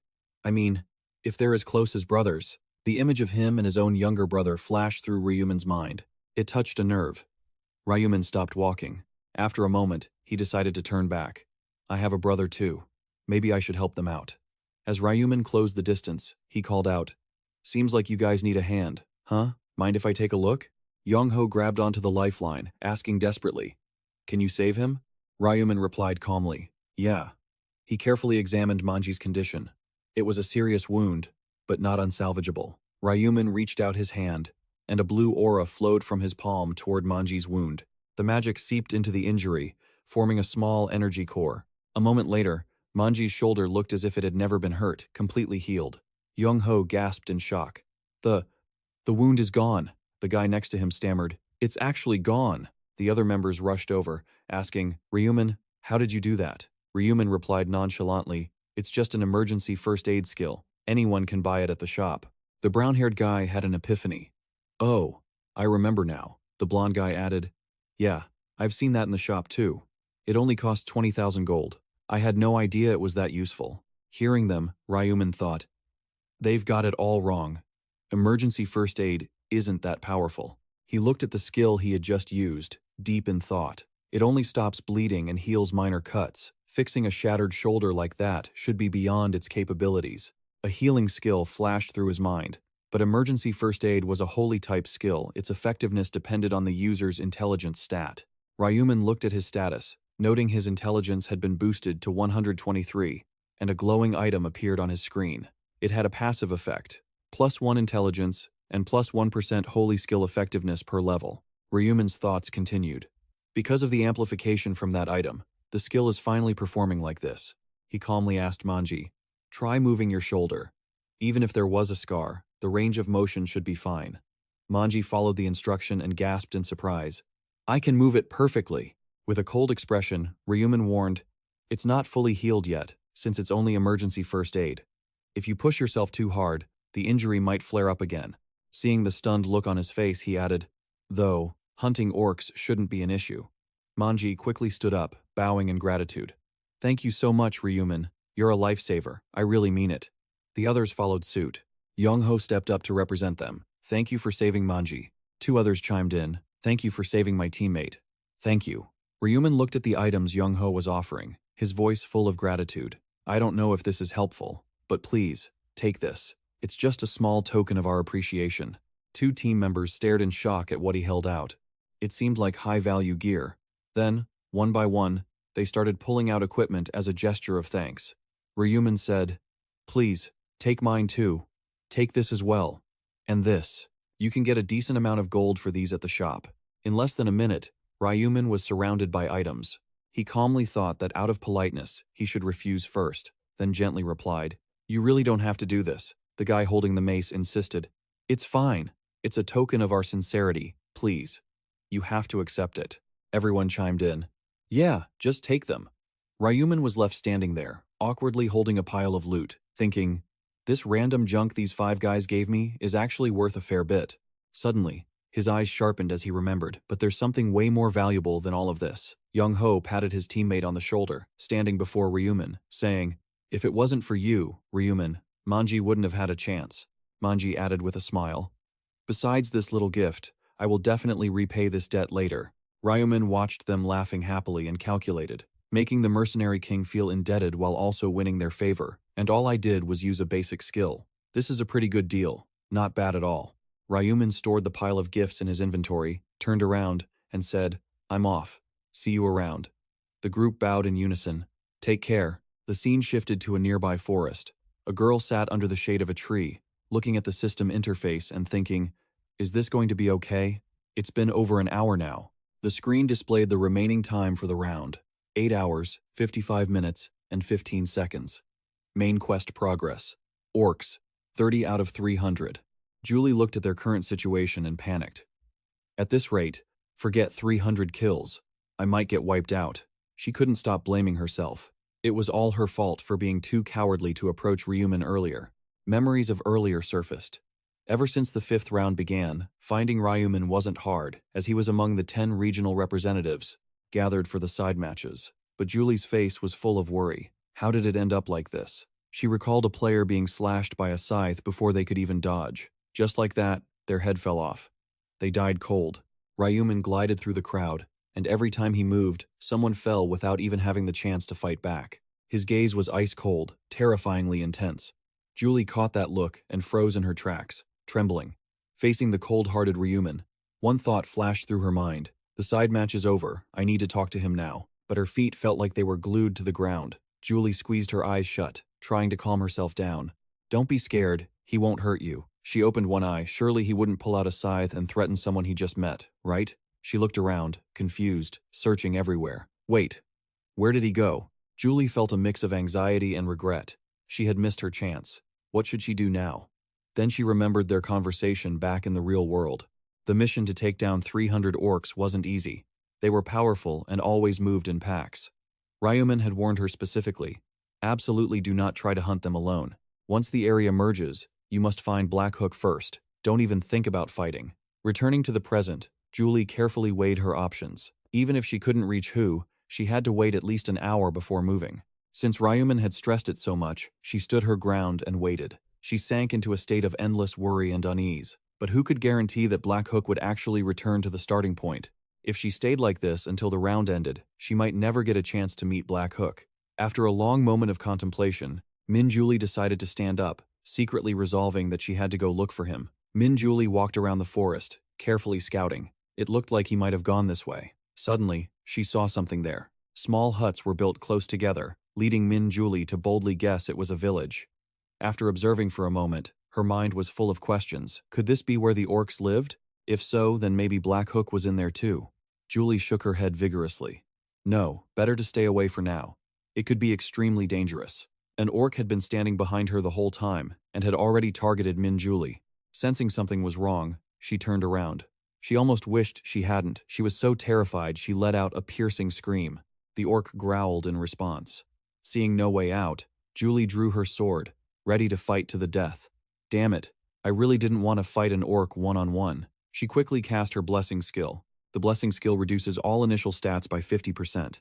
Julie carefully assessed the situation, though she still had two advantages. First, there was only one enemy. She stared at the aggressive orc in front of her while continuing to calculate. Second, she knew the orc's weakness. Min Julie's mind raced. Everywhere else was just too much hard muscle. She had to aim for the neck. The problem was, how could she land a hit? She grew hesitant, thinking that if she missed and hit somewhere else, it would counterattack. But then, she swung her sword anyway, and they say it's very hard to pull a blade out once it's stuck in such dense muscle. Swift and decisive, the sharp tip of her sword pointed straight at the orc's neck. It quickly shifted its weight and leaned to the side, resulting in the blade only striking its forearm. The damage dealt wasn't enough to take it out. Min Julie's face went pale. Damn it, it dodged. She pulled her sword out and quickly retreated. Julie looked at her blade and felt a surge of relief. Thank God.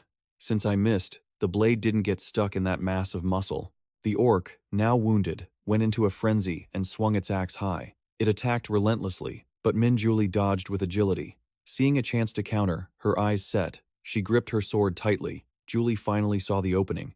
There's the gap. She lunged forward, successfully wounding its neck. A wave of pain ripped through the monster's body, causing it to let out an agonizing roar. She watched the situation, secretly cheering. Good, my skill worked. Looking at the orc's condition, Julie made a judgment call. Just a little more. Thinking it, she unleashed a flurry of stabs straight at the monster. After a moment, the orc's neck was riddled with holes from her stabs. It lost the ability to fight and collapsed to the ground. Min Julie stood there, sword in hand, thinking in disbelief. I actually did it. Then she became overjoyed. She had taken down an orc all by herself. Suddenly, the sound of footsteps caught her attention. It was Ryu Min. He walked along calmly, scythe in hand, fearing absolutely no one. She rubbed her eyes. What was she seeing? Was she hallucinating? Min Julie looked at him, her heart in turmoil. Was the person right in front of her really Ryu Min? The one she had spent so much effort chasing was actually here himself? Then Ryu Min walked past her like a total stranger. Was he just passing by? She pulled herself together. Damn it, now is not the time to hesitate. Julie spun around and stammered, "Excuse me." Hearing her call out, he stopped and asked, "What is it?" Julie hesitated and proposed, "So, team up with me." Ryu Min looked at the girl in front of him and asked suspiciously, "What?" She fumbled to explain. "Huh? Oh, I mean, form a party," he replied with a question. "Why should I party up with you?" Julie was left speechless, mumbling, not knowing how to respond. But then she said firmly, "I'll show you." Julie raised her hand and cast the same magic as before. Ryu Min seemed to find it somewhat interesting. Seeing that, Min Julie happily explained, "My enhancement skill. The blessing lasts for 3 hours. It probably increased all your stats by 50%. Ryu Min stared intently at his status screen. He turned to her and said, "I've checked." Seeing hope, Julie continued, "So, does that answer your question? Will my enhancement skill really help you with your hunting?" Ryu Min continued to probe. "So, if I want that enhancement skill, I have to party up with you?" She nodded to confirm. "Yes. Or more accurately, I want you to help me hunt." He hesitated for a moment before answering, "I don't know about that. With that enhancement ability, I have to team up with you?" She confirmed, "Yes. To be more precise, I want you to help me with the hunt." He hesitated before replying, "I don't know about that." But his next words were, "I have command rights. Right now, I can completely use you as a support." Min Julie was struck dumb, like a bolt from the blue. She didn't know what to say. Ryu Min continued his demand. Can you promise not to betray me? She regained her enthusiasm and nodded immediately. Of course. Ryu Min reached out his hand to seal their cooperation. All right, I'll trust you. He began to introduce himself. Ryu Min, level 32. I'm a melee class. Julie replied happily. I know. I'm level 13. My class is support. Only then did he ask, you said you needed help? You were doing just fine against that orc earlier. She replied awkwardly. Actually, that was the first one I've ever killed. That statement surprised Ryu Min. That was the first monster she had killed in the last 90 minutes? Julie could only manage a wry smile.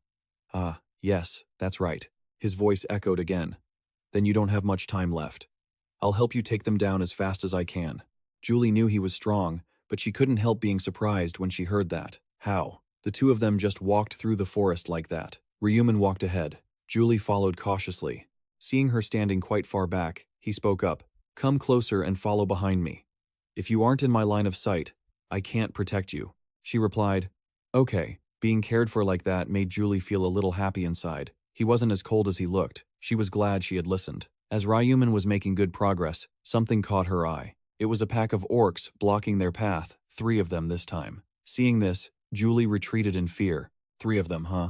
Ryu Min gripped his scythe and told her, wait here for a second. With that, he tensed his legs, ready to fight.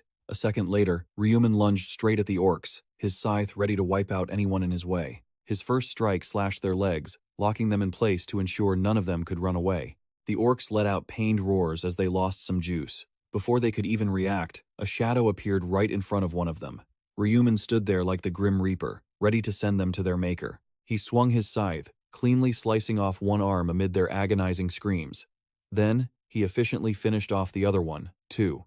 Julie was a bit shaken by the sight. After a grueling battle with the monsters, he landed back in the middle of the chaos. His voice turned sharp. Now, you take them out.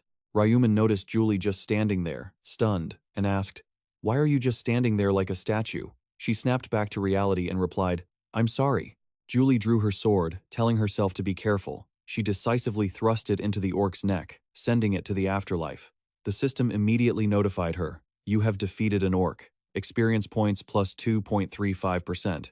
Gold plus 40. She was surprised to hear the mechanical notification. This was unexpectedly easy. She thought there would be at least some danger involved. Julie broke into a sweat as she looked at Ryu Min, never expecting killing orcs to be this simple. His cold expression was etched in her mind, and she couldn't help but admire him internally. Ryu Min really is strong. Seeing her staring, he turned around and urged, if you're done, let's go. She scrambled to answer, aren't there still 2 left to deal with? After finishing off the rest, Julie ran to catch up. She thought to herself that being in a party with Black Scythe was the luckiest thing that had ever happened to her. A while later, another orc was turned into mincemeat. Julie couldn't stop showering him with praise, marveling at how insane the skills of a high-level player were. She never expected monster hunting to be this easy. He didn't pay any mind to her praise, simply asking, how many have we taken down so far? She recounted their results. They had cleared 52 in just 30 minutes. Pretty fast, right?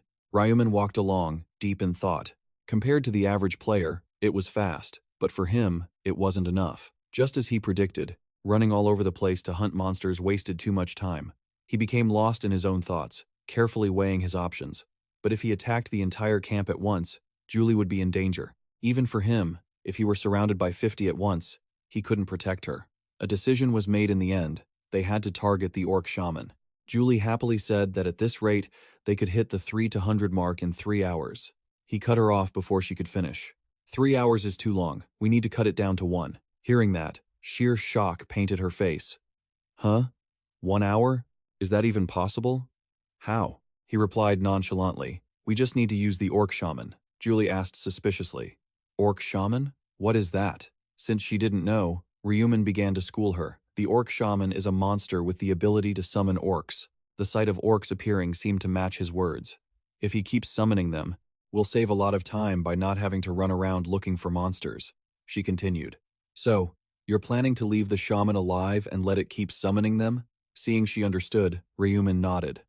Exactly. I'll keep him alive until we've finished off all 300.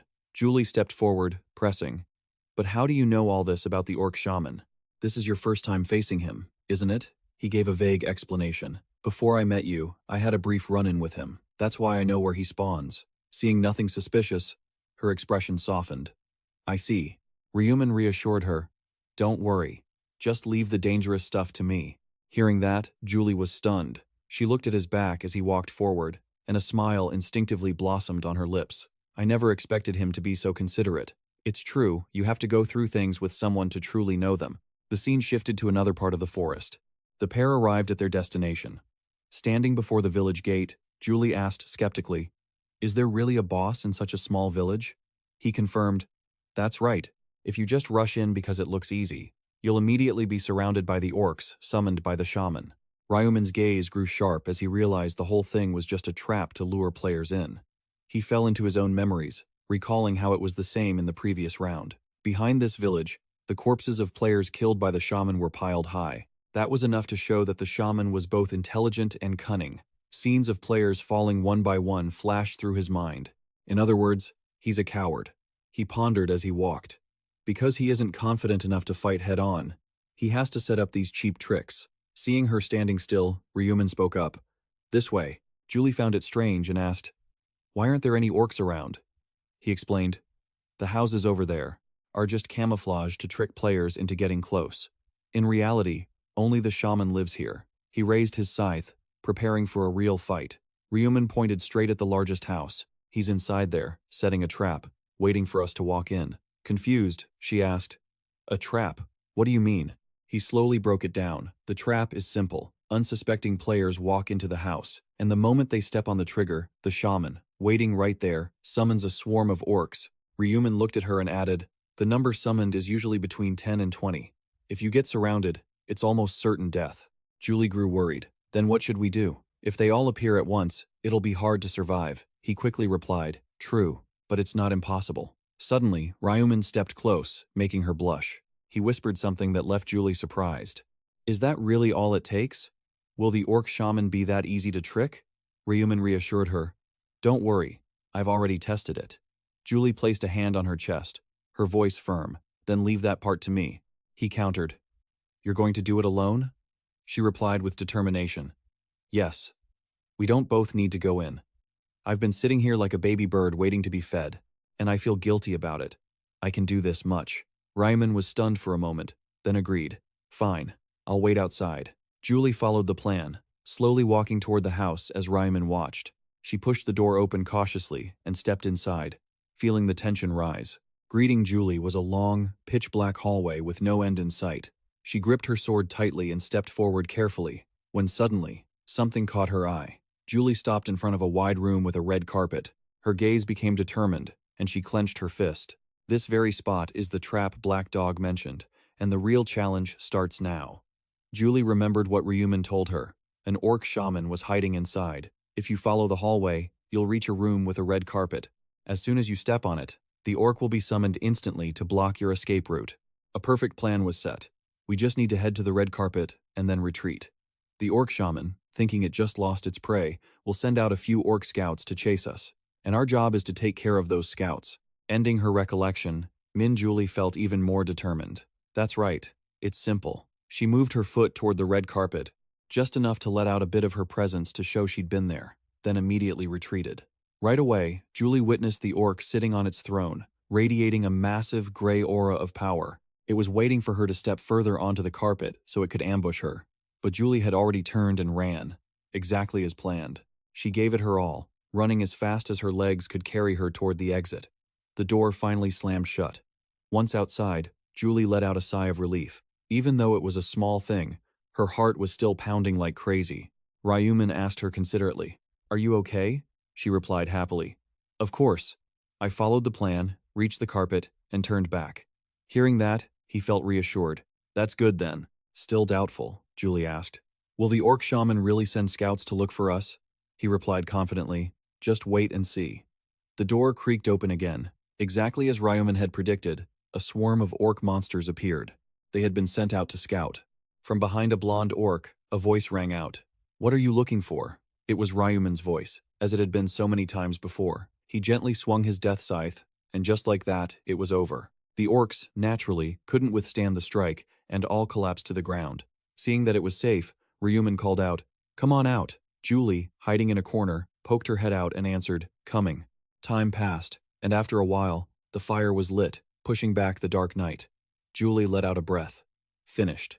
Ryu Min, never knowing the meaning of fatigue, wanted to keep going. Then let's lure it out once more. Julie started questioning again. Will it really fall for the trap if we keep repeating it?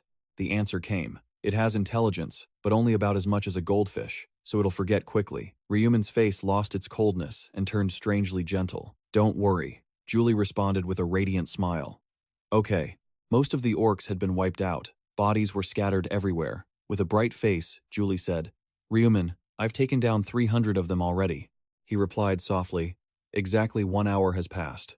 She tilted her head and smiled lightly. Thanks to you, the hunt went quickly and easily. I'm truly grateful to you. Seeing her smile so brightly, he asked, What level are you now? She excitedly answered, I've reached level 19. He encouraged her, saying that just one more level and her class rank would increase. He kept looking at her, thinking to himself, when her rank goes up, she'll learn new skills, and her current ones will get stronger, which benefits me too. If I want to set a record with the final boss, I need her buff to be stronger. He looked at her thoughtfully. I'll help you until you hit level 20. Once you reach that level, dealing with the orcs will be much easier. Hearing him say that made her blush instinctively. Are you doing all of this for me? She stammered, feeling shy. Then, if it's not too much trouble, please help me. Suddenly, a voice from afar made them both turn their heads. Huh? Look over there. One by one, they stepped in. Someone recognized him. Wait, isn't that Ryu Min? Then they wondered, who is that standing next to him? And what's with all these orc corpses? A young man stepped forward. Hey there, Ryu Min replied coldly.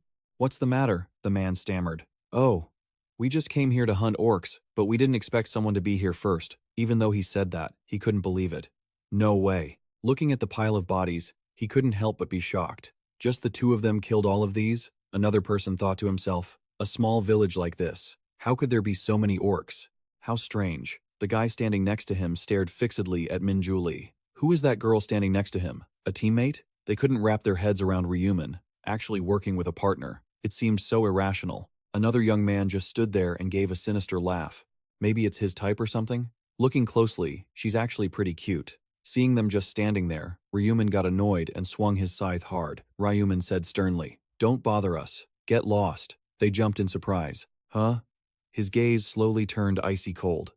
Think whatever you want, but you people have crossed the line. If you have no business here, get out. They rushed forward, shouting, Hey, who do you think you are to talk down to us like that? Yeah, we just met, and you're already being rude. Don't you see how disrespectful that is? Julie was suddenly panicked. Are they crazy? Daring to talk back to Ryu Min? The guy who had just complimented her looks boldly charged ahead, despite his own fear. I don't care if you're a high ranker. You don't have the right to look down on us. As he was speaking, Ryu Min lightly grazed the man's forehead with the scythe like a breeze.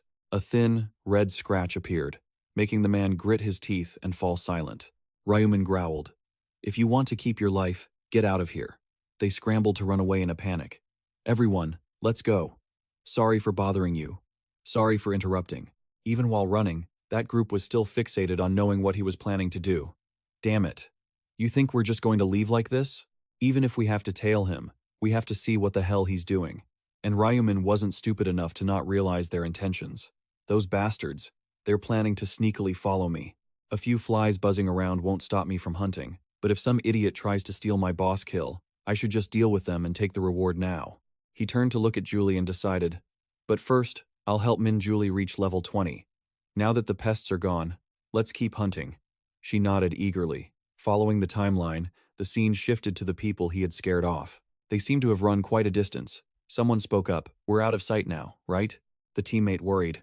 What are you going to do? The one Ryu Min had injured said uncomfortably, Aren't you curious to see how that guy Ryu Min is hunting? Someone else agreed. Yeah, me too. How the hell did he find so many orcs? They continued to discuss it excitedly. So now what? We're going to stalk them from the shadows? The leader said calmly. We won't be spotted from a distance. Don't worry. If you're scared, then go die. Scared? Don't be ridiculous. Let's go. And then they returned to his location, hiding behind bushes to watch the two of them. At this moment, even more new orcs appeared. Seeing him standing alone without attacking, they immediately rushed at him like a storm. He threw a punch, easily taking care of one. Just that single punch sent it flying far away. He was so strong that even the ones behind him couldn't keep up. One of them happened to look up just as he unleashed a barrage of attacks, swinging his scythe with such precision that it tore them into hundreds of pieces. The rest of them just stared, dazed, not understanding what had just happened. The group watching him from afar was completely stunned. I guess that's the difference with a rank 1 player. We struggle just to kill one of these, one guy realized. Wait, what's going on? He doesn't seem to be finishing them off all at once. He's waiting for something. Why isn't he killing it? That girl from earlier is heading toward it. The controlled ORCs were wriggling around constantly. Seeing her approach, they finally realized what was happening. No way. Could he be letting her get the kill? Why would they do that? They were still baffled.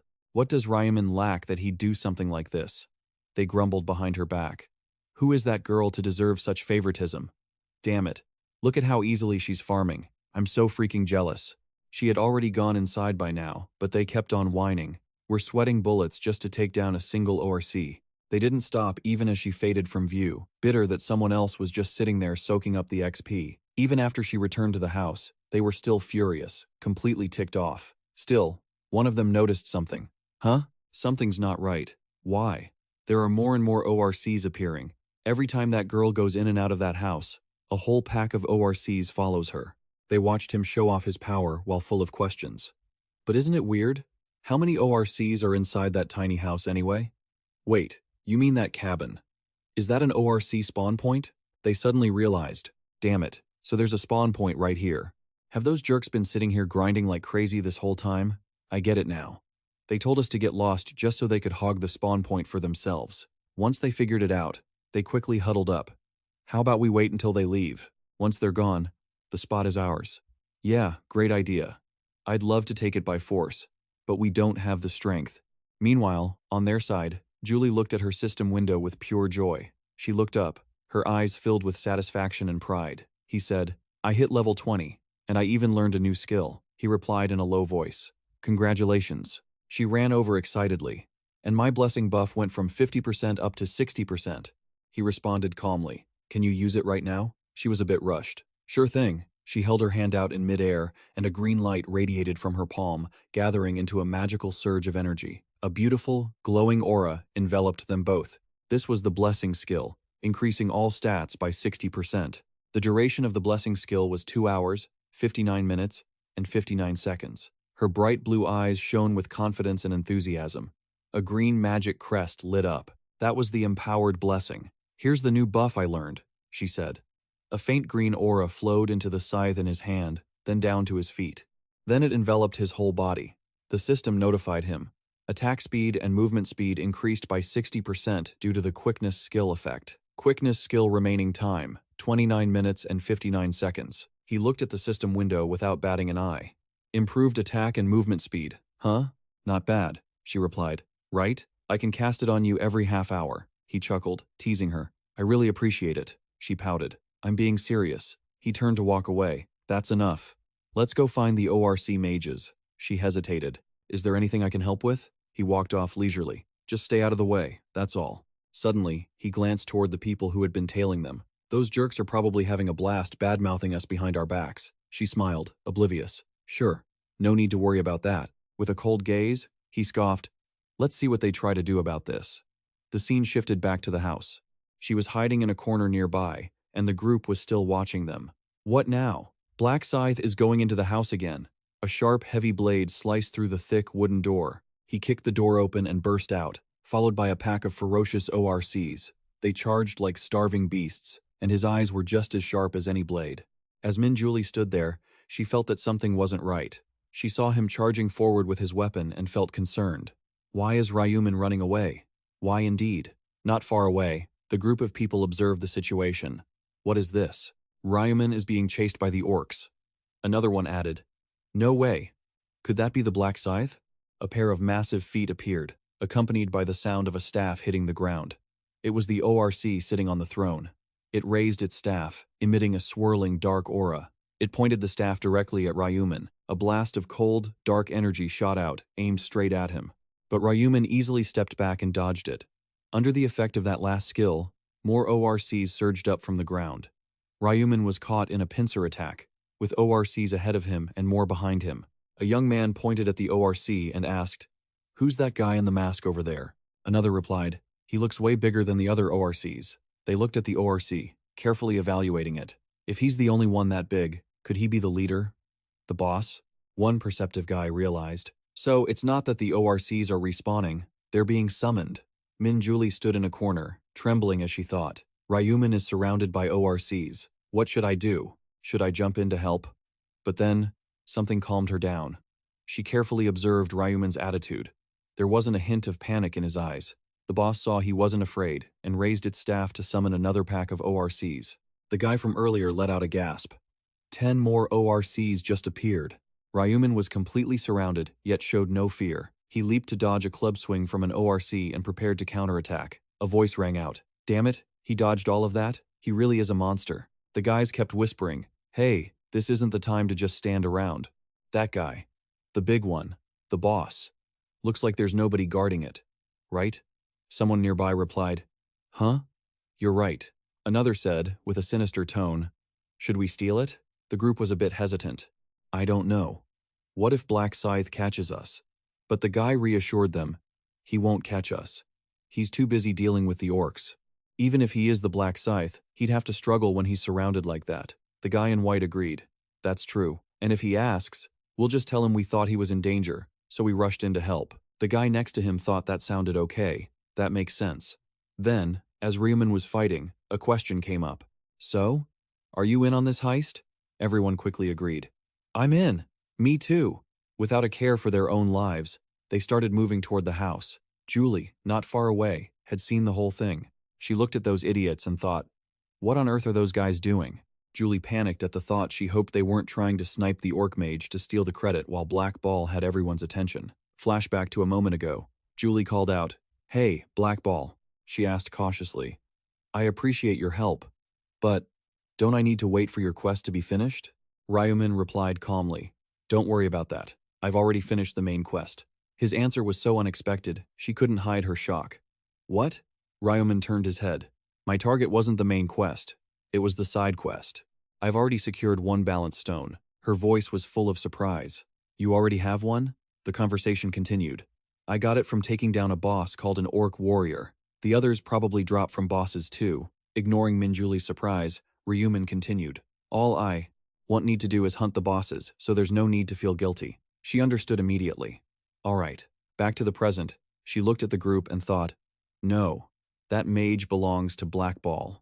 If things keep going like this, some random losers are going to steal the credit for killing the orc mage." Min Julie drew her sword and moved forward. "I have to stop them." Those idiots were still charging at the orc mage, fearless because of their stupidity. But life is never that easy. The orc unleashed its midnight skill, shocking both Min Julie and the would-be thieves. The stakes were raised. The people who had been planning to steal the kill were now standing confused in a space so gloomy it made their skin crawl. The lead swordsman stammered, "What? What is this?" Someone immediately covered his mouth in terror. The two of them stared up, scared out of their minds. They shouldn't have looked, and once they did, they were in for a world of hurt. The orc mage slowly turned its head, looking like a cat eyeing prey. Its pupils were filled with cold, murderous intent, and it let out a piercing screech. Seeing that, the group panicked and tried to back out. "Damn it! We've been spotted! Everyone run!" Of course, the orc wasn't about to let its prey escape. It swung its staff and cast a skill. Minions were summoned to surround the five fools. Now, they were truly panicked. "Damn it, we're dead." The orcs showed no mercy and started their assault. The first one on the menu was the guy with black hair. He was snatched up, screaming in mindless terror. The guy who had been so arrogant before was now utterly pathetic. He lay on the ground, desperately pleading, "Please, save me." But then, a pair of feet appeared before his eyes. He hoped for a savior, but instead of rescue, it was another orc, ready to send him to the afterlife. He watched the orc's foot descend as if he were falling into an abyss, screaming in despair. Splat, the black-haired guy was gone. The scene shifted to Ryu Min's location, where he had been busy using his scythe to send other orcs to their graves. He paused to take a long breath. The prolonged battle had clearly tired him out. Suddenly, Ryu Min cast a glance toward the area where the orcs were busy wiping out the other group. Watching the carnage, he thought, "I baited the orc mage out to see what they would do. Would they try to seize it while I was in danger? The would-be ambushers paid a heavy price." Ryu Min looked at them falling on the battlefield with contempt. "So that's how it is," He then advanced toward the boss, which was growling and signaling. They wasted their time stalking us for nothing. They failed their quest and got wiped out. Catching their leader's signal, the orcs turned back. They charged at Ryu Min all at once, aiming to finish him off. But before they could even touch him, red threads appeared across their bodies. It was Ryu Min's slash. It was so fast they couldn't even react. He thought with excitement, my attack speed must have increased thanks to the buffs, agility, and the 50% nighttime attack speed bonus.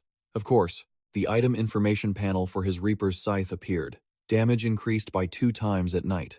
Attack speed increased by 50%, and remaining stationary at night significantly reduces the chance of being detected by enemies. Not wanting to waste any more time, Ryu Min sprinted toward the boss for a close-quarters fight. The orc pointed its staff straight at him, but Ryu Min quickly circled behind it. Just like he had done before, he pressed the scythe against the boss's neck. Ryu Min pulled with all his might, and the head fell, accompanied by his words, "Goodbye." The monster's head was gone, and its massive body lost its brain to control its balance, crashing down to the ground. As it entered its eternal slumber, the system quickly recorded the event and displayed a notification. You have defeated the Orc Mage. EXP, 37.73%. Gold, 4,000. Level up. After defeating it, the system collected new items to add to his massive storage. You have received the Orb of Eternal Rest. A long list of loot notifications rang out. You have received the mysterious wood spirit statue. You have received a low-grade blue mana crystal. You have received a balance stone. Balance stone, 2 out of 4. Ryu Min wore a satisfied smile. He looked down at the item in his hand and felt a secret joy. I've reached level 33, and I've found an item so powerful, it's insane. The system then displayed the details of the Orb of Eternal Rest to inform the player. Orb of Eternal Rest. Type: necklace. Rarity: epic. Effect: each time you defeat a monster, you gain 1 stack, but lose 1 point of durability. Every 100 stacks converts into 1 attribute point. Durability: 1,000 out of 1,000. Requirement: equipped item must be of rare rarity or higher. Description: a necklace with a dull gray orb. Legend says it seals the souls of those who were murdered. Looking at the orb's stats, he couldn't help but reflect on its potential. The Orb of Eternal Rest gives 1 attribute point for every 100 stacks. It was similar to the Devouring Rune that the Black Flame Dragon once used. However, Ryu Min wasn't just thinking about the benefits. He suddenly recalled a fatal flaw. There's a downside. The durability is only 1,000. The more stacks I accumulate, the more the durability wears down. This is a consumable piece of equipment. In his mind, he imagined another yellow spirit stone. However, if I use it alongside a durability rune from the 8th circle, and if I have a blacksmith's help, I can restore its durability. After analyzing the item he had just received, he quickly made his final decision. That means I can increase my stats indefinitely. Suddenly, Ryu Min's thoughts were interrupted by a call. Ryu Min? Where are you? He turned his head slightly to look back, realizing that the effect of the Reaper's mark was making him hard to detect. Seeing Julie searching behind him, he turned to look at the people lying motionless on the ground, thinking of a plan. Before I dispel the midnight effect, I should follow the flow of my own arts. The silhouettes of the men gradually faded into nothingness. Ryu Min whispered, "Wipe away the traces." He called out the name of the spell to dispel midnight, and the magic seals vanished along with it. The lingering effects of the death seal fading away made Min Julie wonder why the area was flickering between light and dark. Suddenly, she glanced to the side and noticed something. Ryu Min appeared right beside her. As he walked over, Julie happily greeted him. "There you are. I've been looking everywhere for you." Ryu Min glanced at the monster he had just finished off, and replied coldly, "As you can see, I've been busy." Julie took in the information and asked, "Did you finally get it? But have you seen anyone else around here?" A few people were trying to hunt the Orc Mage. Ryu Min picked up his scythe and rested it on his shoulder. He answered calmly, "No, I haven't seen anyone." Julie nodded to show she understood, but she couldn't help but feel puzzled. "That's strange. I thought I heard screaming." Julie looked away, lost in thought about what had just happened, while Ryu Min felt a tinge of guilt after all. Leaving a corpse behind wouldn't do him any favors. Cutting through the tension, he turned away and called out, "Hurry up, we still have the next boss to take down." Min Julie followed his lead. Understood. They traveled to a certain village, taking down every monster that dwelled there. The carcasses of the beasts collapsed one by one in the places where they had fought. The orcs stood silently, witnessing the chaos Ryu Min was causing. Off to the side, one orc appeared to be the leader of the area. It was fighting Ryu Min. With the skills of a pro hunter, the orc posed no threat to him at all. Fast as lightning, the death scythe moved toward the lower part of the orc's body. The leader's arm was severed by the scythe. It didn't even have time to react. Beside the arm, his next target was the orc's torso. Its body was sliced clean through by the attack, and blood that had been pumping inside sprayed out into the air. The death scythe ended another monster's life. Once the leader was finished, the system instantly displayed the rewards. You have defeated the orc archer. EXP increased by 37.73%. Gold increased by 4,000. You obtained agile archer boots. You obtained rusty arrowhead. You obtained low-level green mana stone. You obtained balance stone. Sub-quest progress. Balance stone 34. Ryu Min slung his scythe onto his back. He approached the system window and gave a command. Let's check the items. The window displayed the details. Agile archer boots. Epic grade. Defense 60. Agility effect plus 10. Durability 1000 out of 1000. Requirement: normal grade or higher. Description: boots said to have belonged to an agile archer, boosting speed. Looking at the boots displayed on the system board, Ryu Min glanced down at the ones he was currently wearing and analyzed them to himself. Much better than the ones I have on now. Agile high-top boots. Normal grade. Defense 15. Agility effect plus 4. Movement speed plus 5%. There's no reason not to switch. He entered the adjustment menu, placed the new boots on the control bar, and paired them with another mana stone for reinforcing. Ryu Min calculated his strategy. If I combine this with the green mana stone I just picked up, the effect will be even better. Once the combination was complete, Ryu Min tapped the Combine button to confirm with the system. Upon receiving the new settings, a mechanical chime announced the successful combination. As he changed his gear, the system updated the player's information regarding this choice. Agility plus 4 option has been added to the agile archer boots. Ryu Min nodded, satisfied with his work. Great, that takes care of all the sub-bosses. Not letting himself rest, the image of the final orc boss appeared in his mind. Ryu Min set his new target. Only the high-level orc boss remained. Unlike the others, the high-level orc had an attack pattern based on time. As the timer counted down to 0, Ryu Min was determined to take it down as fast as possible. He tried to calculate his strategy. The faster he finished, the greater the reward. My best record from the last round was 43 seconds. Afterward, he headed toward the final boss location with Min Julie. All right, let's go. She responded with a cheerful smile. Understood. Seeing her form, Ryu Min didn't pay it any mind, focusing entirely on defeating his target. Min Julie has buffed me. This time, I'll break the record. They left the chaotic scene they had created. Ryu Min never stopped calculating in his head. He still wanted to shorten his time even further if possible. First, I need to reach max level, then use the Orb of Eternal Rest to boost my stats. The defeated orcs left behind were gradually being processed. The system announced, time remaining until the round ends, 30 minutes and 41 seconds. The monsters gradually dissolved into thin air, converting into new items before the eyes of the death scythe. Ryu Min put his weapon away, thinking to himself that it was time to act. He was only one level away from reaching level 40.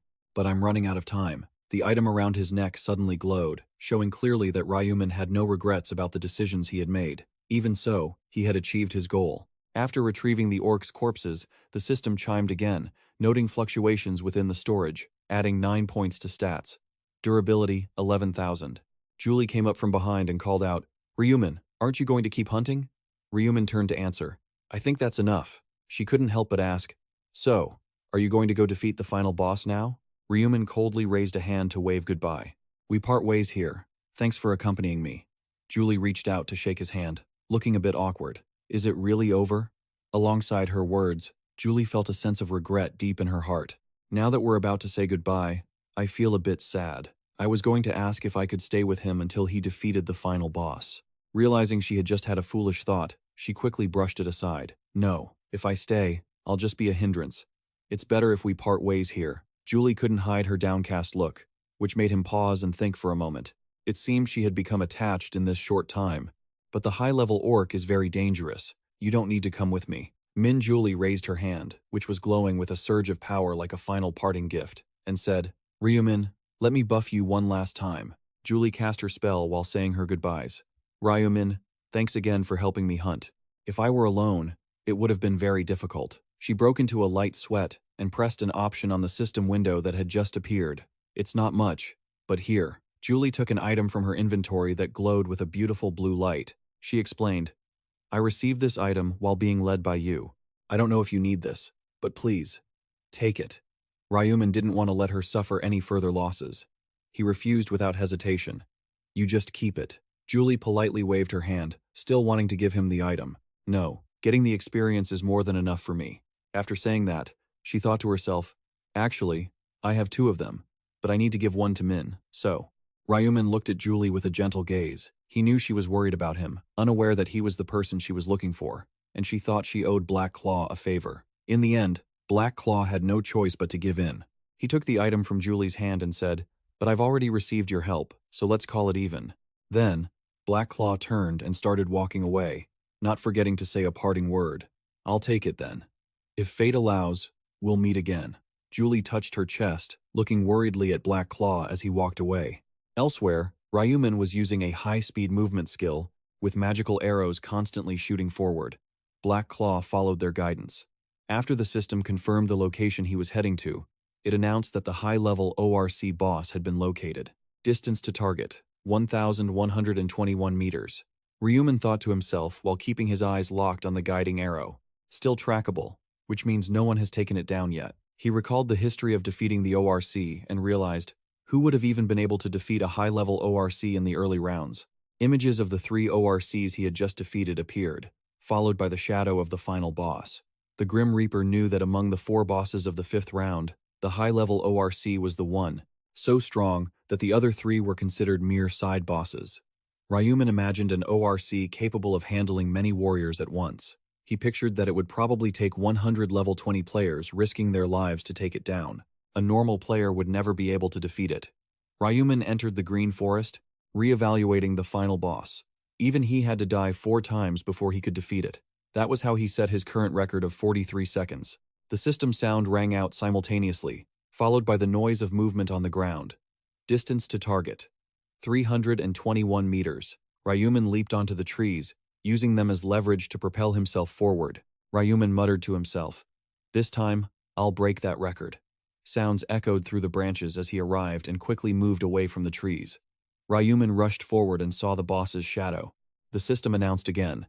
Distance to target, 160 meters. Ryu Min was suddenly shocked by the scene before him. It was the image of a warrior being crushed. His life was being slowly stolen by the final boss. The strongest ORC was facing off against normal warriors right before Ryu Min's eyes. A giant ORC appeared, holding the body of an unfortunate human in its hand. Junoke sat on the ground in terror, his limbs shaking so hard he couldn't move. What was happening right now? Why had everything turned out like this? Before, there hadn't been any problems. Going back to earlier, Junoke was standing and talking to a group of people. The ORCs act together. Why don't we do the same? Join our team. He rested his sword on his shoulder, confidently introducing himself. First, I'll introduce myself. I'm Junoke, a level 12 warrior. The blonde young man next to him continued. I'm also level 12. Nice to meet you. I'm Brady Pitt, a hunter. The boy in the cloak shyly introduced himself. I'm a level 13 warrior, named W.H. Watwav. My name is like that because my keyboard was broken. They all formed a small party and started hunting ORCs. At first, we joined for mutual benefit, but things gradually got better and everyone opened up more. Brady Pitt yelled at Junoke. Lure them to me. All right, leave it to me. Junoke shouted at an ORC holding a chain. Hey, you, look at me. Thanks to teamwork, they easily handled a small ORC village. The girl with the trident jumped onto the ORC's back and pinned it to the ground. Brady Pitt, kill it. The short-haired girl, seeing another ORC preparing to attack, warned W.H. Watt UWW after 6 hours of hunting. After eliminating the ORC pack, everyone gathered to chat happily. I got 300. Me too. Congrats. We all did it. Junoke felt very happy about completing the quest. We've completed the main quest. Suddenly, he felt a bit bored of going alone, so he suggested to the group, it's a bit sad to split up. Should we go hunting a bit more? Sure. I want to reach level 20. With the archer and the swordsman joining forces, they took down an ORC, and so, they kept hunting. As they kept eliminating them, everyone's level gradually increased. You have leveled up. You have reached level 20. You have promoted from an apprentice to a regular. Combination feature unlocked. From there, they could learn many other types of skills. We reached level 20 and learned new skills as a result. 3 members of the group surrounded the corpse of a dead ORC and mocked it. ORCs are so easy now. It's funny how we struggled so much with them before, right? Gradually, they had acquired many different types of skills, and they had become stronger. Wat turned to suggest to Junk that they go elsewhere, but he was distracted by something. Shall we try a larger village? Wait, what is that? A giant ORC, with 2 heads and a long tongue walked past. Both Jun-ok and Brady Pitt watched it go, wondering, it looks like an orc, but I've never seen one like that before. Could it be the boss? The boss. The girl with the trident made a suggestion to everyone. Should we try fighting it? I feel like the 5 of us can do it. Want to try? The rewards must be great. He turned to ask Brady, who agreed immediately. Then we'll split the rewards equally after we kill it, okay? Sure. The high-level ORC stopped abruptly while walking. It suddenly turned around and let out a roar. The event happened so suddenly that no one could react in time. Or perhaps, they had only thought they had become stronger. The high-level ORC roared even louder, sticking out its long tongue, and the ground began to show deep depressions. It took a running jump, leaping high into the sky.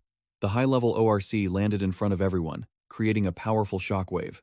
It ferociously raised its sharp claws. The girl with black hair was the first target of the high-level ORC. After killing the first girl, it turned around to target the girl with orange hair. The girl was terrified. She didn't know what to do and could only crouch down. The high-level ORC struck down with great force, and blood splattered everywhere. It turned elsewhere, aiming at Brady Pitt, who was standing nearby. The enemy is not just prey. The high-level ORC quickly grabbed him and lifted him into the air. It used immense force to squeeze Brady Pitt, crushing his body. The group was quickly overwhelmed. Jun-ok witnessed that scene, his face turning pale. That was death itself. Seeing the danger, WH stood in front of him, but the high orc used its tail to wrap around them and lift them up. It slammed his head hard against the ground with its tail. It left behind only a plea to save him. After taking care of most of them, it turned to look at Jun-ok. He looked at it with eyes full of terror, muttering to himself in his thoughts. I'm going to die. I'm going to die. I'm going to die. I'm definitely going to die. The high orc kept closing in. Jun-ok screamed, "Don't come any closer." His face turned pale as he trembled in fear. No, the monster raised its hand, preparing to finish him off. But suddenly, he appeared from behind it. Ryu Min swung his blade with such force that one of the high orc's heads was severed from its neck. The remaining head turned to look at him, but he followed up with another slash across its neck, and finally, Ryu Min destroyed it, leaving it collapsed on the ground. Jun-ok looked up in complete shock. Those were his boots, appearing right at his eye level. Ryu Min landed slowly, leaving Jun-ok stunned. He looked at the high orc's carcass, mesmerized by something he couldn't believe it had been killed in just one strike. System notifications flooded in. You have defeated the high orc. You have leveled up, you are now level 40. You have promoted from regular to expert. The balance feature has been unlocked. He rested his scythe on his shoulder, continuing to read the notifications, as his Death Seal skill damage increased from 120% to 140%. The range of the Death's Knight skill increased from 500 meters to 1,000 meters. You have learned the skill, Moonlit Destruction, a special Reaper ability. The next skill will unlock at level 60. Suddenly, Ryu Min smiled happily. He finally got it. Moonlit Destruction, a Reaper's attack skill, a type of power that appeared on the screen as absolute. Exclusive skill, Moonlit Destruction. Effect: concentrates energy for 1 second and unleashes an attack dealing 1,200% damage, increased by 1.5 times at night. It has a 10-minute cooldown and is exclusively for Scythe-type weapons. Just one swing was enough to slice through a whole group of orcs. When you only have one attack skill to rely on, missing is a huge risk. But because Moonlit Destruction is an area of effect attack, it's very hard to miss. Ryu Min's blade strikes could even bypass armor. It's even more useful when combining magic and physical attacks. That means it'll work even on those with physical resistance. He felt happy inside, thinking, having such a great skill makes killing monsters a breeze. But there will be insanely powerful monsters later on. So, this move will be really useful. Now, he would check the next reward. Notifications continued to appear as Ryu Min received the recent skills. You have obtained Orc Gauntlets. You have obtained High Orc Teeth. You have obtained Low-Grade Purple Magic Stone. You have obtained Balance Stone. Subquest in progress. Balance Stone.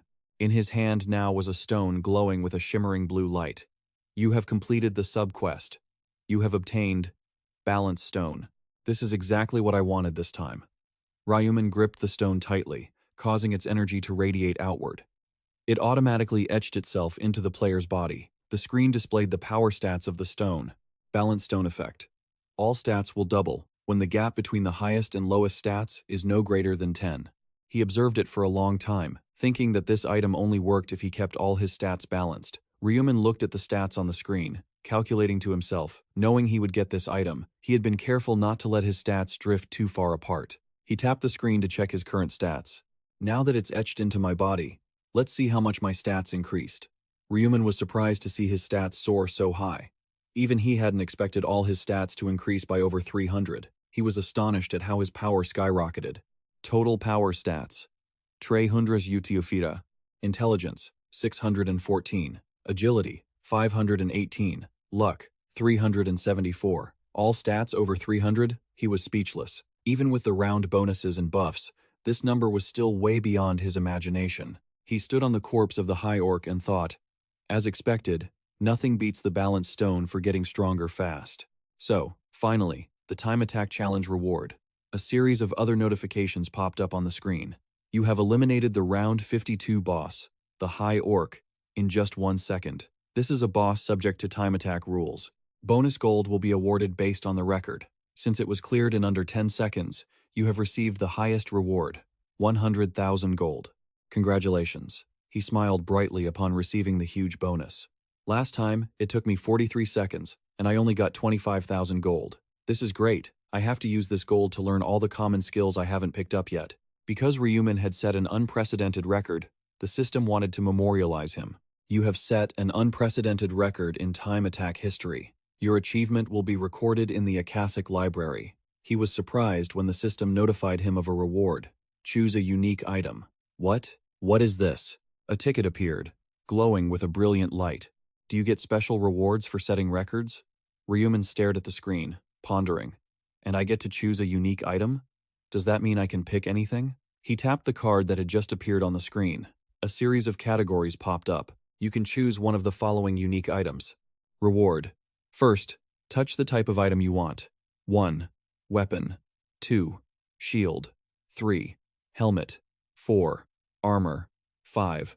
Boots. 6. Gauntlets. 7. Necklace. 8.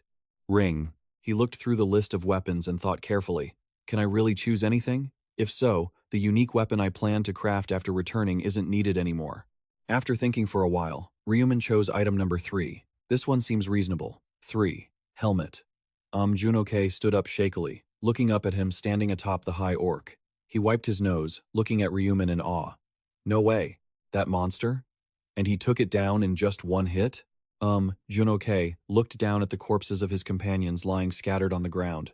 Is Ryu Min really this strong? How could he take that thing down all by himself? Something that not even 5 level 20 players could do?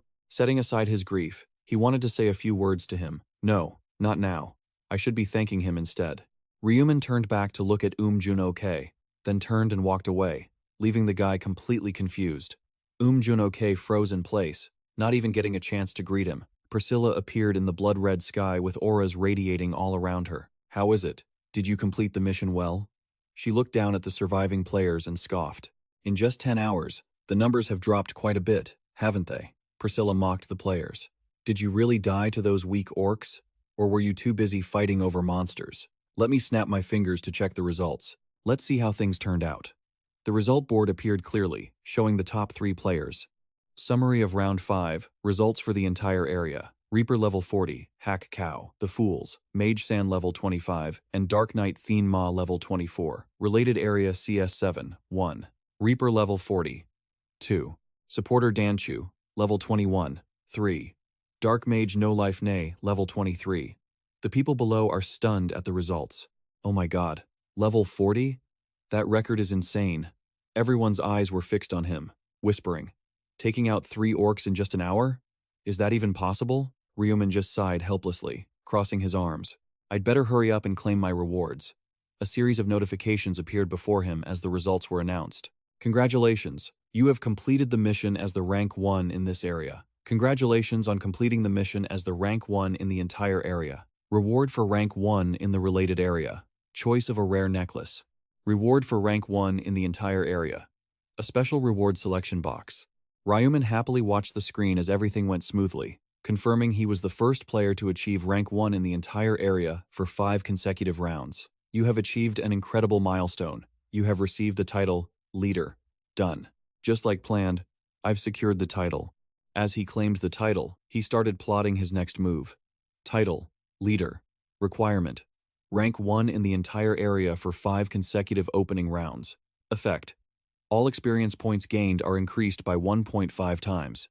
It's also because of this title that I never missed the rank 1 spot. I couldn't pass up a 1.5 times faster growth rate. Ryu Min reached out to the screen and tapped the golden chest. Now that I've got the title I wanted, let's pick the rank 1 reward. As he tapped, a list of necklaces appeared. You can choose one of the following rare necklaces.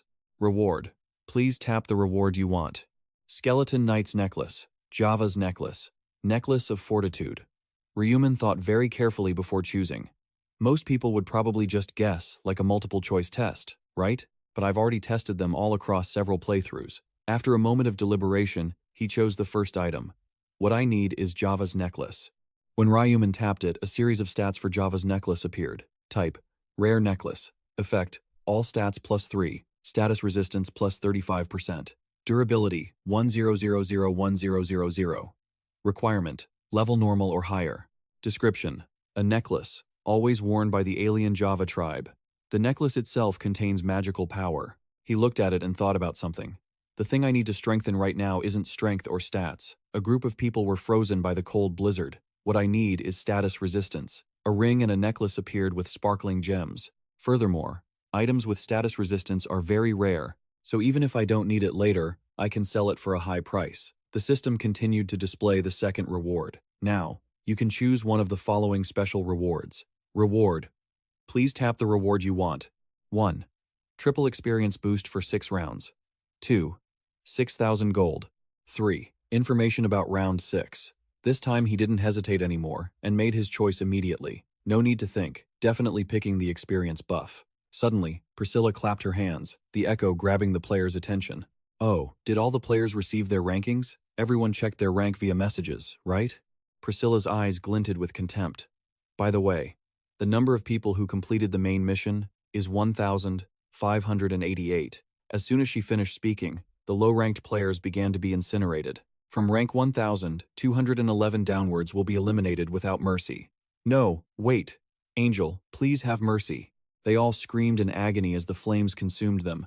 Please, spare me. Priscilla covered her mouth and laughed mockingly. It's truly pathetic to beg for your life like that. Humans are really no better than insects. He looked at her and laughed disdainfully. You think you're any different? Priscilla looked at the leaderboard. I guess you didn't even complete it, did you? She glanced down at Ryu Min, mocking him. Side mission. Round 5. Done. Priscilla was quite surprised to see him.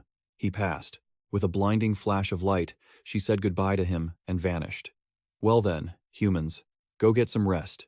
See you in the next round. After Priscilla vanished, the system displayed a notification to all surviving players. Round 5 ended. Total area survivors, 19,327,557. Related area survivors, 1,211.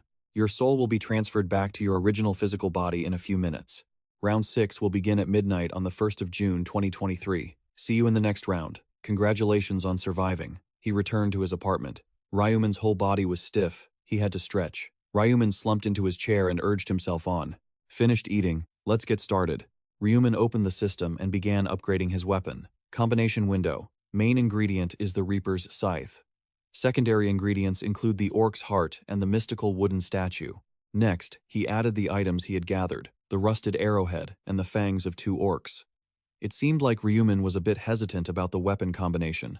If I press the combination button now, the weapon will be upgraded to a rare item suitable for my level. Still hesitating, he remembered, I have that black diamond I got from the mine. Finally, Ryu Min decided to combine that stone as well and pressed the button. If I combine it with the black diamond, it won't just be rare. It'll be upgraded to a unique item, combining a unique blade that carries a mysterious black energy. Combination successful. You have created the Reaper's Scythe. After the combination was finished, the system displayed the weapon's stats. Reaper's Scythe, Weapon type. Quality. Unique. Level 300. Effect. All stats plus 10. Skill damage plus 10%. Durability 30003000. Requirement. Expert level or higher. Description. A scythe once favored by the Reaper. They say darkness always follows this scythe of death. He laughed heartily, making Ryu jump. Finally, I'm free from the Reaper's scythe. Ryu Min used his remaining funds to pick up more skills. Now, with the money left, let's learn some general skills, shall we? Shop, all, equipment, ingredients, consumables, general skills. Explore surroundings for 20,000. Eyes is a skill used to display maps. First, explore surroundings will help show a mini-map. The second skill helps the eyes see further. Enhanced vision will push sight beyond human limits. And the last two skills are for creating shields and locking onto targets. Basic resistance will increase status effect resistance by 15%, and dexterity will increase skill hit rate by 20%. And that's all the general skills learned. Even though I've unlocked all the skills, I still have plenty of money left. Finished learning skills, and still have 140,000 gold to spare. Nothing worth buying here, aside from the rare items that won't unlock for another few days. Ryu Min sat bolt upright and decided to call it a day. That's enough for now. He triggered the system with his thoughts to check his stats. Status window. Ryu Min's status window appeared. Expert level 40. Reaper class. Alias. Black Orb. Title. Last Time Traveler. First Assassin Angel. One who resists divine punishment. The Pioneer. Strength. 106. Intelligence. 150. Agility. 106. Luck. 136. Unallocated stat points. 0. Common skills. Tracking, aura perception, stealth, first aid, scout, enhanced vision, basic resistance. Specialized skills. Death Seal, Night Reaper, Moonslash, Massacre, Brilliance, Clone, Reaper, Inner Peace, Equilibrium. Additional features. Shop. Trade. Crafting. Unlocks at level 99. Ryu Min looked at the screen with a satisfied smirk. Even just with Equilibrium, it's this strong. If I add Massacre, my power will double. As he pondered and the system interface faded away, he thought, perfect. I'm at my peak now. Time to start business with Gion Lock. Once that's done, I'll put Wang Young-min to use. Suddenly, a thought crossed his mind. Wait, come to think of it, how is he doing now? I wonder if he survived as planned. He activated a skill to start tracking. Ryu Min smiled with amusement when he located Wang Young-min. Being able to track him means he's still alive. Good, he's still useful. With a cold, icy gaze, he thought of him with contempt, determined to make him fail. But this will be the last time I use Wang Young-min. After this run in the real world, I'll toss him aside. The scene shifted to a grand building in the city. Inside a fancy cafe, Julie sat alone. She looked outside, feeling a bit confused. Why would Ryu Min want to meet her again? Her mind drifted to the next scene, or rather, her imagination, where Ryu Min gently leaned in close. Julie, I missed you. The mere thought made Min Julie incredibly shy. She tried to keep her cool. What a ridiculous thought. Calm down. Stay calm. Don't let it show. While she was still lost in her chaotic thoughts, the door swung open. Ryu Min walked in with a suave, handsome demeanor. He scanned the room, looking for her. Spotting her in a corner, he smiled and went to greet her. You're here? Have you been waiting long? She quickly stood up to explain. No, I just got here myself. Feeling a bit awkward, Julie announced she was going to get drinks. What do you want to drink? It's on me today. Choose whatever you like. This seemed to please him. Really? Then I'll have an Americano with an extra shot. She nodded in agreement. Okay, wait a moment. After sitting down, Ryu Min's face turned unusually friendly. Thanks for the drink, Julie. Min Julie felt something was off and fell into deep thought. Why is the atmosphere so tense today? Must be because I was overthinking earlier. Again, her mind wandered to the intimate scene she had imagined. Then, Ryu Min spoke softly. So, how was round 5? He looked a bit flustered as he watched her face. Did you meet Black Orb? She nodded. Yes, just like you said. I met him and went hunting together. Julie's face lit up as she shared. Honestly, I was skeptical. Why would the top-ranked player agree to party with me? But when I showed him my stats, he agreed immediately. It seemed this had been part of Ryu Min's plan. Anyone would want to team up once they saw her stats.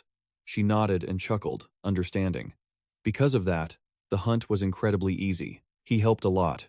For the first time, I reached second place in the whole region. This left the guy surprised, looking ahead. Second place? That's amazing. What did you get? Her eyes sparkled with anticipation. Want to see? Julie summoned a necklace into her hand, her face glowing. The item was a rare intermediate-level necklace that boosted agility. What do you think? Looks okay? Ryu Min looked at the necklace in her hand and couldn't help but be impressed.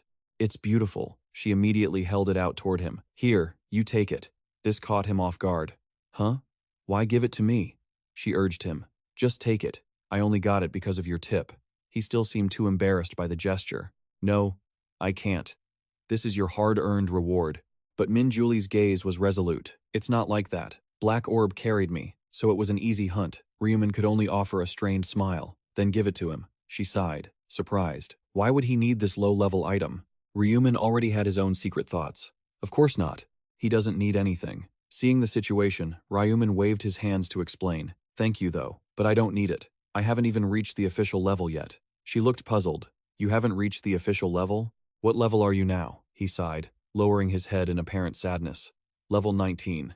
I only managed to kill 300 orcs in 10 hours. Seeing his attitude, Min Julie tucked the necklace away. The fairy class doesn't really suit close combat.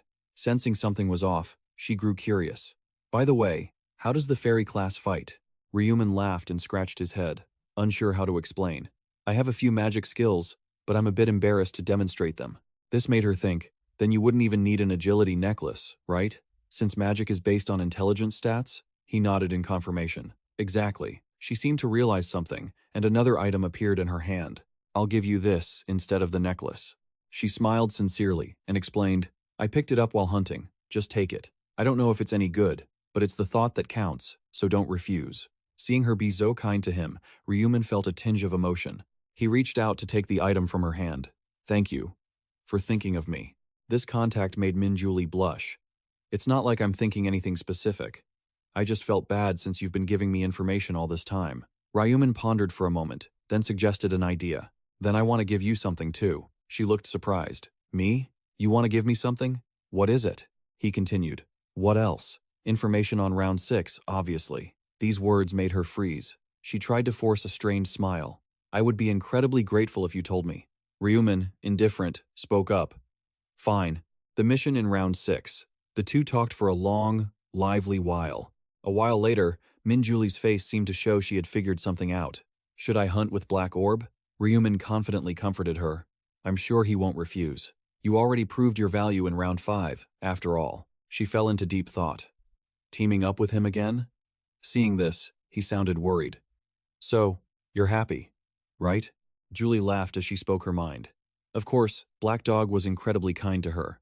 Ryu Min seemed quite surprised to hear that answer. Good. Saying that, she focused on telling her story with sparkling eyes. He behaved more thoughtfully than she'd expected. He wasn't as scary as he looked, just a bit arrogant. But since he's ranked first, he's allowed to be. These words were like a knife stabbing into Min's head. He didn't know what else to say. Is that really true? After a moment of contemplation, she made another announcement. Plus, he seems to have quite the eye for things. Ryu Min felt a bit confused. An eye for things? She spoke her thoughts aloud. It's hard to explain, but it's like he can read people's minds.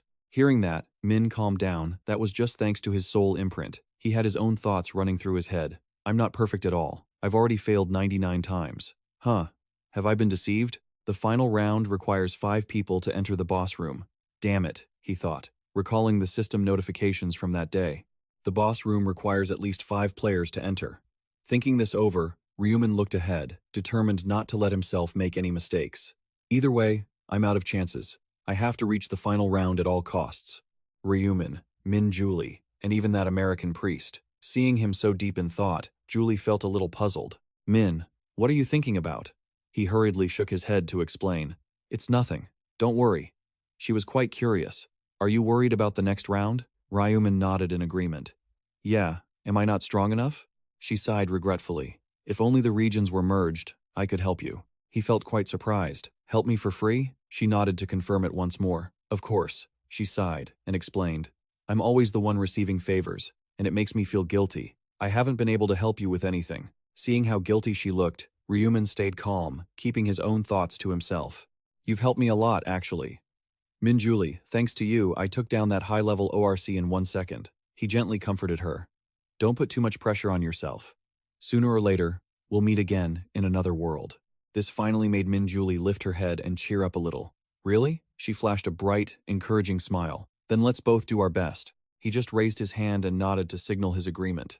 Even though he had his own calculations running in his head. If she ever found out that he was Black Dog, he wondered how she would react. That was what worried him the most. Time quickly passed to the evening at Unsung Chunma Corporation. Min stepped inside.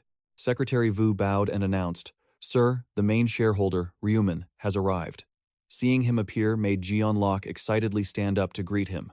"Welcome, esteemed shareholder." He quickly pointed to a chair and signaled his secretary, "Please, invite him to sit here. Manager An, bring us 2 cups of chrysanthemum tea." The secretary nodded, catching on immediately. "Yes, sir." After taking his seat, Jeon Lok went straight to the main point. "Main shareholder, or should I say, profit. Was your trip all right?" Ryu Min replied, "Very good. The driver you sent was very polite." Hearing that, Jeon Lok let out a sigh of relief. "That's great. If anyone makes you uncomfortable, just tell me, and I'll handle it immediately with the appropriate measures." Min then reasoned to himself, Jeon Lok, the guy who kills 1 criminal every week, is talking about appropriate measures? Suddenly he spoke up. "Oh, right." A plan had popped into his head. It was best not to babble. Jeon Lok looked outside and suggested, "Have you eaten yet? If not, we could dine together." Ryu Min laughed and replied, "There's something more important than eating."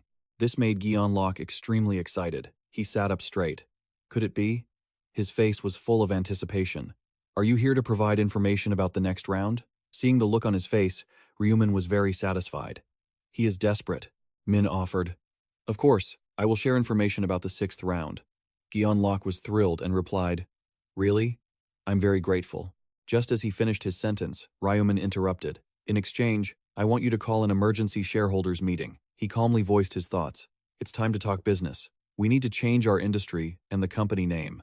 Jeon Lok's expression changed immediately. "What do you want me to do?" Min didn't back down and went straight to the point. "At the meeting, I want you to support the project I'm about to propose." His voice echoed through the office as he continued. "Don't offer unreasonable opposition. You must convince the other shareholders." Jeon Lok remained silent after hearing this. "From what I see in the future, they won't be happy about this." Sensing something was off, Jeon Lok looked confused and was about to react. What kind of business is this, anyway? All of his reactions were being closely watched by Min.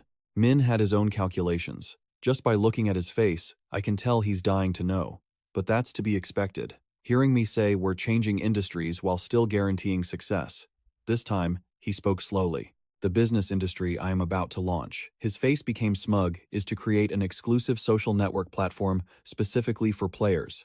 Ryu Min smiled confidently as he announced, "It's creating an exclusive open market for players." This left Jeon Lok puzzled. "You mean a website?" He nodded to confirm.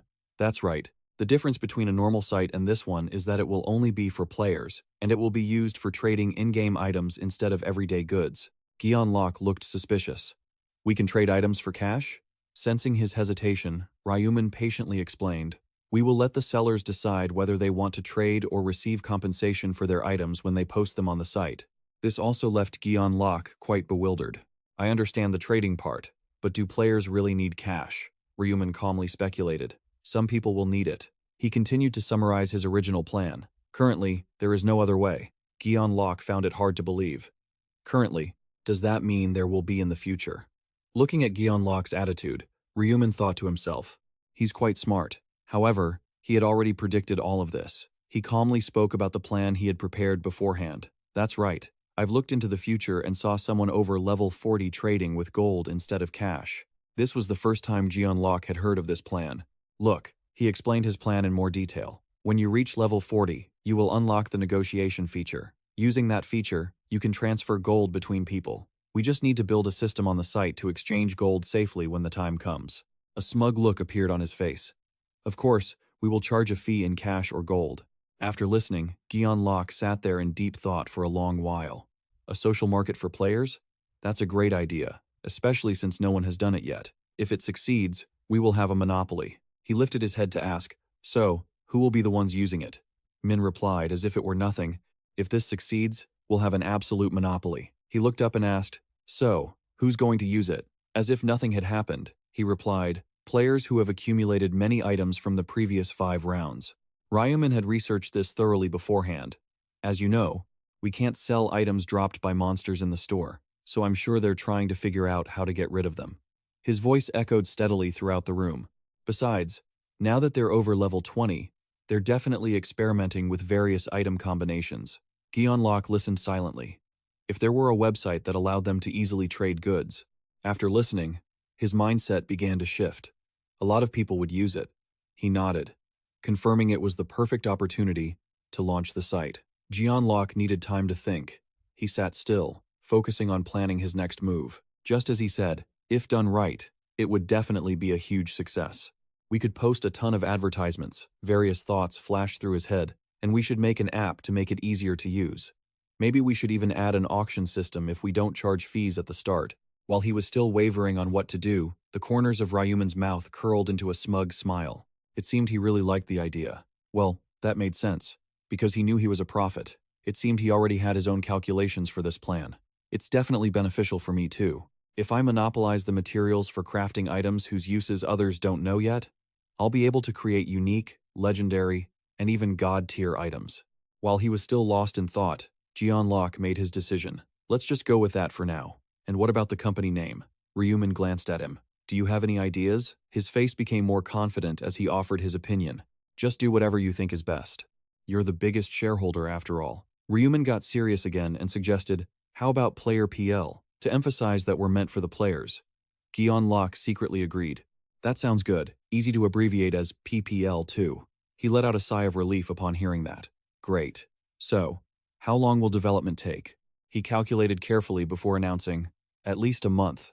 He nodded, thinking to himself that it would be after the 6th round. Suddenly remembering something important, Ryu Min quickly declared, by the way, let me tell you about the 6th round. This information took both Gyeonlok and Secretary Shu Kyung by surprise. After a long discussion, Gyeonlok sat there, calmly reflecting teamwork was going to be critical in the 6th round. He stood up and thanked him for everything. Ryu Min shook his head as if it were nothing. It's nothing. Gyeonlok was extremely pleased, already planning for the future. Keeping him around was a wise decision. Thanks to you, everything is going smoothly, both in the real world and the other world. He looked up and smiled. So, we will launch the business as you described. I'll organize a shareholder meeting as soon as possible to get this idea approved. His face turned excited. Would you be able to attend the meeting to present the idea? Ryu Min nodded at the suggestion. Sure. He quickly placed his trust in him. That's great. I'll call you as soon as the date is set. Feeling that things had moved quite quickly, Gyeonlok instructed, Manager Ann, take him home, and by the way, make sure to tell her everything.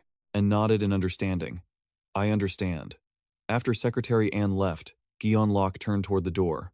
Goodbye then. Time passed, and a few days later, when Ryu Min woke up, the first thing he did was grab his phone. Today, an epic tier item would be on sale. He opened the store interface. Store. Items for today. His fingers moved nimbly. Looking at the cloak right in front of him, Ryu Min felt a bit happy. There it is, the worn-out, vagabond's robe. Item of the day. The system displayed the info for the robe. Worn-out vagabond's robe. Type. Armor. Rank. Epic. Defense. 1. Durability. 100,000 and 100,000. Usage restrictions. Official players and above. Description. A dirty, tattered set of clothes. However, it has one strength. Price. 20,000 gold. Time remaining. 23 hours, 59 minutes, 59 seconds. Buy? Ryu Min felt a bit of regret. The defense was garbage, but it gave a huge boost to movement and attack speed. Even so, he reached out and tapped to confirm. An epic item for 20,000 gold. Truly rare. Looking at the screen as the transaction successfully processed, Ryu Min fell into strange contemplation. Soon, I won't have to rely on the store anymore. I'll be able to buy everything I need on the social market. A scroll he had just purchased appeared in front of him. When that time comes, crafting blueprints will sell for a high price. If I have a blueprint for a specific item, Ryu Min looked at it to see if anything had changed. I am Deether. There won't be a need to blindly combine items anymore. It was clear that a perfect plan had already taken shape in Ryu Min's mind. Plus, since players could resell the blueprints, they were a hot commodity. If he could leverage this advantage properly, the market would really take off. Thinking about it, he felt a wave of exhaustion and just collapsed onto his bed. But first, the shareholder meeting was tomorrow. The scene shifted to the next day at the Heavenly Demon consulting firm. As each executive walked in, Secretary Ann handed them a folder. Here is the folder, please have a seat. Things were looking up. The shareholder meeting was going smoothly. Ryu Min stood on the stage, pitching his idea to everyone. But of course, it was never going to be that easy. Just as he expected, there were still people there to oppose him. Some people challenged my ideas, but because I answered every question so fluently, the questioning started to die down. Ryu Min wasn't intimidated at all. He calmly laid out his plan. It even left Gion Lok, who was standing to the side, feeling impressed. In the end, everyone agreed. After the meeting wrapped up, Gion Lok walked over, beaming with praise. You did a great job. You didn't look nervous at all, Ryu Min answered calmly. I guess all that practice at home really paid off. This took him by surprise. Really? He placed a hand over his heart and spoke his mind. I'll handle the rest from here. You just need to focus on surviving the next round. Hearing him say that, a strange smile tugged at the corner of Ryu Min's mouth. I bet he's worried that I might die. Realizing things were finally turning around, Gion Lok quickly suggested, Are you hungry? Let's go grab some lunch. He nodded happily. Sure. He could finally breathe a sigh of relief. Today's business was finished. He walked forward, mentally mapping out his next steps. Now, there was only one thing left he had to use, Huang Yong M. A moment later, Yami's face appeared on the screen. Hello, this is PCW, the regular Sunday meeting. Po Poring's expression looked a bit strange. He quickly replied, Hey, Yami, you picked up on the problem right away. Poring asked seriously, Why does everyone seem so tense? Did something happen? Haven't you heard the news? The others, who had no idea what was going on, asked, What news? The next few words left her completely stunned, frozen in place. We haven't heard a single thing from my 30-year-old self or the Honey Jam. Seeing as we haven't been able to reach them since round 5, I don't think they're still alive. This time, her expression was completely serious. She glanced at the attitudes of those around her, realizing that was why everyone was keeping their heads down. But, surprisingly, were they actually sad about that death? We only ever met them through video calls, after all. Thinking about this, Yami suddenly realized something important. Maybe they're just pretending to look like good people. Before she knew it, she was picturing the chairman's face and began to hesitate. The founder of the PCW is the most influential person here. Naturally, they have to pretend to be close to get on his good side. He always puts on a show of being heartbroken whenever someone dies. Thinking about this, Yami became even more determined. Might as well play along. She immediately switched on her acting mode and began to sob pitifully. No, not those two. Seeing her looking so miserable, everyone else started crying too. Don't cry. Seeing you guys cry makes me cry too. Watching everyone follow her lead, Jamie smirked to herself, thinking, Look at them. Everyone's just mimicking me. Humans are so predictable. Suddenly, the system displayed a new notification. The chairman has joined the PCW call. Seeing everyone's behavior, the chairman looked confused. What's going on? Why is everyone crying? Seeing that, Lost Sheik could only sigh and recount the whole story to the chairman. After hearing the details, the chairman also seemed strangely thoughtful. I understand, but I'm still just glad you're all alive. He closed his eyes tightly, speaking his thoughts sadly. Not a single round has gone smoothly. Now, there are only 6 of us left. This time, one of them asked in surprise, Chairman, can't we pick a new operator? The chairman deliberated and replied, I'd like to, but there's no one qualified. We haven't been able to reach any of the applicants from last time. He looked up at the staff member sitting across from him. Lost. What happened to those 3? He shook his head and replied, I've called them many times, but no one answers. This also left the chairman feeling disappointed. They must have all died in round 5. Lost announced somewhat solemnly, I'm not sure about the other 2, but Reaper is definitely still alive. IR said, seriously. Even if those 2 didn't make it, Reaper is surely still kicking. Everyone saw the results of round 5, right? Someone that strong wouldn't just survive in the game, he'll be fine in the real world too. Summary of round 5 results for the whole region. Reaper, level 40, Reaper, 1 minute 6 seconds. M, level 25, Mage, 2 minutes 30 seconds. Level 24, Dark Knight, 2 minutes 47 seconds. Bishop pondered, then why did Reaper sign up for the group and then vanish without a trace? IR felt helpless. I don't know about that. Jitang chimed in. Maybe the guy just wanted to mess with us. Bishop continued. What if he wasn't the real Reaper to begin with? Maybe the reason we haven't heard anything from him is because he died in round 5. Poring said, it made sense. An imposter? I nodded. Yeah, that sounds plausible. Maokbang said arrogantly, right. A big name like Reaper joining a no-name cafe like this? Suddenly, he froze, as if he realized something. Wait! The three people heard that and were startled, feeling extremely uneasy. Bishop questioned him. Bang, you just said, no-name cafe. What exactly are you trying to say about the cafe here? I meant that this place connects players and is the pioneer of the new era. Do you have a problem with it? He waved his hands, stammering, I'm sorry, Chairman. I didn't mean it like that. His eyes turned sharp, looking terrified. You've been stripped of your executive membership? No. Actually, you are permanently banned from this cafe. What? We are in a time where we need unity, not people who look down on the group. I cannot accept someone like that as a member. Chairman, Bang will be blacklisted from now on, and when the new era arrives, you'd better learn how to adapt. He screamed in panic. Chairman, the system voice appeared. The operator has removed Siosuo from the room. He wore a happy smile. All right, now that we've cleared out the traitor, let's continue the meeting. Everyone was tense and spoke up in unison. Yes. I let out a huff, catching his attention. Lost, is there a problem? He stared intently at the screen. Someone just registered as a member, and the player's name is. His next words made everyone panic. It's Reaper. Reaper registered again. Yes, Chairman. But this time the real name is different from the previous one. The person who registered this time is named Ryu Min, Bishop said softly. Go to his place. We can't confirm if he's the real deal if we don't meet him. What if it's not him? Chairman. IR gritted his teeth. He will have to pay for daring to toy with us. Someone was staring intently at a computer screen. In Min's heart, since a fake Reaper had appeared, the Frack executive group wouldn't just sit by. They would use the excuse of an interview to go straight to his house.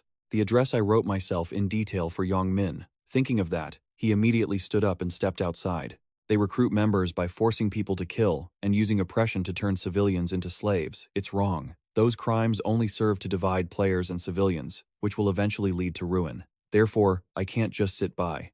It's best to wipe out the executives at the root and then use that organization for myself. One day, Flabo will become a massive force with over 30% of the players in the country as members. So, instead of destroying the group, using it to control the player population is more beneficial. That's why I registered for the FC3 from the start. Then he picked up a stick. Once I use Ryu Min to wipe out the executives, I'll take the chairman's seat. The door slowly opened, and someone carrying a black bag walked in. The shop owner greeted him cheerfully, but stopped when the black bag was slammed onto the table. Listen, Ryu Min, the masked man commanded. Put all the cash you have in here into this bag, if you don't want to die. The man trembled, stammering. The guy waiting there punched the table hard and roared, Damn it! What are you hesitating for? Do you think I'm joking? Hurry up! Do you want your head cracked open for real? He went limp, trying to stand steady. I'll do it right away. He brought out a large bag of money. Here. The guy's voice was frighteningly deep. Is this all there is? The man hung his head. Since lottery ticket sales were suspended, revenue has been poor. We had to sell extra items like a convenience store, but still. The guy leaned in, threatening him. Did I ask about that? I know you're hiding a safe in the back. Then he raised his fist. Take it out. Now. The man quickly turned away. Yes, sir. The bag was full, and the guy felt a slight sense of satisfaction. About 10 million gold. That's enough for now. Go ahead and call the police. Damn it, I'll break out of prison and kill you. Saying that, Ryu Min hurried outside. He ran into a dark little alley and took off his hood, letting out a sigh of relief. Today was a pretty good haul. With this, I can survive for a month. I can live just fine in the real world. But what about the other world? Will I survive the next round? It's all that bastard Reaper's fault. Because of him, I lost my friends and my stats dropped. As he lost control, he screamed. It's all that bastard's fault. A black cat nearby scrambled away in terror. Reaper. Ath. That filthy bastard. If I ever meet him in real life, I'll chop him in two right there. In an office building, Ryu Min sneaked up the stairs. He glanced toward the elevator and was startled to see someone standing there. Who's there? The man asked, making Ryu Min instinctively back away. You're Ryu Min, right? Judging by that reaction, I'm guessing you're the guy. Ryu Min stuttered, unable to respond. Who are you? The police? Are you with the police? Why? Did you commit a crime or something? I'm Losk, the recruitment manager for Frasba. You signed up for the interview this morning, didn't you? He frowned. Was this jerk trying to pitch a pyramid scheme to him? What was this joke? Aren't you the Reaper? You think I'm the Reaper. Is that it? You mocking me? Besides, what the hell is flack? Forget it. I'm leaving. Wait, what's going on? At least tell me what this is about. The man looked mysterious. It seemed someone knew his personal details, name, and address matched perfectly. He screamed in panic. What? Who the hell did that? Min stepped out wearing a mask. It was me. I used your name.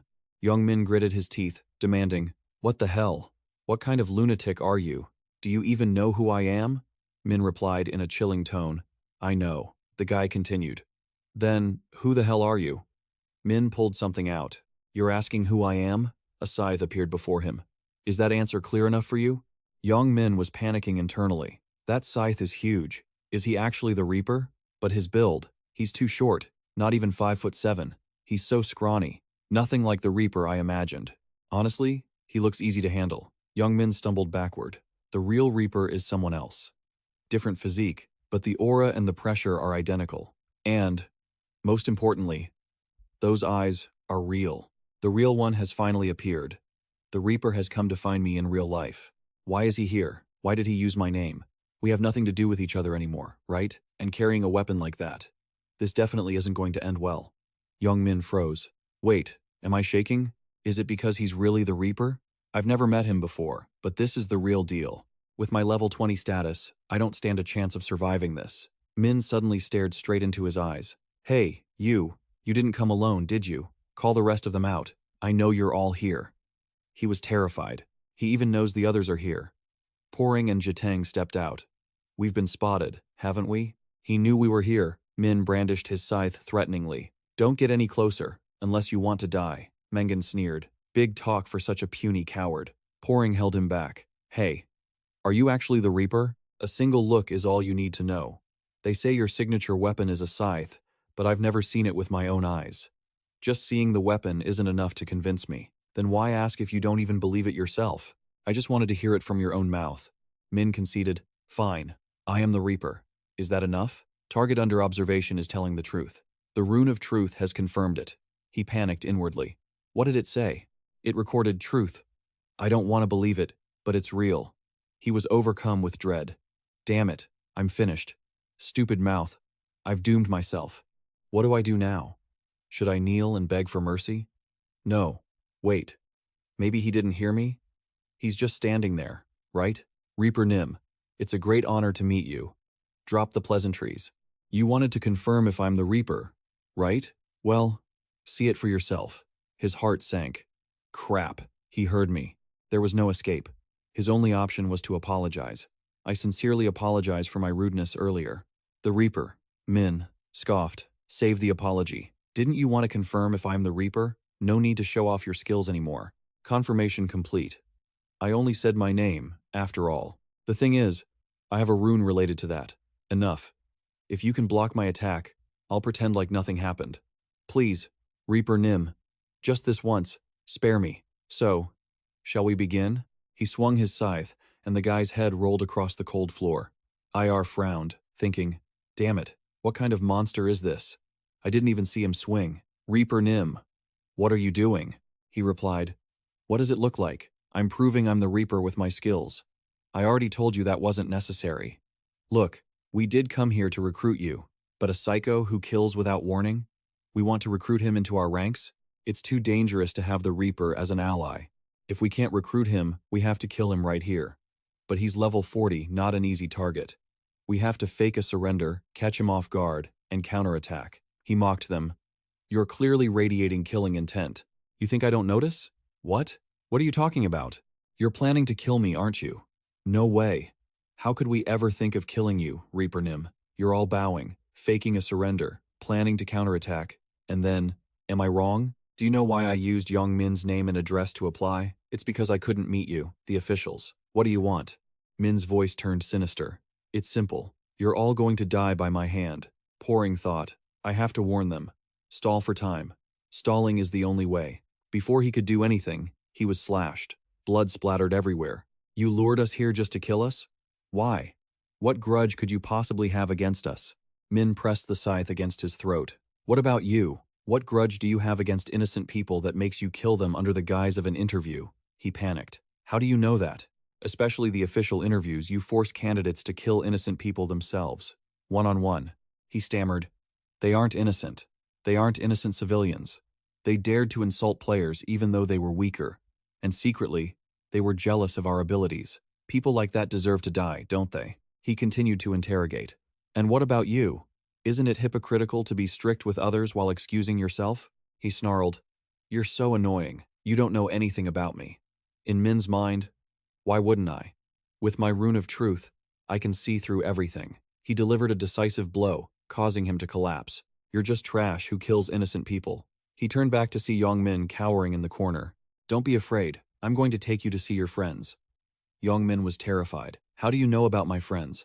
Min took a step forward. Why wouldn't I? We used to go together. To be more precise, I was dragged along by all of you. What? He slowly removed his mask.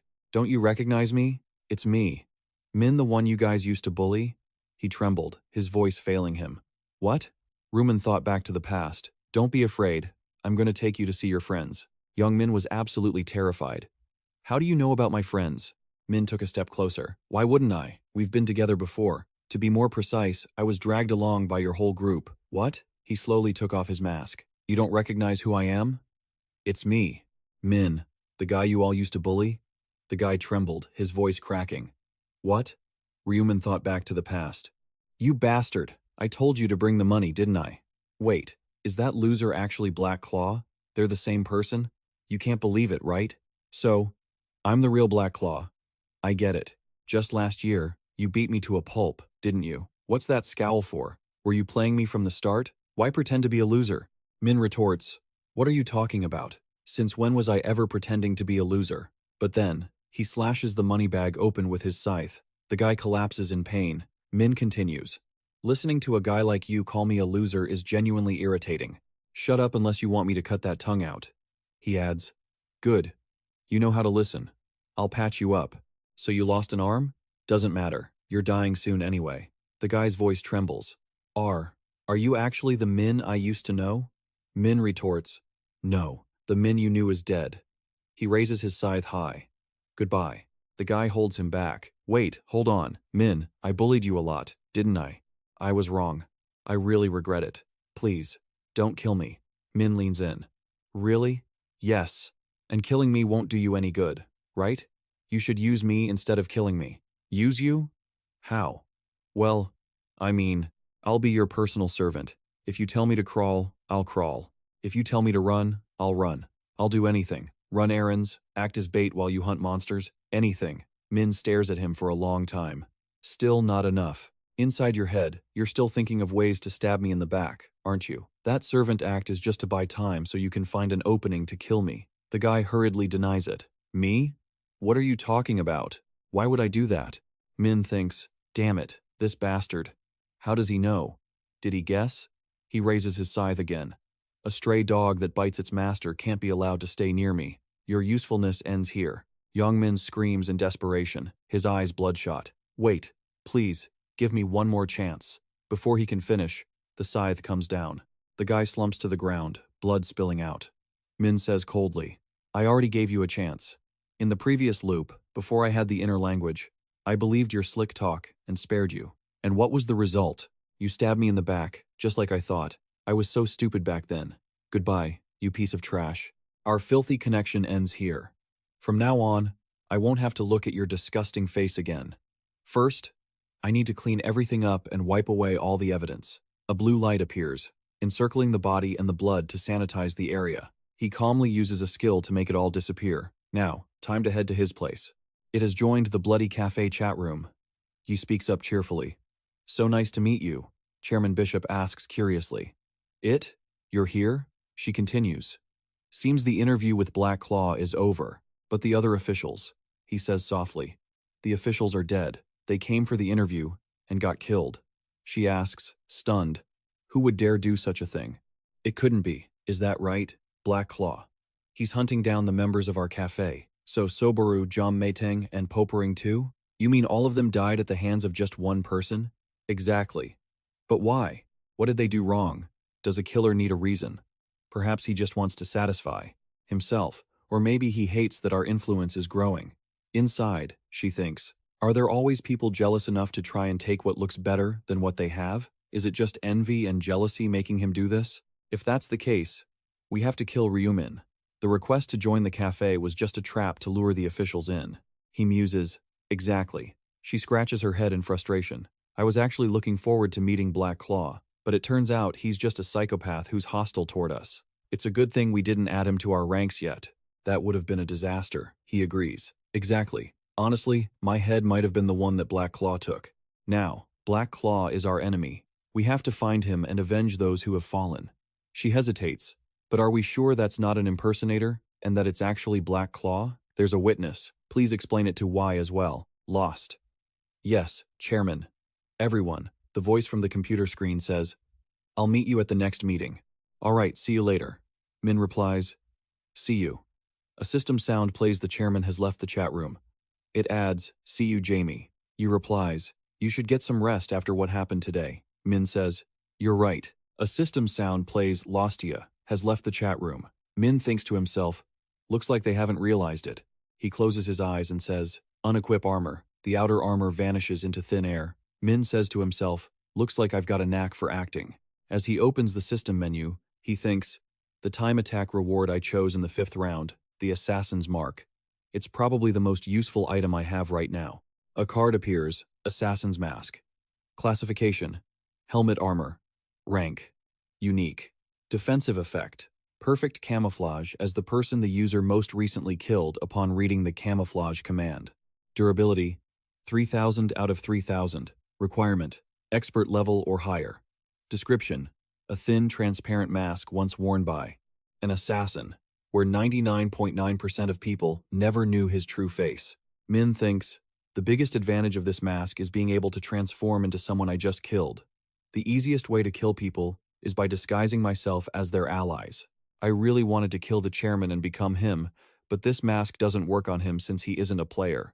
It's ironic that the head of an organization full of players isn't a player himself. He recalls and thinks, not to mention Jamie is also a major obstacle. With my current skills, I don't stand a chance against her. Min continues, I have to avoid clashing with the officials until I find a way to deal with them. I'll keep posing as Lostia during the periodic meetings and monitor the situation. Walking along, he thinks, since they probably won't notice until the next meeting. I'll spend the time recovering the durability of the Eternal Sleep Stone. Min walks out of the house, looks up at the plane, and thinks to himself, time to go abroad. Scene shifts to a workshop. Daniel in the UK is hammering away inside. He dips a small knife into a basin of water. Daniel holds it up, it's gleaming. He begins to inspect it. Looking at it, Daniel says, done. He keeps looking at the small knife and thinks. Daniel puts it on the table and says, what's the point of making these when nobody buys them? Since the angels appeared, his customers have dropped off significantly. He picks up the knife again, looking at it, and says, I'm tapped out now. I've really hit my limit. Not a penny left. Do I have to find something else to do? Daniel continues, is it too much to ask to just live my life? He keeps daydreaming. If we make it to the 20th round, we get granted a wish, right? Daniel stands up and thinks to himself, that's right. I can't give up. I'm still young. A man needs to have ambition. He clenches his fist to summon courage and looks toward the future. I'll beat the final round and get that wish. Plus, I've even got the title of blacksmith in another world. It must be fate, he thought to himself. Even if it's not much help in direct combat, I can still make it work. Weapon damage is increased by 150% thanks to the weapon grinding skill effect. I've had the weapon grinding skill since level 20, he said excitedly. I have to find a way to get past round 20, Daniel said gloomily. But money is a different story. I don't even have enough to buy supplies. He returned to reality and thought in his head, I'll have to put things on hold until I've saved up enough money to buy materials. Once I have enough, I'll come back and continue. Daniel continued to think. First, I need to get out of the mountains and find a job. Min walked up behind Daniel's shop. He turned around at the sound behind him. Daniel looked and thought, a customer? Not many people make it all the way up here. He turned and asked, how can I help you? Min reached out a hand in a friendly manner and said, you're Daniel, the famous young blacksmith, right? Daniel turned and asked, who are you? Min replied, looks like I've come to the right place. Daniel asked further, how do you know about me? Min replied, I didn't hear about you. I saw you. Daniel asked, what do you mean? Min pointed to himself and introduced, I'm a prophet. I can see the future. Daniel looked at him and asked, a prophet? What kind of nonsense is that? Min reached out and said, you're level 21, a blacksmith from District CK008, right? Daniel thought, level and class can be guessed with luck, but the District 2? Could he really be? He asked back. Can you really see the future? Min replied, That's right, Daniel. I've never heard of profit being a class. Min smiled and said, That's understandable. The class is extremely rare. I don't know if you know this, but profit is one of the unique classes that only one person can possess. He crossed his arms and asked, So, what does someone as great as you want with me? Min smiled brightly and replied, Calm down. I just want to negotiate with you. He continued, I want you to repair an item for me. If you do, I'll provide you with useful information. Useful information? Min turned to set the condition regarding round 6. Daniel was surprised and thought to himself, Round 6. If I can get information on round 6 in advance, I'll have a huge advantage. But just repairing an item in exchange for that info seems too good to be true. Something feels off. Daniel started to speak. Are you sure you want to give me information about the next round just to fix some durability? You don't want anything else? Min thought to himself. As expected, if he agreed immediately, I'd be disappointed. He smiled and said, To put it bluntly, I want to be friends with you. Daniel stood there, stunned, and asked, What was that? Min continued, I've seen the future. You will become a master blacksmith and pass round 15 all by yourself. He turned and added, But that's as far as it goes. You don't have a future after that. It's a shame, Min said, sowing hope. But I can help you. If you work with me, you'll be stronger, faster, and go far beyond round 15. He continued as Daniel looked on in amazement. You'll also achieve your dream of becoming an eternal blacksmith. Daniel asked the real question. So, what do you want from me? Min replied, Nothing much. Just, he said with a friendly smile. We help each other out. That's all. He thought to himself. Daniel is the only blacksmith to survive until round 15. Keeping a good relationship with someone this talented will surely have many benefits. Min kept thinking, he looks like he's really considering it. Do you want me to help you decide? He happily reached out his hand and said, What I'm asking for isn't excessive. Just repair my items when needed and use some support skills on me. In exchange, I'll give you information about the next round, Min continued.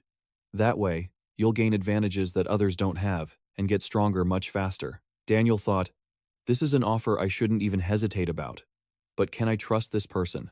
The way he talks sounds very sincere, but it's still better to be cautious, he continued. I really appreciate that you value me, but I'm not entirely sure yet. Can I decide whether to continue this exchange after I see the results of round 6? Min replied, Up to you. I'm not forcing you to sign any contract. Daniel said, Let me repair your item first, and once that's done, you give me the information about round 6. Min replied, Understood. He pulled out an extremely sparkling stone. A card appeared. Eternal Sleep Stone. Necklace. Epic Great Effect. Every time you kill a monster, gain 1 accumulation point, lose 1 durability. Every 100 accumulation points will convert into 1 attribute point. Durability, 1000 out of 1000. Condition, normal level or higher. Description, a necklace set with a dull gray stone. It is said that this stone traps the soul of the one killed. Min handed it over and said, The Eternal Sleep Stone only has 1 durability left. Here, Daniel started channeling his energy. He handed it back and said, It's repaired. Min held the stone in his hand and a card appeared. Eternal Sleep Stone, Necklace, Epic Great Effect. Every time you kill a monster, gain 1 accumulation point, lose 1 durability. Every 100 accumulation points will convert into 1 attribute point. Durability 1000 out of 1000. Condition, normal level or higher. Description, a necklace set with a dull gray stone. It is said that this stone traps the soul of the one killed. Min thought, Good, now I can accumulate points from the beginning again. Daniel thought, I don't know what that necklace is, but it must be very good if he went through the trouble of fixing it just to keep using it. Min thought, listening to how he talks, it seems he doesn't know the details of the item. I'll treat it as his private business and intentionally avoid reading its attributes. Min brought out the system and said, Thank you. Thanks to you, the durability is fully restored. Daniel replied, So, will you give me the information about round 6 now? Min answered, Of course. The mission of round 6 is, Daniel continued, If that's the case, I have to gather strong teammates immediately. Min replied, Right. The monsters won't be easy to handle. He continued, So, our deal ends here for now. Min asked, By the way, will you sell me an item? He said, Black iron powder. You have it, don't you? Daniel thought, He can even guess what I have. Min continued, Sell me some of that black iron powder. You look like you need money to buy materials. I'll pay you a generous price. Daniel thought, Even the fact that I'm looking for a job to buy materials, he knows. He said, "That's amazing. I believe you now that you're a prophet." Daniel added sincerely, "To be honest, at first I suspected you were using some kind of trick. I apologize." Min reached out his hand and replied, "No need to apologize." He continued, "I only say what I see. Whether you believe me or not is your choice." Daniel looked at him and said, "I'll just give you that black iron powder for free. I'll pay you handsomely." Daniel was lost in thought. He was actually planning to find work to buy materials, and he knew it. "You were right, that was terrifying. I believe you're a prophet now." Daniel continued honestly, "To be fair, I initially suspected you were pulling some kind of trick. I'm sorry." Min reached out a hand. "No need to apologize." He added, "I only say what I see. Whether you believe it or not is up to you." Daniel looked at him and said, "I'll just give you that black iron powder. I feel like I've already received more than what you've given me." He took it out. "I'm not the type to be that thick-skinned. Just take it." A card appeared. Black iron powder. The item description says it's a black iron powder that emits a faint, mysterious, magical aura. Min pondered to himself, "Is he really giving me this rare item for free?" He stood there, lost in thought. Black iron powder is a crafting material for god-tier items, and he must not know that it's impossible to obtain until after round 11. I should be the one thanking him. Min asked, "Are you really giving this to me for free?" Daniel scratched his head and replied, "It's fine. Honestly, I don't even know what it's used for. Only you, a prophet, would know its true value." He thought to himself, "Since he asked for it directly, it must be important. But I won't pry. I've already received help. It would be pathetic to ask for more." Daniel thought further. The guy has a really good personality. Min handed him a package and said, "Open this." Daniel opened it and saw a lot of money. Min continued, "It's 20,000 pounds in total. I wouldn't feel right taking the item for free." He reached out and said, "This should be enough to cover your material costs, right?" Daniel replied, "Of course." He thought to himself, "With this, I don't need to go look for another job." Daniel smiled at him and added, "But are you sure I can take such a large amount?" Min replied, "That's what it's worth. So, just take it. Don't worry about it. I'm not giving it to you just to buy materials." Daniel asked, "Huh?" Then, Min continued, "Open an overseas stock trading account and invest about half of the money I gave you into Korean stocks." Daniel asked, "Korean stocks?" Min continued, "The company name is Player Place. I'm not forcing you, but this company is about to blow up. If you invest, you'll never have to worry about material costs again. Believe it or not, that's up to you." Daniel replied, "Since it's advice from a prophet, I'll follow it. Besides, it's just money I earned easily anyway." Min said, "Then, good luck in the next round." "Oh, can I give you my number?" Daniel responded. "Sure," he said. "Oh, I almost forgot to ask your name. What's your—" Min replied with a haughty attitude, "Just call me Ryu." June 1st, midnight. Min stood in a place covered in dust. Players around started asking each other, "This floor is covered in dust. Is it a wasteland this time? What kind of mission throws us into a place like this?" Min thought to himself, "Round 6 is a co-op round. I need to find partners. The first person to find is Min Julie." As he looked around, he thought, "Besides Min Julie, I don't necessarily need others, but I need 3 more people to form a team of 5. From behind, someone called out, "Min! Min!" Julie came running from behind. She approached and asked, "Long time no see. Are you doing all right?" Min replied, "Has it really been that long?" Julie continued with a smile. "Well, it has been a month since we last saw each other." The players around them kept gossiping. "Who is that woman? Who talks to the number 1 ranker so naturally? Min Julie? Is she a top ranker worthy of playing with Min?" A player thought to himself, "Wait, I remember now. She was ranked 2nd in the previous round's results. So jealous, getting to be close with a top ranker."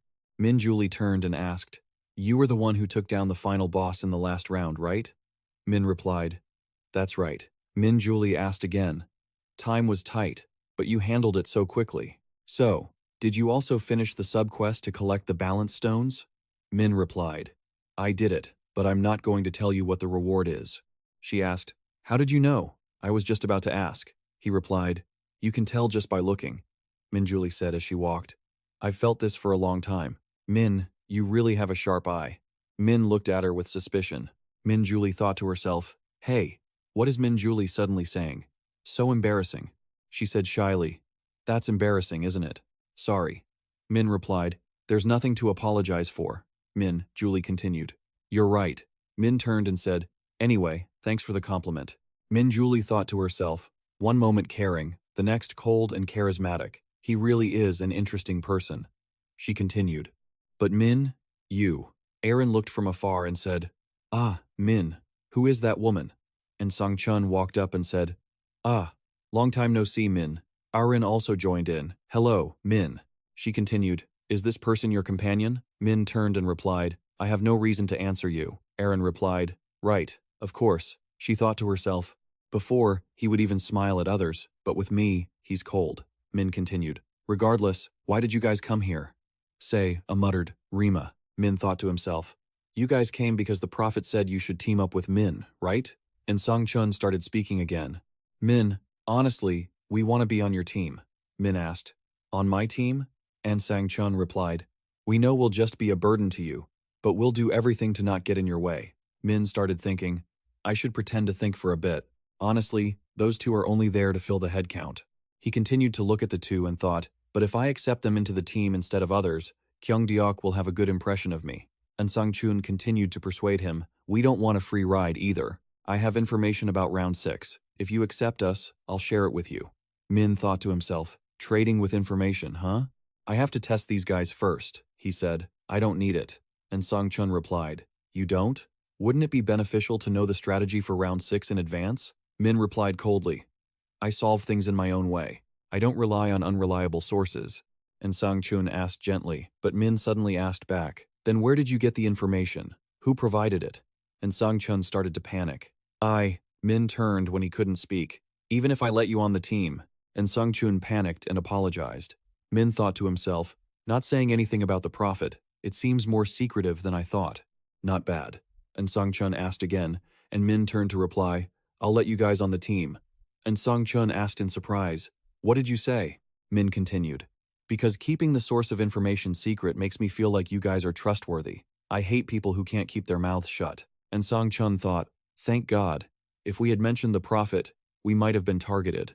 Aaron smiled and said, thank you. Min also bowed his head. Thank you. Thank you for letting us join. Min turned and said, this person is a buffer who is under contract with me. And Sang Chun thought to himself, a contract? And what is a buffer? Aaron also continued to think. How did they meet? Aaron took the initiative to reach out and greet her. Hello, I'm Aaron. It's nice to meet you. Ah, yes. Min Julie also replied, I'm Min Julie. She suddenly recalled and asked, wait, you're not that actor Aaron, are you? Or are you just making your face look like hers? Aaron replied, no, this is my real face. Min Julie happily shook her hand and said, I love your destiny. That was my dad's favorite movie, and you were his favorite actor in it. Aaron replied shyly, really? Thank you for the support. And Sang Chun turned to ask, so, you really don't need the information about round 6?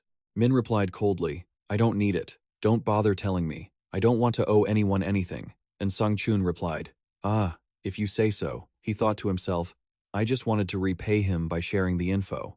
If I see him going off track, I'll drop a hint. And Sang Chun walked over and asked, Min Julie, what do you mean by your specialty is a buffer? Min Julie turned and replied, it's a specialty for buffing and increasing stats for others. She smiled and added, I'll buff you guys later. Aaron also chimed in. Actually, I have something similar to a buff. Aaron continued. My summon is a spirit that can create defensive shields. Min Julie's eyes lit up as she asked about the spirit. Aaron smiled and said, I'll show you all later.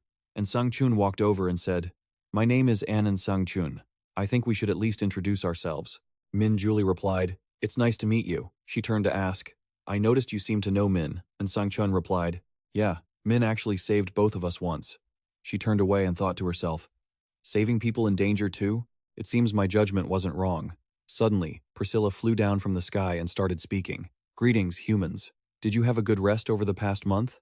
Priscilla thought. There are 1,010 participants in this zone, a perfect number. She continued. Now, let's get to the point. A system window appeared before everyone. Round 6. Main mission. Defeat a boss within 6 hours. Total participants in the region, 16,120,590.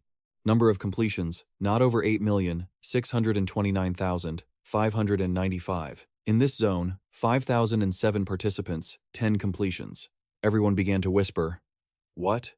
Defeat a boss? Is a boss finally appearing? But how are we supposed to take down a boss by ourselves? Priscilla looked down at them and asked, do you intend to take it down alone? Don't worry. You can't defeat it alone. A player spoke up from below. We can't defeat it? Then what are we supposed to do? Priscilla replied. Obviously, you have to work together, which is why we've prepared something. She continued. It's the party system. A party allows players to cooperate with each other. You need 5 people to form a party. Once a party is created, members are considered allies and cannot deal damage to one another. A player said, so we can't fight each other anymore? No more worrying about getting backstabbed while fighting the boss? Priscilla replied, of course. Attacks from other parties or monsters still work. Only attacks from teammates are negated. She thought to herself as she spoke. When in a party, experience and gold are shared equally among members, even if someone lands the killing blow. If you are more than 100 meters apart, you won't get a share of the rewards. The player turned and said, experience and gold are shared equally? He continued. What about items? Priscilla answered. Items drop based on contribution rates. For example, if 2 people contribute 70% and 30% while hunting, they will have a corresponding chance to receive items. A player raised his hand and asked, so, even if I contribute little, if I'm lucky, I can still pick up items? Priscilla answered the question, exactly. Even with 1%, you can still receive an item if you're lucky, although the chance is very low. She continued. And furthermore, the contribution rate is calculated by the system based on all factors. Priscilla said to the listening crowd, dealing high damage counts for more. But it's not just based on damage. Even those who only use buffs will be counted as having contributed. She smiled and added, that concludes the explanation of the party system. See? The mission isn't hard at all. Just kill a boss, it's super simple, Min thought to himself. To them, everything is simple. Priscilla continued, now, humans, do your best to take down those bosses. Oh, and there are no side quests in this round. A player started shouting angrily, damn it, and they called it easy? He added, a boss is a boss for a reason. It's definitely not going to be a piece of cake. The system window appeared. To form a party, 5 people must hold hands and shout party form in unison. If you are not in a party, the mission progress will not be counted. Remember that. The system window updated. Time remaining until the round ends. 5 hours, 59 minutes, 59 seconds. Form a 5-person party now. And Songchun thought. Just as the prophet said, round 6 is a mission that requires a 5-person party. He turned to look at Min and thought, it's so lucky we followed the prophet's advice and stuck with Min from the start. And Songchun turned and asked Min, can we form a party now? Min replied coldly, hold on, a party needs 5 people, and we're still missing one. Min Julie turned and asked, so who should be the last person? And Songchun replied, let's leave it to the strongest among us, Min, to decide. Min thought, it would be great if that person were nearby. He thought, that way, I could pretend to choose randomly and just slide him in. He looked and said, first, we have to get a party going. The player continued, if you're not in a party, even if you kill the boss, it won't count. So, 5 people per team. She walked over and said, sorry, do you want to form a party with me? He turned to ask, what level are you? A guy stood among the crowd, raised his hand, and said, level 2011 warrior here. Does anyone want to party up? Min thought, if I join a party, it has to be Min's party. He looked at Min, walked over and asked, hey Min, could you consider letting me join your party? Min replied coldly, beat it.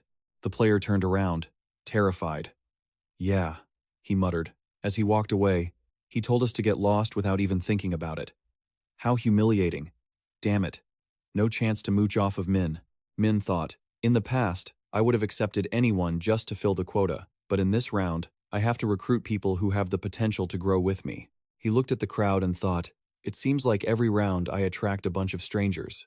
A man walked up and called to Min. Min replied coldly and swiftly, don't bother me. Get lost. She walked up from behind and asked, can I join your party? Min coldly replied, not interested. She looked at him and said, what? Is it that hard to let one person into a party? He turned and muttered, damn, how stingy. At least hear me out first. She turned and added, the people standing next to Min already got into his party, didn't they? She also said, they're so lucky. It's almost like their survival is guaranteed. An Sangchun pondered, wondering who Min would pick for that final spot. He kept thinking, if only the heavenly demon were here, I'd nominate him for the team. Anan Sangchun thought further, if Min were actually here, He'd definitely fight for that last spot. Such a shame. A voice called out from behind him. Min An Sang-chun turned around, thinking, who is it now? What other nobodies are bothering me? Ho waved excitedly. So glad to see you again. Min thought, Ho. Min reached out to shake his hand, asking warmly, it's good to see you're still in one piece. I actually thought you got eliminated in the 5th round. Ho replied, don't underestimate me, he continued. Watching you fight back then really motivated me to finish my hunt quickly. Min replied, is that so? Ho turned to show his gratitude. Anyway, thank you. Because of you, this friend of mine survived too. Manji rushed over from behind to thank Min as well. Thank you for healing my shoulder back there. You're the reason I'm still alive. Min turned and asked with a smirk. You actually managed to take down 300 of them with that body? Manji bowed low and said, it's all thanks to you. Min, you're my lifesaver. Ho suddenly asked, Min, are you looking for a team? He gestured with his hands while speaking. Oh, don't worry, we aren't here to ask to join. We've already formed our own party. Min thought to himself, I know they've already got a team. He looked and noticed the golden chain on each of their wrists, the mark of a party bond. Min asked, I wasn't really thinking about that, but what brings you here? Ho started to explain. Well, partly to say hello, and partly to make you an offer. Min asked what the offer was. Ho continued, how about our team and yours cooperate? He added, we don't care about experience or loot. If a boss appears, we'll let you take the lead. Min thought to himself, as Ho kept talking. We just want to help out. You don't need to be so on guard. I mean it. Min replied coldly. I refuse. Ho asked, confused. Huh? Why? Do you think we'll just get in your way? Min answered, no. I just don't like unnecessary trouble. Thanks for the offer, but I'm fine. Ho said softly, what a shame. I really wanted to help. Min replied coldly, if I actually need help, I'll ask for it myself. Ho said, you mean that? Then promise us that if you need help, you'll call. Fine. Min answered. Ho asked, promise? Min sighed. I said I get it. Ho bowed and said, then we'll be taking our leave. If you need anything, call us whenever. And then Sang-chun called out, Min, it's time to decide. Who are you picking for that last spot? Min answered coldly, I've already decided. He slowly raised his hand and pointed straight ahead. And Sang-chun and the girl looked in that direction, surprised. Min pointed and called out, hey, you in the cloak, get over here. The guy grabbed his cloak and walked over. Min asked, you've been following me for a while, haven't you? The guy replied, yes. He looked down at the ground and said, why? Because I want to be in your party. Min asked, level in class? He replied, level 23, dark mage. Min asked, anything else? Min turned to the others and said, he's the last one. The guy stood there, stunned, and An Sang-chun looked over with suspicion, asking, what? An Sang-chun thought to himself. He turned everyone else down just to pick someone that weak? The guy felt a chill run down his spine. Min thought, his nickname is No Panojin, no pain, no gain. Someday, he'll start a cult worshipping Min like a god. Min reached out his hand, thinking, he'll become my most fanatical follower. Building a connection early will be very useful later on. Min grabbed his hand and said, all right, let's form the party. Everyone, put your hands in. Min and the others joined hands. Party established. Golden energy began to radiate from around their hands. The guy thought in disbelief. No way. He was overjoyed, thinking, Min chose me. He smiled, thinking, especially when everyone else has turned their backs on me. Hey, No Panojin. Since the first year of middle school, I've been. A bully cornered him against a wall and asked, what are you looking at, you little errand boy for the tough guys? What are you staring at, acting all sneaky? No, Panojin replied. Huh? I wasn't looking. The bully asked, you sicko, that look in your eyes is creepy. You know you just skipped a heartbeat? Being bullied for no reason at all. They just saw him as an easy target. The bully continued. Friends are supposed to look out for each other, right? Don't forget to bring the money. The bully added, why? Do our words mean nothing to you? No, Panojin replied. I'm sorry. I live with my grandmother. I don't have any money to give you. The bully shouted in anger. What? He continued. Then just go steal it. You hear me? If you don't bring it, you're in trouble. Because of you, we're all out of cash. The bully growled. Do you want me to bury you with your grandma when she kicks the bucket? No, Panojin lashed out, throwing a fist. You bastards. He was beaten to the ground by the three bullies. No, Panojin lay there thinking, it hurts. I just want to die. Maybe that would be easier. But if I leave, what happens to Grandma? She's suffered so much just because of me. I promised I'd earn money to give her a better life. No, Penajin thought. That's right. I have to endure it. I have to try to bear it. Determined to pay her back, he had stayed strong for 3 years.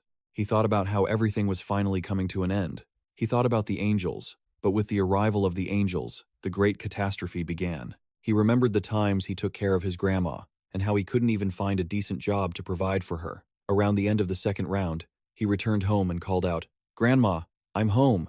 The 3 bullies were already sitting in his house, saying, "Look, no Penajin is home." The bully sneered, "I told you, didn't I? I'm going to bury you with your grandmother." No Penajin called out weakly, "Grandma, Grandma."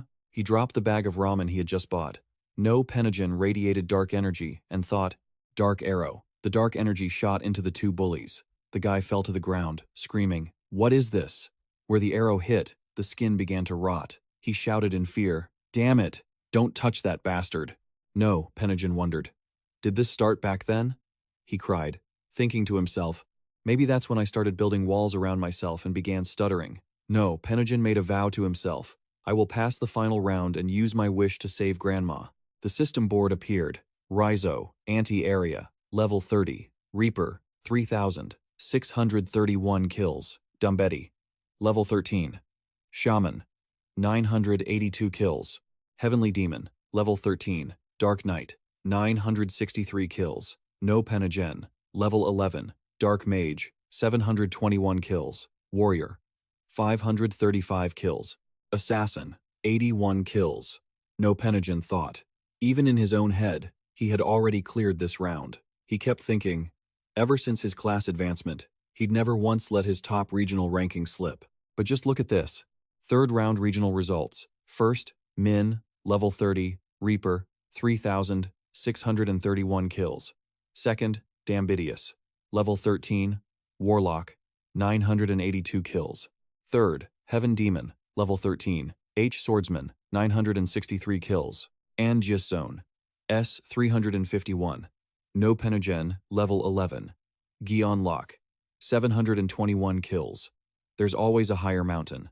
No, Penajin stood behind everyone, watching him and thinking to himself, he took down all 9 representatives. In just an instant, if I were as strong as that, I could have saved my grandmother. No Penajin continued to think, how on earth did he get that powerful? I want to meet him at least once. Min suddenly called out to No Penajin. No, Penajin started, caught off guard, and replied, "Yes?" Min continued, "We formed a party, so introduce yourself." No Penajin replied, "I'm a level 23 Shadow Mage. My skills are Dark Bolt and Shadow Bind." He thought, huh? I usually stutter so much when I talk in front of other people, but strangely, I don't feel nervous at all right now. He began to wonder, is it because I feel a sense of confidence when I'm in front of Min? Or is it because I want to leave a good impression on him? Min turned to them and said, "All right, let's go hunting." She turned back, excitedly saying, "I'll buff everyone." She reached out toward An Song Chun. Blessing of the Soul. All stats increased by 60%. Skill duration, 2 hours, 59 minutes, 59 seconds. She then reached toward Aaron. Swiftness, attack and movement speed increased by 60%. Skill duration, 29 minutes, 59 seconds. And An Song Chun asked, "What is this? My stats increased by 60%? Aaron replied, "Attack and movement speed both increased by 60% too." No Penajin turned and asked, "Is this the system core?" An Song Chun turned to the others and asked, "So that's why Min teamed up with Min Julie. You're amazing." She laughed and said, "It's nothing special for a support." Aaron smiled and said, "I'll use my summons to buff everyone else too." 2 creatures suddenly flew out. She looked up, surprised, and said, "Are these spirits?" "No." Penojin praised them. "They're so cute." Aaron hugged her pets and said, "Before, they could only create shields and didn't have any combat ability." Aaron continued, "But when I reached level 20, I was able to summon 2 of them, and they started using magic attacks." She held out her hand and added, and Aaron continued, "When I hit level 20, I could also summon this golem." Aaron laughed and said, "The golem doesn't have buffs, but it'll draw the monster's attention." She turned and complimented them, a support and a tank. "That's wonderful." She turned and asked, "How is it?" "Min, I'm pretty useful too, right?" Min replied coldly, "Let's go." No Penajin walked along, deep in thought. A buffer, a summoner. Everyone is so impressive. I have to contribute my share too. The group began heading toward an area with many high-altitude lands. No Penojin suddenly looked back and gritted his teeth. He started following in that direction. No Penojin looked out and saw another group fighting a centaur. The player laughed, saying, "We found the boss so easily. Attack now." The player charged at the centaur, shouting, "Die!" The centaur kicked his axe away. The player became cautious and said, "This guy is no joke." He added, "Split up and attack." She asked the others, "How do we take it down?" The player behind the centaur shouted, "If we attack its back." Min looked toward the group fighting. As he was kicked in the chest by a centaur, their group was sent flying back. He watched them fall onto the muddy ground and thought, "Ping. Princess." Min thought, "Attacking the horse's back? Ugh, how stupid." The player was panicking now, holding his weapon up to block, when suddenly the centaur leaped toward them. Suddenly, they stood up and attacked. "It's time! Die, you bastard!" "No," Penojin asked, surprised. "What was that?" The centaur was defeated and lay on the ground. The player raised his weapon and cheered. "We won." He stood beside him and continued. "We got first place. We finally cleared the mission in first place." "No," Penojin thought to himself. "No way. Did I lose first place?" "No," Penojin thought. "They finally cleared the mission in first place. This round was easier than I thought." While he was distracted, could I have really lost first place? He looked over at Min, thinking, Min should be disappointed too. Why is he so calm? The player turned and said, "Did only I not get the mission completion notification?" He opened his system interface and said, "Huh? Why isn't it showing up? Could it be?" Min thought to himself. So, they finally realized it. He remembered the Minotaur boss and thought back. The centaur we just killed isn't the boss. The real boss is the Minotaur. To defeat the Minotaur, you need at least 20 players at level 20. That means you need at least 4 5-man parties to have a chance. Min thought, that's the trap of this round. He remembered and mused, they designed it, so everyone would mistakenly think a 5-man party was enough. Min thought, once you're in a party, people think killing one boss clears the round. But they never said 5 people could beat a boss. Those damn angels knew it all along and just pretended they didn't. He looked at everyone standing in front of him and thought, I can't exactly go around shouting about this either, so for now, just standing by and watching is fine. Min turned to look at No Penijin and thought, what a pity. Except for No Penijin, who doesn't know the prophecy, everyone else is acting so calm. He turned to look at everyone. Min walked away, thinking, well, I guess I should put on a show. He watched the other groups and told himself, look at the reactions of the other groups. That wasn't the boss, so the real boss must be somewhere else. Min suddenly turned and said, let me explain the plan from here. We'll put the boss on hold for now, and farm the centaurs to level up. When the time limit ends, no, Penijin asked. Huh? Why? Min replied, it takes 5 level 20s just to take down 1 centaur, and those are just normal mobs. So, to beat the boss, we'll need 3 or 4 parties to have a chance. He looked at everyone as he continued. We don't know how strong the boss is, so showing up now is too risky. There could be many other traps. Min continued. Besides, imagine if we kill the boss only to get trapped in some pillar of light. That wouldn't be worth it. We'd just be wasting the remaining time for nothing. Hunting monsters first and observing seemed like a more reasonable choice, and An Sang-chun looked at him and thought, figuring out the strategy on his own without hearing the prophecy. I never expected Min to have such foresight. No Penijin approached and said, but if you keep waiting to fight the boss like this, you'll lose the first place prize. Are you sure about this? Min turned and replied coldly, it's fine. Even without the first place reward, just the experience from hunting for 6 hours is more than enough. He added, besides, first place probably isn't just based on who kills the boss first. And Sang-hyun wondered to himself, how does he always manage to take the perfect route without any clairvoyance? He said aloud, then let's go hunting together. Aaron asked, do we need to come up with a simple plan first? No need, Min replied coldly. I can take down the monsters on my own. Aaron continued, Min, are you planning to solo a monster that requires a full team of 5 to defeat? No, Penijin thought to himself. If it's Min, he probably only needs himself. Min replied coldly, that's right. You guys don't need to do anything. I'll be the one taking them down. And Sang-hyun reached out and asked, then what are we supposed to do? Min said, just follow me and collect the EXP and gold. Consider yourselves carried. He looked at everyone and added, but all loot drops based on contribution will belong to me. In exchange, you guys get gold and levels quickly without any risk. How about it? Do we have a deal? And Sang-hyun turned and replied, if that's the case, I'm in. Aaron agreed. We're in too. No, Pinojin also said. We'll follow your lead. Min smiled. Good choice. You won't regret it. He started walking as he spoke. Let's get going then. Min bolted forward. The others stood behind, intimidated by his speed.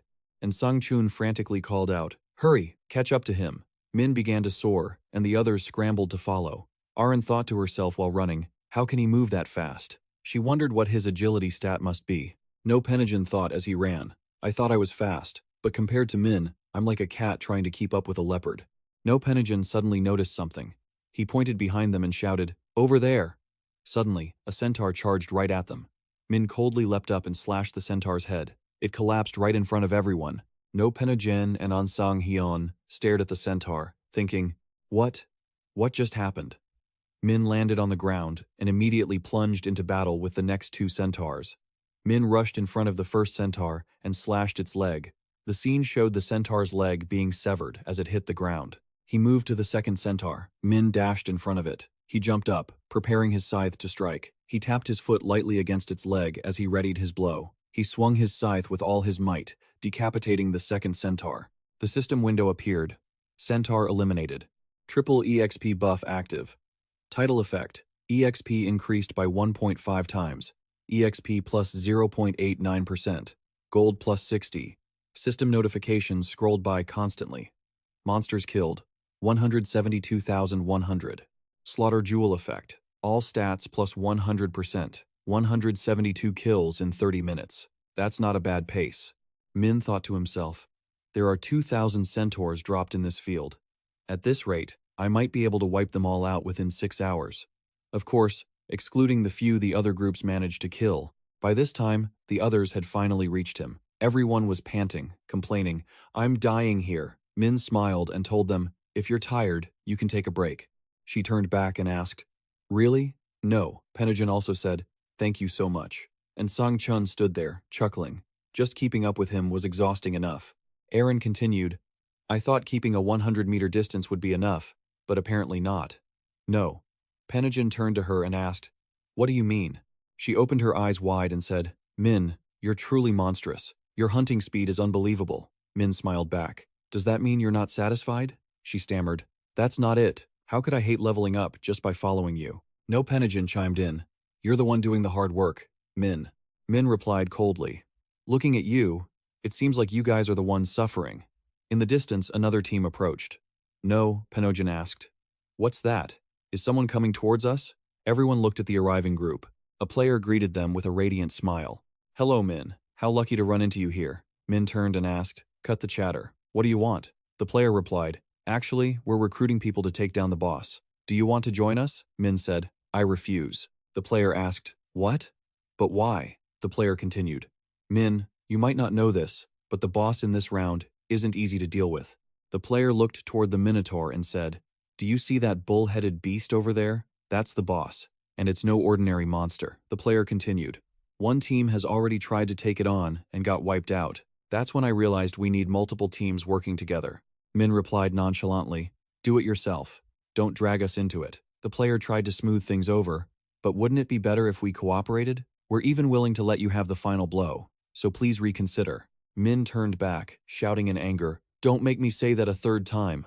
The player scrambled away, saying, All right, sorry. The player walked off, scratching his head. Damn it, that didn't work. Another player replied, Did you tell him we'd give him the final hit? He continued, Yes, but he still refused and told us to solve it ourselves. The player said, Why? Min needs to kill the boss too, doesn't he? Is he scared of it? She replied, Looks like we have no choice but to try it ourselves. We have to at least give it a shot.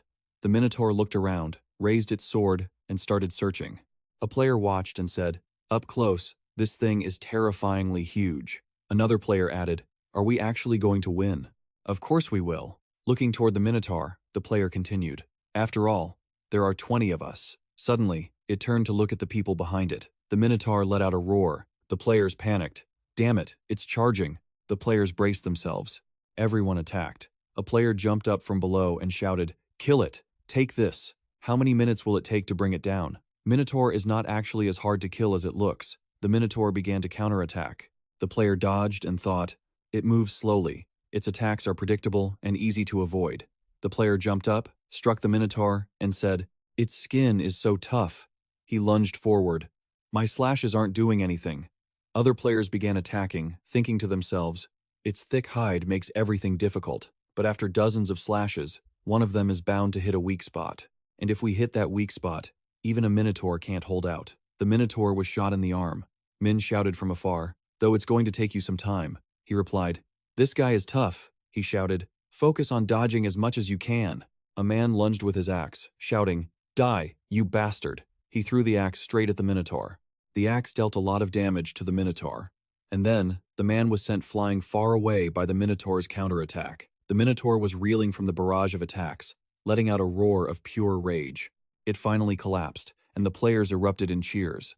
"We actually killed it. Finally, it's over." They were the first group to take it down. A golden aura suddenly enveloped him. Many other players were also bathed in that golden light. Everyone celebrated. Our party survived. The quest log says, "Complete." "Nice," he said, rubbing the back of his head. "Damn, I guess we have to do another round," she replied.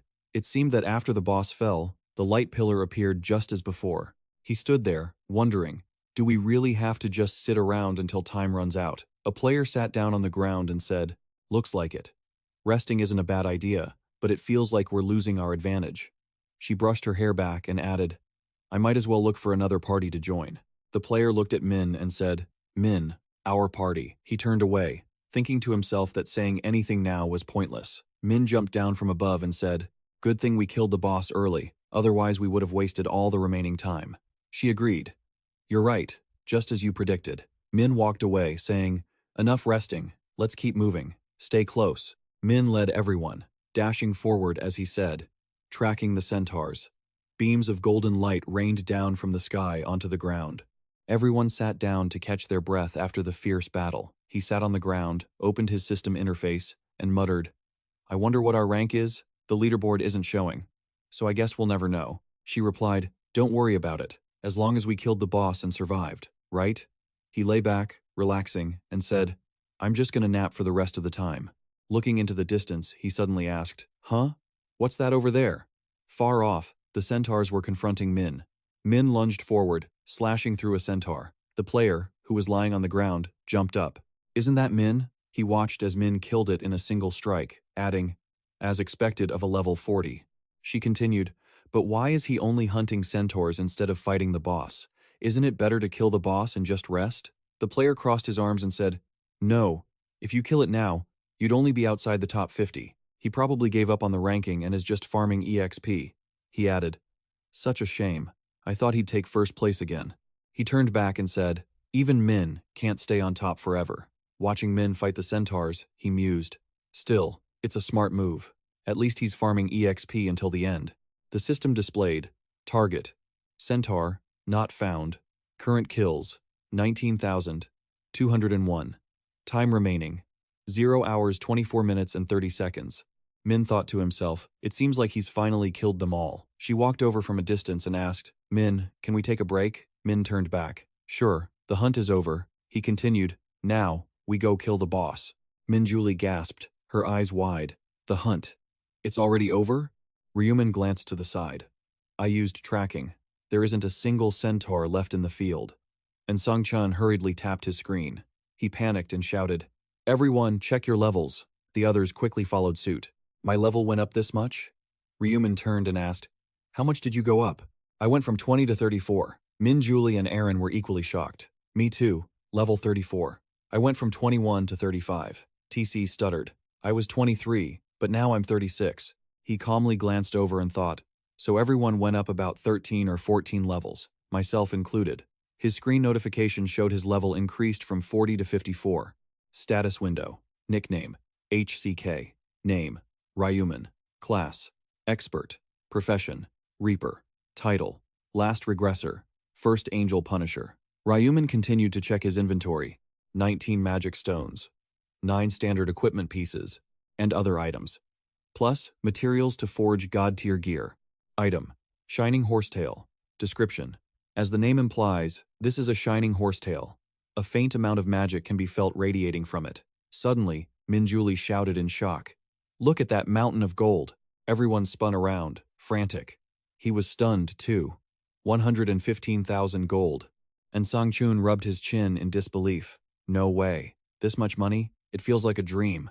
What are we supposed to do with all this? Suddenly, Ryu Min spoke up coldly, giving instructions. Buy world-tier skills in the shop. You must buy skills like presence detection, enhanced reflexes, and basic resistance. Ryu Min further warned them. If you see anything useful in today's special list, buy it immediately.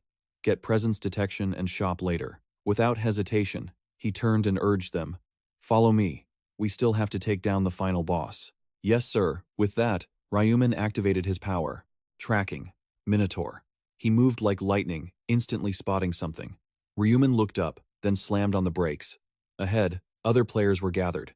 Upon spotting Ryu Min, they rushed over. It's HCK. Please, let us join your party. HCK. Hearing that, he flatly refused. No, I have no intention of sharing contribution points with anyone else. And just like that, Ryu Min walked past them coldly. Huh? So he's going to finish off the boss by himself? Other players watched, shaking their heads, thinking, he's going to solo the boss? Even for Ryu Min, one person stared at him with concern. It takes at least 20 people to barely kill a Minotaur. The player scoffed. You're pretty arrogant, aren't you? Ryu Min replied. Arrogant? But he didn't care. You guys underestimate me too much. If you can kill it, why can't I?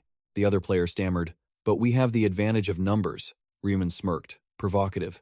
What good are numbers? With that, Ryu Min swept past him without another thought.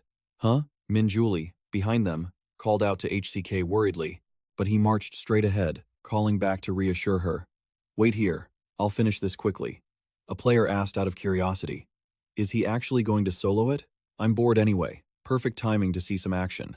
Ryu Min glanced around, observing the players, including those on the pillars. There must have been dozens of players watching. He thought, I want to hide my ultimate skill, but this might be the perfect opportunity to show my true power. Ryu Min stood still for a long moment. If he showed them how quickly he could kill the Minotaur, they wouldn't dare underestimate him anymore. Seeing the boss ahead, he told himself, keep it clean. Ryu Min stepped forward, intentionally making noise. The boss turned instantly, searching frantically. He quickly grabbed his weapon and lunged. The other players couldn't stop whispering and gossiping. What is Ryu Min doing? Looks like he's about to use a skill. What a strange stance. Ryu Min calmly waits for the right moment. The system timer has only just begun. Once the distance is close enough to strike the boss, he grips his weapon tightly. This means they're still in the preparation phase. The clock hasn't started yet. The final boss lets out a terrifying roar, threatening Ryu Min, then comes charging in, thundering right into attack range. 3 seconds. He shifts his weight back slightly. 2 seconds. As the boss leaps to attack him, a surge of dark killing intent immediately engulfs it. 1 second. Death's Night. He glares daggers at the boss and instantly swings his scythe with immense force. This is it. Moonlight Slash. The strike flies straight toward the boss. Surprisingly, it cleanly slices through the boss's head. Just one move and its head is easily sent flying. The boss's head rolls across the ground, and it collapses completely before him. Look, all the other players are screaming in a panic. Minotaur's head was just lopped off. Did Ryu Min kill it in one hit? Everyone turns pale, unable to believe it. No way. Ryu Min just glances at them with a look of pure contempt. No way. What? Do you even know how high my stats are? Notification screens pop up one after another. Minotaur has been defeated. Obtained, cowhide. Obtained, blueprint. Minotaur armor. Ignoring the stunned players, Ryu Min turns and walks away from the loot. Cowhide. A material used for crafting. High-quality cowhide suitable for forging sturdy armor. This should fetch a good price. Blueprint. Minotaur armor. Consumable item. Description. Detailed formula and components to craft the unique Minotaur armor set. It's best to commit this to memory before using it. He walks over to his teammates and asks, Han, is everyone okay? We're fine. TC looks up at Ryu Min with glittering, admiring eyes, but Ryu Min is immediately creeped out and quickly turns away to dodge his gaze. Why does this guy have that look on his face? I know he's going to follow me later, but it's best to keep my distance.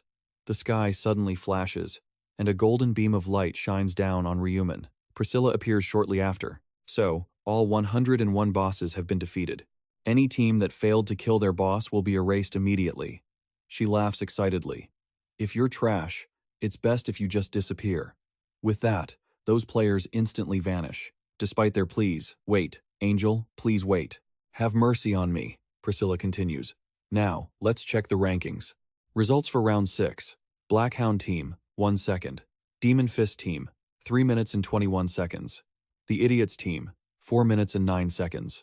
Sector CK, 5007. Black Hound Team, 1 second.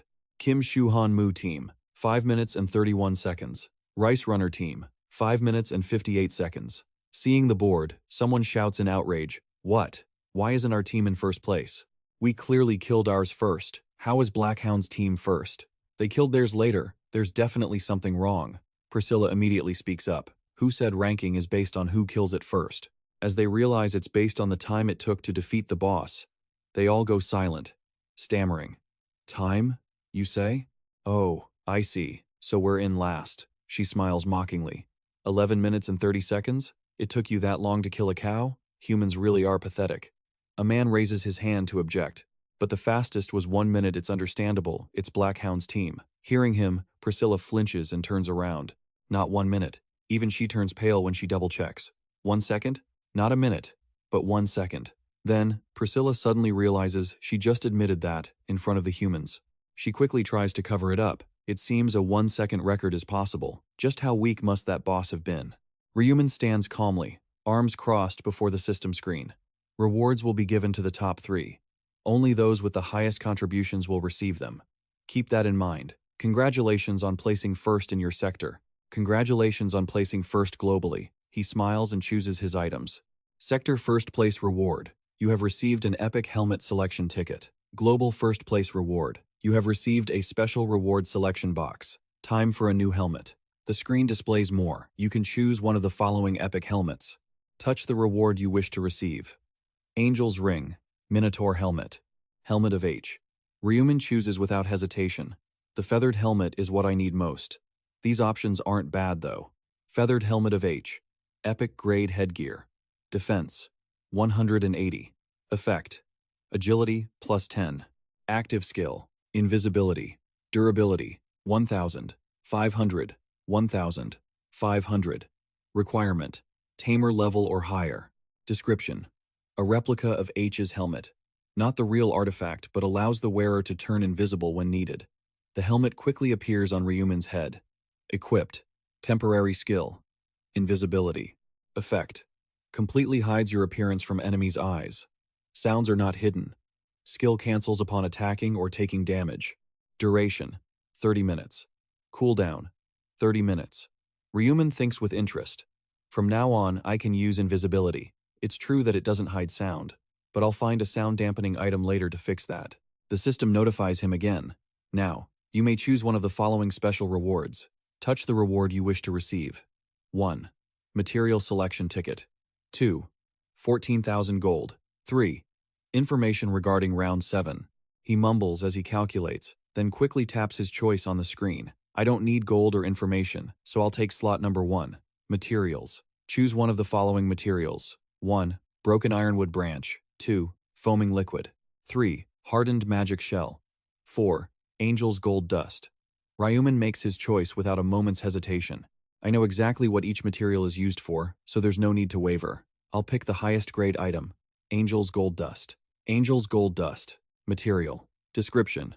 Dust that falls from an angel's hair. Not dandruff. With that, bright light surrounds him, and all rewards are distributed. You may now return. See you in the next round. Round 6 complete. Total survivors in the sector, 8,602.59. Sector C, ESK, 5007, survivors, 505. Your soul will soon return to your original body in this world. Round 7 will begin at midnight on May 1st, 2023. See you in the next round. Congratulations on surviving. Returning to the real world, a frantic voice calls out from outside. Director, please. Gyeonlok sits up, rubbing his head in exhaustion. He rushes off the bed. Gyeonlok frowns, annoyed, and opens the door. Director, please. The man outside was just about to knock again to hurry him up. Section Chief on. What is it? I just got back, and you're already here. Can we come in and talk? Gyeonlok sits on the sofa and says, Of course. Your level must have gone up quite a bit. After all, you were in the Black Hound team for 6 hours of monster hunting. He picks up his cup and shoots a glance at Section Chief on. Your level must have gone up quite a bit. After all, you've been in Black Dog's party hunting monsters for 6 hours. He picked up his cup and glanced over at department head On. So, what level did you reach to be this happy? Gion Locke asked, swirling his glass slightly. I went from level 20 to 34, a solid 4 level jump. Level 34? You sure about that? He took a slow, deliberate sip. Yeah, it's insane, right? Though, it makes sense. Black Dog handled the entire hunt himself. Hearing this, Section Chief Ann chimed in quickly. Exactly. He took care of everything solo. We were just trying to keep up. I'm pretty sure he kept all the loot too. His eyes lit up as he continued. Yeah, but honestly, I don't regret skipping out on the items at all. I never thought I'd level up that fast. Gion Locke looked visibly annoyed as he pressed him.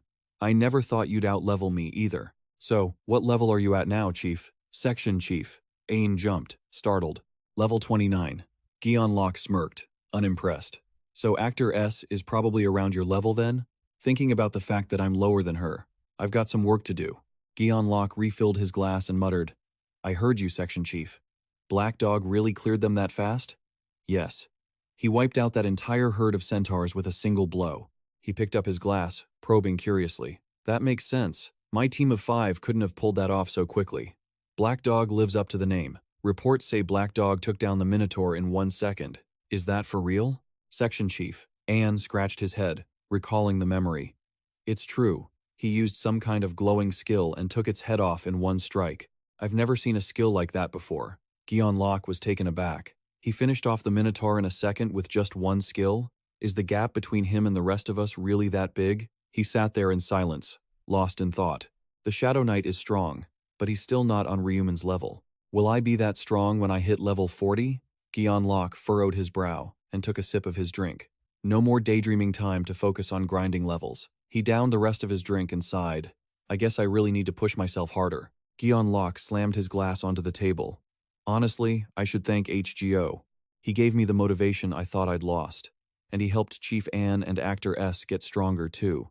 If we ever cross paths again, I'm giving him a proper reward. He slumped forward, looking bored. When the Prophet appears, I'll ask when I can meet Black Dog. Do you think the Prophet is even still alive? Gion Locke growled. Instead of sitting there wondering, why don't you just make the call and check? That's your job. Section Chief, and stuttered. Sorry, I'll check right now. He kept pressing him. No need to apologize. Just report back once you've confirmed. By the way, did you learn those 2 skills I told you about? Yes, I mastered both tracking and trace removal just like you said, Director. Section Chief. Ann looked rattled. Good. We'll test those skills out while we're cleaning up later. It's been a while since we did a cleanup. We're working at this hour? The sun is almost coming up. Gion Locke turned to him, calm and reassuring. It's fine. Besides, we aren't exactly killing people on the street. He turned his gaze toward the window. Looking out at the gloomy weather, he mused. It's the perfect time to let off some steam. Elsewhere, No Penogen was still lying in bed, staring blankly at the ceiling. Black Dog. He actually let me join his party. No Penogen couldn't stop thinking about Ryu Min's appearance and that terrifying power. Black Dog is on a completely different plane of existence, someone I wouldn't even dare to look up to. He's like a god. He squeezed his eyes shut, spiraling with anxiety. How could I ever repay him? Is there anything I can do to help him? I'm not even as useful as that lady. No Penogen sat up, sighing as he pondered. If only my class could provide support. The more he thought about it, the more he felt useless in this world. He kept mumbling to himself. What if? What if? It's in the real world. No Penogen's eyes widened. That's it. What does a god need most? A loyal follower, of course. Meanwhile, Ryu Min suddenly wrapped his arms around himself, shivering. Why does it feel like there's a chill running down my spine today? He sat there for a long time, trying to reassure himself. Must be just fatigue. Just then, his phone buzzed, making Ryu Min freeze for a second. Seeing an international call, he hesitantly reached out. Ryu Min answered. Hello, Ryu Min? It's me. Daniel, on the other end, sounded a bit hesitant. Ah, hello, Prophet. He didn't hesitate to speak his mind. First of all, I wanted to say thank you. Thanks to the Prophet, I survived. Ryu Min was caught off guard. Did something happen? Daniel smiled mysteriously. I'm going to come there in person to discuss the details. Ryu Min looked surprised. Wait, you're coming to South Korea? Daniel rummaged through his bag and replied softly. Yes. I just booked my flight. Ryu Min's inner composure wavered. What is this? This never happened in the previous runs. Getting no reply, Daniel asked nervously. Ryu, am I bothering you? If this is a bad time, I can cancel it right now. After a brief silence that left Joe stunned, Ryu Min offered some reassurance. Not at all. I was actually hoping to meet you in person, so this is great news. The next day, at the airport, Daniel approached Ryu Min and shook his hand. I'm truly happy to finally meet you. Ryu Min gave a gentle smile. Welcome to South Korea, Daniel. Excitedly, he started walking. Let's go, I'll show you around. Under the clear sky, Daniel said, sounding a bit shy. There's so much to tell you. I don't even know where to start, or how to say it. I'll try to keep it brief for now. After a long journey from the airport, a feast was laid out before them. Daniel stared at the spread in awe. How is there this much food? It's my first time seeing a table like this in my entire life. Ryu Min calmly replied, Eat up. It's my treat. Daniel smiled, his gaze sincere. I can't do that, Lord Ryu. I can't keep taking things from you. Please, let me pay for this meal. Ryu Min laughed helplessly and proposed. Daniel, don't worry about it. Let me get this. Instead, could you fix the durability potion for me, just like last time? Daniel looked surprised. A durability potion? Of course, I'd be happy to. Without hesitation, he took the eternal orb. A surge of crimson energy rippled through the air, and he handed the finished item back. Ryu Min watched him quietly before speaking up. Thank you, I'm paying for the meal. The system displayed the properties. Eternal orb. Classification. Necklace. Rarity. Epic. Effect. Each monster kill adds 1 stack and reduces durability by 1. Every 100 stacks converts into 1 stat point. Durability. 1 million over 1 million. Usage limit. Ruler rank or higher. Description. A necklace with a dull, gray-white gemstone. When the wearer kills an opponent, their soul is absorbed into the gem. Ro seemed a bit hesitant. With this level of support, what I've done for you feels like so little, Ryu Min said generously, before deftly shifting the conversation. It's fine, but what exactly happened? You said you almost died, right? Ro seemed to regain his composure. About that. Recalling the hellish scene, a look of frustration crossed his face as he gestured with both hands. I followed the Oracle's advice. After hunting monsters for nearly 6 hours, I challenged the boss. That guy was so strong, I almost didn't make it out alive. If I hadn't listened to the Oracle and leveled up even a little bit back then, I definitely would have been in big trouble. Seeing him get a bit agitated, Ryu Min asked in a soft voice, I'm just glad I could help. Has your level gone up much? Ro looked a little embarrassed. I've reached level 29, but it feels a bit strange to say it. Moments later, he scratched his head with a touch of doubt. Did I really become the strongest among the blacksmiths? It's just too hard to believe. Ryu Min raised a hand to reassure him. If you put in the effort, it's possible. And with my help, you might even surpass that. Hearing this, Ro felt a bit shy. Yeah, I feel relieved now. If I have the Oracle's help, there's nothing left to fear. In front of a table filled with delicious food, Ryu Min seemed to remember something and asked, Have you looked into the company I told you to invest in? Ro calmly recounted. I went and opened an account that very same day. I invested a bit more than the amount you mentioned back then. Seeing this, Ryu Min chuckled. Good. With that much money, you won't have to worry about your living expenses anymore. Ro fiddled with his chopsticks, his expression wary. But how did that company manage to hit the jackpot? What kind of business is it exactly? Hearing this, Ryu Min looked skeptical. You invested without even doing any research? Ro scratched his head sheepishly. I just trusted the Oracle's word and thought it would be fine. Ryu Min sighed, as if there was no helping it. If that's the case, I'll introduce the company to you myself. The scene shifted to a massive, uniquely designed skyscraper. Ryu Min spoke up. Here we are. As they approached the entrance, the sign read, Player Place. Ryu Min walked in, silently assessing the situation. Looks like everything is ready. Then, Ro was still a bit suspicious. This is the company I invested 70% of my assets into? He then hesitated and corrected himself. That wasn't my money, it was the Oracle's. That money is yours, so don't feel pressured. Without answering the question, Ryu Min walked toward the elevator and asked, By the way, if you only have 30% left, is that enough to live on? Ro answered honestly, It'll be a bit of a struggle, but it's okay. If I eat 3 meals a day, I'll just cut it down to 2. As expected, Ryu Min calmly arranged things. Just eat comfortably at the doctor's office for now. 10,000 pounds should keep you from having any inconveniences for a while, right? Ro turned to look at him, stunned. Huh? Feeling like he was being treated far too generously, he exclaimed in emotion, The Oracle really is like an angel. Then, thinking of Priscilla, he got angry. Wait, not that angel. Regaining his composure, Ro looked around, curious. By the way, are we really okay just barging into someone else's company like this? Ryu Min explained calmly. It's fine. I'm not a majority shareholder, but it's basically the same as my own company. He looked ahead and flashed a confident smile. This time, I've changed the entire company name and completely replaced the staff. Once we're inside, I'll explain what kind of business it is. Ro felt even more confident seeing that. Actually, I don't even need an explanation. If it's a place run by the Oracle, it's bound to be successful. As the elevator door stopped at the 48th floor, Ryu Min spoke up. Regardless, you've invested a large sum of money. You should at least know what kind of company it is. Once you hear it, you'll definitely be even more excited. Because it's an industry that every player will be interested in. Walking for a moment, he turned his head slightly. This way to the lobby. Ryu Min seemed sensitive, keenly observing his surroundings. What's this? Noticing the head of security standing in front of the door, Ryu Min silently wondered. Why is he blocking the door? Are there guests? Sensing the movement, the head of security turned his head and spoke cautiously. Major shareholder Ryu Min, what brings you here? Ryu Min replied calmly. Apologies for coming without notice. Ryu Min quickly shifted to the side to reveal Ro, then added, I was planning to introduce the company a bit to this foreign investor.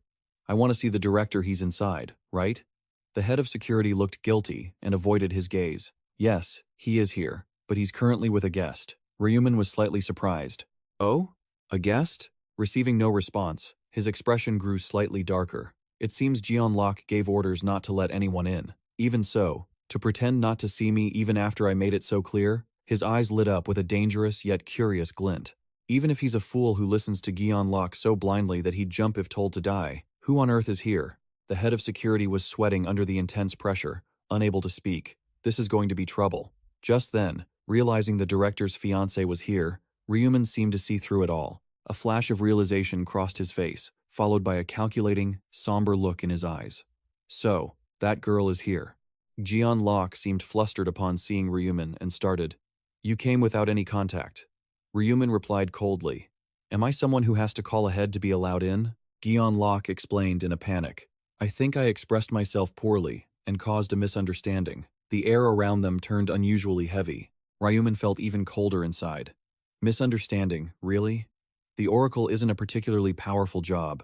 Other than seeing the future, there's nothing special about it. So, you've been looking down on me in your heart, haven't you? Jeon Lok, as if oblivious to the problem, avoided the subject. My apologies, he said, trying to deflect the topic to the person beside him. A major shareholder like you can come anytime. Of course, it's just that you always make an appointment, so I was a bit surprised this time. Ryu Min's eyes were dark. Is that so? He glanced over at Kristen, a woman with a gentle beauty and vibrant blonde hair. Digging a bit deeper, Chris was a woman whose only job was a priestess, with a history of surviving up to the 15th round. Her silhouette was powerful, healing her allies, the two poles between Chris and Jury. A priestess is like a support unit, a role considered essential. Corpses lay scattered with comments, noting that resurrection is only learned at level 60. But even so, Kristen still used her abilities to heal a cheat skill, without question, capable of saving a life. Although limited to saving players who had died within 10 minutes, having an extra life is an enormous advantage. Returning to the present, Ryu Min pondered briefly. Originally, he approached Jeon Lok because of Kristen. Meeting at this time wasn't particularly special, but who knows? It might turn out well. No matter what happens, I have to turn her into an ally and get her to the 20th round. Seeing him focused, Kyung Rok reached out to introduce. Oh, this is my friend. Her name is Christine. Ryu Min's expression turned grim as he probed internally. A friend? That's not funny at all. You said you wouldn't hide anything from me. Yet you hid your own fiancé, didn't you? He quickly stepped forward to greet her. It's a pleasure to meet you. Miss Christine, I'm Ryu Min, Mr. Kyung Rok's business partner. Christine smiled and shook his hand. It's a pleasure to meet you too. Ryu Min, just call me Christine. I didn't know the director had a business partner. Kyung Rok looked stunned, his inner thoughts filled with disbelief. Did she think she was acting in a play? Ignoring Kyung Rok, Ryu Min offered a straightforward compliment. I never imagined the demon director's fiancé would be this beautiful. Amidst Kyung Rok's bewilderment, Christine gently replied, Oh, did the director tell you about me? Ryu Min answered, then glanced at Kyung Rok. At that moment, he looked quite blank. Did he even know about the existence of his fiancé? Realizing the severity of the situation, Kyung Rok lowered his head in defeat. I'm sorry, Oracle. It's not like I intended to deceive you. Ryu Min replied gently. It's okay. You must have felt conflicted. Kyung-rok felt a bit relieved and thanked him for his understanding. Suddenly, Ryu Min coldly interrupted, but it would have been much better if you had trusted me a little more. Seeing this, Kyung-rok looked guilty and couldn't meet his eyes. Damn it, he was silently observing me this whole time. Christine seemed to notice something strange after a long silence. Ryu Min spoke up. I also intended to provide information about the next round to your fiancé, so let's talk about it together. As if just realizing, he turned his head and suggested, Russo, please wait here for a moment. Daniel calmly replied. I understand. Once inside the office, Kyung-rok introduced her seriously. This is Christine. I didn't introduce her properly earlier. Ryu Min is our business partner and the company's manager. Looking cautious, Kyung-rok's eyes shifted nervously, while Ryu Min remained smiling calmly. Following the rhythm, Kyung-rok continued. He is also an oracle who can see the future. Christine looked skeptical. An oracle? What does that mean? Ryu Min crossed his arms for a long moment before speaking. The director's words are true. I am an oracle, a unique class capable of seeing the future. For example, how to conquer the next 7th round. Christine looked startled. Really? Kyung-rok smiled slightly and explained. The oracle's words don't contain a hint of deception. They are accurate every single time. Christine seemed on guard. Then what is your reason for suddenly revealing that to me? Ryu Min tried to reassure her. I will give you information about the 7th round without asking for anything in return. Still doubtful, Christine replied softly. I'll listen. Seeing through her, Ryu Min pondered for a moment, claiming to reveal the future, and getting a reaction like that, she must not believe him yet. Without hesitation, he softly explained, Do not let yourself be seduced or tempted. Just remember that for the 7th round. And that's enough. Kyung-rok, standing beside them, asked skeptically, Is that all? Addressing the oracle, Ryu Min calmly said, I can't say any more. If I say more, everyone will be in danger. Sensing they might not believe him, he emphasized, Do not let yourselves be seduced. Memorize it like a spell. That is all I can tell you. Suddenly, Ryu Min stepped forward. Christine, I have something I want to tell you in private. Christine looked confused. Yes? Ryu Min calmly recounted. I set up this meeting to convey this to you. His gaze was dark. Christine, in the 11th round, your life will be in danger. You may become critical. Christine looked at herself in disbelief. Me? Ryu Min quickly consoled her.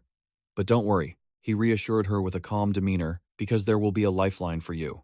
Bright light streamed through the airplane window. Christine's silhouette looked focused, her eyes full of thought and internal anxiety her life could be in critical danger. Pondering, her eyes held a touch of gloom.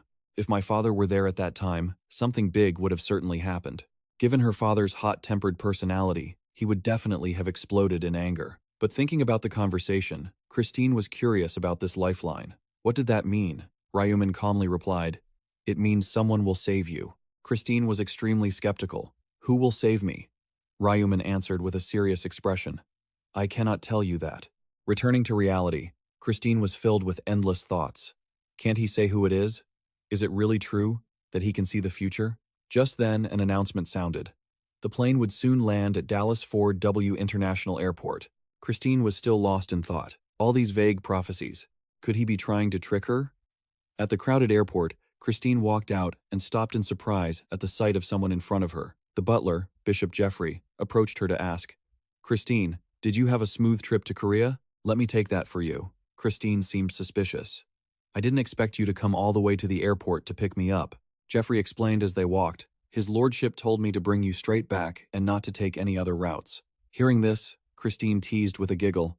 Will it be difficult? Jeffrey replied calmly. Let's go. The scene shifted to a grand church, the largest hall in the United States, the Shin-ut Hall. Jeffrey and Christine strode toward a door. Jeffrey knocked a few times and spoke. Sir, Miss Christine has returned. In the quiet room, a voice rang out. Let her in. Christine entered the room and addressed the man facing her. You've arrived? Looking at the gentle grate before her, Christine replied softly. Yes, father. After a long moment, Grate probed gently. So, how has he been living lately? Christine replied calmly. Ah, he is living well, and is as well-mannered as before. Continue. Grate spoke again. Has he ever behaved rudely toward you? Christine looked shy. Not once. On the contrary, he treats me with great respect.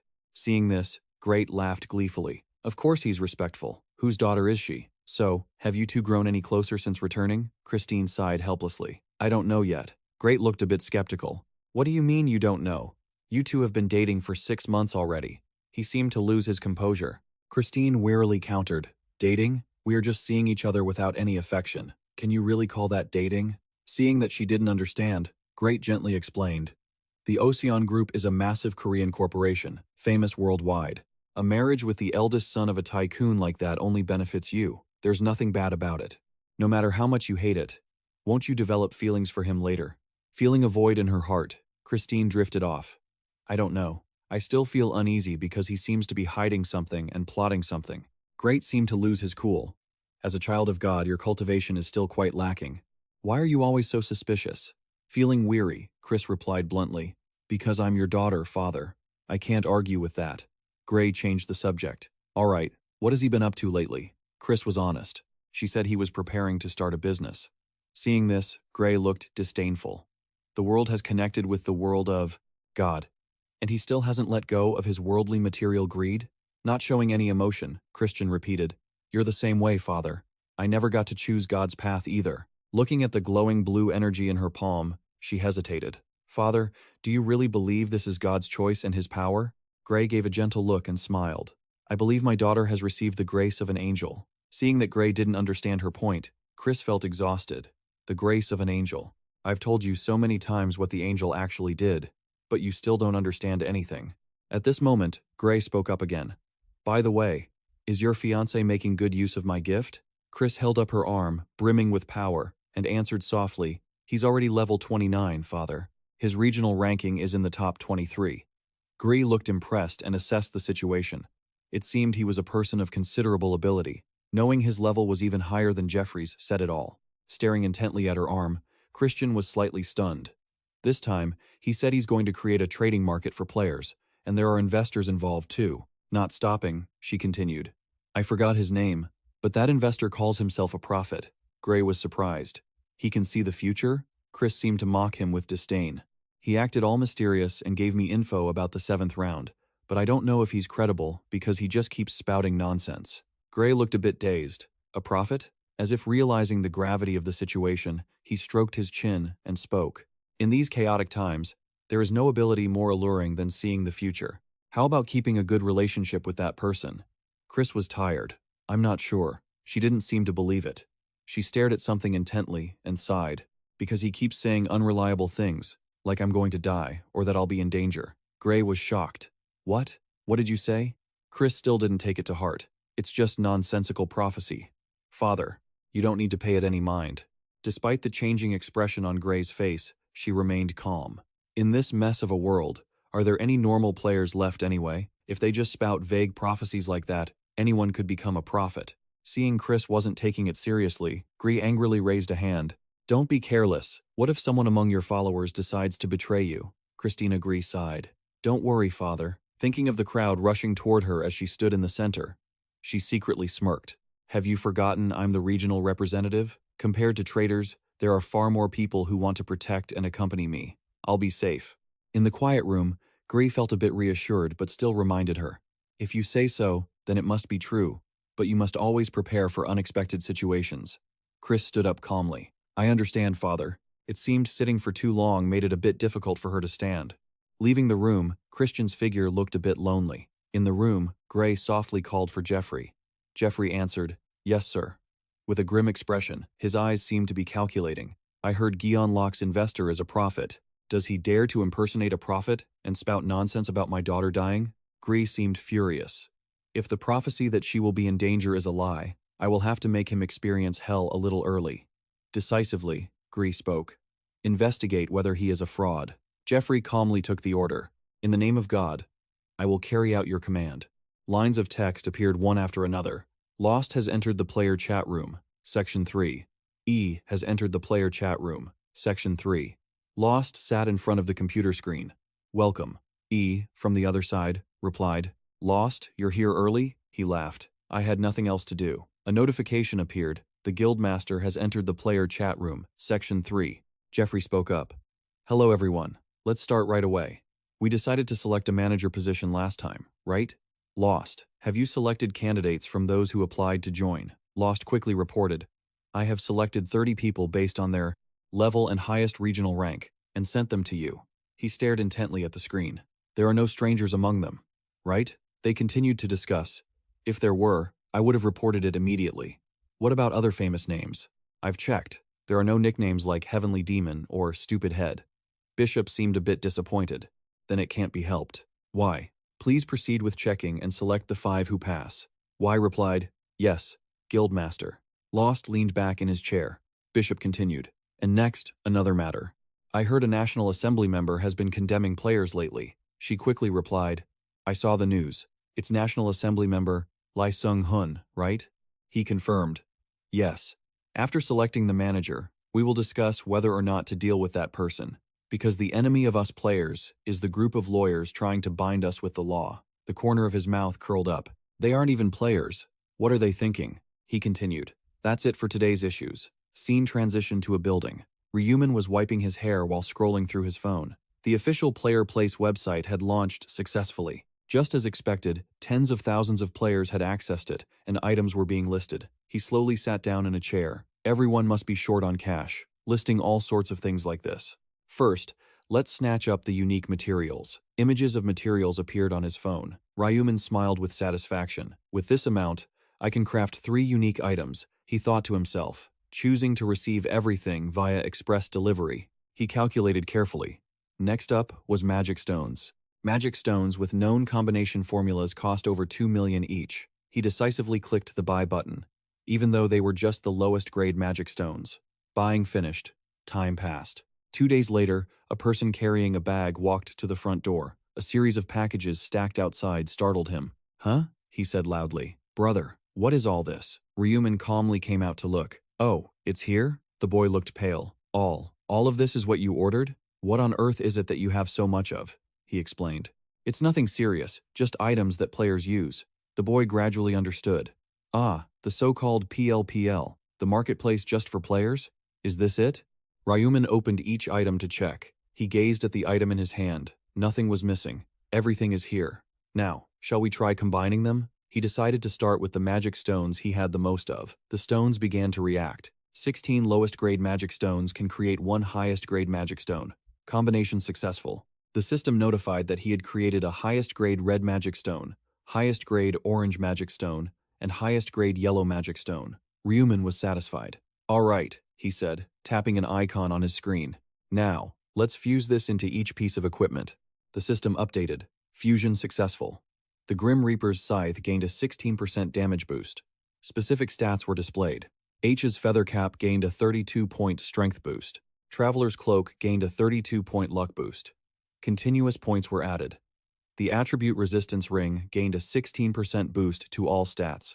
A full set of gear began to manifest on him. Now, let's equip everything to check the status window. A flurry of stats appeared. Strength plus 206, Intelligence plus 284, Agility plus 244, Luck plus 202. Stat points, 0. Ryu Min mused that even without the Slaughter Rune and Blessing buff, all his stats were over 200. He chuckled to himself. If he added buffs to this, he'd likely jump from 600 to 900. He raised his hand, fully equipped with the highest grade, multicolored magic stones. The Rainbow Effect buff was applied. He looked at his new gear with a grin. With the Rainbow Effect buff, his resistance to debuffs increased by 50%. Debuff resistance increased by 50%, he noted. Ryu Min kept calculating. Add in Java's necklace at 35%, the attribute resistance ring at 35%, and then apply the basic intermediate resistance skill for another 15%. What would that be? He finally concluded that by applying multiplicative stacking, he could block debuffs with a success rate of about 82.1%. He continued his train of thought.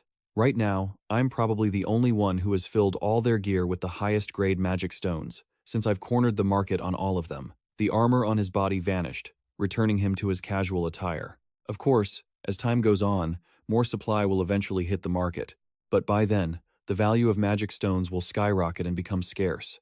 Even the lowest grade ones will exceed 20 million world currency, so I have to stay one step ahead. Ryu Min glanced at the package beside him. For now, I need to preserve the remaining unique materials.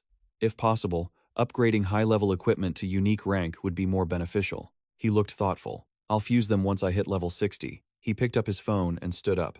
Until then, I'll keep an eye out to see if any more unique materials get posted. Suddenly, he froze.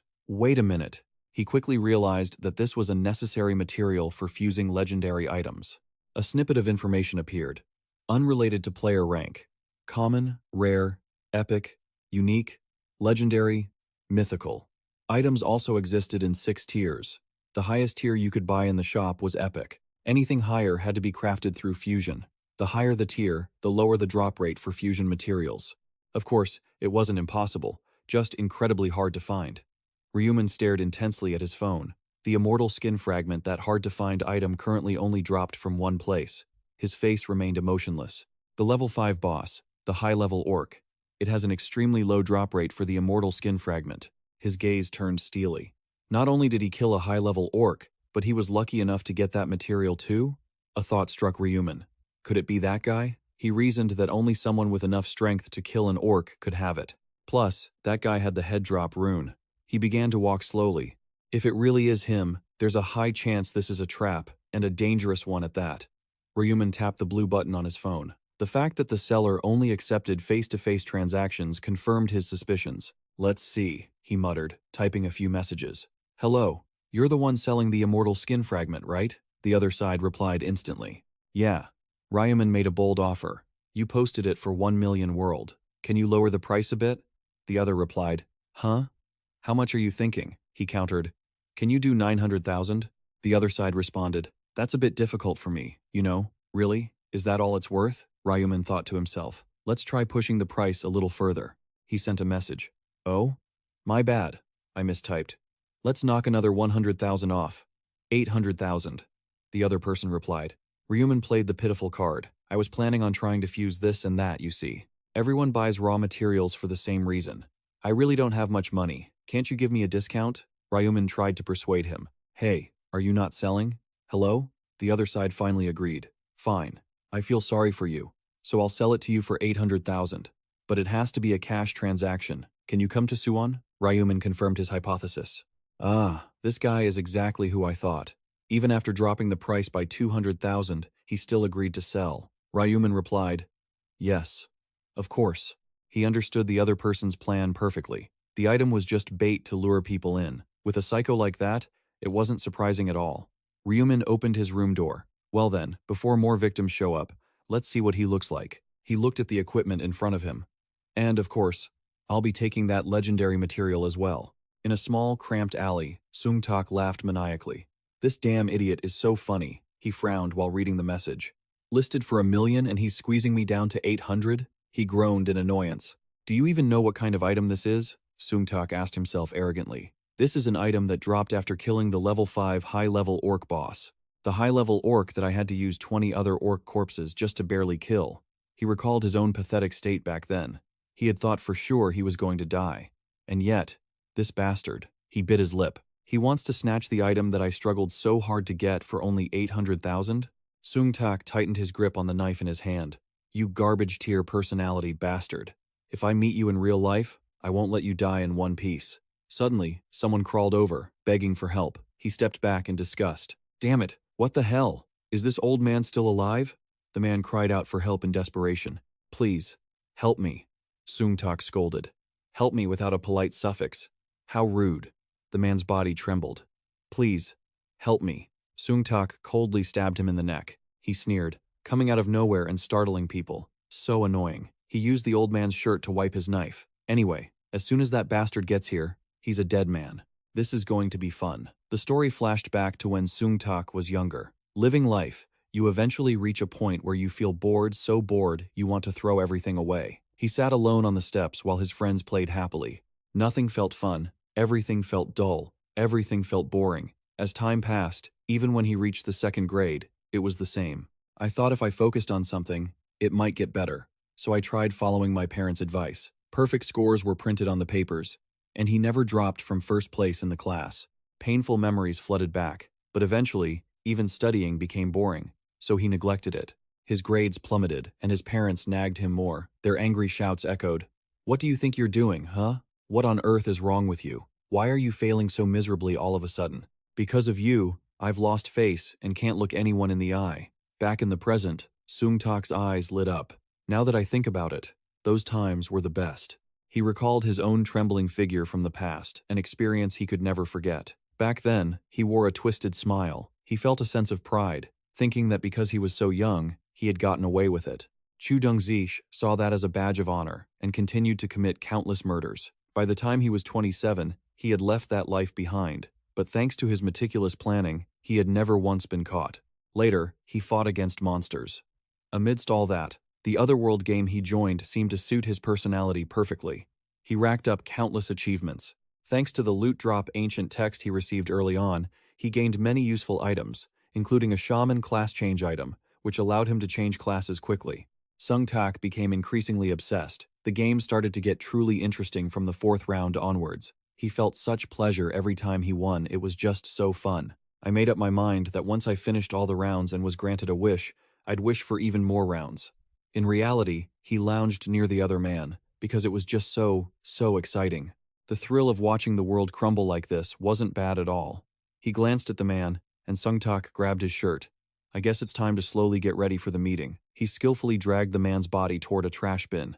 After hiding the corpse inside, he began plotting his next move. He waited for the perfect moment for the guy to approach. Sung Tak thought arrogantly, I'll just use the corpse explosion skill and boom, blow him to bits. He had a backup plan too. If he happened to survive, he'd use the fear curse skill to control him, toy with him, and then kill him like a bug. A silhouette gradually appeared. Sung Tak excitedly whipped his head around, finally stepping outside to take a look. Get over here, you dog. I've got a little present waiting for you.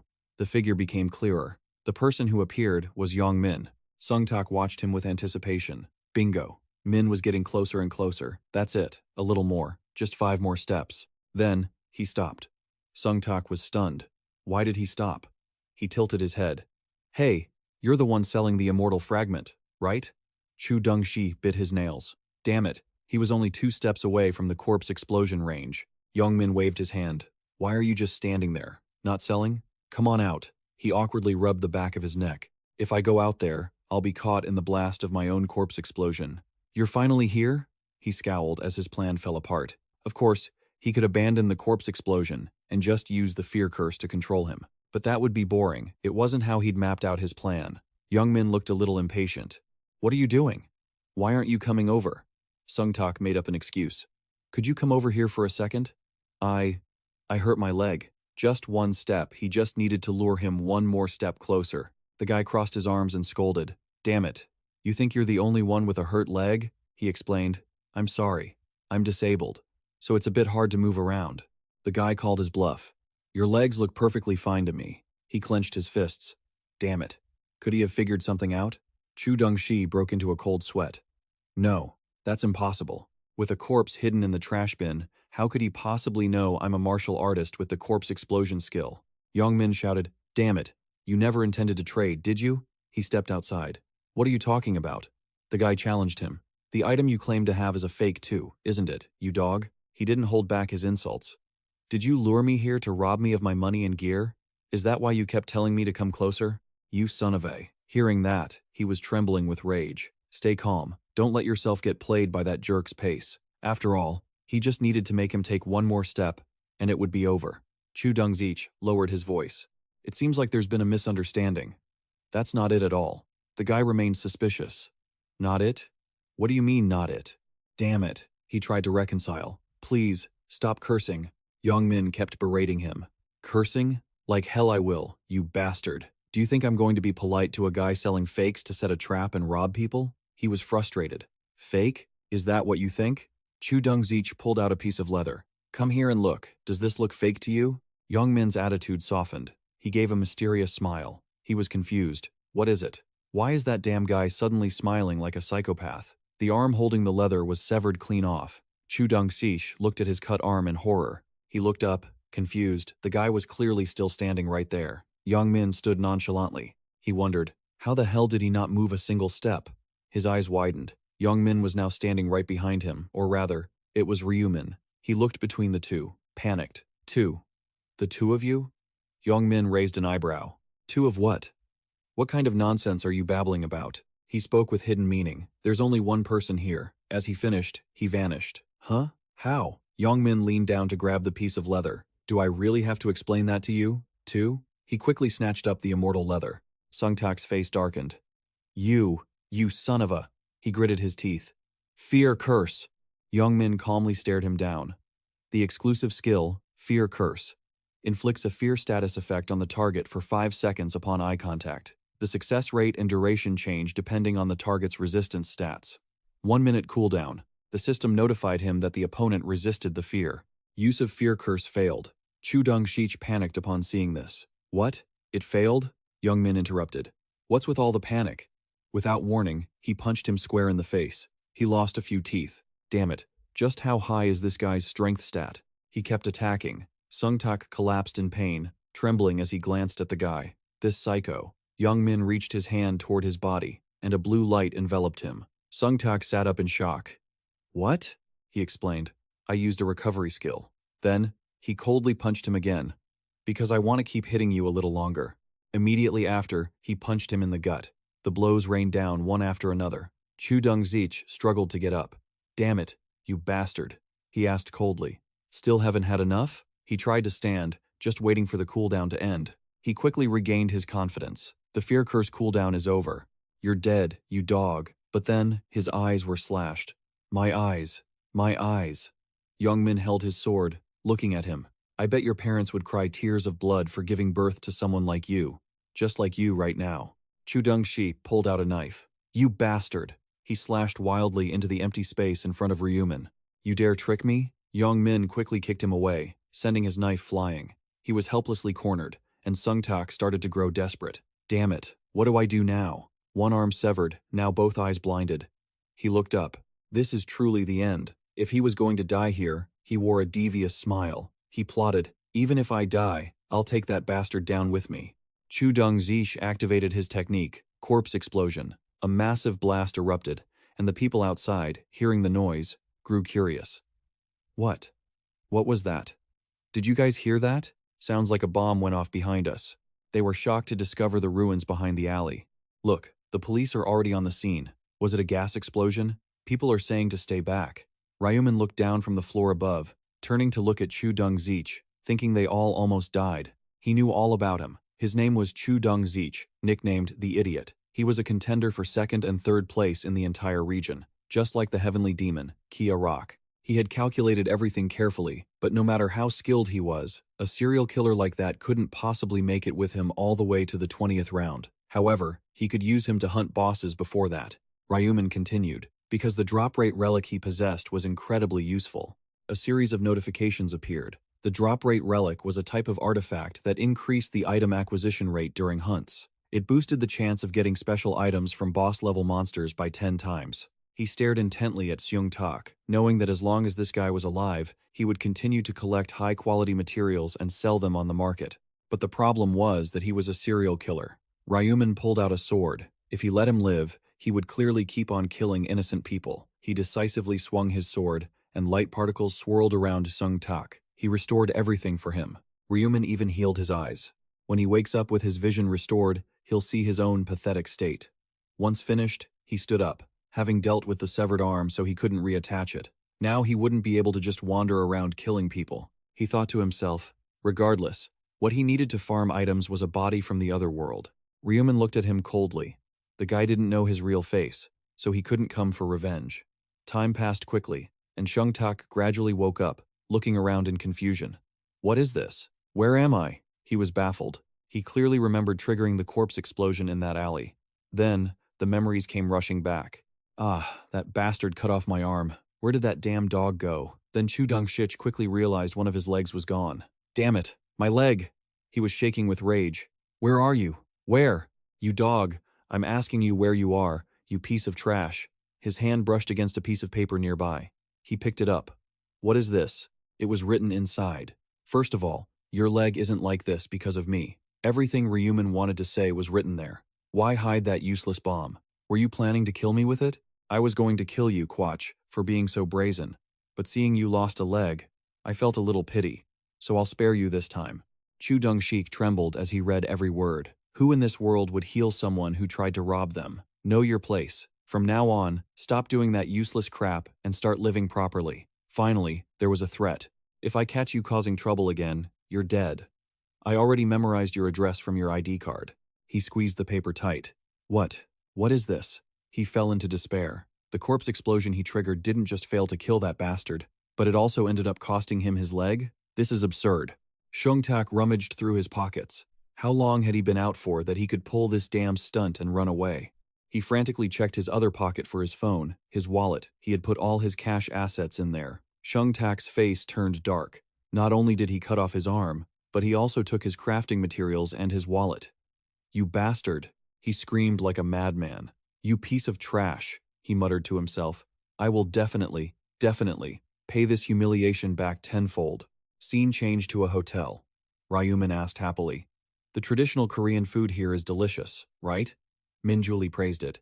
Yes. Of all the restaurants I've eaten at, this is the best one. He smiled brightly. I'm glad.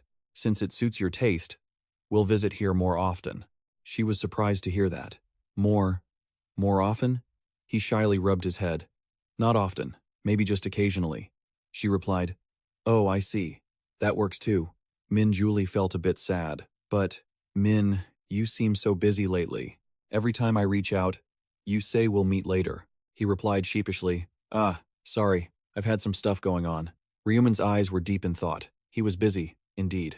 Every weekend he had to attend meetings at Player Plus, and then join other meetings after that. He glanced to the side. Plus, there were times he couldn't easily go out because he had to be wary of being followed. He sharply realized that even now, there were eyes watching him. Ryu Min was certain of his suspicion. He already knew who it was. The level 28 assassin. Jeffrey. The person behind it was Christine Nathan's father, CR. He recalled that at first, he didn't know he was being tailed, but thanks to his presence-sensing skill, he realized someone had been following him for days. Back then on the street, Ryu Min had sensed a presence but couldn't see anyone. That meant it was an assassin with an invisibility skill, but he was someone without a presence-sensing skill. He had the ability to hide himself to avoid detection, because if he had been skilled, he wouldn't have tailed him so blatantly. After discovering him, I tracked him back. The moment he deactivated his invisibility, I recognized his identity. I read his mind to know his purpose for following me. Ryu Min quietly turned his eyes toward him to observe the situation. Looks like Christine had told her father about him. He understood why Nathan was annoyed. His daughter would die in the future. He must have wanted to confirm who said that. Afterwards, Jeffrey put his phone in his pocket and calmly left. Is that so? Keep following me then. As long as I have this mask and invisibility spell, I just look like a normal office worker. He held the glass of water in his hand and glanced after him. By the way, Min Ryu, last time you told me information about the 7th round, right? Min Julie hesitated to ask. Is that really all there is? Do not be tempted by the allure, but Ryu Min smiled calmly and instructed. Yeah, just remember that, and it'll be enough. He slowly took a sip of water and thought to himself, if you know the mission beforehand, you'll actually be eliminated from the round. Being eliminated means disappearing. He couldn't let the people he needed to protect until the 20th round disappear. This time, he would try to save as many people as possible and reach the final round. Suddenly, Ryu Min spoke up. Min Julia, his expression slightly worried. We must survive until the final round, okay? Hearing that, Min Julie felt a bit shy and gently nodded in response. All right, on to the next qualifying round. Priscilla also appeared and opened with, Greetings, humans. Others showed clear frustration and annoyance. Have you been living well over the past month? The number of survivors this time is 434. As you can see, since there are so few people, it's impossible to establish rules, right? She calmly continued, and just as she finished speaking, the ground suddenly shifted violently. It's the same this time. The pieces of land are suddenly merging together. We will proceed to merge the regions. Then, one after another, more pieces of land appeared, slowly drifting down to lock together with the others. 10 sectors have merged, totaling 4,992 people. Priscilla continued. The new sector is called C2 Skew 3. As you can see, everyone here is Korean, so there's no need to be on high alert. The other players felt uneasy and started breaking into a cold sweat. Well, before we begin, shouldn't we choose a sector representative? Damn it. As soon as she finished speaking, she blinked and vanished. Hey, wait a second. We need to discuss the procedure. What? Only Ryu Min stood there calmly with his arms crossed, watching. The selection match was about to begin. He focused on his calculations. He absolutely must not miss the chance to become the sector representative. Not even once. It grants governing power that can even be used in the real world. Plus, It's the reward for this round's side quest. Mental Wall Ancient Script. It's one of the 18 essential ancient scripts, and it's mandatory to counter Amphai's abilities. Ryu Min wore a resolute expression. The sector representative reward and the Mental Wall Ancient Script, he had to get both at any cost. He had prepared thoroughly for this. Elsewhere, the angels were gathering to discuss. Who wants to do it? Any volunteers? Who wants to be the guide for this merged sector? Two angels turned to Priscilla and probed. By the way, I heard you just had a wonderful game with Oliver, didn't you? Priscilla, I heard about it too. The game where if the human from the assigned sector wins, they become the king, right? She glanced up and replied. Let's try that game, too. It'll be fun. Priscilla added with excitement. Then, the method for choosing the representative will be the standard deathmatch. Wait. But another angel quickly intervened. Your sector has Ryu Min, right?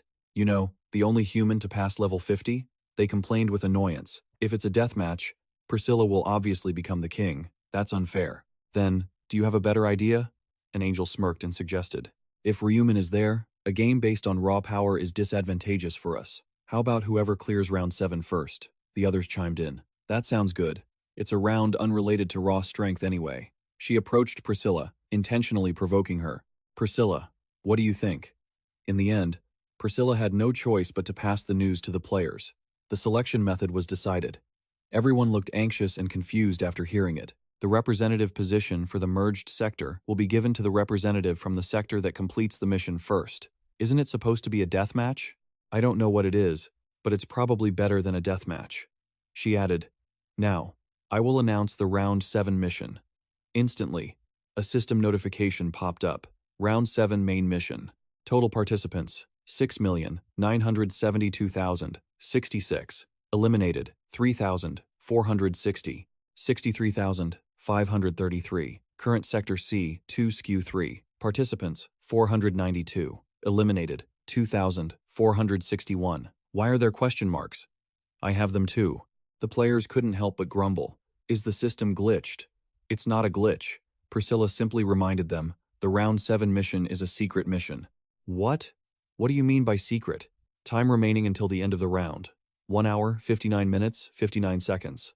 They muttered to each other as they watched her disappear.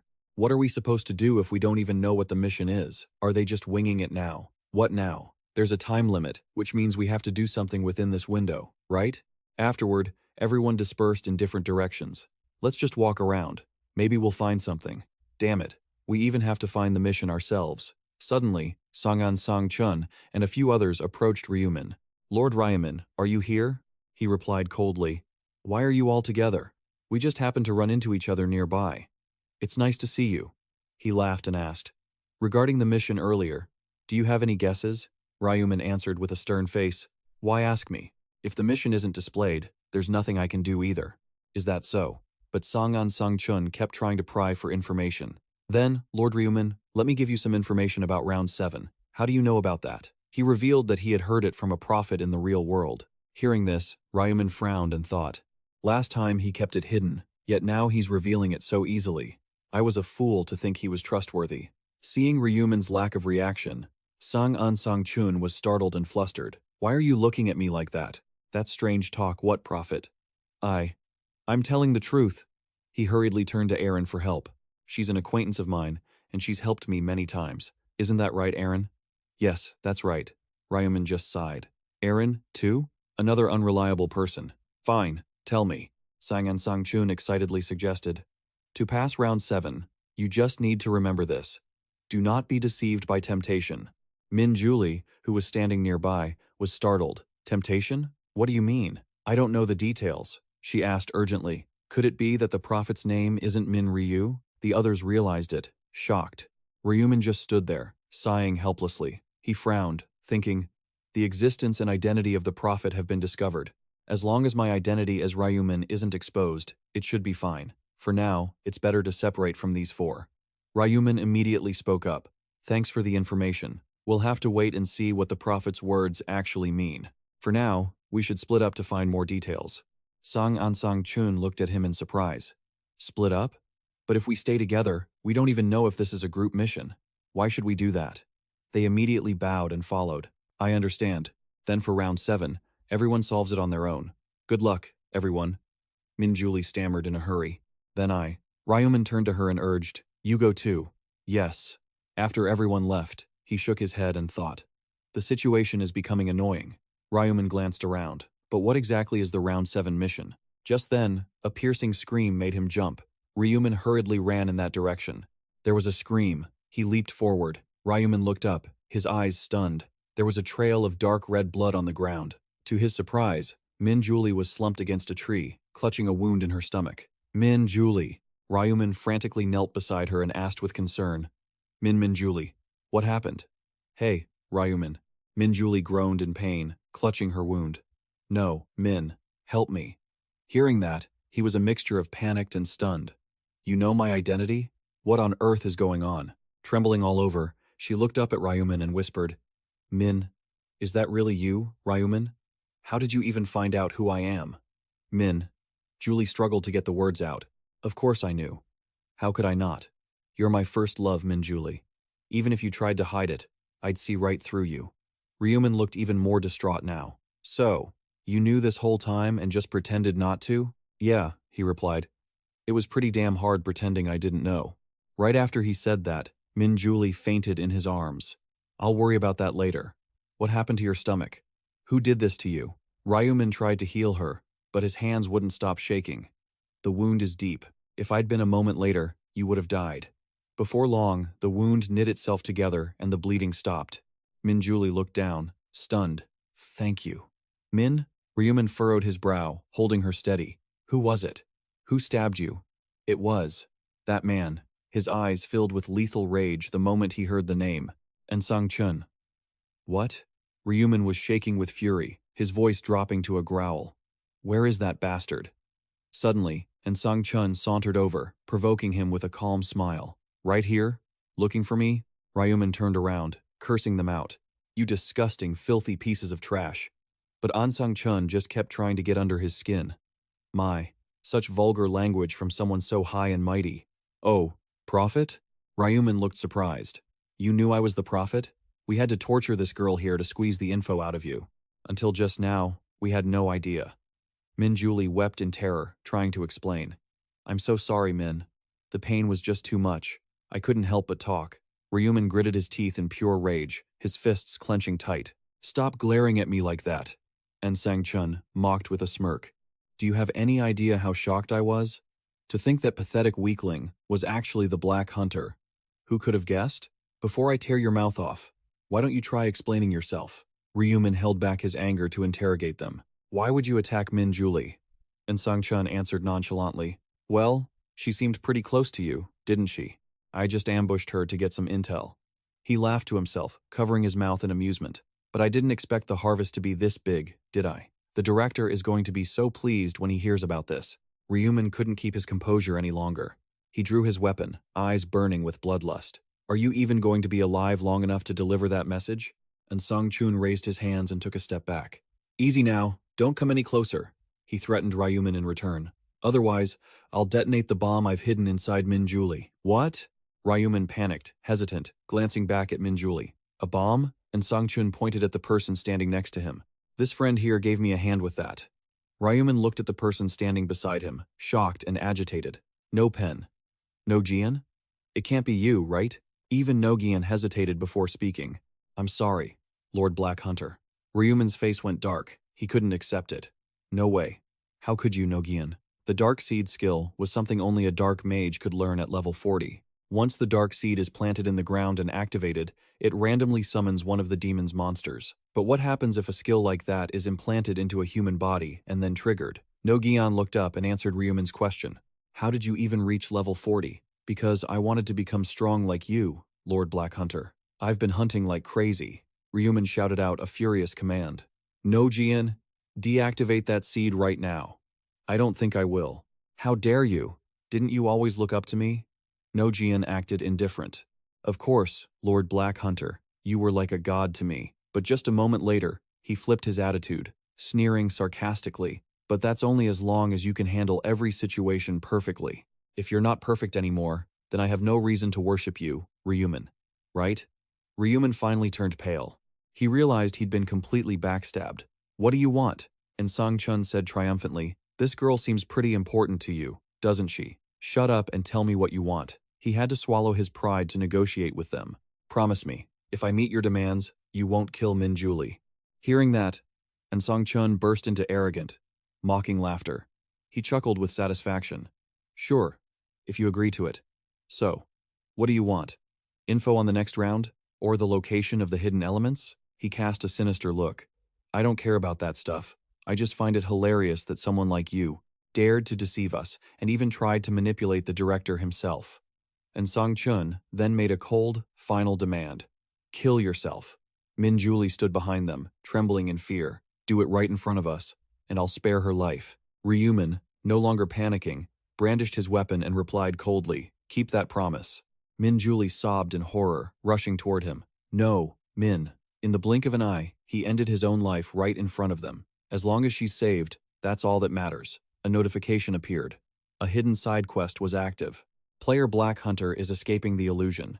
You have completed the main quest. Escape the illusion within 2 hours. Side quest completed. Self-sacrifice without hesitation. He looked up at the notification in shock. It was all an illusion. That's right, now I remember. The main mission of the 7th round was to escape the illusion. But if you know in advance that it's an illusion, the quest progress gets blocked, which leads to execution. So, as soon as I stepped into the 7th round, I placed a mental lock on myself. Because once the time limit starts, the system creates an illusion, and if you recognize it for what it is, the penalty execution triggers. The order I gave to myself was not to even consider the possibility that it was an illusion until the side quest was finished. I actually erased my own memories.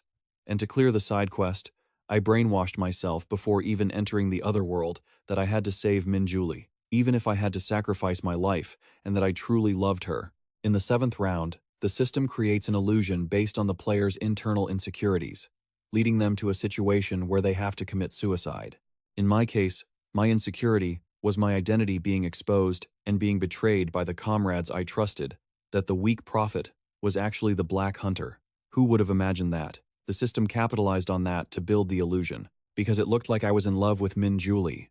The system wove that into the story to trick me into killing myself. Realizing it was all part of the mission, Ryu Min smiled with relief. Thank goodness. Because of that brainwashing, everything went exactly to plan. Just then, someone rushed over. It was Arin, coming to talk to him. Lord Black Hunter, have you already cleared the 7th round mission? He turned back and replied, yeah. You too? As he spoke, she glanced vaguely at her surroundings. It seems like the others haven't made it out yet. Then Arin spoke up, revealing something. Lord Black Hunter, I don't know if this will surprise you, but she turned shy and embarrassed, unable to look him straight in the eye. Actually, I think I really like Ryu Min. But Ryu Min, cold as ice, drew his weapon without even blinking. That came out of nowhere, right? I know. Sounds like a joke, doesn't it? But I'm being dead serious. If I don't say it now, I'll never get another chance. So I'm gathering all my courage to tell you. Arin explained in a panic. Wait, Lord Ryu Min, for me, but he didn't hesitate for a second, slicing her down in an instant. Arin collapsed to the ground.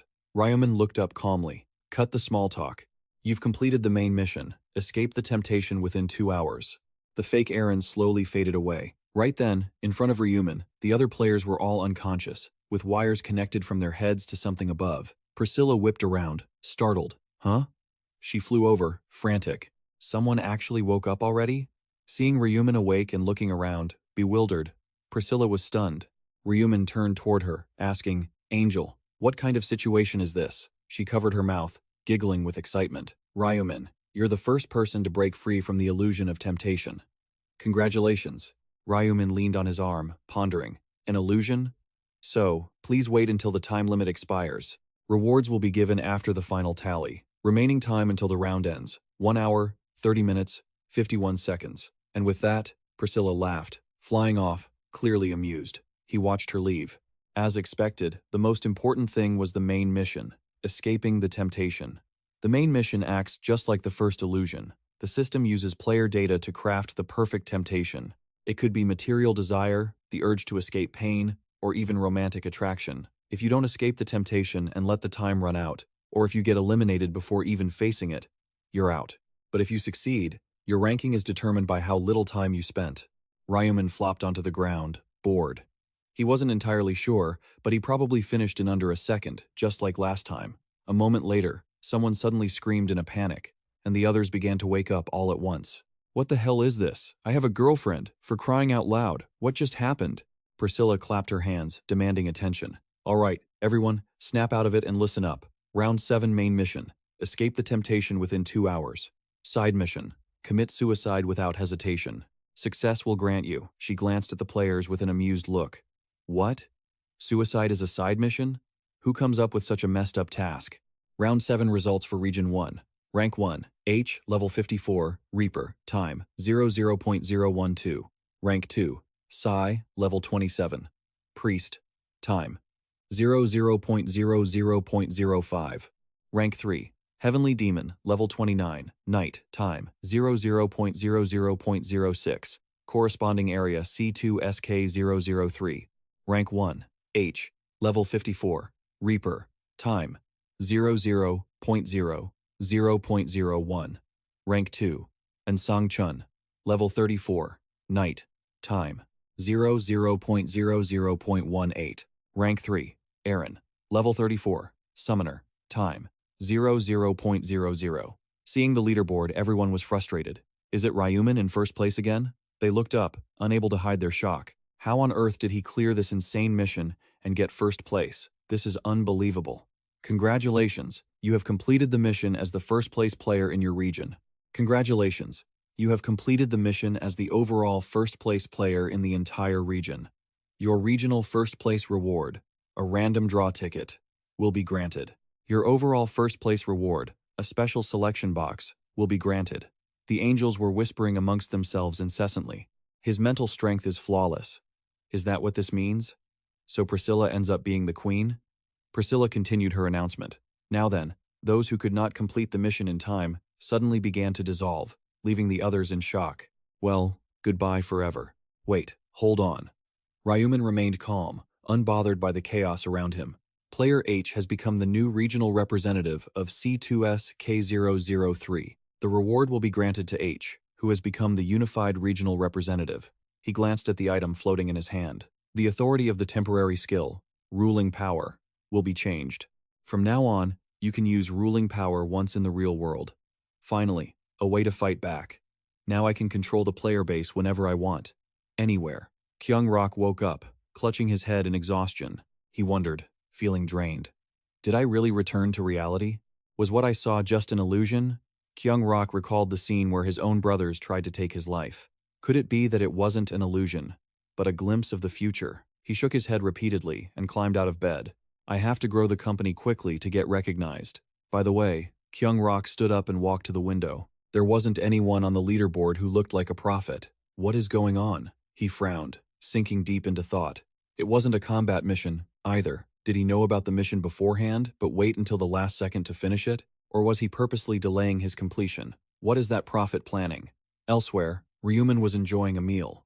Opposite him, Minjuli looked lethargic and dazed. Was I too hasty in asking her out for lunch right away? She still seems a bit. He reached out with concern. Minjulia, what's wrong? Is the food not to your taste? It's not that. It's delicious. Did something happen during round 7? She immediately turned away, feeling shy. No, nothing at all. I think I saw something I shouldn't have. Ryu Min hurriedly tried to reassure her. I don't know what kind of illusion it was, but let's forget about round 7.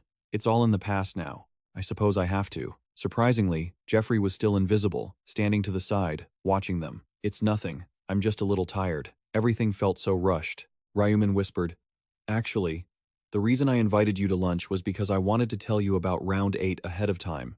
As he spoke, he glanced to the side. Remember every detail from here on out. Ryu Min spoke calmly to her. This was vital information that had to be relayed through this person to gain Christine's trust. Yamati, lost. Chapter. Jeffrey looked at his phone, frustrated. The reflection of his glasses shone on the screen, showing an interview with a Korean player who survived round 7. 3 minutes ago, the player support app, Player PL, was a huge success. The rise of the specialized trading platform for PL players. What are players trading on PL? 10 minutes ago, I tried trading on PL. Jeffrey bit his lip, frowning in annoyance. A new article already? After only a few minutes? His father turned his head, sneering with contempt. I heard the youngest son of the Ocean Group succeeded with that item targeting those players. He's 3 years younger than you, yet he's already got the business sense. Meanwhile, you couldn't even become a player, and there's not a single headline with your name in it. Hearing that, Jeffrey shook with rage. He never expected player presses to belong to that guy. His face darkened with pure fury. Everything is that scumbag, Gion Locke's fault. If only I had become a player too, I could have competed with Gion Locke on a level playing field. Jeffrey gripped his phone tightly.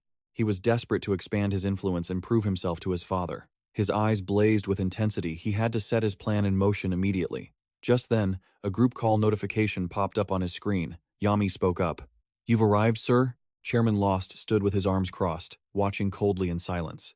"Mr. Yamadi, regarding the previous personnel interviews, you said a total of 3 people passed the murder trial, right?" "That's correct," Jeffrey announced with excitement. "I'll be executing the plan tomorrow." The next day, at a church, "Christine, maybe it'd be better to keep that prophet close by." Hearing that, she could only hesitate and comply. "Yes." Daniel still tried to speak up. "Father, do you really believe that? It could just be a coincidence, couldn't it?" Nathan furrowed his brows and replied, "I sent Jeffrey to look into him, and he's not really a dangerous person. I heard he's just a young man who goes to work and heads straight home." She could only bow her head, still torn. "Your fiancé even trusts him, and they're business partners, but I still can't." At that moment, a voice sounded from behind them. "Well, how about this?" Christine Jeffrey stepped forward and revealed, "I just received information about the 8th round from that person." Nathan froze and asked, "The 8th round? You mean you've already heard the prophecy?" "Yes." He was quite detailed this time. But Daniel frowned, feeling uneasy. "If the lady still doesn't believe it, we can wait until the 8th round passes to judge." He hurriedly urged him, "Let's hear it." Jeffrey recounted what he had overheard Ryu Min reveal, that the difficulty of the 8th round would change based on their choices, and the experience gained would differ as well. Based on that, he even pretended to be calculating, and then something else made Daniel snap to attention. He said a new element will appear in the 8th round. That. A new element? He hardened his face and growled. NPCs. Jeffrey immediately revealed that NPCs would reportedly appear in the 8th round. In the quiet parking garage, Yami hummed to herself, looking pleased. On the screen, Assemblyman Sion Lion Hun was making a serious declaration. "I believe players are the cancer cells of society. Of course, I mean the players who commit crimes. It's been 6 months since players appeared, and aren't serial killings, assaults, and robberies still happening? This isn't a problem we can just stand by and watch." She offered a sarcastic smile. The anchor asked calmly, "But, Assemblyman, even if we leave the players alone, their numbers will eventually drop sharply. Is this legislation even meaningful?" He retorted nonchalantly. "The fire is already at our feet. Do you expect it to put itself out? Of course not." Likewise, from the victim's perspective, they'd want to grab those players and crush them as soon as possible. Every evil player in this world must be eradicated. Sion Lion Hun finished and quickly backpedaled. "I repeat, I'm talking about players who commit crimes. Don't misunderstand me." The screen suddenly went black. "Misunderstand?" He cursed in a rage. "Misunderstand my foot. All those players should just drop dead and save us the trouble. Those damn bastards." He couldn't help but tell himself that this was the only way to ensure no more victims like our Seon Hun would appear. What the hell is a good player anyway? They're all potential criminals who could use that hidden power at any moment. We just need to push this law forward and perfect it. The notification sound echoed in the descending elevator. The bodyguard bowed respectfully and opened the car door. "Please, sir." Assemblyman Sion Lion Hun replied indifferently. "Thank you." As he sat in the car, he began to speak. "Good morning, driver." As soon as he finished, Seon Lion Hun suddenly froze, his face turning pale. He blurted out in shock, "You, who are you?" She waved her hand cheerfully. "Good morning, Assemblyman. It's an honor to meet you this way." Seon Lion Hun roared in anger. "I asked who you are, you bitch." Before he could finish, he was knocked unconscious. She watched coldly as Sion Lion Hun collapsed in the back seat. The bodyguard finished his task and reported, "My lady, everything is ready." Yami ordered calmly, "Close the back door." He quickly followed orders. "Yes." The car drove away. The bodyguard stood there, still looking as if he'd lost his soul. As she drove, she mused happily. "You really should have managed your subordinates better, shouldn't you?" Her eyes drifted to the back seat. "Even if someone finds you, it won't matter anymore. Because the charm spell I possess is absolute, it forces people to be loyal." The system screen flashed, "Charm spell. Effect. By making eye contact or physical contact with the target, You can charm and control their mind, can control up to 5 people, and can only be used on the opposite sex. The duration is infinite, and those charmed will be absolutely loyal to their master. Cannot be used on monsters or angels. Yami smirked. Thanks to the charm spell, I can control players and hunt safely. At that moment, the charmed player said, Master, you just need to stab him with this sword. Still, there was one thing that bothered her. Even so, if I had to name one drawback, it's that you can't re-charm someone who has been released from the spell. So I have to be very careful when releasing anyone. The 4 bodyguards from earlier were shown on the system screen as currently charmed. Yami secretly commanded, Release charm on 2, 3, 4, 5. The system screen immediately popped up. Those currently charmed charm released. Thinking of that, she let out a cynical laugh. Now the bodyguards will go hunting for the assemblyman's whereabouts. Suddenly, Yami's face darkened. Only the guild leader is left, since I have to maintain the charm on him. The others who were charmed Songjio, a civilian, because I need him to control the situation here. She couldn't help but ponder. When I cast the charm on the guild leader, I was quite surprised. At that time, the system displayed that Songjio had fallen into a charmed state. But Yami was stunned the moment she saw it. Wait a minute. A civilian? That's ridiculous. The founder of a cafe exclusive to players isn't even a player? She ordered with arrogance. When in front of others, don't call me master. Act as you did before. Treat me like a founding member. Gio bowed respectfully and replied, Understood. Back in reality, Yami couldn't help but think, but that guild leader suddenly started planning to kidnap the assemblyman, even though it wasn't programmed. The previous night, Jeffrey had slowly stated, We will execute the plan tomorrow. She asked with a bit of suspicion. The plan? He outlined the strategy with a dark expression. The plan to kidnap Assemblyman Lee Seon-hun. After we kidnap him, we'll stage the scene as if, these are just some money-hungry civilians. We've already bribed people with criminal records. That line immediately made Yami realize what was going on. After that, we'll show up late to rescue Seon-hun, but by then, the old man will already be dead. Jeffrey grinned confidently. This way, we not only achieve our goal of killing Seon-hun, but we can also officially announce to the public that we aren't their enemies. Furthermore, the anti-player law would lose its impact once the assemblyman who proposed it was dead. She thought back on it, feeling a sense of satisfaction. A pretty interesting plan. But before cooking up some scheme like this, you should have let me know in advance, right? At this moment, the car had left the city. Yami carried Seon-hun on her shoulder and slowly walked into the house. In the dimly lit cabin, he jolted awake. She leaned in slightly and whispered, Are you awake, sir? Assemblyman Seon-hun turned pale and screamed, What is this? Who are you people? Yami didn't pay him any mind and turned away. Wait a moment, I'll go get some rope so you can't squirm around. He was furious at being ignored. You bastards. Do you have any idea what you've just done? You just kidnapped an assemblyman. Idiots. The brown-haired guy clicked his tongue upon hearing that. So what? We know exactly who you are. Seon-hun couldn't believe it. What? The guy next to him chimed in. Assemblyman, do you really think we're just going to kidnap you? Before long, we're going to send you straight to meet your maker. He laughed gleefully. Although, it won't actually be us who do the dirty work. The other guy added, We have to be hailed as heroes of the people, after all. The assemblyman's face went deathly pale. What kind of nonsense are you bastards spewing? Yami cut in suddenly. That's enough, you guys. She provoked him. The assemblyman is still alive and kicking, isn't he? Don't go spilling the plan so easily. The two guys immediately apologized. We're sorry. Yami held up the rope and laughed. Done. I've got the rope now. Please be a good boy and stay in that chair. Seon-hun stood up abruptly to challenge them. What exactly are you planning to do? She gave a sarcastic laugh. And what exactly do you think you're doing? He was stunned by the counter-question. What was that? Yami's indifferent voice rang out. Judging by the way you talk about this kidnapping, it seems you already understand the situation perfectly, so why are you still trying to provoke us? She suddenly clapped her hands in delight. Are you that eager to be reunited with your child? Every word made Seon-hun tremble with fear. Don't worry, as soon as those criminals arrive, we'll send you to the afterlife immediately. He gritted his teeth. You. Seon-hun swung his fist. You damn bitch! Yami nimbly dodged the attack and immediately drove a knee into his stomach. Seon-hun collapsed to the floor, clutching his gut. Yami leaned down, mocking him. Just because I'm a woman, you thought I'd be easy to bully?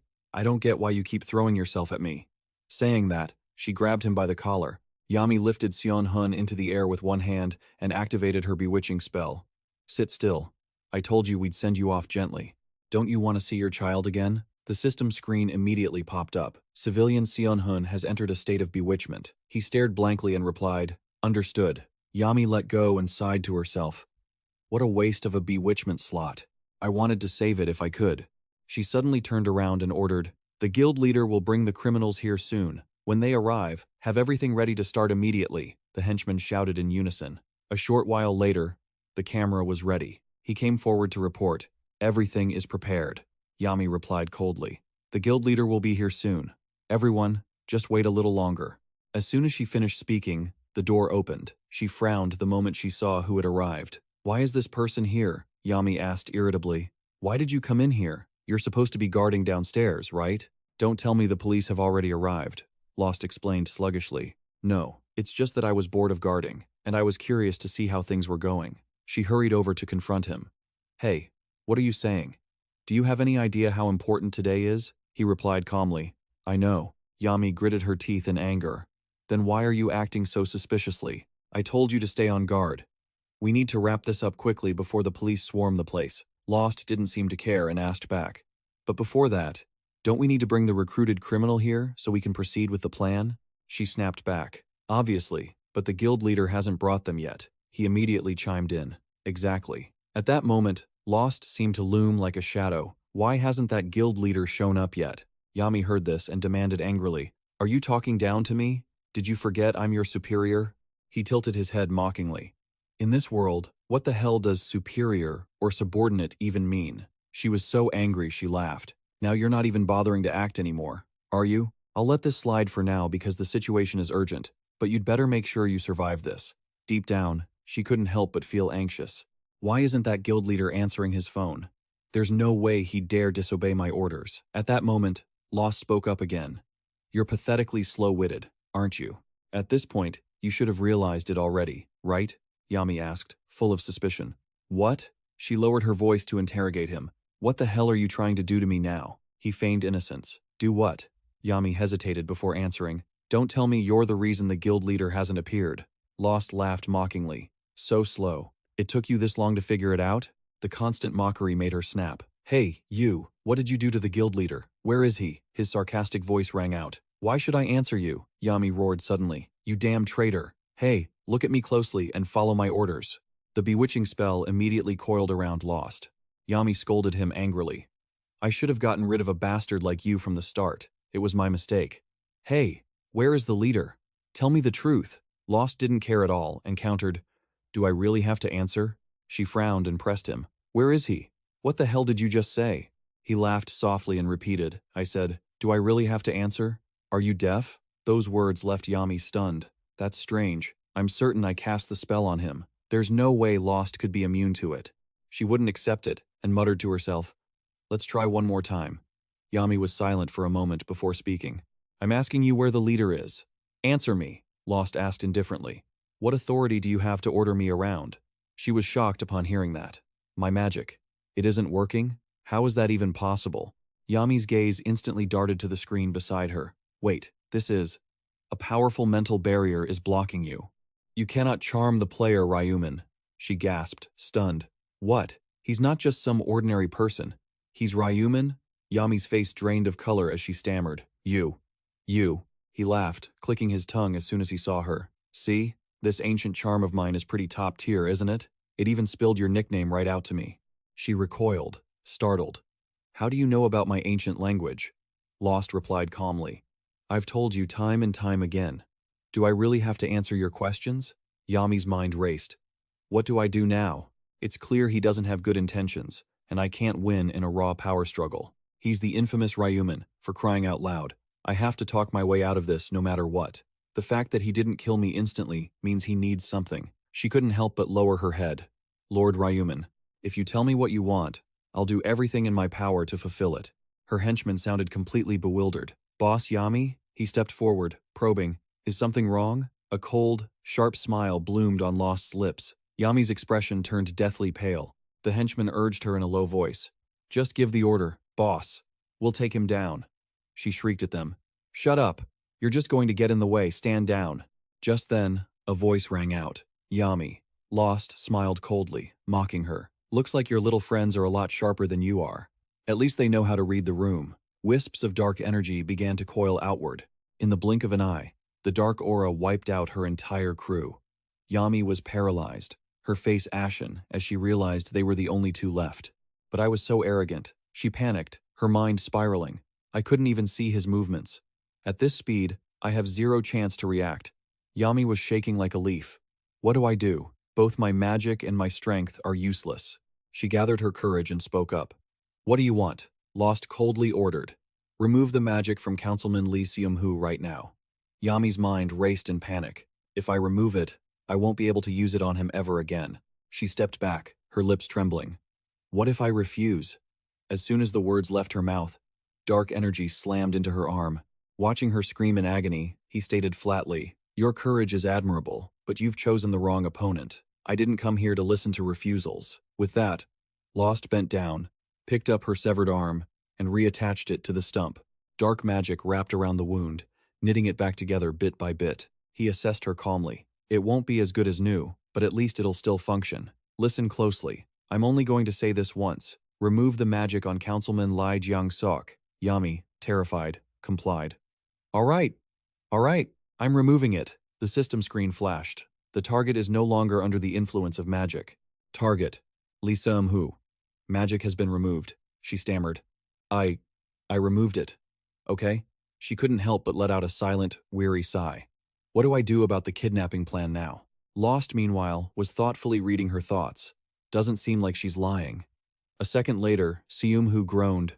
My head. It hurts so much. He quickly shouted, Hey, you! Someone untie me already. The audacity. Kidnapping a councilman?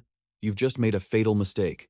Are you listening to me? Seum-hoo flinched as his blindfold was removed. Lost walked over slowly. Councilman Lee Jiang-sok, I'm here to save you. Please, just stay calm and wait a moment. I need to finish dealing with that woman over there first. Hearing this, the councilman glanced over. What's going on? The bloody scene made Seum-hoo quickly avert his eyes. Lost mused thoughtfully. Should I let you live? I wonder. Yami pleaded in a panic. Please, spare my life. He considered it for a moment. If I let you go, can you live without ever using your powers again? She quickly clasped her hands together, swearing. Yes, I swear, from this moment on, I will never use my abilities again. I swear it to you. Lost nodded. Fine. I'll show you some mercy. Yami asked in astonishment. I'm really free to go? You won't just slice my throat the moment I turn my back? He snapped back, annoyed. Do you live your whole life assuming everyone is a liar? Get lost. She immediately bowed, grateful. Thank you. Thank you so much. With that, Yami hurried away. I'll be taking my leave then. Harsh sunlight pierced through the forest canopy. She bolted through the trees at top speed. A few seconds later, she collapsed, coughing violently. She glanced back suspiciously. Is he really not following me? Yami grew more confused the more she thought about it. Even her presence detection skill couldn't pick him up. Was he actually going to spare me? She bit her lip, trying to hide a smirk, then suddenly threw her head back and laughed out loud. What the hell is wrong with that guy? She mocked, still chuckling. Did he lose his mind? What a lunatic. Why let me go so easily? Just because I promised not to use my power? I've never seen anyone as naive as that idiot in my life. Yami breathed a sigh of relief. What a stupid jerk. Swearing oaths? Take that fairy tale garbage and go trick some goblins with it. Why on earth would I keep my word? At that very moment, her pupils constricted. Her presence detection skill had just pinged a target. Lost had been standing there silently the whole time. Just as I predicted. You aren't the type of person who can be trusted. Yami trembled, trying to explain. Lord Ryu Min, what are you talking about? There must be some mistake. It's all a misunderstanding. He laughed coldly, dripping with sarcasm. I heard every single word of you mocking me and calling me an idiot. Your laughter was so ear-piercing, even the angels would give up in defeat. Now, I'm certain you've betrayed my trust. What should I do with you, I wonder? Her face went pale as she tried to argue. Wait, hold on. Let's talk about this. If you're going to kill me, please, think it over. The more she spoke, the more desperate she became. I might look like this, but I'm actually very useful. Lost coldly cut her off. And why should I believe you when you just finished mocking me? Every word made her complexion paler. Besides, who said I was going to kill you? He stepped forward, his voice turning threatening. Killing you would be a waste of such a fantastic ancient charm ability. That froze Yami in her tracks. Lost then commanded, become my slave. At the same time, the system screen popped up. Skill activated. Temporary control. Remaining uses 8. Target, Yami. You have used all available control slots for the real world. You may use the remaining control slots in other worlds. Her eyes gradually turned vacant and hollow. Yami bowed respectfully. It is an honor to behold you, Master. Yami spoke in a dull, monotone voice. It is an honor to meet you. Master, please, give me your orders. Master, I will do anything you command. Ryu Min thought confidently. Thanks to this, I've obtained the powerful charm rune, and above all, I've captured the C3 faction. Everything is going exactly according to plan. After discovering the kidnapping plot against Assemblyman Lion Hun, I quietly tailed Jiom, the president of the PSBA. The moment Assemblyman Lion Hun was truly in, danger was when the criminals hired by that president started moving. So, if those criminals never show up, Lion Hun won't have to face the threat of losing his life. The suspicious thug spoke up. Sorry, boss. Once we finish this job, will you really pay us triple? Jeffrey calmly confirmed. That's right, but he still doesn't trust that you won't back out and run off with the money, does he? He laughed with annoyance. If you can't do it, just say so and return the 25 million world I gave you. Hearing that, the underling panicked. You've got a short temper, don't you? I was just asking, the thug scoffed sarcastically. We never said we wouldn't do it. The other one clicked his tongue and chimed in, saying that in this day and age, killing someone isn't that big of a deal. I frowned and thought, whether they are players or ordinary people, there is scum everywhere. Just then, Jeffrey's phone buzzed, and he quickly answered it. Yes, Miss Y, I understand. I will bring them over right away. With that, Jeffrey coldly ordered them to load everyone onto the vehicle, but before he could finish his sentence, the bodyguards were attacked. Loss coldly took down another one. He backed away in fear. You... Loss? Jeffrey shouted in horror. How long have you been here? No, why are you doing this? He didn't answer, only saying, Now, President, and you too, go get some sleep. A powerful chop landed on his neck. Seeing that, the thugs started screaming. Loss finally turned to look at them. What should I do with you guys, I wonder? The thug turned pale with fear, whispering to himself, He's a player. We can't beat him. He continued to mutter to himself that he couldn't just let these attempted murderers go free. Saying that, Loss swung his scythe directly at them. In an instant, the entire group of thugs was wiped out. He stood there coldly, watching it all collapse. Los waved his hand to incinerate the bodies and erase the traces. They were going to die at the hands of P3 anyway. Even if he spared them, they would just go on to commit more crimes. His gaze suddenly paused. I'll leave the president here. By the time he wakes up, everything should be taken care of. After that, I headed to where Assemblyman Lion Hun was being held. While tracking them, I confirmed I had arrived with the Assemblyman. After dealing with the officers, I intentionally let Y go. A moment ago, Lost had made a promise. Good, I will show mercy. Yami couldn't believe it, and asked again. Can I really go? You won't slice my throat the moment I turn my back, will you? He asked irritably. Do you only live to be deceived? Go. She bowed repeatedly to thank him. Thank you. Thank you. Looking at Yami's back, Loss felt lost. I couldn't use domination in front of the Assemblyman just to get the charm rune. The charm rune has no level limit and can control anyone. Whether a player or an ordinary person, it's so powerful that even I couldn't approach her until now. But thanks to the mental barrier rune I obtained in round 7, the status window suddenly appeared. Mental barrier rune. Effect. Immunity to all mental type attacks. Finally, I was able to face her. By then, he had fully mastered the power. Become my slave. Just as planned, I had controlled her, and she could only repeat mechanically, Please give me an order, Master. Whatever you command, I will follow. Loss ordered with satisfaction. First of all, don't call me Master in front of others, and don't bow or speak formally when others are around. Just act naturally. Yami nodded quickly, responding, Yes, sir. He pointed the way and told her to run straight down this path. The police will be here soon. Tell the president that Loss is a traitor. She immediately bowed to accept the order. Yes. Loss frowned, cautioning her not to even mention the name Black Hook. Erase the thought that I am Black Hook from your mind. Yami stood stunned, confusedly asking, I'm sorry. Then what should I call you from now on? He smiled calmly and said, Just call me by my name, Ryu Min. Conversely, Lion Hun was slumped over, dejected. He gritted his teeth, thinking he never expected to be kidnapped. They must have kidnapped me to get revenge for the bill I proposed. If anyone is capable of threatening me, it has to be the players. I'm sure of it. While he was thinking, Los returned that young man. He said clearly that he came to save him. He smiled and suggested, "Please stay calm and wait a little longer. I will go settle things once and for all with that woman." Lion Hun found it harder and harder to understand.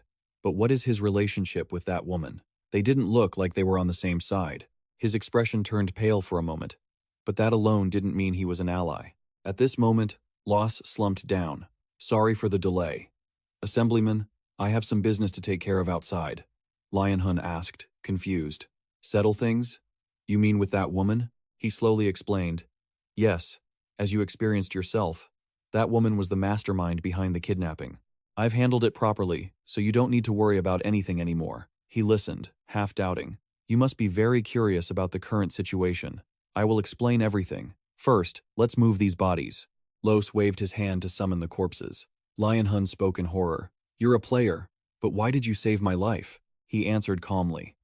"As you must have guessed, there are many players who hold a grudge against you. The group here was one of them." Los recounted slowly. "I received an offer for this job from a player I know. However, I believe the bill you proposed is absolutely necessary in this era." His voice was steady in his ears. "So I betrayed them, because I couldn't let someone like you die in vain." He asked with a trembling voice. "Then those bodies earlier?" Los clarified calmly. "That's right. They were all players who were accomplices in this case. If you want, I can provide their identities." Lion Hun asked cautiously. "What do you want from me? What do you want in return for saving me?" He suggested seriously, "Please continue to push the bill forward, stand firm, and protect your ideals just like you did before. That is all I want." Hearing that, he was a bit suspicious. "Is it really just that? What about a reward?" Los immediately expressed his stance. "I don't need anything else. I am simply acting on what I believe is right." Lion Hun looked away in confusion. "Anyway, thank you. You saved my life, so I must repay you in some way." As soon as footsteps were heard, he said, "It seems the police have tracked the phone and found their way here. I have to go now." He stared after him, stunned. Is he really just leaving like that? At least let me know the name of my savior. Lion Hun couldn't help but call out. "Wait, what's your name?" Los smiled and turned back. "I'm Hu." After that incident, news outlets everywhere were flooded with breaking reports. City 21's Gion Locke confirmed that Councillor Lion Hun had returned home safely after just a few hours. CT21 GBS News featured headlines about the crisis surrounding the anti-player bill and the shocking news that Councillor Lion Hun had been threatened with kidnapping. The savior who vanished after rescuing Councillor Lion Hun was revealed to be the legendary Dark Scythe. He had single-handedly rescued Councillor Lai after hearing rumors of the kidnapping plot. Yami was stunned as she read through the stream of comments. "Master, look at this," she said, hurrying over, clearly excited by all the praise for Ryu Min. Ryu Min asked, surprised, "Is that so? Let me see." They were at Yami's place. He glanced at the phone, quietly taking it all in. Overall, public opinion wasn't bad at all. It would be greedy to expect his name to become famous overnight just from saving one person. Reputation is something built over time. There was no need to rush. Right now, there was something more important. Ryu Min ordered in a cold voice, "From now on, cancel the PBA's murder interview phase. Instead, focus the interviews on their character. Use the chairman's authority to run background checks for criminal records as well. Absolutely do not recruit anyone with a stained record." Yami nodded quickly. "Understood, sir." He suddenly asked, "How many of the original players are left?" She checked the data and reported, "More than half died in the previous round, so there are about 4,000 left, sir." Ryu Min questioned, skeptical, "And all of them passed the murder interview?" Yami answered immediately, "Yes, sir. Every single one of them passed without a hitch." He pondered, murmuring to himself, "Then they're all nothing but pathetic trash. The question is, how should I deal with the rest of them?" As soon as he finished, it clicked. Ryu Min smiled, calculating silently. "That's right, trash should be left for the janitor to clean up."